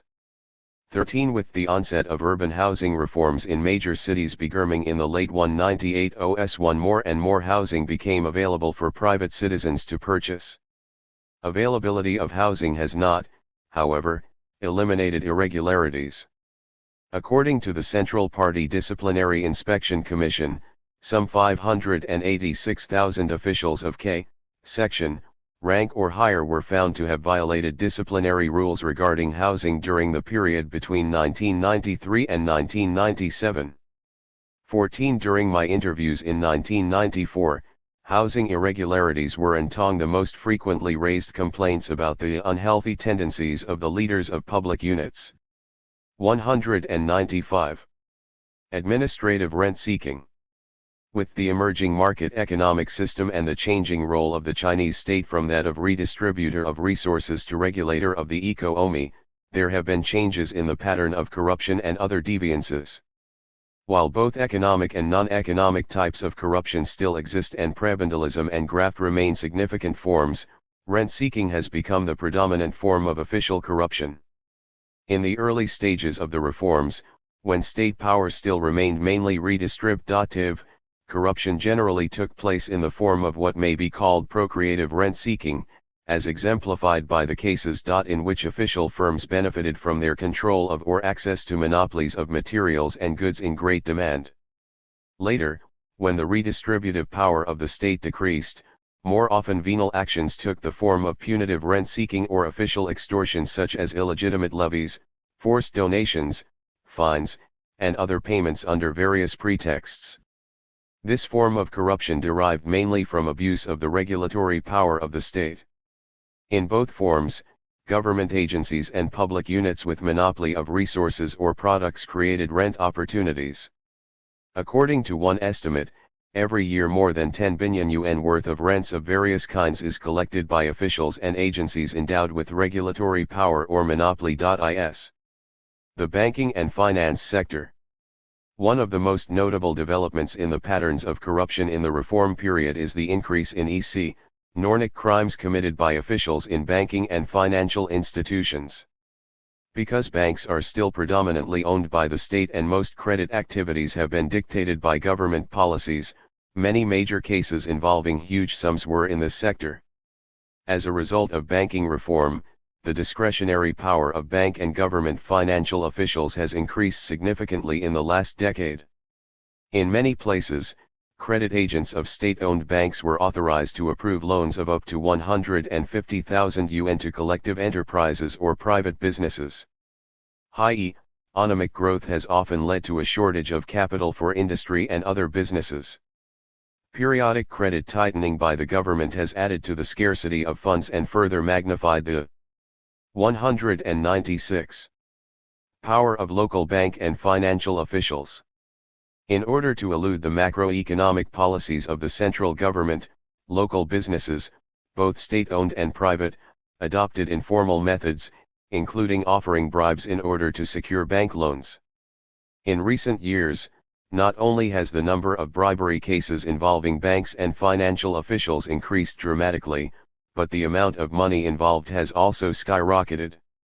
16 in one case, a farmer-turned-businessman in Hebei province bribed some 80 officials in 40 different financial agencies in order to obtain 286 million yuan in loans.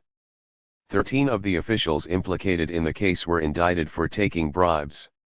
17 in another case, a young director of a municipal branch of the construction bank accepted 1.6 million yuan in bribes in exchange for Bank 10An's 18. A seafood company owner spent more than 400 million yuan to bribe 26 officials of various banks in Rudong County, Jiangsu Province. In the most serious embezzlement case since the founding of the People's Republic, 2 officers of the Bank of China branch in Zhongshan, Guangdong Province, embezzled over 390 million yuan, in addition to misappropriating 800 million yuan. 19. Tax agents.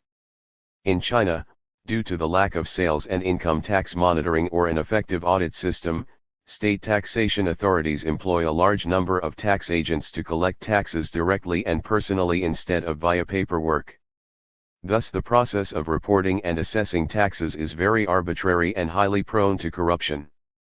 Tax agents are notorious for their abuse of power, which mostly takes 2 forms: tax evasion, forfeits, and outright demands for bribes in exchange for tax reduction or exemption.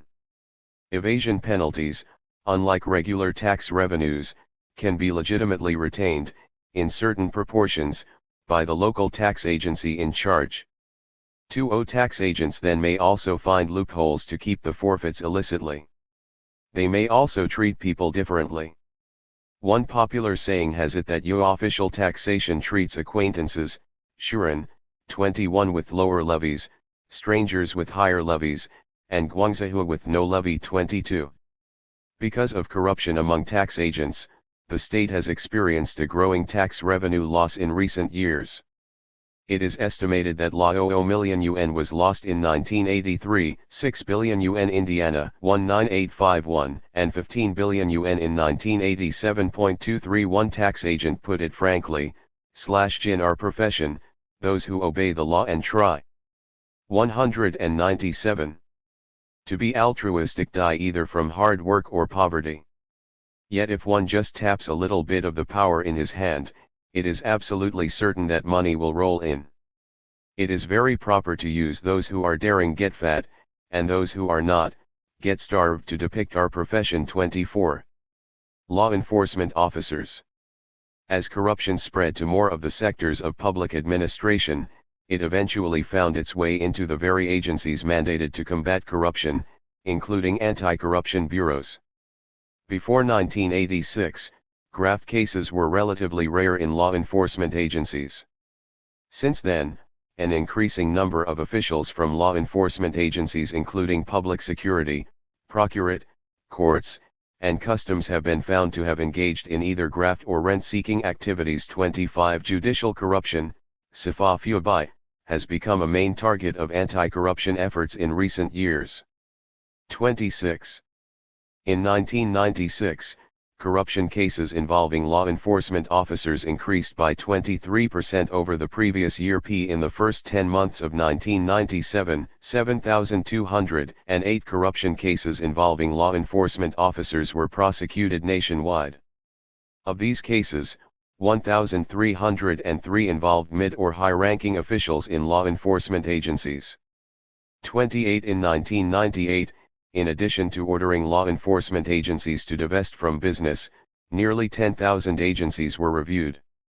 As a result, the Li-4 airship ranks of 1T339 agencies were reshuffled and 2,270 lead officials removed for various FOMS of misconduct, mostly corruption, Point 29. The most common form of judicial corruption is abuse of the office, which includes extortion, leaking information to suspects, and falsifying evidence.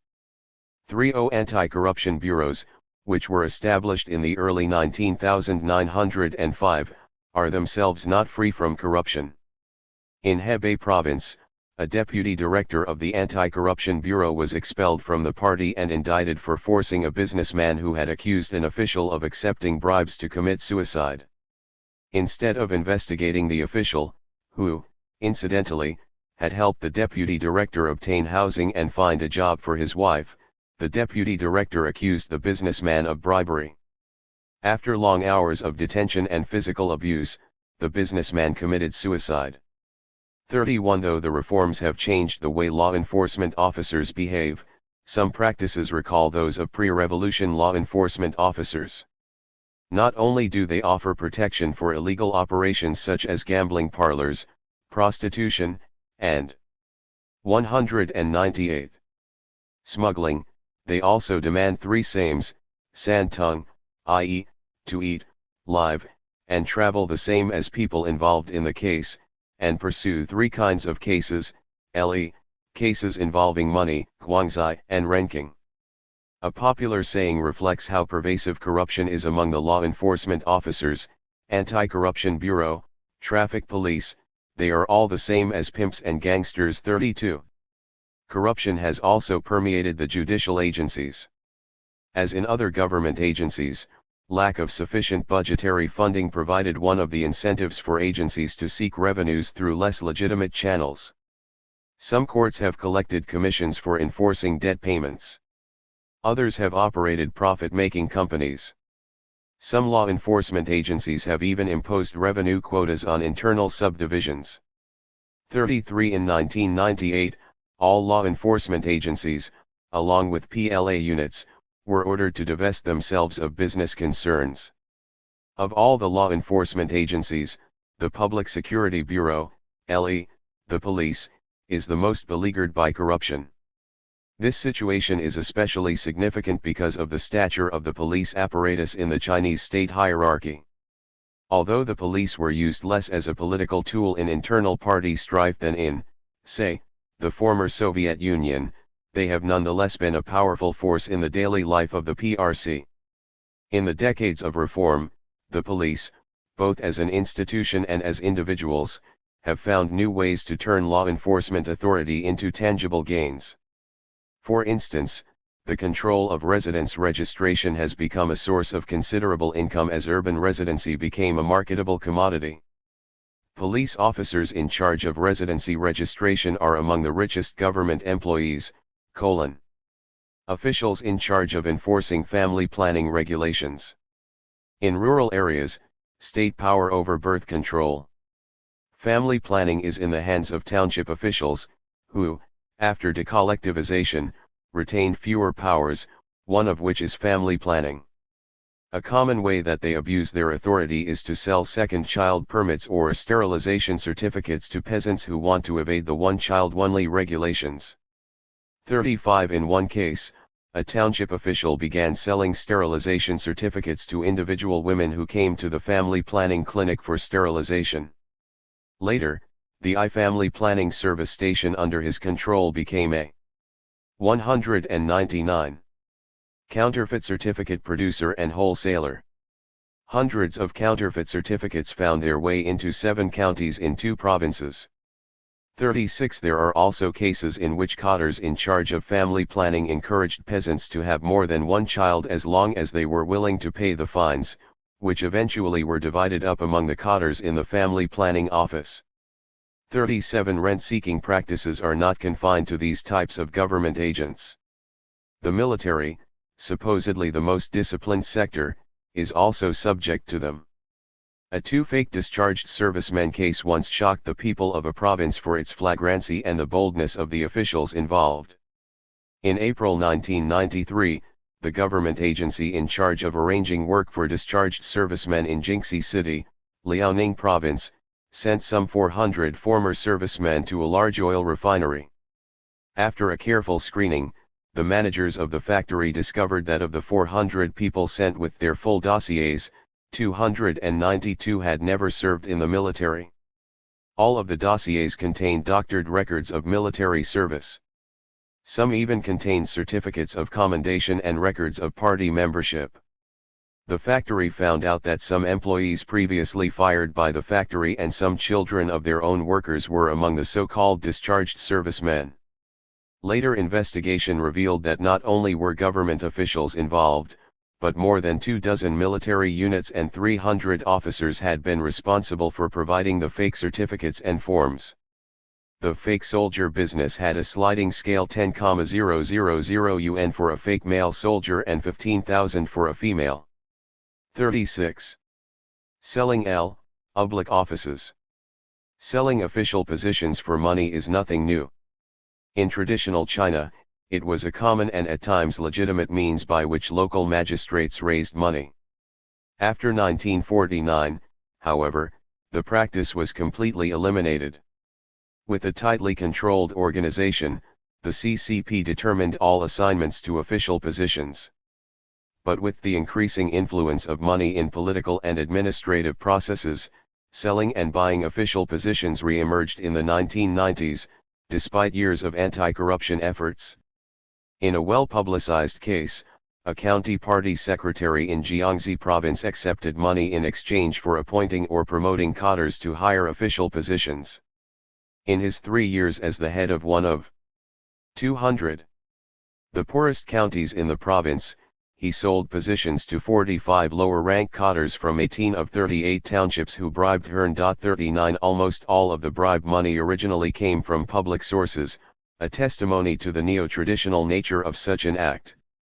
In another case in Guangdong province, a young businessman bought his way into the Communist Party and the district government, becoming a party member and a director of the Legal Affairs Commission of the district government all in a few months. The district officials who had been entertained often by the businessman and accepted his gifts had not only offered official positions to him but had appointed one of his relatives anti-corruption agent 40. What makes this form of corruption analytically interesting is that it is a resurgence of a historical phenomenon, and yet it is also dictated by contemporary impersonal market logic. Whereas in traditional societies, local gentry or lower-rank officials bought official positions with their own money, today communist cadres acting in the marketplace often have their expenditures for bribes reimbursed by their agencies under various pretexts. This case is by no means unique. Jiang Zemin, speaking at a meeting celebrating the 75th anniversary of the CCP in July 1996, declared that selling, buying, and swindling official positions has become an ugly trend. Wei Feng, point 41 The director of the COD has assailed the selling and buying of official positions, though in theory the selection of public officials is supposed to be made through an open process of rigorous examination and screening. 42 In 1996, an array of cases involving the selling and buying of official positions was exposed. Many of the officials involved were county and township party secretariats. The highest was mayor of a city in Shandong province who, according to local residents, had turned cadre promotion and appointment into his personal disenchanyi, service bus nes. G43. Organizational corruption. Rent-seeking and graft exist in many societies. What characterizes such activities in contemporary China under reform is the widespread rent-seeking activities by government agencies and public units. It is not uncommon for a policeman in the United States to be found guilty of 201. Extortion or of accepting bribes. What is rare is for police departments to run their own businesses, some of which involve prostitution and drugs, and to extort payments as a unit.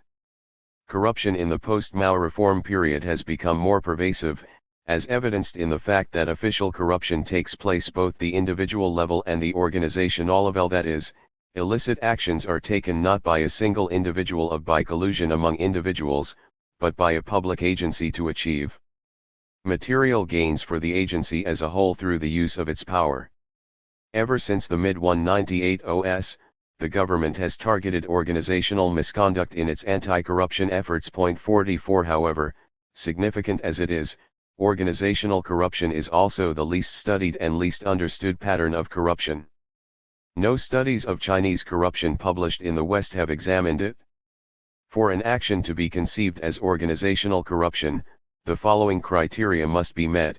First, it involves the use of state power, whether regulatory, distributive, or enforcement. Second, it is conducted for the benefit of private interests disguised as minor public, Xiaobo, 45, a local part of the larger public interest domain for whom public funds are spent for such purposes as purchasing cars, building houses, and wining and dining. Third, it is in violation of official rules and is often concealed from open auditing and scrutiny. Some actions may be outright illegal, such as demanding levies that violate laws or official regulations. Others may be illegal if no clear legal statutes exist regulating certain innovative actions, or rule violating, when no laws are breached but administrative rules such as budget procedures, revenue regulations, spending controls, and accounting procedures are violated. These rules and procedures concern financial and fiscal discipline in China. Organizational corruption is different both from corrupt acts by individuals and from corruption by collusion among individuals, collective graft, or jiti tanwuo, in that, 1. The conduct is not by a single individual, 2. The action is department-based 46 and conducted in the name of an official unit equipped with legitimate discretion, and 3. The extracted funds or materials are retained, theoretically, for all the members of the unit concerned. While both types involve a group of people rather than a single individual and both abuse public office, collective. 202. Graft usually does not benefit the whole unit, but a group within a unit or a collusion of people from various units. There are ample cases of collective graft in China, which sometimes involve over 100 PEOPLEY. However, it is organizational corruption that typifies new patterns of corruption during the economic transition in China. Official profiteering. An early pattern of organizational corruption during the reform period was guandayat, or official profiteering, a phenomenon that was not regarded as corruption by the legal standards of the time. Taking advantage of the new policy of encouraging economic entrepreneurship, a large number of state agencies, enterprises, or non-production organizations rushed to set up companies to engage in profit-making activities. J8 The prototype of this kind of firm first appeared in the late 1970s and early 19,808 under the name of labor service firm, Liadongfu Wagongsi. These were profit-making bodies affiliated with enterprises or, more often, with state agencies and other non-production units. They were initially set up to absorb surplus labor and create job opportunities for returned youths from the countryside, unemployed high school graduates, and other potentially unemployed personnel affiliated with the same unit. Another type of official firms were direct offshoots of state administrative agencies that had economic power operating under a corporate name or were financed by agencies.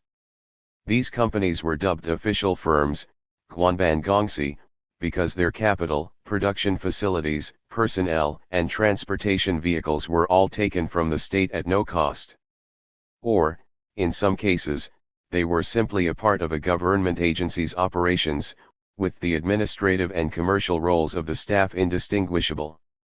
In 1985, there were already, according to one source, some 300,000 registered companies, among which 20,000 were one/official firms, 49, and the number grew rapidly thereafter. According to official statistics, by the end of 1988, the year of a new round of two rectification of companies, 24,187 registered firms, or 8.2% of the total number of registered companies, were directly financed or operated by government agencies or party organizations, and some 700 companies were affiliated with various central ministries. 51 Official profiteering, a typical rent-seeking activity, caused consider. 203. Able public discontent and anger, due to its unfair and corrupt nature, fueling the eruption of mass demonstrations during the Beijing Spring of 1989. Similarly, official firms also received criticism for their profiteering activities. Since many of them are affiliated with non-production, non-profit units, most likely government agencies, and because they often enjoy privileged access to policy makers, government policies toward them have been somewhat ambiguous, if not contradictory, depending largely on the political and ideological climate. The outrage of the public and the hostility of the government over these official firms has two main sources. First, their main business activities are commercial rather than productive, hence deo, or speculation, profiteering, and second, their profitability stems from control of or access to generally scarce materials and products. The first feature sets them apart from the officially sponsored, financed, firms that have facilitated economic growth in newly industrializing economies such as South Korea and Taiwan. The market reforms, limited as they were, offered an opportunity for these firms to speculate given the increasingly relaxed price controls by the state. The dual-track pricing system, the legitimate coexistence of state-imposed prices and market-dictated prices, enabled individuals or organizations with access to and control of scarce products or materials to make money from lower state prices and higher market prices. The official firms had a significant edge over non-official business firms with respect to their access to controlled materials, products, and commodities, which were in short supply. Indeed, throughout the 19,808, after the urban reforms began in 1984, the underlying cause of corruption was the dual-track pricing system. A typical guandeo process in an official firm resembled that of a firm affiliated with a larger state department store. The firm, not the store itself, bought a shipment of polyester at 12.77 yuan per meter and sold it to the department store at 14.7 yuan per meter. The store later sold the fabric to another client at an even higher price. In the end, when the fabric was finally sold on the open market, the price was 28 yuan per meter. 52. Sensing the increase in illegal activities by official firms, the government has tried to either crack down on or streamline these firms. After all, non-economic units, Shidanwei, are not supposed to be directly engaged in any economic activities. However, as markets proliferated, 204. More and more of these types of for-profit firms have appeared. The earliest efforts to control official involvement in business included a central government decision announced in December 1984 that prohibited party/state organizations from engaging in business activities. 53. The first major publicized and prosecuted case of official profiteering was reported in the People's Daily in August 1985. The provincial government and party committee of Hainan were found to have engaged in speculation in imported cars, television sets, and VCRs. High-ranking officials, including a deputy governor, were reprimanded. 54. In the game of official profiteering, as in many similar rent-seeking situations, both the STTE and consumers are the big losers, and state agencies and their staff the big winners. In one case, China's major food import-export company, China Cereals, Foodstuffs, and Oils Import and Export Corporation, imported 291 million kilos of bananas in the summer of 1987. When the shipment arrived in Shanghai, its local branch firm sold it to a labor service firm belonging to one of its affiliates. Then the mother company in Beijing bought the bananas at a higher price and gave them to two of its own wholesale companies, which sold the fruit eventually to retail stores. 55. Thus, in the end, the mother company, which was a state-run entity, funneled profits to collectively operated firms. Ultimately, their control over scarce goods gave the official firm a great advantage in the still distorted marketplace. Practices changed as products became more abundant and official firms no longer had an advantage in exploiting price differentials. Service became a new source of revenue. After 1992, when official firms were legitimized, government agencies attempted to set up their own profit-making entities, be they a consulting firm, service firm, or service center. In Shanghai, for example, the Municipal Bureau of Finance set up a firm to sell merchandise under the government's restricted social group purchasing regulations. According to these regulations, designed to control the expenditures of public units, a unit has to obtain approval from the authorities, in most cases, the Bureau of Finance, to purchase certain restricted items.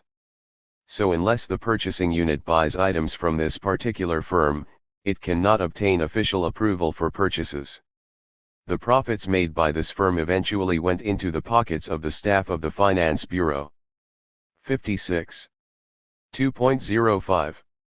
In another example of official profiteering, to apply for a passport, people ordinarily run into months of agonizing delays and endless red tape caused by the Office of Border Entrance and Exit Control in the public security apparatus. One way to address that is to find a guangzai and expedite the process. However, not everyone has connections to the agency. Nowadays there is a new solution: you pay a price and you get your money's worth. Public security bureaus operate a service just to make life easier, for both the applicants and themselves. The more one pays, the faster one can get one's passport. 57. In the banking sector, some state-run bank branches have set up their own consulting firms to provide advice to customers who need loans. The common advice, of course, is to seek a consultant's advice before approaching credit agents. The catch: one has to pay a fee to these consultants, who are actually bank insiders. According to one account, there were at one time over 500 such firms nationwide. 58. Following the 1989 mass demonstrations against official corruption, the government decided to set up a special coordinating office to oversee its efforts to rectify official companies. By February 1990, 91,960 cases involving official companies had been investigated and the perpetrators disciplined. Among them, 4,118 were related to central ministries. 59. After a few rounds of shutting down agency-run firms produced few results, the government silently accepted the status quo. In 1992, in its efforts to downsize administrative organs and staff members and find new jobs for them, the government acquiesced to loosening restrictions on official firms and business activities of not-for-profit public agencies. More cadres were encouraged to take a plunge into the sea of the marketplace. In 1993, the government once again tried to rectify official firms, ordering that all economic entities set up or operated by government agencies be delinked from these agencies. While some ties were broken, many of these firms still retain relations with their mother agencies in various forms.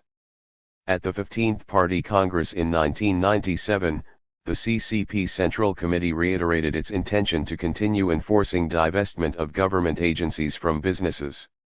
60. According to an official report, by the end of 1998 all law enforcement agencies and military units had divested from businesses they once ran.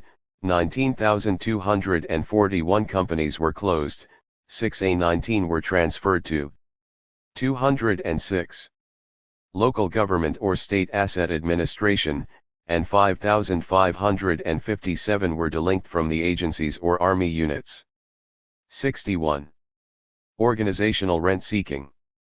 With the liberalization of prices and gradual emergence of a market economy, both the dual-track pricing and official monopolies over many commodities and products became irrelevant by the mid-1990s. There has been a decrease in instances of official profiteering in recent years. However, as the role of the state changes, government agencies and other public units with either redistributive or regulatory power have adapted to the emerging marketplace. One proclaimed objective of the Chinese reforms is to reduce the intervention of the state in economic affairs and to let the market run its course, especially at the micro level. The state is thus to play a role of regulator, maintaining order in the marketplace and reducing transaction costs. Reactions from the officialdom involved not simply resistance, as had been expected once the reforms had reduced the power of the bureaucracy in redistributing social resources. Rather, the more salient strategy adopted by officials has been distortion, exploiting the new opportunities, individually or collectively, to maximize their own interests. New forms of organizational corruption have thus emerged. Since the mid-1980s, a new phenomenon in the growing array of deviance has spun out of control: organizational rent-seeking, that is, Irregular and illicit behavior by various state agencies that exploit their monopoly or regulatory power to enrich the unit. Chen Ziyuan, a deputy chairman of the Central POLC, offered a definition of what is known as Hangyi Buhan's Haifeng, unhealthy vocational tendencies, behavior which is aimed at utilizing special authority for individual or small group interests at the cost of the interests of the public and other people. It is a reflection of feudal guildism and bourgeois egoism under new conditions. 62.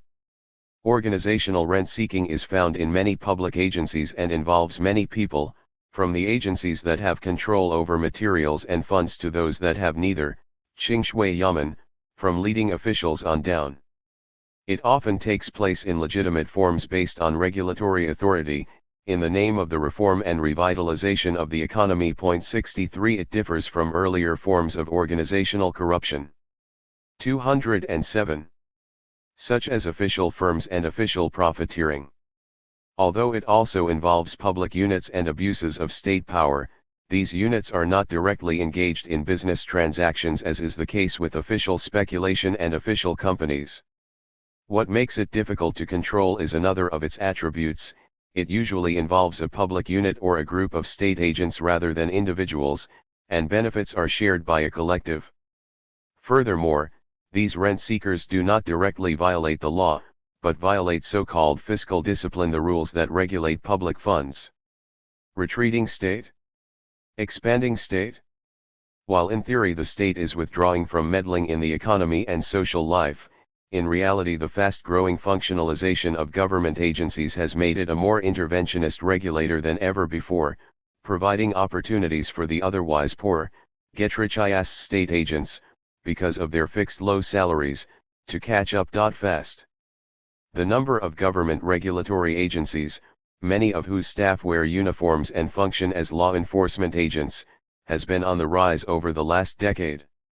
One report counts the number of uniformed agencies in Zhejiang province at over 30, including public security, tax, business regulation, traffic, environmental protection, municipal management, tobacco licensing, public health officials, and many more. 64 All uniforms were paid for by the units, which in turn charged the cost to the administrative budget appropriation from the state. In Jiangsu province, spending on uniforms in 1989-91 was more than 100 million yuan, creating a serious strain on the government budget and ultimately a heavy burden on taxpayers. 65 The problem is so pervasive that even the government of one small rural township has dozens of state-paid cadres in various functional agencies dressed in uniforms. Officials in other agencies having nothing whatsoever to do with regulatory or law enforcement functions receive a uniform allowance. 2. In order to make everyone happy. 66 Government agencies strove to make money, particularly after the reforms picked up pace following Deng Xiaoping's early 1992 visit to the southern provinces, in which he incited renewed enthusiasm from reformers for further change. New methods of generating revenues were created, even by agencies without any direct regulatory power. 208. Through such activities as Pingbai 67 Jiansha, inspection, Kaohei, emanation and check, and Yanshao, evaluation and acceptance. Although not all of these activities were utilized by agencies to extract payments, many enterprises in both the state and the private sectors felt pressure to ward off these illicit intrusions from state administrative agencies. Organizational corruption can take less subtle, even outright venal, forms.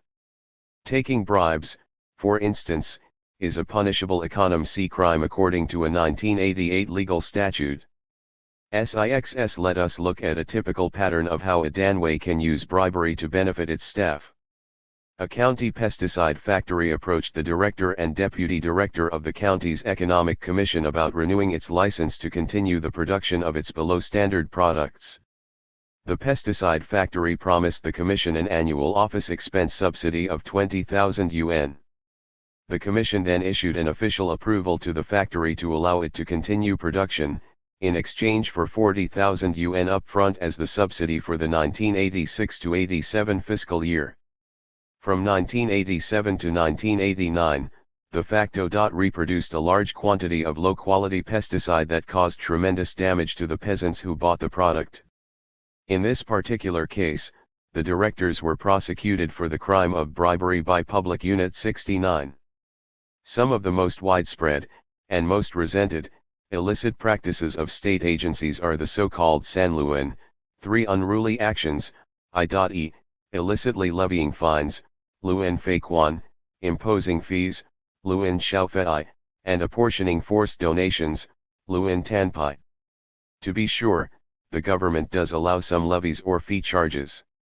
However, facing the mounting pressure of fiscal shortages, local government agencies resort to extra budgetary, Yishuanwei, or self-raised, Ziku, revenues generated through Jizai, fundraising, Xiaofei, charging fees, or Jijan, endowments. Ordinarily, the government either sanctions these methods as legitimate, or acquiesces in them. From the point of view of central revenue making, however, they are typically regarded as illegitimate but not illegal, or as something inherited from the pre-reform past and not easy to change. 70. In practice, these methods are often used to levy excessive and irregular charges on local populations and enterprises. To escape regular budgetary control, public units often try to raise extra budgetary revenues or transfer budgetary revenues into extra budgetary revenues, which violates the budget law. Certain services provided with a fee. 209. Should be part of normal functions and free of charge. Furthermore, most of the charges in question are imposed without clear mandates by laws or rules. Although not all extra budgetary funds are illegitimate, lack of proper financial monitoring often provided ample opportunities for abuse and waste. Sometimes, government agencies and public units simply raise funds for public projects or social services without any regular budgetary procedure. Through these involuntary donations from local enterprises and non-enterprise units, government agencies are able to enrich themselves. As early as 1983, the central government issued a decree to resolutely stop the practice of apportionment imposed on units and individuals in the name of fundraising. 7L. The practice spread. What kinds of sums are involved in these extra budgetary funds? The annual fiscal statistical reports issued by the Ministry of Finance do contain certain figures, but it is a widely accepted fact that the real amounts are much higher. On the occasions when a joint effort was made by several government ministries to investigate these funds, startling figures emerged. According to one such national investigation, extra budgetary funds amounted to 38.43 billion yuan in 1995. Of this sum, 15 billion fell into the category of administrative fees, 17 billion were various funds raised by local governments, and 2.4 billion were supplementary charges.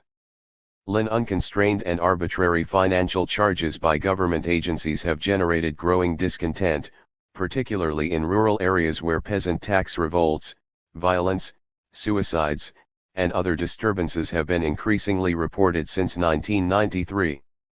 73. Nationwide, efforts have been made to investigate and clean up illicit impositions. One report in 1992 found that in 11 provinces and cities, including Shanghai and Tianjin, 89,000 various fees were imposed, of which 53,000 were neither legal nor authorized ones. There were 13,000 imposed penalties, 12,000 of which violated local or national regulations. The same report revealed that only 10,700 of these items were eventually eliminated. All told, an estimated 10 billion yuan in illegitimate fees, fines, and apportionments was taken in, but by 1991 only 4.5 billion yuan worth had been eliminated. 7. In another city, more than 600 various public units imposed charges and apportionments. 75. 210. In rural areas, charges and levies have been growing since the early 1980s. Although the government was alarmed at this problem and, as early as 1985, stipulated that charges, excluding taxes, on peasants could total no more than 6% of their annual income. 6 The actual burden on peasants is much heavier. According to the Ministry of Agriculture, nationwide there were some 150 items of payment in 1993. 77 in 1991, fees, fines, project contributions, and apportionments, TANPI, amounted to a national average of 2.5% of an individual peasant's annual income. 78 Almost every service rendered by the government in the countryside requires a fee. In interviews with peasants, one of the most frequent complaints about the heavy payments concerned this kind of service charge. They sarcastically called it UNO services without fees. In some places, the financial burden on peasants is even heavier. 79 In some villages in Yusai City, Shaanxi Province, people had to pay as much as 13.98% of their income to various agencies in 1992. In Boei County, Henan Province, peasants made 136 kinds of financial payments, or 15.1% of their annual income in 1991. A large proportion of the payments went to government agencies at the county and township levels, including finance, land management, town planning, water conservation, farm machinery, public health, veterinary services, seed services, forestry, family planning, civil affairs, courts, police, culture, postal service, power generation, and environmental protection. In other words, in Boei County all essential public services provided to peasants were fee-based, and almost no governmental service was free.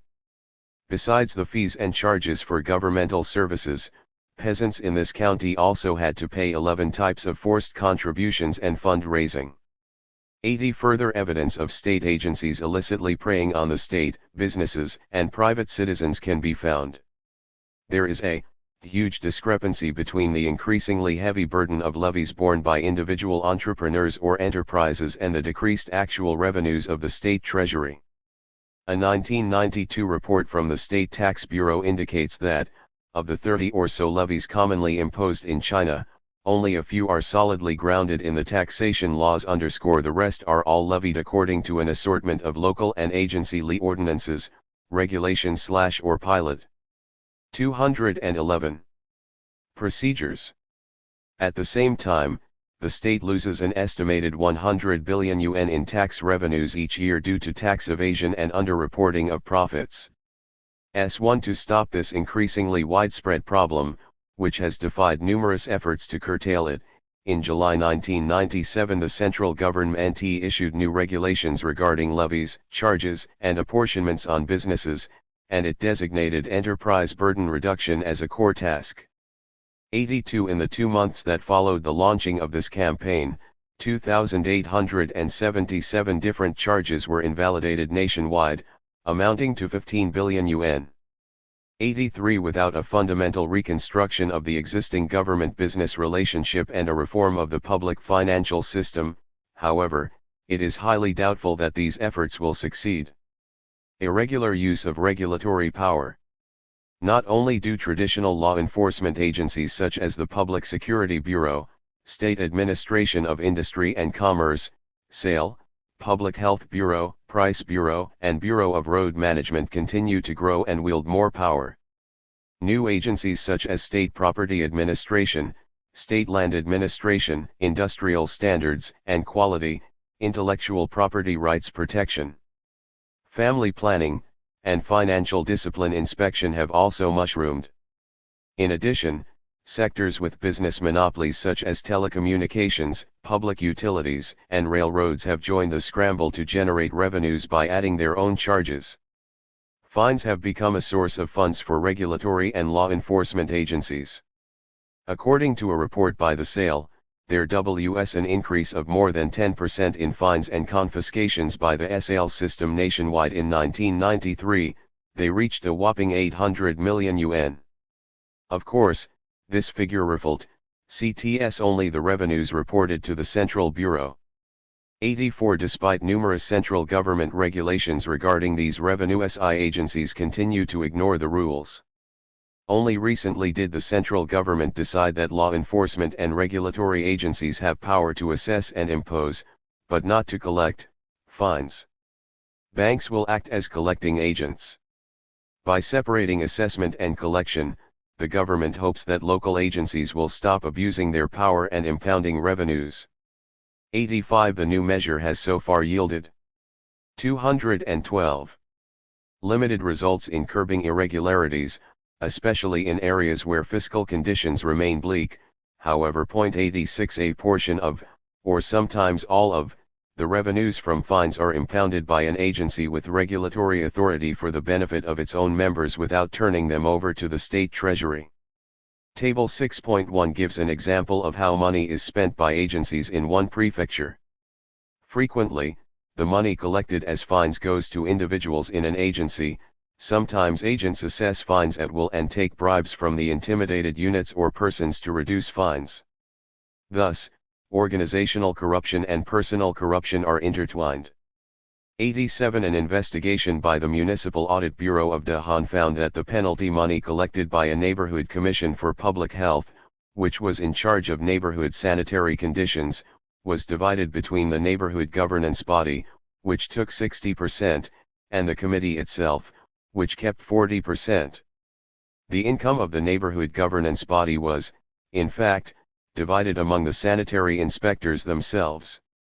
The income from what some Chinese scholars call marginal, example subsidies or materials for uniforms, and hidden sources, example fines and confiscations, has become a major part of the staff's regular income in some state agencies. An investigation of the personal income of the agencies of average cities shows that, while all are state agencies, some have much higher incomes than others. The agencies with the highest incomes are the financial and post/telecommunications agencies, followed by business regulation, tax, police, and urban development administration, which controls urban land use and building permits, offices. The agencies with no marginal or hidden sources, such as departments of party committees and municipal governments, have the lowest incomes.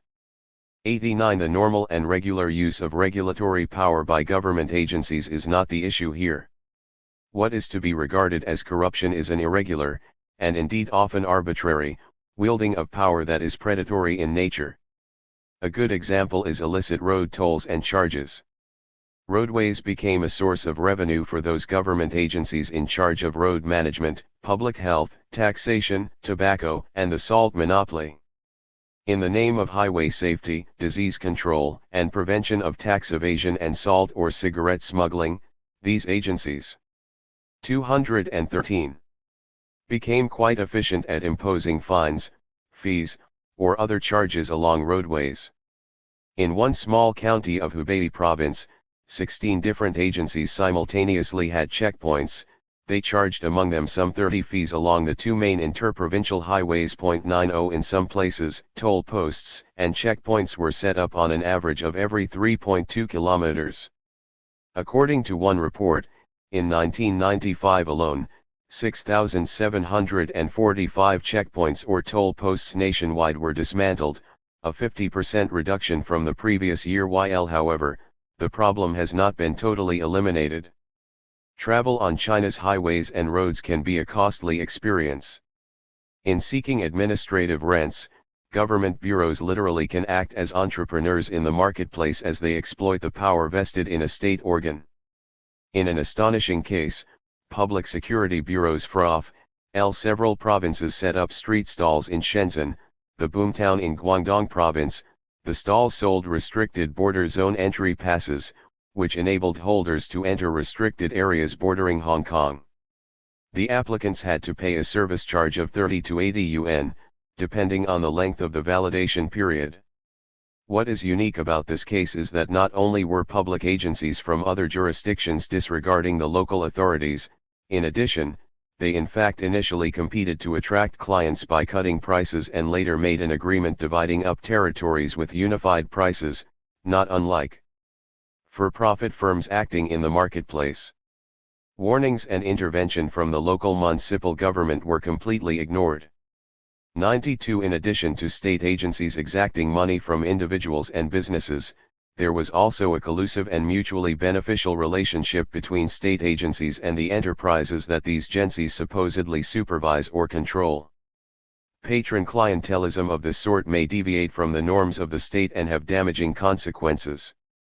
93. One manifestation of such a relationship is the practice, assessment and designation of a product as an excellent quality item by a state agency.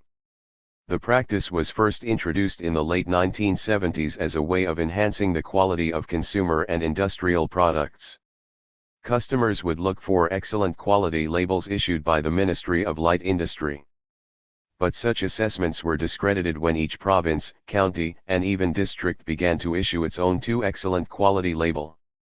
Managers conceded that by spending some money and establishing cordial guangzai, it was not difficult to obtain such a designation. They pointed to the fact that nowadays the so-called product assessment meeting, Chanpanjiandinggui, is usually a time for the enterprise to spend large amounts of money to invite experts and letters to attend. You do not bribe them, of course, said one informant, a factory manager, sarcastically, you only ask them to take some souvenirs with them after they attend a meeting in a summer resort or a tourist city. The result, naturally, was a dazzling array of consumer products labeled as national high quality, Guoyu, ministry designated high quality, Bulletin, province designated high quality, Shenyu, or I-county designated high quality, Xianyu, the real qualities of which were highly dubious. Government agencies that are supposedly not for profit have also exploited other ways to extract revenues for their own benefit. As a result of the limited liberalization policy of the last decade, the number of non-official societal groups, Shichuan, under the names of associations or societies registered with the government has increased. What is significant about this development is not only the semi-autonomous character of such groups, which some Western scholars have cited as evidence of an emerging civil society 94, but the methods by which these entities became lucrative money-making vehicles. In 21.5. Reality, they are anything but unofficial and autonomous groups representing social interests. Associations of one sort at the national level often have counterparts at the provincial, prefecture, and county level, and all the way down to the district level, similar to the way Chinese administrative organs are set up. The problem is that they all charge a membership or sponsor fee. The members or sponsors, usually enterprises and other production or service units, are involuntarily dragged into the group. Indeed, many of these associations or societies are in fact too attached, Guikeo, to a S8 agency, and they often have senior officials on their boards. 95. In Chongqing, recent statistics list 12,000 or so social groups. I-27 municipal level officials serve on the boards of 70 municipal level groups, among 280 such groups, with one person serving on 8 corporate boards. In addition, some 550 mid-rank city officials serve in 3,742 various associations. The highest paid official received 5,000 yuan per year as compensation. In turn, the associations could use the names of officials to raise more donations and fees from enterprises. In the same city, an iron and steel plant had to pay 270,000 yuan each year in various association fees. 96. One sarcastic comment vividly captured the irony of Jiaohuo, revitalize or make enterprises profitable and efficient. The objective of the reform is to revital. 216. Is enterprises, but now what is being revitalized is the government. Enterprises are being devitalized. FJ 97. Small coffers. Revenues raised by public units through various means go into the pockets of the staff, often via the small treasury, Xiaojinku, illegitimate slush funds. These secret, illegitimate accounts are kept by government agencies, state-owned enterprises, and other public units in addition to their regular auditable accounts. Common methods used to create such piggy banks include concealing receipt records, maintaining bank accounts under personal names, retaining extra budgetary revenues, underreporting profits, and retaining cash income. The accounts are usually at the discretion of unit leaders, who use bookkeepers whom they trust. The problem of public units keeping unreported accounts has been always existed, albeit to varying degrees at different times. For example, in a 1954 report by the Ministry of Supervision it was revealed that in 1954 some units kept a total of 20.8 million yuan in black coffer funds in addition to unreported materials. 98 Throughout the history of the government has often tried to crack down on what were called actions that violate financial discipline, on the part of public units. This type of violation has perplexed the government because of its one/grail or marginal nature. Although it violates fiscal discipline, no regulatory provisions officially define it as illegal. In addition, use of these accounts involves a collective, pro bono publico, rather than an individual. On the surface at least, its purpose is not for private gain. Although not all slush funds are used for private purposes, they are nonetheless a major source of abuse, waste, and irregularities.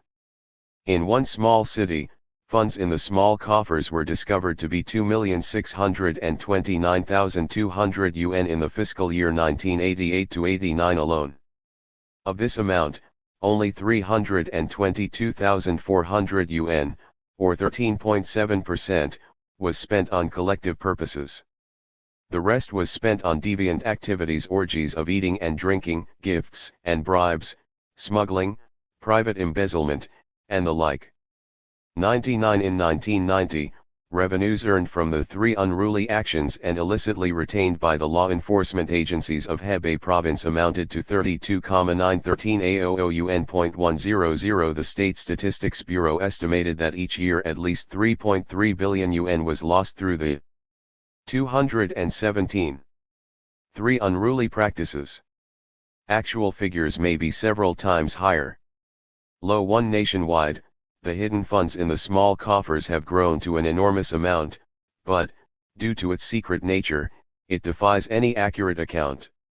According to a 1996 national inspection, of the 10.2 billion yuan expenditures by public units that had violated fiscal regulations, 400 million came from small coffers. 102 The records of the public procurate of another city show that among the 56 embezzlement cases it investigated and prosecuted in the first 6 months of 1990, 6 involved small coffers. 103 When the State Audit Bureau first audited 66,200 public units nationwide, Indiana 19851, it found 10 billion yuan in problematic accounts, 76% of which were revenues illicitly retained by these units. I04 So far, the largest single small coffer uncovered belongs to the State Bureau of Grain Reserve and amounted at 360 million yuan in 1998.105. According to reports based on Ministry of Finance figures, the illicit funds that violated financial discipline that were uncovered during annual nationwide general inspections during the period of 1985 to 93 amount to a staggering 100.6 billion yuan. This sum does not of course include undiscovered funds, which were estimated to be far more than the amounts discovered. 106 One estimate is that in China's current bank deposits, there are several hundred billion yuan in savings in the names of private citizens, many are pseudonyms, that actually belong to public units. 107. A nagging problem. To be sure, the Chinese government has not been ignoring the problem of organizational corruption. The State Council issued 8 different prohibition decrees from 1982 to 1989. In 1991, it convened a special meeting to discuss how to address the problem, which Vice Premier Zhou Jiahua called a public enemy of our nation's economic life lob. Despite efforts by the government at various levels, illicit money-making activities of administrative and non-profit organizations continue in China. As one factory manager put it, government power has become departmentalized, Bumenhua, departmental power personalized, Garanhua, and personal power privatized, Siyuhua. It has become a decaying disease in some state agencies and one hard to cure. 109. 218. Why are such practices so entrenched? The manager of a large state steel corporation suggested one possible explanation for such a prevalent problem. Ours is a large enterprise that receives many instructions from both vertical, tiao tiao, and local, kui kui, superiors. Since 1987, we have received 18 directives, containing 202 clauses, from the central and provincial government alone. If adding documents from the vertical leadership, we may have received several hundred policy directives. It is not uncommon to have contradicting policies. Any regulatory agency can easily come up with some policy clause to pick on us. Last year, 1990, one agency accused our company of having exceeded the number of staff working in the labor union, and fined us 100,000 yuan. As a matter of fact, we had strictly followed the provisions of the labor union law of the 19,505 and had been doing so for decades. Now they insisted that we had violated current policy. What they really wanted was money. Now we have learned to deal with it better. Whoever comes, we cannot let them leave empty-handed. Fines are fine with us so long as the enterprise can still bear it. After all the money belongs to the state. No. Factors that directly affect rent-seeking behavior by government units include the lack of hard budgetary constraints and insufficient budgetary appropriations for government units, the continuing expansion of bureaucracy, and the murky nature of such rent-seeking behavior by units. A major contributing factor is the informalization of government funding. Many government agencies, especially those at the lower levels, have resorted to the informal strategy of flow-raising some, borrowing some, moving around some, mortgaging some, accepting some. In addition to budgeted revenues and expenditures, there are also revenues and spending that are outside of regular budgetary control.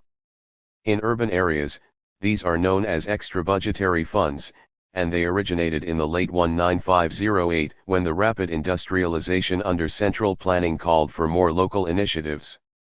With the policy known as walking on two legs, the central government allowed local governments to retain a certain amount of revenue outside of the budget in order to encourage their participation in economic development. 11L The original intention was to supplement regular revenues.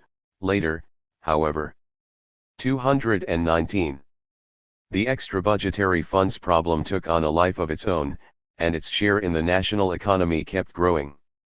As an established and common fiscal category, more so among urban units, it has been a focus of fiscal reforms in the last decade. The collection and disposal of extra budget revenues are in the hands of government agencies. The revenues are not transferable but are to be used only for the specific purposes for which they were collected. In theory, they are subject to fiscal regulations and laws. In reality, however, enforcement has proved difficult despite annual general inspections of fiscal and financial discipline. There are few constraints on the collection, management, and expenditure of off-budget funds. Not only do the funds undermine the fiscal policies of the central government, but many fiscal irregularities and a great deal of corruption derive from them. 112 Until recently, organizational corruption remained a fuzzy area in which neither legal statutes nor administrative rules could effectively gauge the venality involved. Organizational corruption was once regarded simply as a violation of financial discipline, and required only repayment or return of illicit funds. The penalty for violation was often decided based on its degree of seriousness. Existing legal statutes stipulate that public units can be prosecuted as legal persons for graft, peculation of public funds, bribery, secret overseas bank accounts, and possession of large sums with untraceable sources. L13 However, in practice, there are difficulties in prosecuting cases of organizational corruption. Unlike collective graft, it is hard to determine if a public unit as a whole is implicated. Although in theory public units can be found guilty of giving or receiving bribes, it is not entirely clear whether these constitute prosecutable transgressions. The most common form of organizational corruption, administrative rent-seeking, is entirely beyond the criminal justice system. The only formal remedies are regulations and administrative rules. 114 Moreover, the purpose of illicit revenue raising may not always be purely private, that is, on the surface at least, some of the funds go into public goods, such as improving the lives of unit members or the construction of housing. A new amendment to the Penal Code has made it a crime for two state organs, state-owned companies and enterprises, public non-profit units, and citizen. 220. Groups to illicitly divide up a large amount of confiscation and penalty revenues and other public assets among members. And this newly designated criminal offense illicit division of state assets L15, Sifen Koiukhnzy, was created to prevent the kind of organizational corruption that I have addressed. Despite this legal provision, there remain some practical difficulties for enforcement. For this crime to be established, a public unit, not a collusion of individuals, has to be the party that commits the offense, yet penalties apply only to persons in charge directly or indirectly. Further, for an action to be prosecuted as to crime of illicit division of state assets, a large amount of funds must be involved. This leaves a lot of leeway as to how much money is a large amount. So far, there have been no reports of any cases of the prosecution of any public units for such a crime. Deeper causes of organizational corruption, however, lie in the distortion of the role of the state in a state socialist system under drastic reform, and in the lack of fundamental change in the deeply embedded neo-traditional mentality and organizational ethos whose roots are in the pre-reform era. Here the link between organizational involution and corruption could not be more salient. The bigger and faster mentality and to showing off by whatever means, Bioxian, ethos of the Maoist era and the competitive pressure that these two gave rise to between territorial units have by no means disappeared from the minds of officials in the reform era. 1L6 officials, moreover, widely believe that displays of visible progress, the construction of impressive and expensive party and government compounds, local bridges, roadways, or guest house add to their status and prestige, exacerbating the tendency to spend. Terms such as tributary projects, Xianli Gongchang, or leaders projects, Xiaozhang Gongchang, are still being used. Government policies add to this competitive pressure and encourage the competition that has always been a source of dissemination and distortion of information in command economies.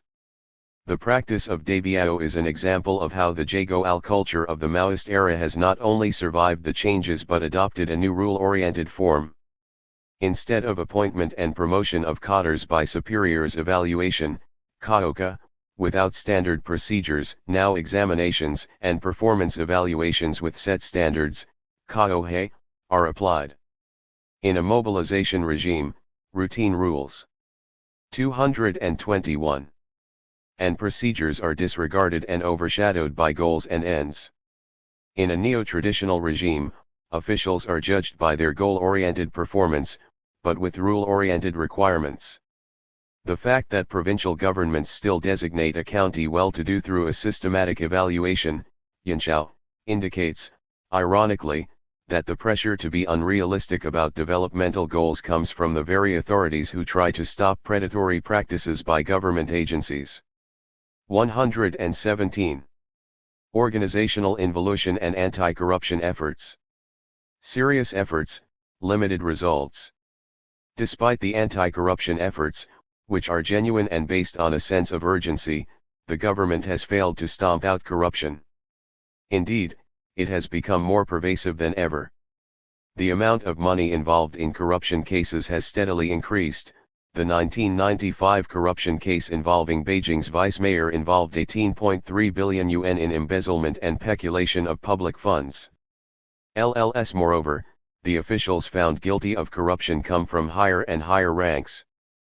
Before 1986, not a single official at the provincial or ministerial level was investigated and prosecuted for corruption. 119 Between 1992 and 1997, however, 78 provincial and ministry-level officials were prosecuted for corruption, the most senior being a member of the CCP Politburo. 12. See Table 6.3. In a recent case, a deputy governor of Jiangxi province was stripped of all government positions, indicted, and sentenced to death in December 1999 for bribery and extortion. 121. The limited results of the anti-corruption efforts can also be seen in the public opinion polls. According to a poll conducted in 1995 among urban workers by the Public Opinion Institute at People's University, the most pressing issue was to clean government and combat corruption, whereas it had ranked 6th in 1993, with prices being number 1.122 in a series of surveys conducted in Shaanxi province between 1995 and 1997. Corruption was ranked the most serious problem for 3 consecutive years. In 1997, 65% of the respondents regarded corruption as the number one issue, a 13-point increase from 1996.123. The same surveys found that in 1997 only 20% of those polled thought the efforts to contain corruption were very good or good, while 51% said they were fair and 29% not good. 124. Internationally, as China's integration into the world economy increases, more foreigners find it to be a place where corruption is endemic. In a survey of business people around the world in 1995, China was ranked the second worst place to do business because of corruption, after Indonesia. 125. In 1997, a larger survey on corruption in 52 major countries found China was perceived to have one of the highest corruption rates, ranking 12th overall. 126. Another survey on corruption in Asian countries rated China as the third most corrupt country in Asia in 1997, next to Indonesia and India. Respondents in the survey seemed to feel that the problem of corruption has worsened marginally in both India and China compared with 1 year ago. 127. Neo-traditionalism and anti-corruption. The failed anti-corruption efforts of the last 2 decades indicate that the reforms, often touted as the Second Revolution, have not totally averted involutionary development and have not changed the neo-traditional nature of the Chinese regime. Gradualism and piecemeal. 223. Reforms in administrative and political systems have resulted in a continuation of an organizational involution characterized by neo-traditionalist traits. There has been an elaboration of some pre-existing patterns of the mobilization regime and a revival of some traditional modes of operation, even as more rational legal forms and rules are adopted in the name of streamlining and reform. Perhaps the most telling indication of the continuation of neo-traditionalism is the ritualization of anti-corruption efforts. The pervasiveness of corruption in Chile has certainly not been due to a lack of determination or effort on the part of the party/state leadership. Numerous anti-corruption, to clean government laws and regulations have been promulgated since the late 1970s. In 1997 alone, 6 new national anti-corruption laws and disciplinary regulations were promulgated. 128. There are also numerous local anti-corruption rules. Campaign-style mass mobilization continued to be a method of choice by the CCP leadership until recently, despite its diminishing effectiveness. Since the beginning of the reforms in 1979, particularly since the CCP's 1982 resolution on crackdown of economic crimes, anti-corruption campaigns have abounded. Practically every 2 years there would be a new campaign. In 1980-81, the U campaign to curb official privileges and unhealthy tendencies in the party. In 1982, the campaign to resolutely crack down on economic crimes. In 1983, the campaign to eradicate housing irregularities by officials. In 1984-85, the campaign to stop officials from engaging in commercial activities. 129. In 1986-87, the campaign of punishing violations of laws and discipline of the party and the state, and in 1988-89, the campaign to build a clean government and curb corruption. In the 1990s, new anti-corruption campaigns were launched in 1991, 1994, and 1996. In each of these campaigns, more anti-corruption measures were taken and ordinances passed, but the problem remained. After the many anti-corruption campaigns since the early 1980s, the party leadership seems finally to have realized that the mass mobilization style of addressing the problem of bureaucracy has lost its efficacy. Since 1993, the State Council has convened annual anti-corruption meetings designating certain tasks for the year. But after 1995, the emphasis was switched to institutional methods rather than ad hoc mass campaigns. Still, the campaign strategy has not been totally given up. Most recently, 224. In 1999, another drive to curb corruption among officials was launched under the name of Three Emphases, Sanjiang, during which all officials must go through stages of self-evaluation followed by evaluation and revelation by others. L30 new measures and institutions, some emulating models from other countries and others innovative, have been adopted to combat corruption. Since the mid-1980s, there have been dozens of published handbooks, xiaos, case studies, Onliyanjiu, guidelines, zhainan, compilations of laws and regulations, Fagui Huibian. From 1990 to 1996, new regulations were promulgated regarding the declaration of income by public OFFI. Chales, registration of gifts received by officia is 131, and avoidance of close relatives working in the same unit. The Supreme People's Procurate set up a 50-member special case investigation task force mandated to investigate corruption cases involving high-ranking officials. 132 Some provinces and cities established anti-corruption and clean government funds and appointed a good governance citizen inquirers. 133.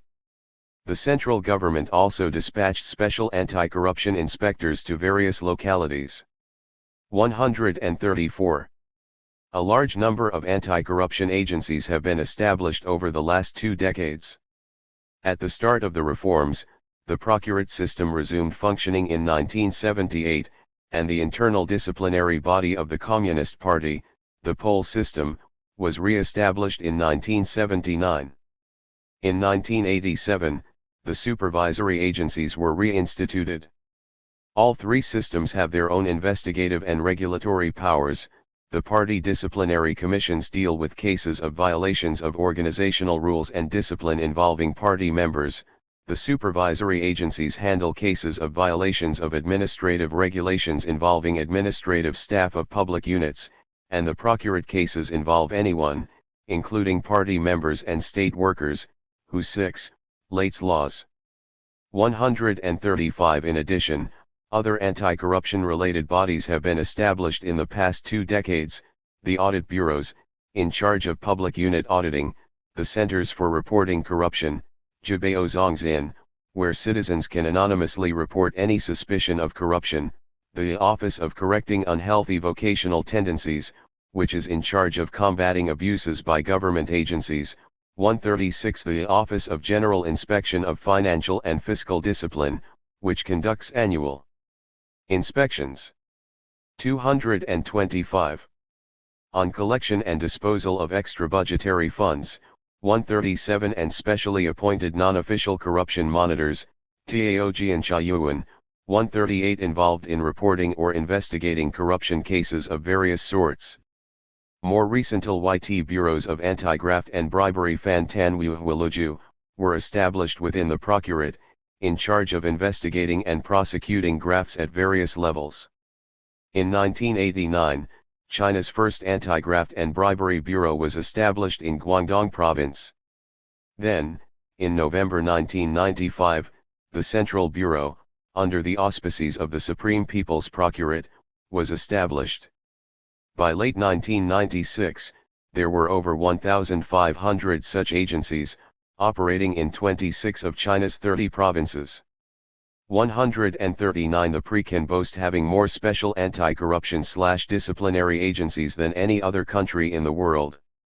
In addition to these institutions and regulations, the government also constantly reiterates its rules and regulations and uses a quasi-campaign style of general inspection, Dejiansha, to check on their execution. Despite all these measures, however, violators either disregard them or, as is often the case, utilize the laws and rules to their own advantage, in effect subverting them. One of the most important inspections is the General Inspection of Financial and Fiscal Discipline. Each year since 1985, almost like a right, as an agent in a local business licensing agency described it, the government launches such an inspection and uncovers millions of yuan, while millions more escape inspection. The problem not only persists, it has become even more aggravated.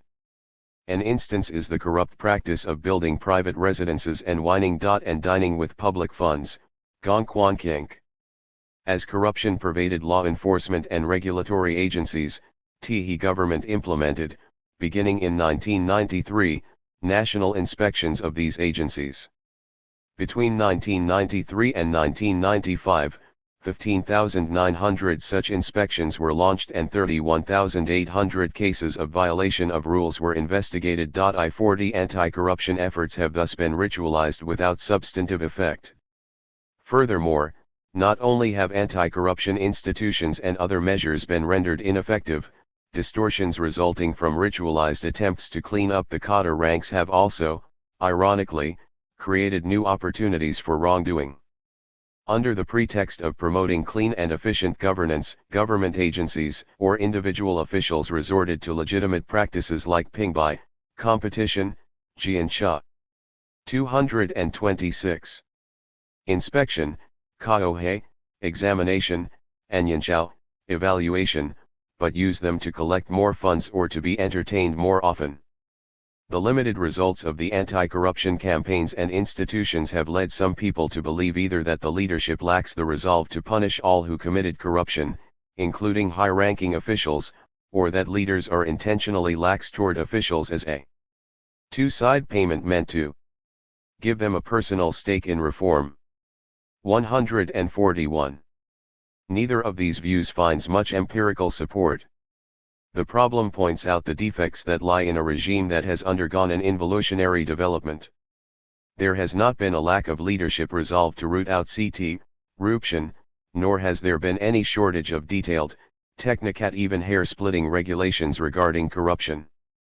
But while anti-corruption measures become more and more technical and detailed, and the law/discipline enforcement apparatus becomes better trained, corruption continues, showing up in new forms and patterns. Meanwhile, people continue to find ways, many of them traditional and informal, to cope. Frustrated by the ineffectiveness of its decrees and by its inability to implement its policies or regulations, the CCP leadership has resorted to special decrees to enforce earlier decrees. For example, in December 19,841 the government announced its decision to ban government agencies from running money-making companies. The ban did not work. A few months later, to reiterate the ban, the Central POLC issued a II decree on orders must be followed and prohibition must work. 142 Notably, this decree particularly assailed the phenomenon of where there is an order, there is no implementation, where there is a ban, there still is the prohibited practice, Yuling Buxing, Yujin Buzzi. It clearly indicated that the effectiveness of rules and orders from the party had been seriously compromised by the mid-198 OS. The decree added that another common phenomenon where here is a policy from higher authorities, there is a counter-policy from local authorities, Shanjujens, Ziyudus, had further weakened party/state authority. In one further indication of entrenched neo-traditionalism, local leaders have engaged in what the chief of the Hunan provincial pol calls /I corruption protectionism, that is, efforts by leaders to thwart corrupt. 227. Shin investigations involving staff of their own agencies. 143 As anti-corruption agencies have found out, corrupt officials often escape investigation and persecution thanks to the shelter offered by local leaders. In some major corruption cases that involved high-ranking officials, special investigative groups from the central government had to be formed in order to avoid local resistance and lack of cooperation. L44 With the administrative system set up so that vertical and horizontal leaderships are often at odds, even anti-corruption agencies find it hard to investigate corruption at lower levels of government. The goals of effectively controlling corruption remain as elusive today as 20 years ago, when the CCP launched the ambitious reform programs. Chapter 7. I started out with the general assertion that we cannot possibly understand adequately many central aspects of official corruption in communist polities merely by looking into the phenomena themselves. A cogent explanatory thesis has to come from an analysis of the broader social and political context in which corruption occurs. I have focused on the regime organization, which has greatly shaped the course of development of Chinese history in the last half a century and more. One of the fundamental causes of official deviance, including corruption, has been the changes in the organization's capability to maintain committed, coherent, and deployable cadres over the 50 years since the CCP came to power. Such changes are described as a process of organizational involution, which has had a profound impact on the attitudes and behavior of the elite. Ultimately, I regard the regime organization as an institution that, through an intentional or unintentional creation of values and norms, exerts influence by imposing incentives and constraints on individual cadres. Official deviance is, then, an outcome of choices made by individuals acting within certain structurally provided confines, though it may be referred to and judged by the organization as deviant and aberrant. What I have tried to suggest in this study of organizational development and official deviance is one possible, but not necessarily sole, cause of official corruption in a communist regime. Asserting a possible causation does not mean that other sufficient causes cannot exist beside it.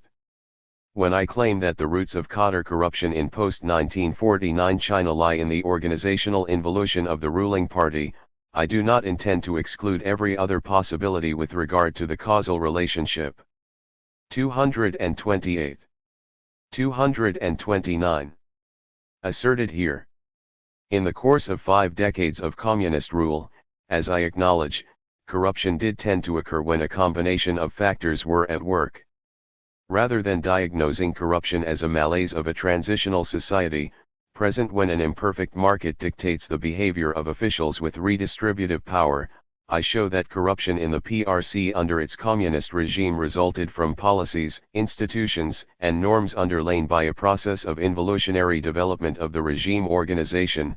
This development was due largely to its failure to adapt to a changing environment in the post-revolutionary period. As I stated at the outset of this study, this is not a narrowly defined corruption study per se. It is meant also to address through the analysis of changing patterns of elite corruption in the PRC since 1949 some of the broader issues of theoretical significance. In my discussions of official corruption, some general themes have also emerged: the developmental trajectory of the post-revolution Chinese party/state, the dynamics between leaders and staff in a communist regime, the changing role of the state in market reforms, and a characterization of the contemporary Chinese administrative elite. Organizational involution of a revolutionary party _. Although official corruption in China has taken on various patterns and had various sorts of causes in different periods, one underlying cause can be charted throughout the 5 decades of political development in the PRC and involution of the regime organization and its officialdom. Building upon the pioneering contribution of Kenneth Jowett on communist neo-traditionalism and the efforts on the part of China scholars to re-examine the state-building process, I propose the thesis of organizational involution of the Chinese communist regime, which has affected the behavior of officials and of the party/state capacity of control over its agents. I suggest that, 1. The failure of the state to transform Chinese society or the persistence of societal values is not necessarily what has caused the involutionary development. It may have arisen from the institutions, policies, and norms the regime has adopted. 230. To these new institutions, policies, and norms, which were intended to create a new type of socialist man, have prompted cadres, as well as ordinary citizens, to seek effective stepping strategies. They have formulated a set of informal rules of the game that deviate from, and sometimes are distinct from, these of the official order. 3. Involution is not predetermined for a political regime. Many unintended consequences have been at work. As an analytical type, it indicates a distinctive developmental path. 4. Involution is not a static feature of any given regime but a dynamic process. It happens when a revolutionary movement refuses to become bureaucratized and yet is unable to continue to integrate the organization by means of revolutionary modes such as mass mobilization, core task creation, moral inspiration, and ideological indoctrination. However, involution's features and effects become salient and prevalent only when there is an attempt to depoliticize and modernize the administrative apparatus, denunciation of revolutionary modes, and the installation of modern rational legal institutions, rules, and procedures. Official deviance, which has always been present, became qualitatively more perverse and quantitatively more pervasive. The post-revolutionary regime organization in China did not evolve into the Weberian image of modern bureaucracy, even after the end of the Maoist institutionalized Revolution I. Instead, it embarked on an involutionary path. While each stage of this development shared some common denominators with others, they had their distinctive characteristics, a particular example being the unintended consequences of the leadership's strategic choices apropos cadre behavior. Clearly, the issue of regime building or of solving the problem of the bureaucratic dilemma, as Harry Harding phrases it, has been always a priority in the agenda of the CCP leadership. Point 2. Nevertheless, the history of the past 5 decades indicates that the problem is far from solved. The Chinese Communist leadership has resorted to 2 basic approaches to addressing the question of organization building and the maintenance of the cadre corps: politicization and depoliticization of the bureaucracy, but not bureaucratization. These methods represent 2 different goals of organizational development at different times: continuous revolution and modernization. The politicization method during the Maoist period failed because the regime, guided by a Maoist under 231 standing of the bureaucratic problem, failed to meet the challenge of post-revolutionary routinization of a revolutionary movement and negatively affected its organizational integrity. Point 3. The communist deployable agents depicted by Selznick, who wanted but could not obtain security and were subjected to arbitrary virtuocratic criteria by their superiors, turned into uncontrollable principles operating within their own independent kingdoms with resources that were more political than economic. The revolutionary impulse of politicization of the bureaucracy had an impact mostly under the radical Maoist leadership, which demanded simultaneously a revolutionary transformation of social relations and the people's consciousness as well as rapid economic development. As this study shows, the beginning of organizational involution of the CCP can be traced back to the anti-rightist campaign and the Great Leap Forward, when the politicization of the cadre ranks began to affect how officials operated. Later, Maoist attempts to solve the problem of bureaucracy and to avert the danger of what was perceived as degeneration of the party caused by bureaucratization reached their peak in the Cultural Revolution. However, not only did involution fail to be thwarted, it actually accelerated in the early years following the chaos and became entrenched. The anti-bureaucratization impulse has not, as some China scholars argued, inhibited the dissociation of a professional vocational ethic from the Maoist political ethic or forestalled the stratification of a bureaucratic elite separated from the masses. For the depoliticization approach adopted in the post-Mao era has yet to produce fundamental changes in reintegrating the party/state organization, mainly because, instead of formulating a new organizational integrity a la Weberian bureaucratization, the regime has mainly attempted to depoliticize the overly ideology-driven process of cadre selection and to restructure administrative institutions. There have been some efforts to establish a civil service system, converting state officials but not party cadres into civil servants who are expected to uphold high professional standards but whose political allegiance to the party is not to be changed.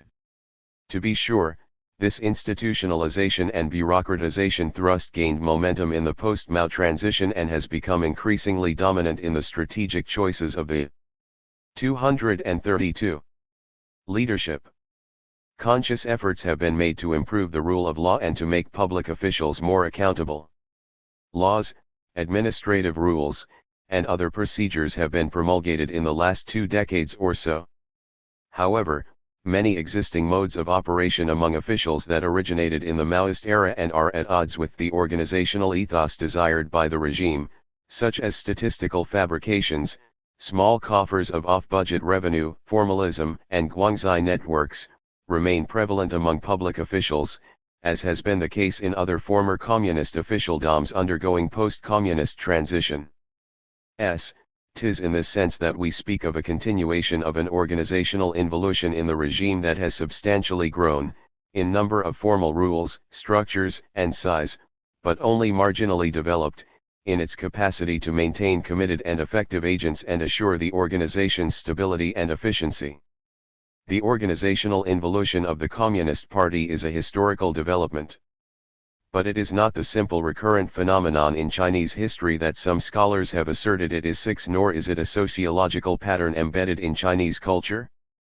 Rather, it is a novel, generic process of its own.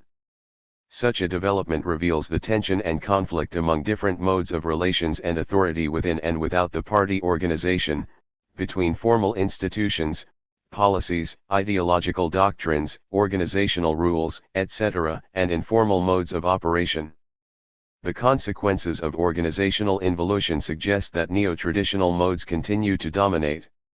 It is important to make this distinction because involution seen as a consequence of cultural M-headedness, as in some scholarship, implies the inability and failure of the communist regime to transform old relationships, whereas my argument is that the new institutions, policies, and norms have played a major role in motivating cadres to pursue neo-traditional modes of action.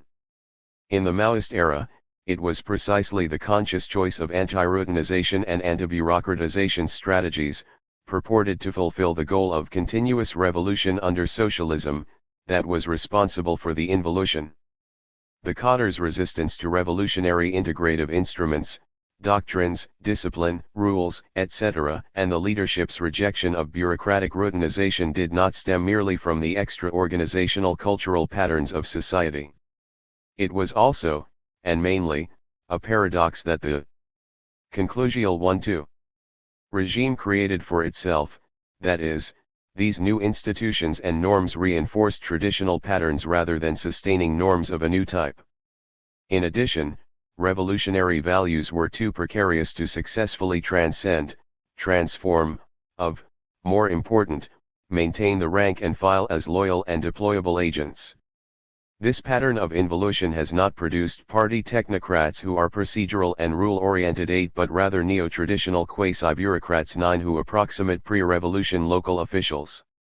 They have failed to put the interests of the regime above those of more intimate secondary and primary groups. In this way, corruption by officials became a routine phenomenon. The Chinese Communist movement, which began as a revolutionary movement prized as an organizational weapon, never was of a purely charismatic type. It included what Zhao calls an amalgam of charismatic, traditional, and even modern features. From the very outset, as my discussion of the Yan'an production campaign shows, the revolutionary characteristics of the Chinese Communist Party were challenged from within. Economic considerations of surviving in a backward and hostile environment during wartime played a significant role in the CCP's organizational development, making it susceptible to mundane and ordinary influences by society despite its purported extraordinary qualities. The rectification and anti-corruption campaigns of this period reflected the determination of the party leadership to fight off traditional-based tendencies such as factionalism, cronyism, and patronage, as well as rational-based individualism and materialism within the party in order to build a more effective organization. Even before the communist victory in 1949, the task of maintaining a revolutionary communist organization was already a formidable one. In the past half-century, there have been numerous theories of communist politics, some of which were adopted by students of contemporary China. The once dominant totalitarian theory gave way to more sophisticated neo-Weberian devolutionary theories, which predicted that, inevitably, the extraordinary quality of revolutionary movements would be transformed into too ordinary traditional or rational ordering. Whereas early writings along this line hypothesized a future bureaucratization of revolutionary regimes, more recent scholarship. 234. Represented by the theory of neo-traditionalism 12 emphasizes the other ordinary path, a routinization toward traditional patterns. More and more scholars in comparative communism, especially China scholars, look back to pre-revolutionary politics and society for possible explanations of the seemingly failed revolution. Some see the continuity of traditional relations and forms as highlighting the recurring patterns that were similar to Prem-Revolution China P, while others argue that the J-ultra-additional orientations are in fact recreated in the present, not despite the new institutions but because of them. 14. Both views have merit. Still, we have much to learn about the nature and change of Chinese regime building over the past 50 years.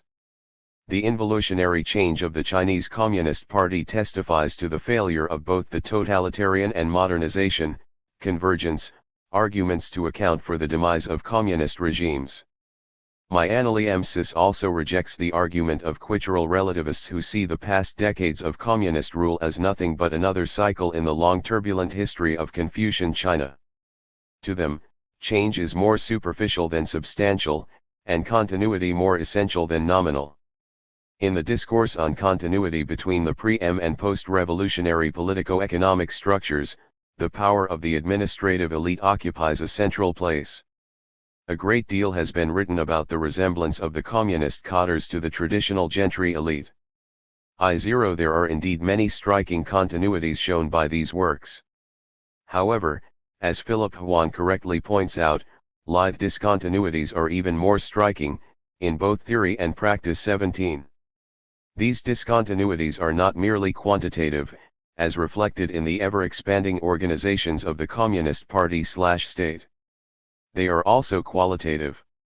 Others portray continuities that show surprisingly little has changed in human relations and understanding in spite of the war against landlords, private property, and the market. In spite of mass campaigns and catastrophes ls. The reason they suggest for lack of change is that the irrationality and experienced immorality of certain state actions led villagers to turn ever more to traditional norms and forms. An unintended consequence of the state's war on village culture and the peasant household economy was that villagers, expropriated of so much they 235 treasured, clung more tightly to surviving, virtually sacred, household resources, from home to the lineage to the marriage bond. These embattled traditions burrowed deeper, families turned inward to preserve what they cherished. 19. This apt observation on why involution took place is in line with arguments made here in this study. My subjects are not villages and peasants, however, but the party organization and cadres. Cadre corruption in post-1949 China. Many have assumed that China's profound economic reforms and limited political liberalization have increased the opportunities for cadre corruption. Much of the scholarship on corruption in the PRC deals solely with the post-Mao period, implying that corruption is a problem associated with the reforms and rapid economic changes. 20. However, as our inquiry shows, it had existed long before the post-Mao reforms began in the late 1970s, albeit in different forms. Thus, the advent of the market and the reform of China's administrative structures are not the fundamental causes of cadre corruption. Does this statement mean, then, in the words of some scholars, that neither corruption nor patrimonialism is more prevalent in post-Mao China than it was during previous decades? 21. It is true that corruption by cadres existed in the Maoist era.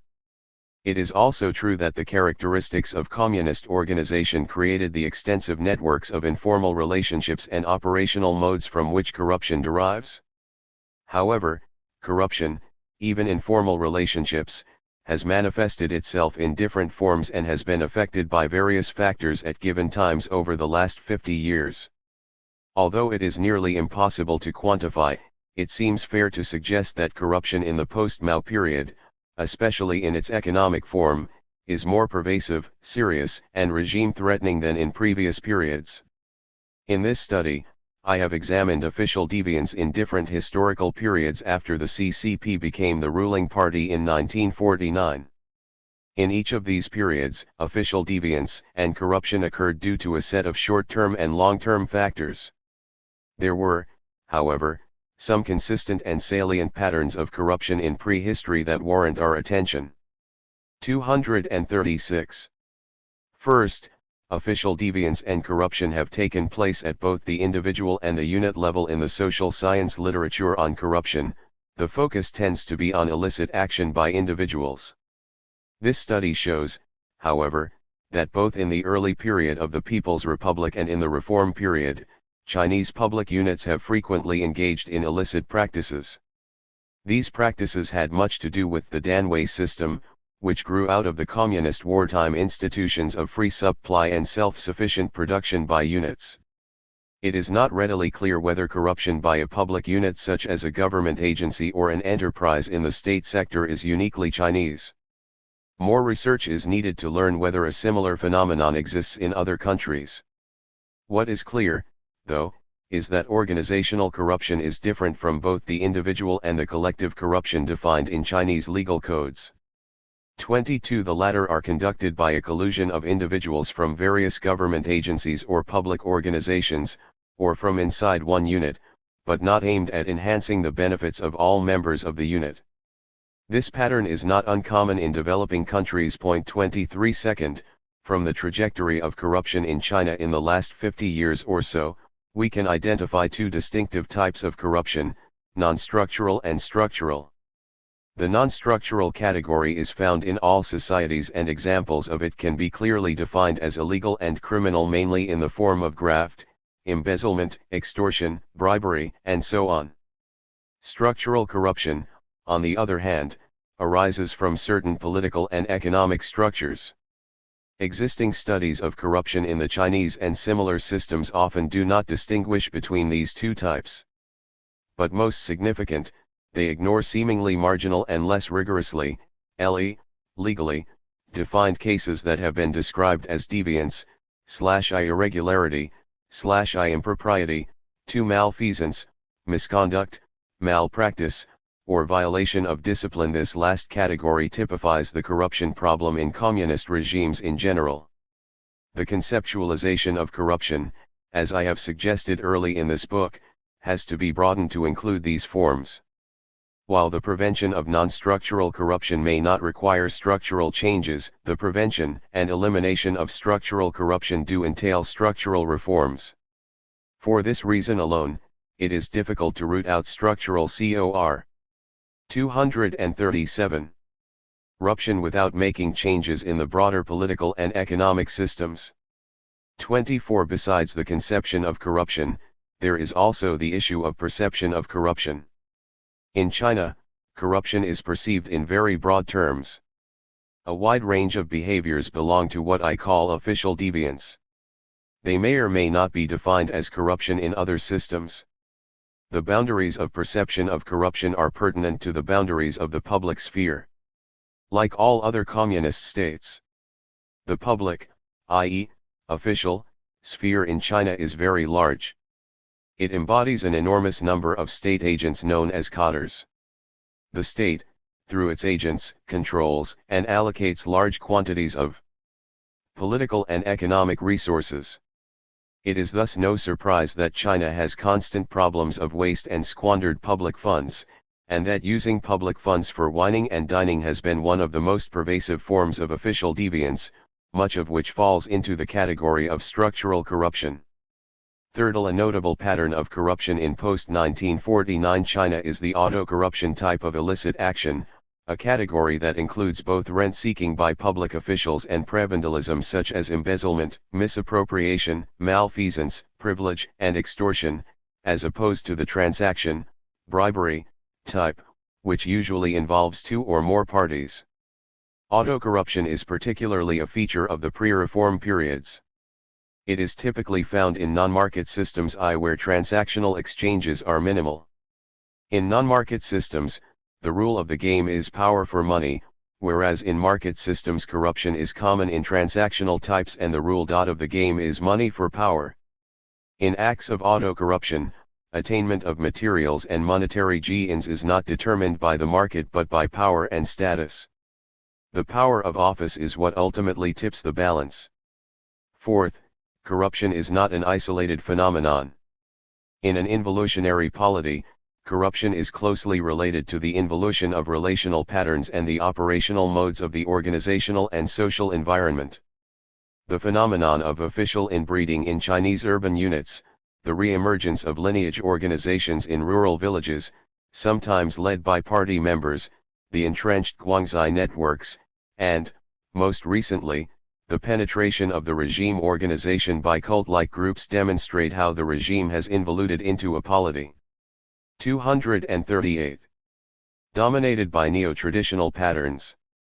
These patterns not only provide channels and mechanisms for political and economic corruption, they themselves are corrupt actions that deviate from officially prescribed norms. 25 In this sense, what China has been experiencing is a continuation of what James Scott has called the parochial form of corruption, commonly found in third world developing countries. Here ties of kinship, affection, and personal connections determine access to the favors of power holders.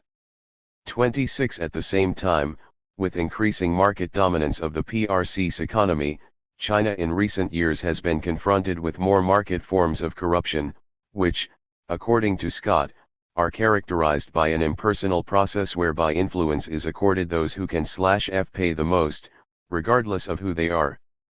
The increasing official rent-seeking form of corruption is a reflection of this development. The dominant pattern, though, still remains a parochial one.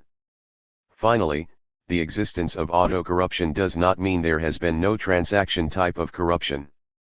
In China under state socialism, there were more subtle forms of bribery, one of which was wheeling and dealing, in which one side gave bribes and the other accepted them, especially in the post-Mao reform period. The reforms since 1979 have opened up more opportunities for corruption. Besides long-standing forms of auto-corruption, there has been a growth in transaction-type corruption. However, what makes the pattern of corruption in contemporary China different from those commonly found in mature market systems are the prevailing personal networks in which the transactions, reciprocal and instrumental, are established. Chinese corruption in comparative perspective. Is the organizational involution of China's ruling party unique? How common are the Chinese patterns of official corruption? Some brief comparisons can be made between corruption in China and that in former communist regimes, developing countries, and traditional Chinese societies. Despite the many idiosyncrasies that are result of each country's past, striking similarities in patterns of official deviance, including corruption, exist, or existed, in all of these societies. One can point to 239.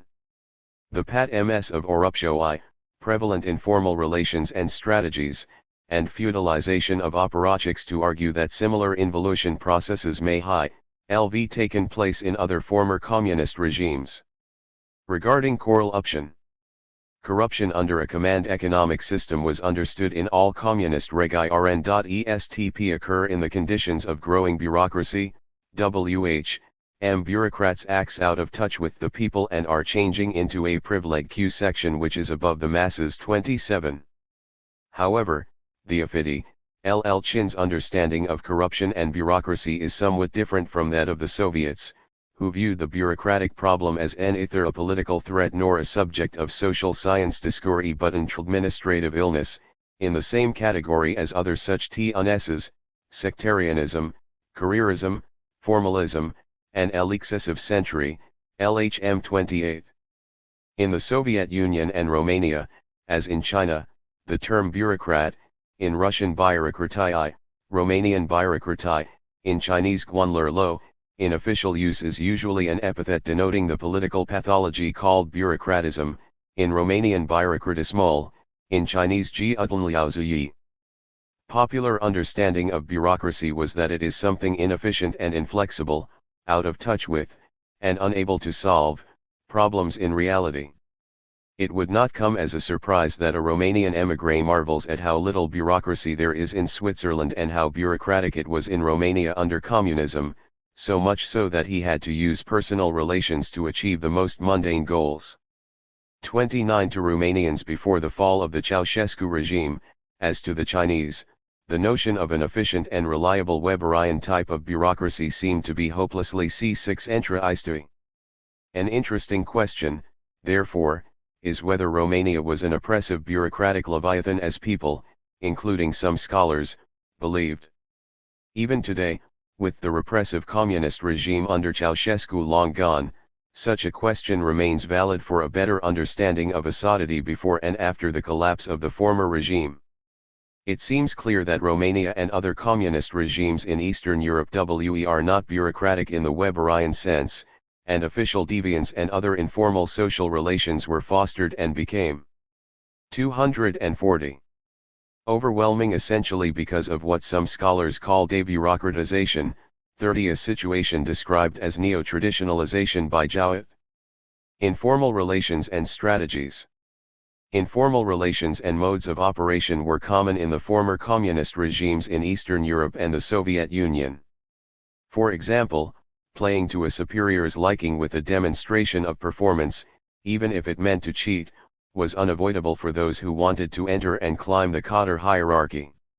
In Hungary, such an informal strategy was known as sigonacadus, worming oneself into the good graces of the leadership through ingratiation, double-facedness, betraying fellow workers, and fabricating. It was prevalent in the Hungarian countryside in the 1950-80 era. 31. In the Soviet Union, the equivalent of the Chinese practice of zhukwa, a form of malfeasance under a centralized planned economy known as pripuski, or falsified reporting and statistics padding, was commonplace. 32. As in the PRC, in the Soviet Union where there were economic and social engineering plans, there were extra-plan activities, where there were formal policies, gents, from the top down, there were informal countermeasures, dus, and distortions from the bottom up. Studies of the Soviet bureaucracy found that there were two separate worlds of elite belief and behavior. In a psychological study of Soviet corruption, Jeffrey Klugman noted that on the one hand there was a lack of psychological autonomy among the elite and a dependent, controlling relationship between the regime and its cadres that echoed the pattern of parental discipline via withdrawal of goodies.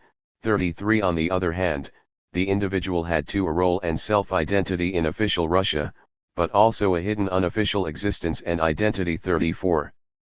Such a split between official individuality institutionalized via medals and titles, and the private person, who experienced inner emigration invisible to the state, characterizes the failure of the Communist goal of producing the new Soviet man whose private world would have been absorbed by the public, and where one/elite membership ideally enlists the whole of a person's identity. 35.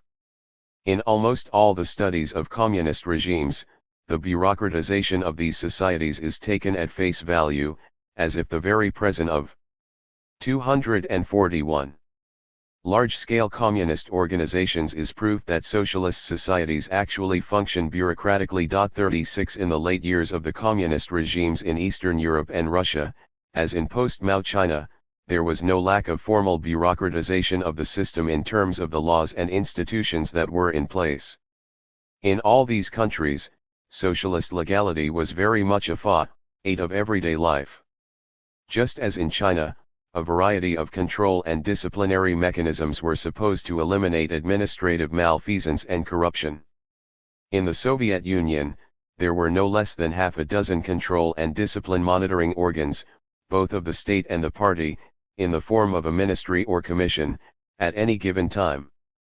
37. In Hungary, even at the grassroots level, there were control committees, disciplinary committees, and complaint and grievance committees, all of which were powerful bodies. Local officials often manipulated the committees by nominating and appointing their protégés or simply ignoring the rulings of the committees.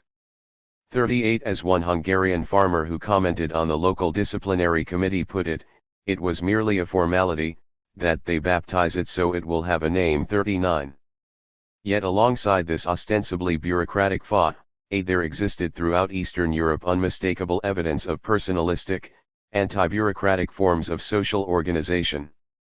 As Stephen Sampson noted, youth paradox of East Europe is this remarkable coexistence of rigid, bureaucratic structure with flexible, personalistic social relations. 40. How do we account for the presence of so much non-bureaucratic behavior in societies that appear to be so bureaucratized? The answers do not lie in the informal ways to fill gaps inefficient bureaucracy could not handle. 41. Nor was it in an inheritance from the peasant past's resistance to modernizing forces, as the communist regimes once suggested? The answer is very close to the argument Sampson offered. Instead of creeping bureaucratization, there is a creeping Georgianization of Soviet-type societies in which friends, networks, patrons, and payments are facts of life for both the ordinary citizen and the elite. 42. The Georgianization, what Jowett called neo-traditionalization, was a result of the organizational involution of the ruling communist parties. 242. From apparatchiks to entrepreneurchiks.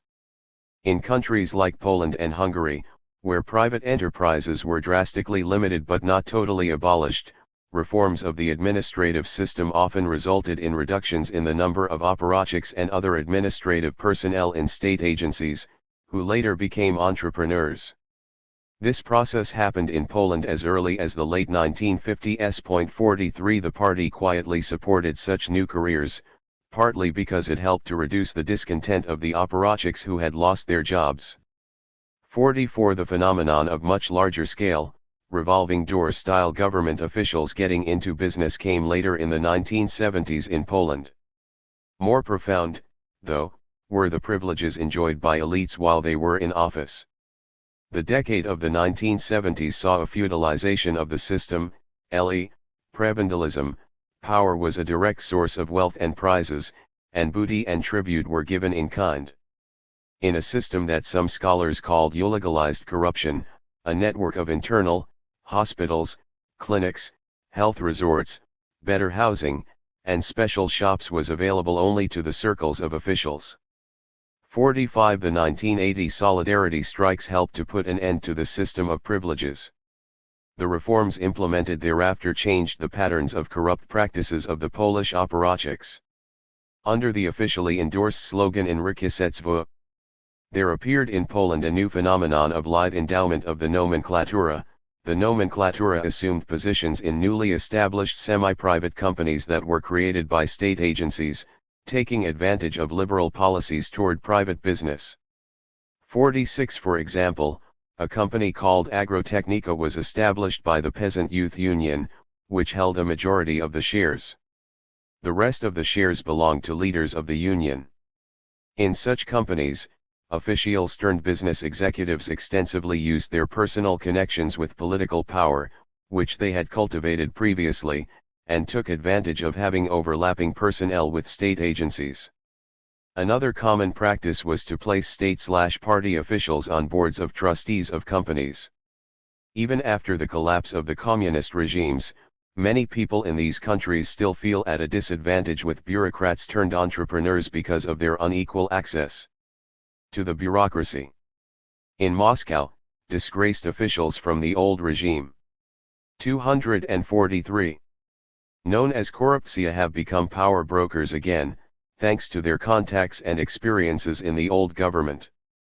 47. In Vietnam, where the private sector was insignificant before the reforms, which remarkably resemble the Chinese reforms since the mid-1980s, the commercialization of party/state apparatchiks came much later. In Vietnam, a country under slow and controlled transition to a socialist market economy, corruption resembles that in China. There seems to have been a similar organizational involution of the ruling Communist Party, which, according to a Vietnamese, is like a box. It looks impressive from the outside, makes a good sound if you tap it. But if you open the lid, you'll see there is nothing inside. 48. As one longtime observer of Vietnamese reforms points out, the country has not so much gone from plan to market, but from plan to clan. 49. As in China, under the rule of an involuted party organization, public office became a source of benefits not only for the cadre him or herself, but for all the relatives. Here, too, organizational corruption found its best breeding ground in a regime under the market reforms. Vietnamese military, police, and other law enforcement agencies also grabbed the opportunities afforded by the reforms to enter lucrative business. For instance, the Army operated 35 joint ventures with more than $335 million of foreign investment by the end of 1996. The Interior Ministry earns money from a number of businesses, including a $500 million joint venture with a Taiwanese firm to build a hotel and office building on the site of a Ho Chi Minh City jail that once housed political prisoners. 50 Before the worldwide communist regime transition took place, there had been a popular assumption that once the market wa in force and the central planning mechanisms dismantled, the power and careers of the gigantic core of communist cadres would be seriously threatened and thus strong resistance to any transformation should be expected. But that has not quite been the case. In almost all the communist countries under transition, public officials quickly adapted to the new incipient capitalism. By the time the transition began, the officialdom in these countries had been transformed from revolutionary cadres to feudal nobles enjoying a legitimized corruption of privileges. They were soon to become New Age entrepreneurs, empowered with pre-transition connections and privileges. Many found themselves in the market. 244. With experience of being insiders with extensive government contacts. Some took state agencies with them, transforming them into independent U-corporations. Others ended up on the boards of private companies. 51 people have realized that corruption could not be eliminated even after regime change because there still remains a corruption mentality, values, attitudes, and patterns of behavior developed and consolidated during the long years of communist rule. The core of human relations in the communist regime: disregard for law, amoral familialism, suspicious and hostile attitudes toward official institutions, the continuation of nepotism, favoritism, patron-client relationships, and one/dirty friendships has outlived the conditions and factors that had nurtured it. Feudalization continues in many of the post-communist polities. 52. Corruption in developing countries. The organizational involution thesis also shares many concerns and assumptions of the neo-patrimonialism model that dominates studies of political corruption in third world countries. In the neo-patrimonialist framework, politics in third world countries is highlighted by the privatization of public affairs where corruption defines daily practice. 53. Pre-modern forms of organization, it has been argued, may survive into the modem era even though the traditionalist legitimation that once underpinned them is disintegrating. Patrimonialism is one such form. 54. To some extent, a common denominator both in developing countries and in former communist societies is that patrimonialism in its modem form has been encouraged by the expansion of state activity in the economy, whether capitalist and socialist. One of the significant aspects of the patrimonial state is the close link between office and economic benefits for the office holder, the prevailing prebendalism. In an involuted organization such as the Chinese Communist Party, prebendalism, which is called in Chinese guanbanwei, has been a major form of corruption, as it had been in the pre-revolution imperial Chinese state. In many third world states, one such being Nigeria, offices of the state are used for the personal benefit of office holders as well as their reference or support groups. While the statutory purposes of such offices become a matter of secondary concern. 55. An important pattern of corruption shared by both communist and third. 245. World regimes is the self-enrichment of incumbents of offices, including the rather unusual phenomenon of the I collective endowment of bureaucrats in communist regimes. 56. This feature sets them apart from the two-market type of corruption often found in developed capitalist countries, where politicians, or bureaucrats, most likely the former, are engaged in reciprocal corrupt exchange with people in the private sector. 57. As I pointed out earlier in this study, auto-corruption is a significant form of illicit action by officials in developing and communist regimes, rather than a transactional type of corruption. Despite the similarities, there are also significant differences between the Chinese regime and third world states. While both share some generic features of what Myrdal called soft states, which have a lack of social discipline, signified by deficiencies in their legislation and, in particular, in law observance and enforcement, lack of obedience to rules and directives handed down to public officials on various levels, 8 societal forces in developing countries permeate and influence public administration rather than the other way around. In these countries, the political game consists primarily of a struggle among various social forces for control of the state apparatus and for the resources that this control will yield. This activity, in its extreme forms, can result in virtual privatization of the state by powerful elite factions. 59. The continued importance of ethnic and other primordial attachments gives further thrust to the desire for personal intervention in dealing with public servants. In these societies, personalism survives from earlier modes of social organization based on kinship, clan, and the like. In China, the neo-traditional officialdom is a result of organizational change rather than any simple continuity of the ancien regime. The Chinese Communist Party, like other communist regimes, had once built a coherent revolutionary organization with a distinctive ethos, discipline, and capacity. The party afforded a small group of core leaders the organizational weapon it needed to win the revolutionary breakthrough. 60. Administrative elites in many developing countries, as westernized and modern as their administrative institutions supposedly were, have never fully integrated relations of legal rational authority and have been permeated by fragmented social and ethnic 246 groups. Robert Price described this situation as a malintegration of bureaucracy, and he argues that it is the cause of corruption in these countries. 61. In communist countries, a disintegration occurred. A formerly strong organization became weakened not because of threats from outside but threats from inside.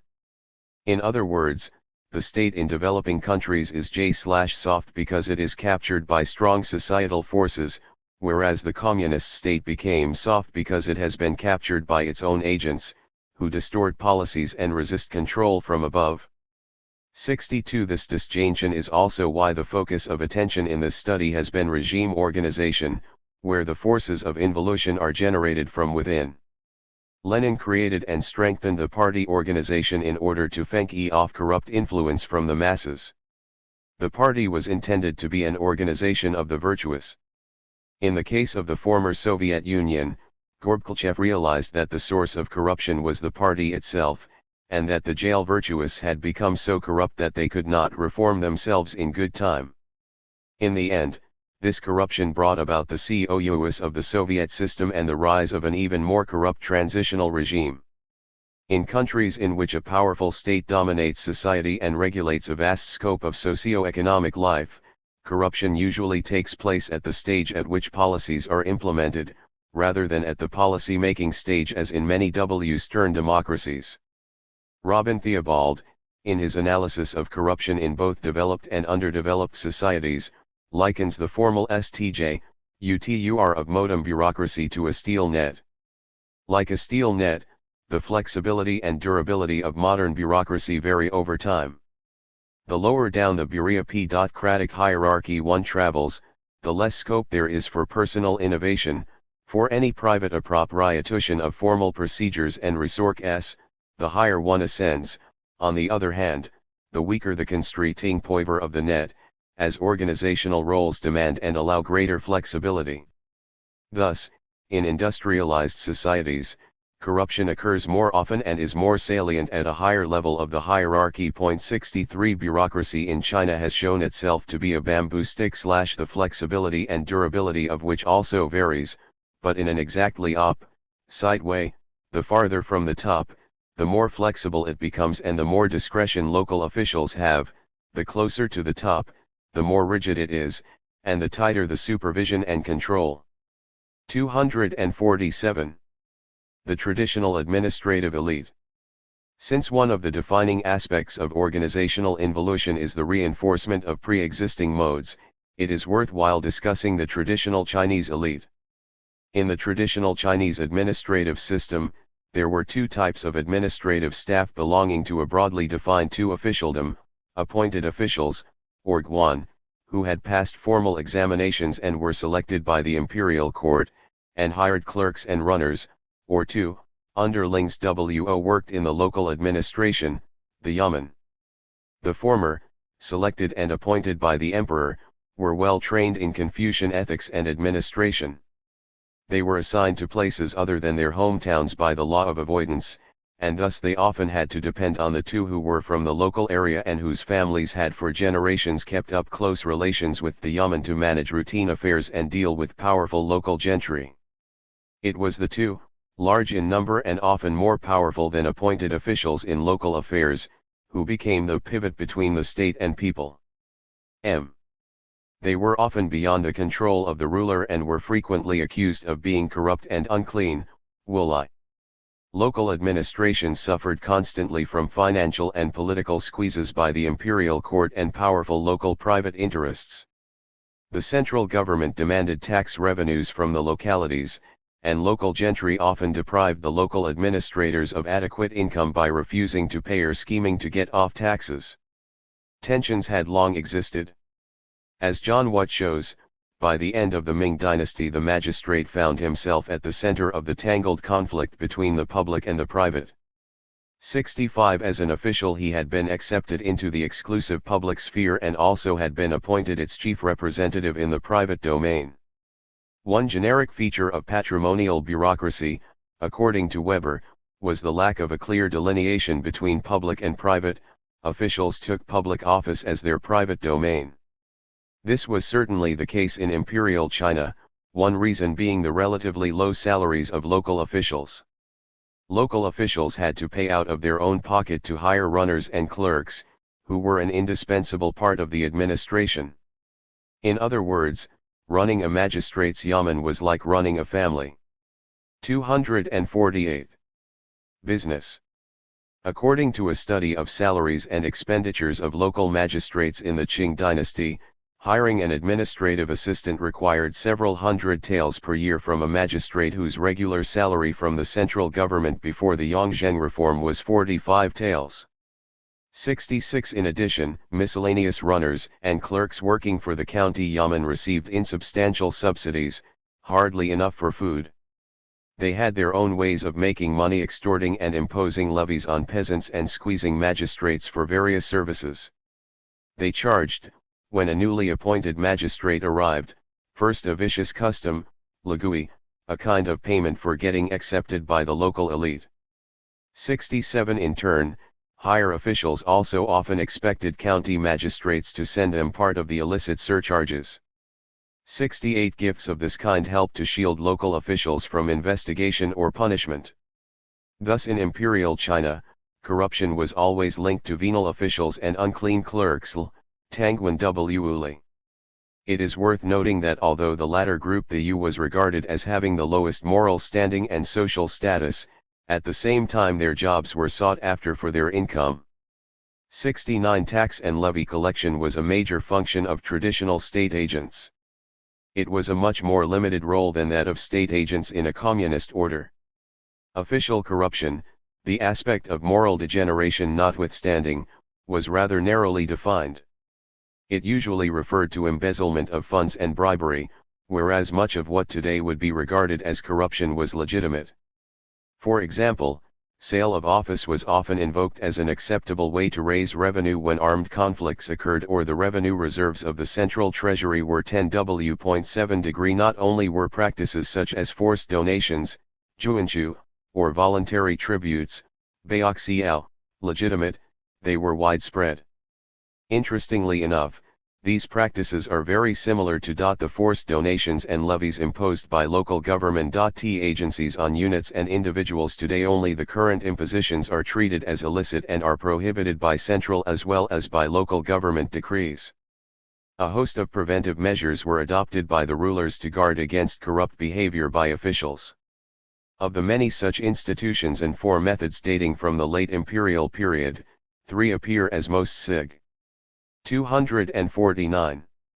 Significant, the Huibi system, law of avoidance, the local taxation reform under Emperor Yongzheng, and the censor system. The law of avoidance was designed to prevent nepotism and the use of non-official relationships to influence decisions. 71 In the Qing dynasty, specific administrative rules were put in place to prohibit some old customs among local officials. These included such offenses as offering presents to bribe or to please other officials and paying friendly calls on metropolitan officials at the time of receiving provincial appointments. Newly appointed officials were also not permitted to receive friendly visits from examination graduates, i.e., local gentry. After the arrival of the official, local gentry were forbidden to present themselves as his students or propose clan affiliations. New officials accepting such contacts would be dismissed. 72 Transferring officials to places other than their hometowns in order to prevent their building up a local following was a common practice in other patrimonial administrations. 273 As an instrumental institution to curb corruption in a kinship-oriented society, the law of avoidance and its actual practice were seriously limited in effectiveness. Bringing the staff back in. One of the analytical focuses of this study is the conflict between the state and officialdom, between the ruling party organization and its cadres.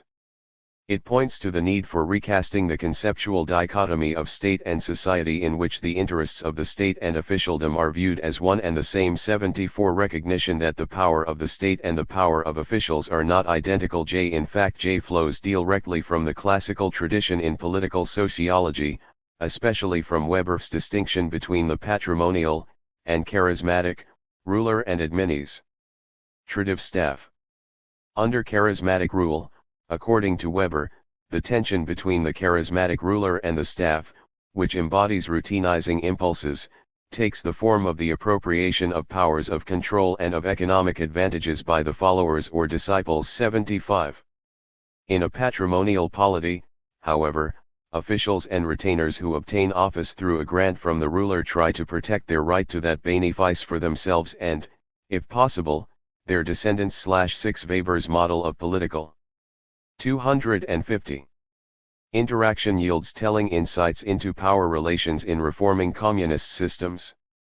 An essential feature of a patrimonial polity is that due to the absolute power of the ruler over their lives, careers, and fortunes, the subordinate elite constantly seek to modify and dilute patrimonial rulership, a process Weber calls appropriation. 7. Processes of appropriation are accelerated by the weak or non-existent separation of public and private in patrimonialism. In Weber's view, the decentralized appropriation of central power gives rise to localized power structures that are rigid, inadequate to new tasks, and unamenable to reform, rationalization, or regulation. The present volume is much informed by this Weberian conceptual orientation. The predatory, corrupt behavior of state agents today resembles that of pre-revolutionary Chinese local elites, who not only were predatory vis-a-vis peasants and businesses but also encroached upon the interests of the rulers. Since the reforms began 2 decades ago, there have existed two parallel and, at times contradictory, trends, a weakening in the power of the state in rural and urban localities, on the one hand, and on the other the increasing abuse of power of office by local officials. A popular analytical emphasis adopted by scholars is the role of local government vis-a-vis the center. Some contend that the reforms have led local officials to tap into their entrenched power base to thwart or distort the policies of the central government in both rural and urban sectors. 7s Others adopt a contrasting view, arguing that there is an increasingly effective penetration of local society by central state power that extracts resources as a result of expansion of market forces and an increasing separation of political, economic, and social authority compared to the pre-reform honeycomb polity. 79. Still others regard the conflicts between the central and local states as a long-term problem in the PRC that still haunts the regime, particularly at the policy implementation stage. So in the words of one scholar, Leto transfigure the revenue that should have belonged to the central treasury or enterprises into local revenue and to transfigure the expenditure of the local government into that of the central treasury or enterprise is the game local governments are good at. S1. My findings suggest that we need to go beyond the dichotomies of both state versus society and central state versus local state and to focus. 251. On the often overlooked distinction between party/state cadres on the one hand, and on the other the party/state, which they are supposed to represent and serve. We need to bring the staff back in. In addition to fiscal conflicts between the central and local states, Stemming from a cellularization of the economy. 82 There have been growing tensions between the state and its agencies and agents, as reflected in official deviance by units and individual cadres, resulting from an involution of organization. The cellular economy, which existed long before reform, has been shown to pose obstacles to marketization, but involuted officialdom, over which the state's control has diminished, is rife with deviance, including corruption. 53 What we are witnessing is conflicts of economic interests not only between the central and local states, but also, and perhaps more important, between the state and its agencies and agents utilizing state authority to achieve ends that ultimately serve their private interests. In the post-Mao period, the capacity of the state is hampered by the non-separation or collusion of local government and local enterprises, a pivotal source of revenue for local authorities through both formal and informal ties. That is, there are two parallel trends of decentralization of state power, one vertical, as reflected in the center-locality relationship, which has been keenly discussed among scholars, the other horizontal, as manifested in the growing independence and uncontrollability of agencies and agents of the state. This latter aspect of decentralization has been overlooked, but it is closely related to irregularities and the deviance of officialdom. To be sure, such a horizontal decentralization of power, a deconcentration of power, is an age-old problem in Chinese politics. It had existed long before the communists took power. Official deviance in post-revolution China, as examined in this book, shows the persistence of this long-standing battle. In an effort to interpret contemporary Chinese politics via a Weberian model, Joseph Levinson captured the essence of traditional Chinese political life, a patrimonial polity characterized by a creative tension between the ruler and agents, underscoring the vital opposition of interests that has long invigorated Chinese politics. 84 The pre-revolutionary patrimonial Chinese state, personified by autocratic emperors, never ceased to struggle with officialdom.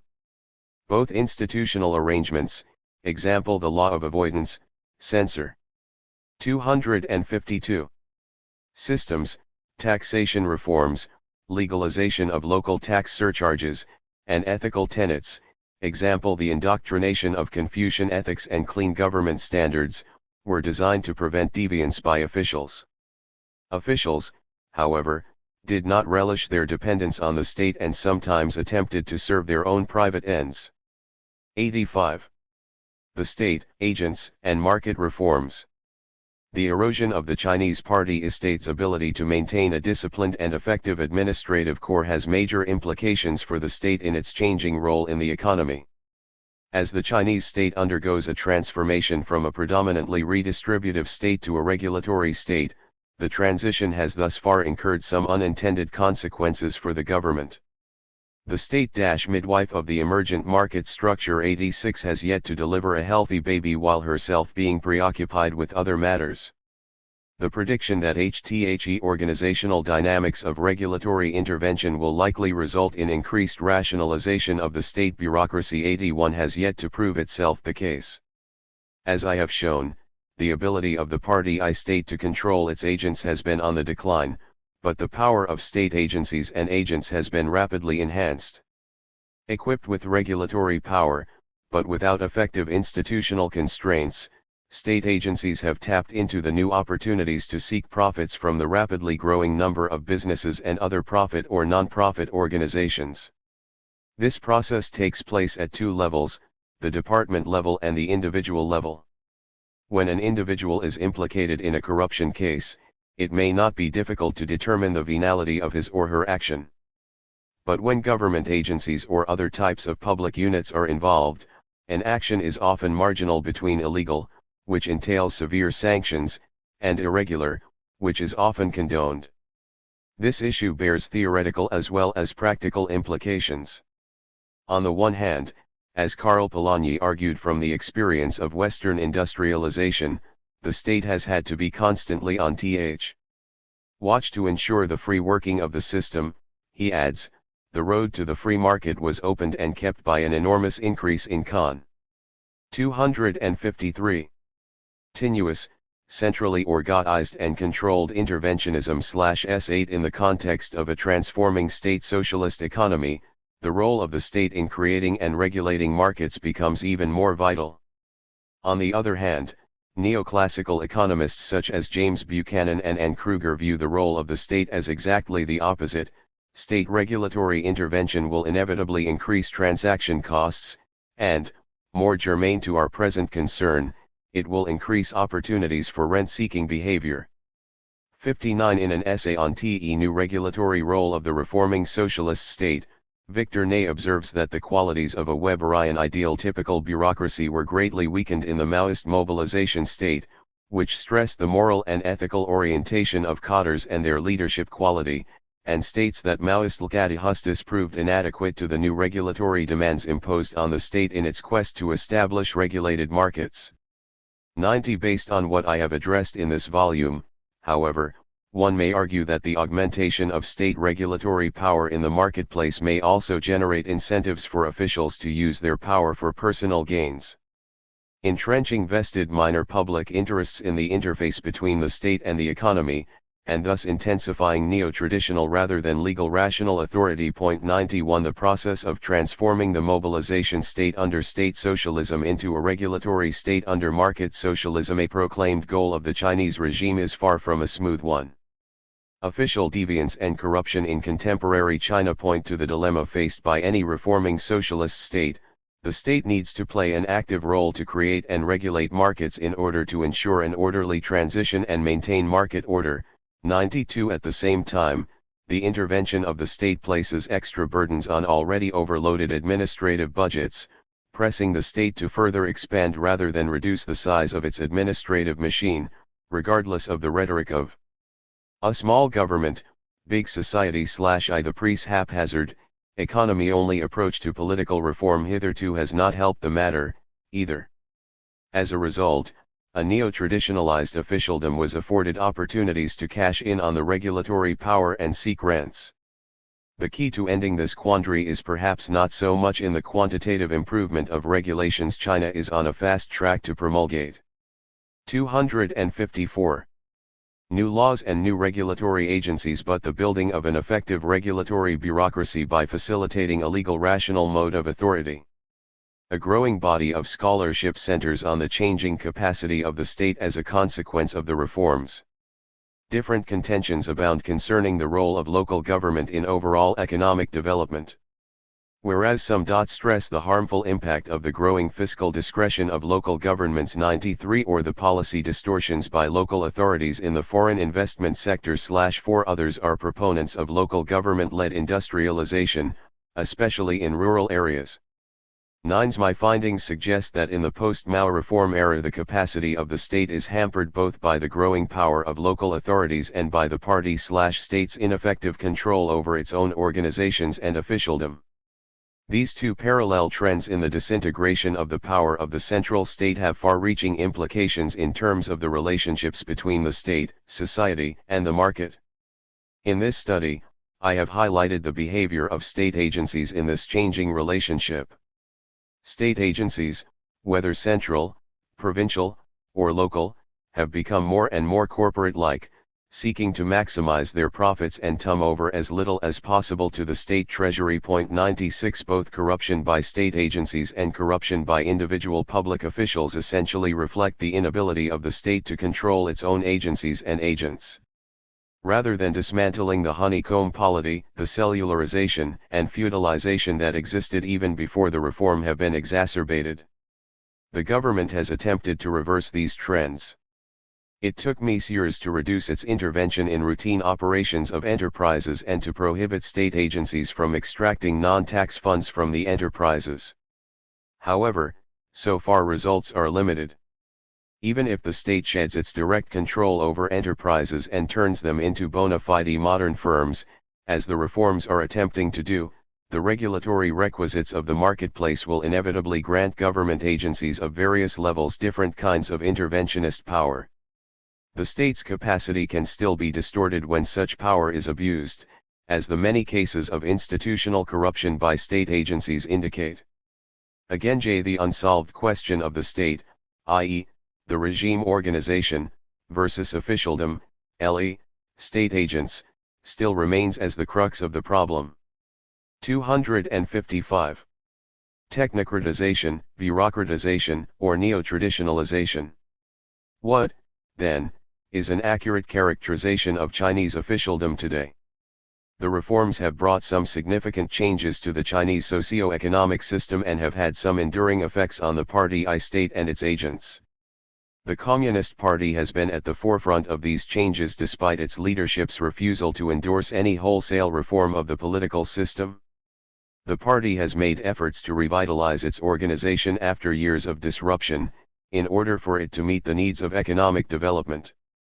Faced with a gigantic yet inefficient bureaucratic system, the CCP has launched some reforms in China's administrative system such as new personnel policies, elimination of life tenure for officials, transformation of the Cadre Corps into a civil service, though not in the sense of being politically neutral and independent, and the downsizing of an overstaffed state apparatus and its conversion into self-financed economic entities.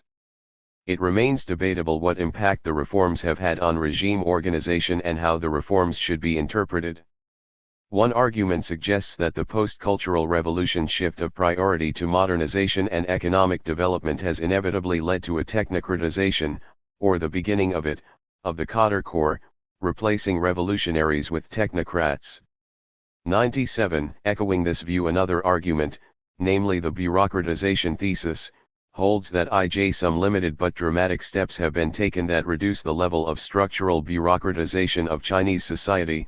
If successful, it is argued, these reforms will make China both less bureaucratic structurally and more bureaucratic in organizational functioning. 98. The technocratization thesis takes the educational and age background of officials as primary indicators of their ability to make behavioral and attitudinal changes. The bureaucratization argument, on the other hand, places a premium on the dominant operational modes of the bureaucracy. It notes that there are two kinds of conceptualization of bureaucratization. The first is based on the scope of power, characterized by the extension of the bureaucracy's sphere of activities and power either in its own interests or those of some of its elite. 99. The second is based on the nature of power, characterized by an organization that is operated under impersonal, rational. 256. Legal domination. In fact, Weber himself noted the conceptual difference when he distinguished formal and substantive rationalities of bureaucracy.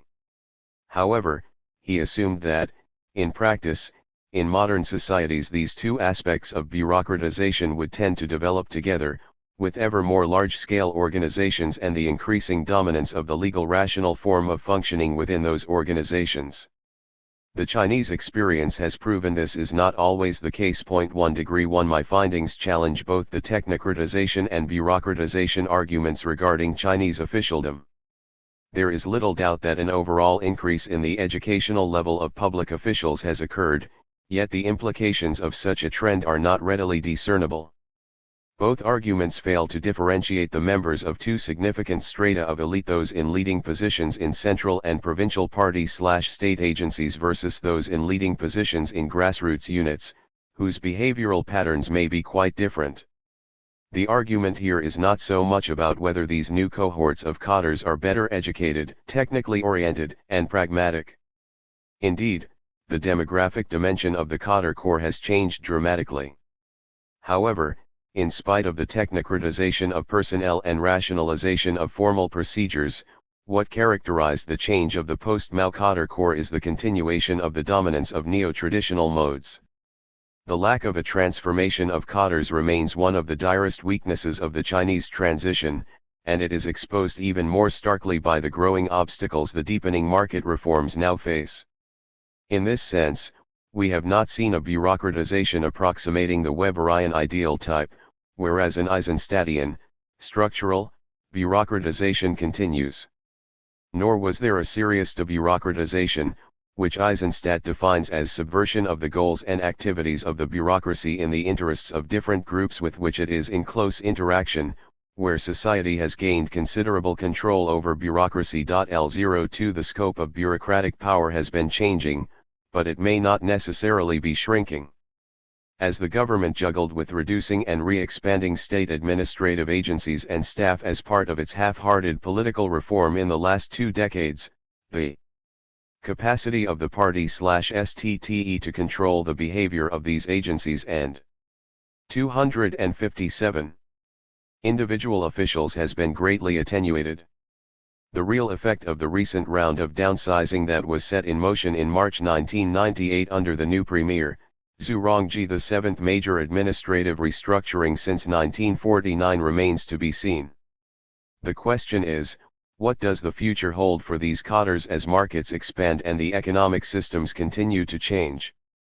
Can they really become Weberian bureaucrats, or are they going to be a bureaucratic bourgeoisie, who, according to Randall and Theobald, use political power to acquire wealth, a phenomenon that is well entrenched in the development literature? L03 Are politics and administration going to be the only routes to power and in turn to wealth, as in the Philippines in the 19605-104? As Hong Young Lee has pointed out, the historical transformation in the makeup of the ruling political elite had been accompanied by limited changes in the party-state structure, its relation to society, and its mode of operation. 10s.